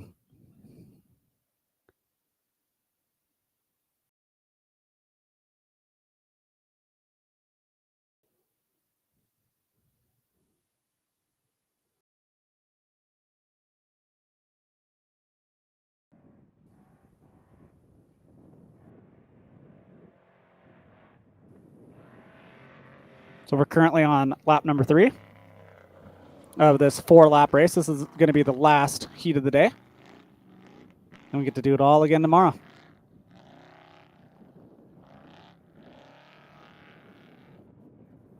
Glad you said that. So you're going to come back tomorrow? For a price, yes. So, yeah, the Heat 1, I think, kicks off again. They stage at 6 a.m. tomorrow, start at 6:20. Yeah. Now, to me, like, so Heat 1 is basically most teams are using that as a pre-run. Yeah, I believe so. But I think there's also some sportsman classes that is their race. Yeah, there are a few that are mixed. It's I think maybe 50-50. Yeah, I mean, I can pull it up right here. You got sportsman truck, unlimited sportsman. That's probably where you're going to see sportsman truck's probably going to be the main, or limited sportsman. But you might not see a lot of them come back out tomorrow unless they're. Well, that's what I was just going to bring up is with how tore up the course is, like how much time you really want to go out and put out there. Although you do want to see where it has been tore up, what's gotten cleaned up, and that. Yeah. So I mean, one sight lap probably wouldn't hurt. Yeah. Like I wouldn't be surprised if I saw Kevin Thompson out there. Yeah, I think I would want to do one lap. Yeah. And just get eyeballs on the course, see what it looked like. But I don't think I would do 4. Yeah. Like if this were a race where it was, you know, not to say this is an unserious race, but if this was a race where you had, you know, a lot on the line where you had points or a lot of stake in it, then yeah, I'd probably maybe advise not doing it. But if this is just a race that you're doing for fun, might as well just maximize the amount of time out there, give friends, family rides that typically don't really understand what a race condition actually is. So who knows? Go give them a firm appreciation of off-road racing. Yeah, I mean, they're going to get exposed to it pretty quick. They're less than a mile in, they're getting the moon bumps, which I don't know if it gets much worse than that. So if you can survive the moon bumps, you can pretty much survive anything in off-road. I definitely think if you'd never been in, really, I mean, anything like an unlimited truck, but yes, say you aren't familiar with off-road and you came off the start line into the moon bumps in an unlimited truck, the pucker factor would be very high. Yeah. You kind of get spoiled though riding in a trophy truck because like the speed factor is insane, but you almost in a way, like my friends that I've given rides in trucks, they don't appreciate what the truck can do. Yeah. It's like, I need to give you a ride in a more limited class to show you how insane this trophy truck actually is. I guess maybe so. Like, because if you hadn't done it, like you need to ride through this on a motorcycle. Or like even just a relatively stock UTV. Yeah. Well, and then what I was going to say, and then do that. And then go through it in a truck and be like, oh, wow. That's be like full pucker to think that you're going to lift. Driver doesn't lift and you hit it like no problem. Yeah. So here we go. We got a class 2000.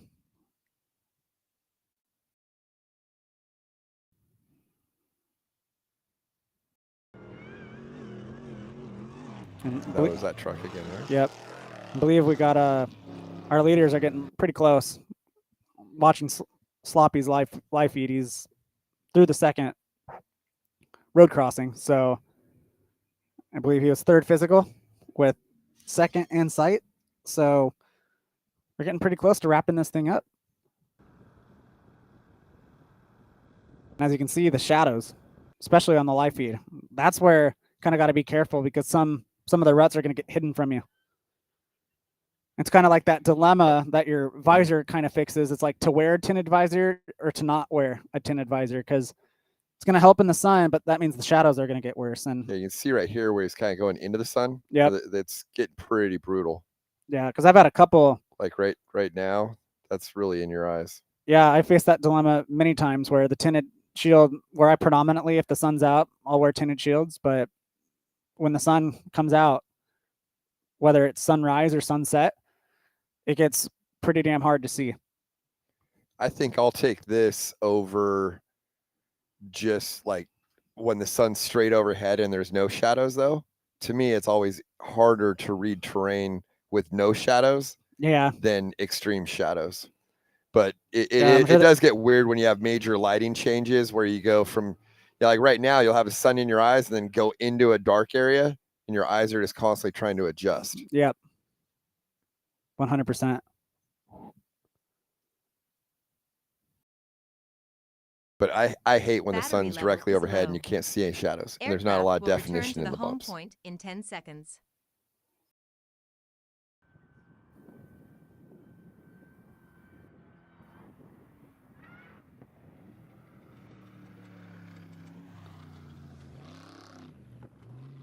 So I know we got our first overall truck getting pretty close here. I believe I can hear somebody moving pretty quickly in the infield.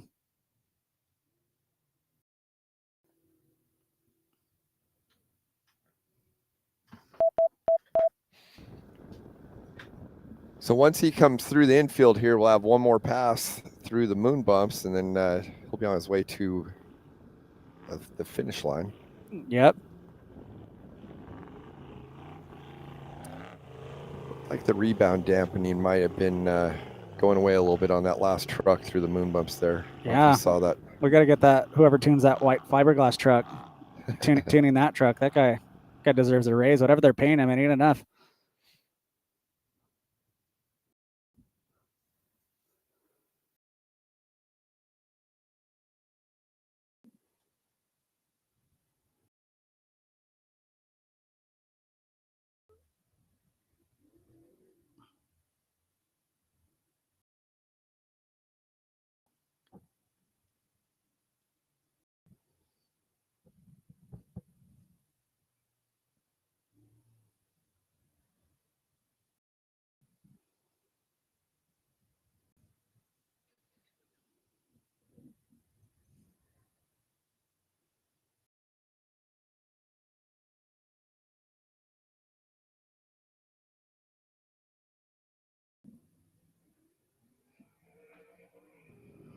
Yeah, definitely have our overall leader going through the start finish line. I haven't heard a truck roar like that since last time we went through. So if the feed is correct to my sound of my ear, I think it's going to be Billy Gerke starting his last lap. We got to shoot over to the moon bumps. He's been leading this wire to wire. Yep.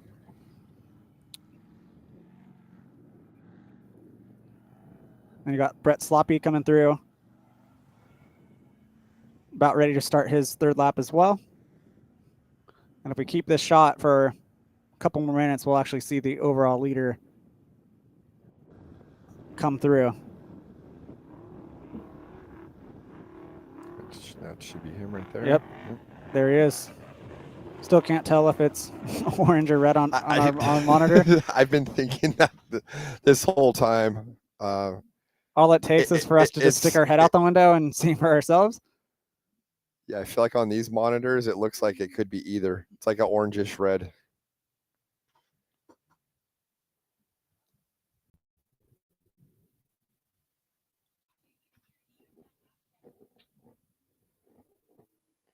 He's taken a little different line there. He went all the way to the left. I haven't seen a lot of guys do that so far. Kevin Thompson did it, and it worked for him.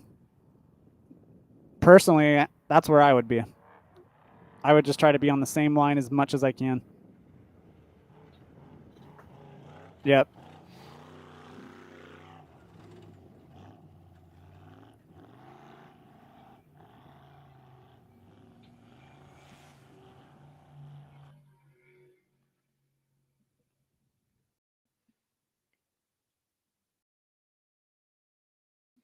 So we've seen the course deteriorate quite a bit today. We're halfway through the racing. How much more do you anticipate this getting more rough tomorrow by the end of the day? Double. I've done my fair share of day 2 Laughlin, and if you aren't excited about this, you really aren't going to be excited about tomorrow. It's only going to get worse. The problem that you're seeing is the ruts are getting deeper. Square edges are starting to form that weren't there previously. I really think who's going to be the most surprised is going to be probably the UTV guys. I think the 1600 guys kind of know what to expect, but the UTVs are going so fast now. If you don't have it, that's where likely I would probably take a recon lap tomorrow morning if I were racing one of our pro Rs, just to double check. I feel like because some of those UTVs, you don't have the suspension of an unlimited truck, but you're running damn but near you're the going same almost pace. the same pace. Yeah. So what my point is it's fast enough to get you in trouble. Mm-hmm. An unlimited truck can still save you. Yep. You can come into a big G out too hot, or say there's a hole that wasn't there yesterday. You can get bailed out. You clip it. The truck will bail you out of it 9 times out of 10. The UTV, you might be going ass over tea kettle. Yeah. So I would agree of not a horrible idea to do a sight lap I guess for the UTVs, if you do heat 1, you race heat 3, there's only one heat in between. It's not going to change that much. Yeah, the strategy is definitely going to change between on where you ended up. Like when I won day 1 back in 2018, I knew that I had Voss right where I wanted him, where I knew that he had to pass me and put time on me to beat me. So my pace, I just kept him 10 seconds off me the whole day. Could see him in my rearview bumper and pretty much let him dictate my pace. And because I knew I was going to get the whole shot with all-wheel drive. So, or vice versa. What's nice is, like, say if you did have a lead on someone adjusted, say you got a 30-second lead on them at the end of today, you can let them lead tomorrow and just sit like right at the edge of his dust, and then just keep pressure on the entire race. And that you don't have to make the pass. You just got to stay, within 30 seconds. Yeah, it's like, and that's a nice place to be sometimes. Yeah, that's like more than likely, I haven't seen any official results, but that's like Jurgensen with house money, because he's going to have a 20-second head start, but the time difference is still going to be the same. So essentially, like McNeil, if he got second, would have to pass him and then put another 30 seconds on him, which best of luck. Very hard to do. Yeah. No, but it's if you can be in that position where you don't have to make the physical pass, Yeah. and you can just sit there and keep pressure on them. You're like, hey, okay, cool, walk away from me. Try to pull a minute on me or whatever, and you make them. You can almost force a competitor into a mistake sometimes when they know they have to push so hard. Yeah. And then they'll get a flat or something, and then it's like at that point, then you got it wrapped up. Mm-hmm.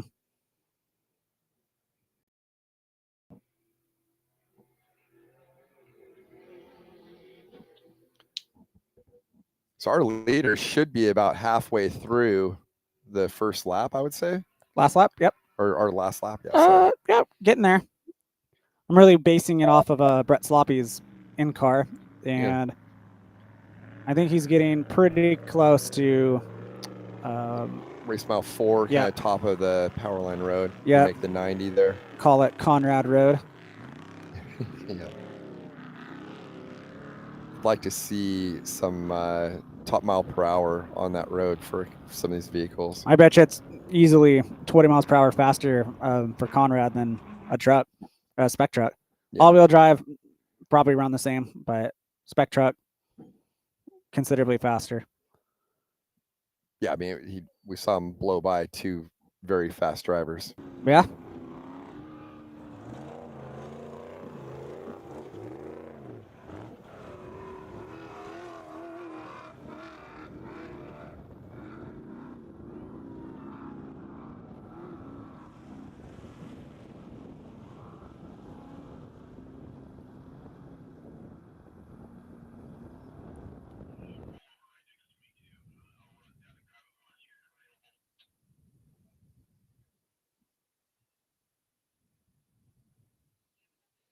Some cool in-car here. Yep, that's our third physical. Brett Sloppy. It looks like that might have been a pass for second. No. Nah, I think that was a lapper. Yeah. The finish line is going to close at approximately 4:16. So it is 3:50 right now. And people will not be able to go out and take their last lap at 4:16. With an official finish time at 4:28. So almost 40 minutes from now.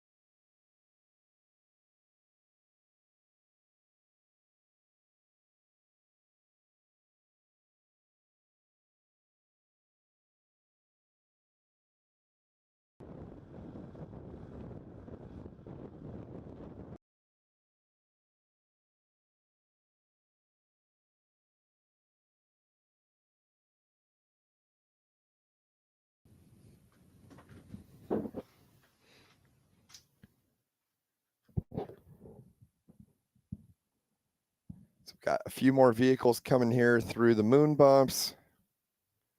Leaders should be about third of a lap from the finish. Yep, I'd say so.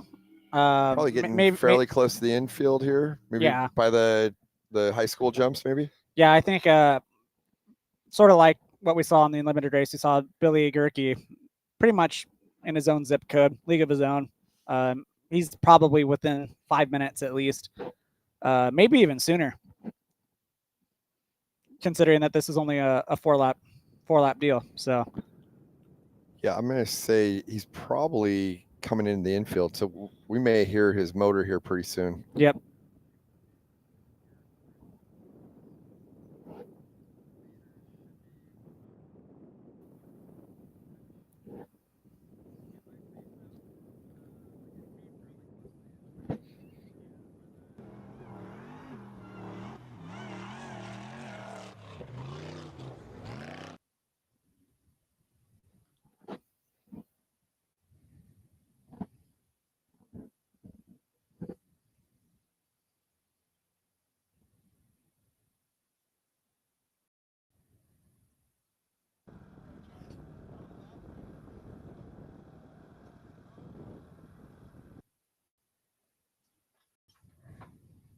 Yeah, there we go. Look at this truck work.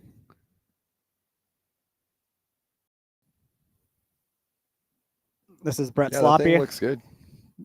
Wide open.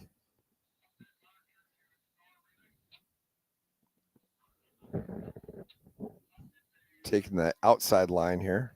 Yeah, the outside line kind of sets you up better to carry more speed. The inside, especially going triple digit speeds. Yeah. If you can get away with it, I usually go inside to outside. That's what I was going to say when I was looking at it, because when on your exit, you've got 3 lines. Yep. So it looked like you could kind of do inside to middle or inside to out. But he had to make a pass there, so it made sense to just take the outside the whole way. Yeah, just go where they ain't kind of deal. Yep. So right now we're looking at mile 2.5 on that big approach to that road crossing. The road crossing is just to the right of our screen. As we zoom out more, seeing the shadows are slowly starting to creep in as we got Bullhead City in the background.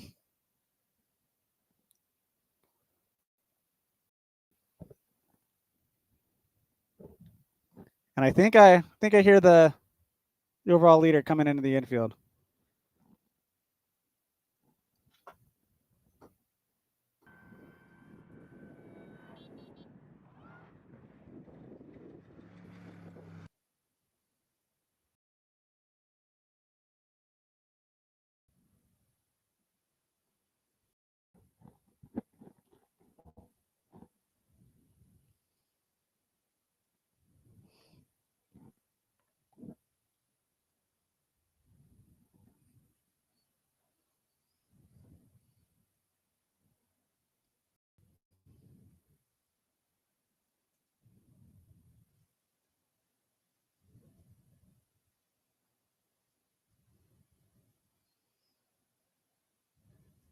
And if we start slowly panning back to the infield, we probably got our overall leader, Class 8.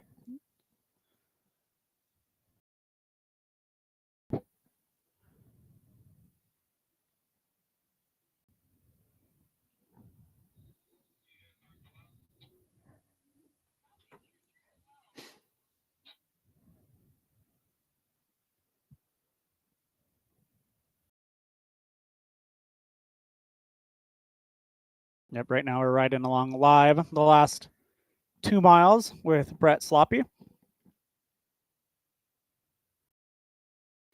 Hopefully I'm saying his last name correctly and it's not Slopey.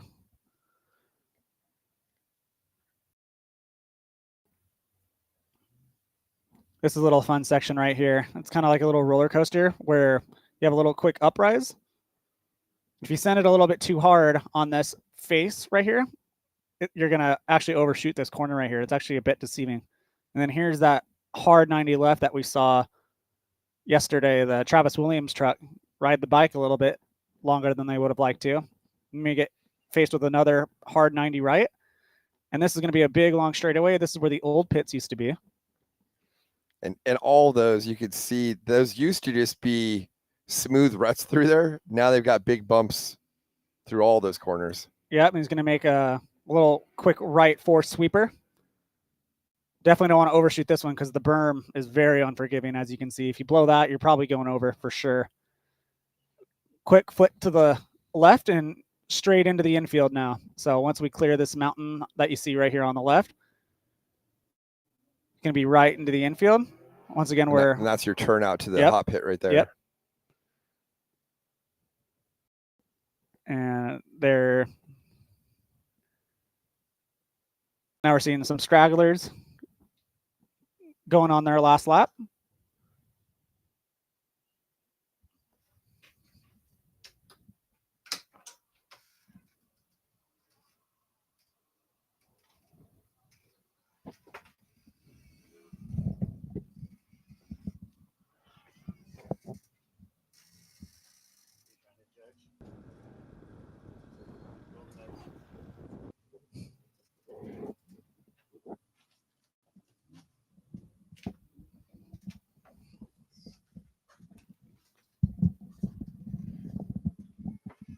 Can hear our leaders all kind of rolling in here to the finish.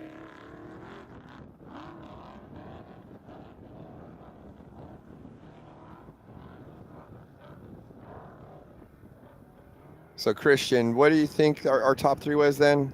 Gerke? Gerke, I know that Brett Sloppy was somewhere in there. Like I said, I'm only going pretty much the theme of the entire day. We've only been going off what we've been seeing on here, the same footage that everybody else is watching.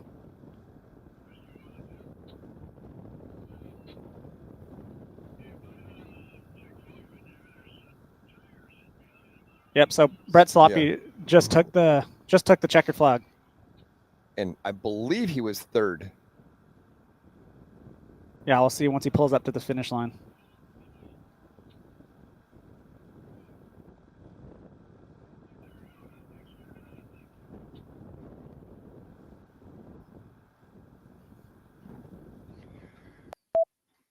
All right, so that is our leaders finishing for our last heat of the day, heat 7. And that will do it for our announcing here. The live stream video coverage is going to continue for a while. So definitely enjoy the video footage that we have. Want to remind everyone that the 2025 SNORE Riverside Resort Max's Tires Rage at the River is a 2-day event. And tomorrow we will be covering all of these races again. So everything you saw today, they will be re-racked tomorrow, run all these heats again, and then combine the times, and that will give us our overall winners for the event. So definitely tomorrow morning, make sure to come back here and check it out. For myself, Wes Miller, and Christian Serapis, we want to thank you for watching this event, and we will see you guys tomorrow.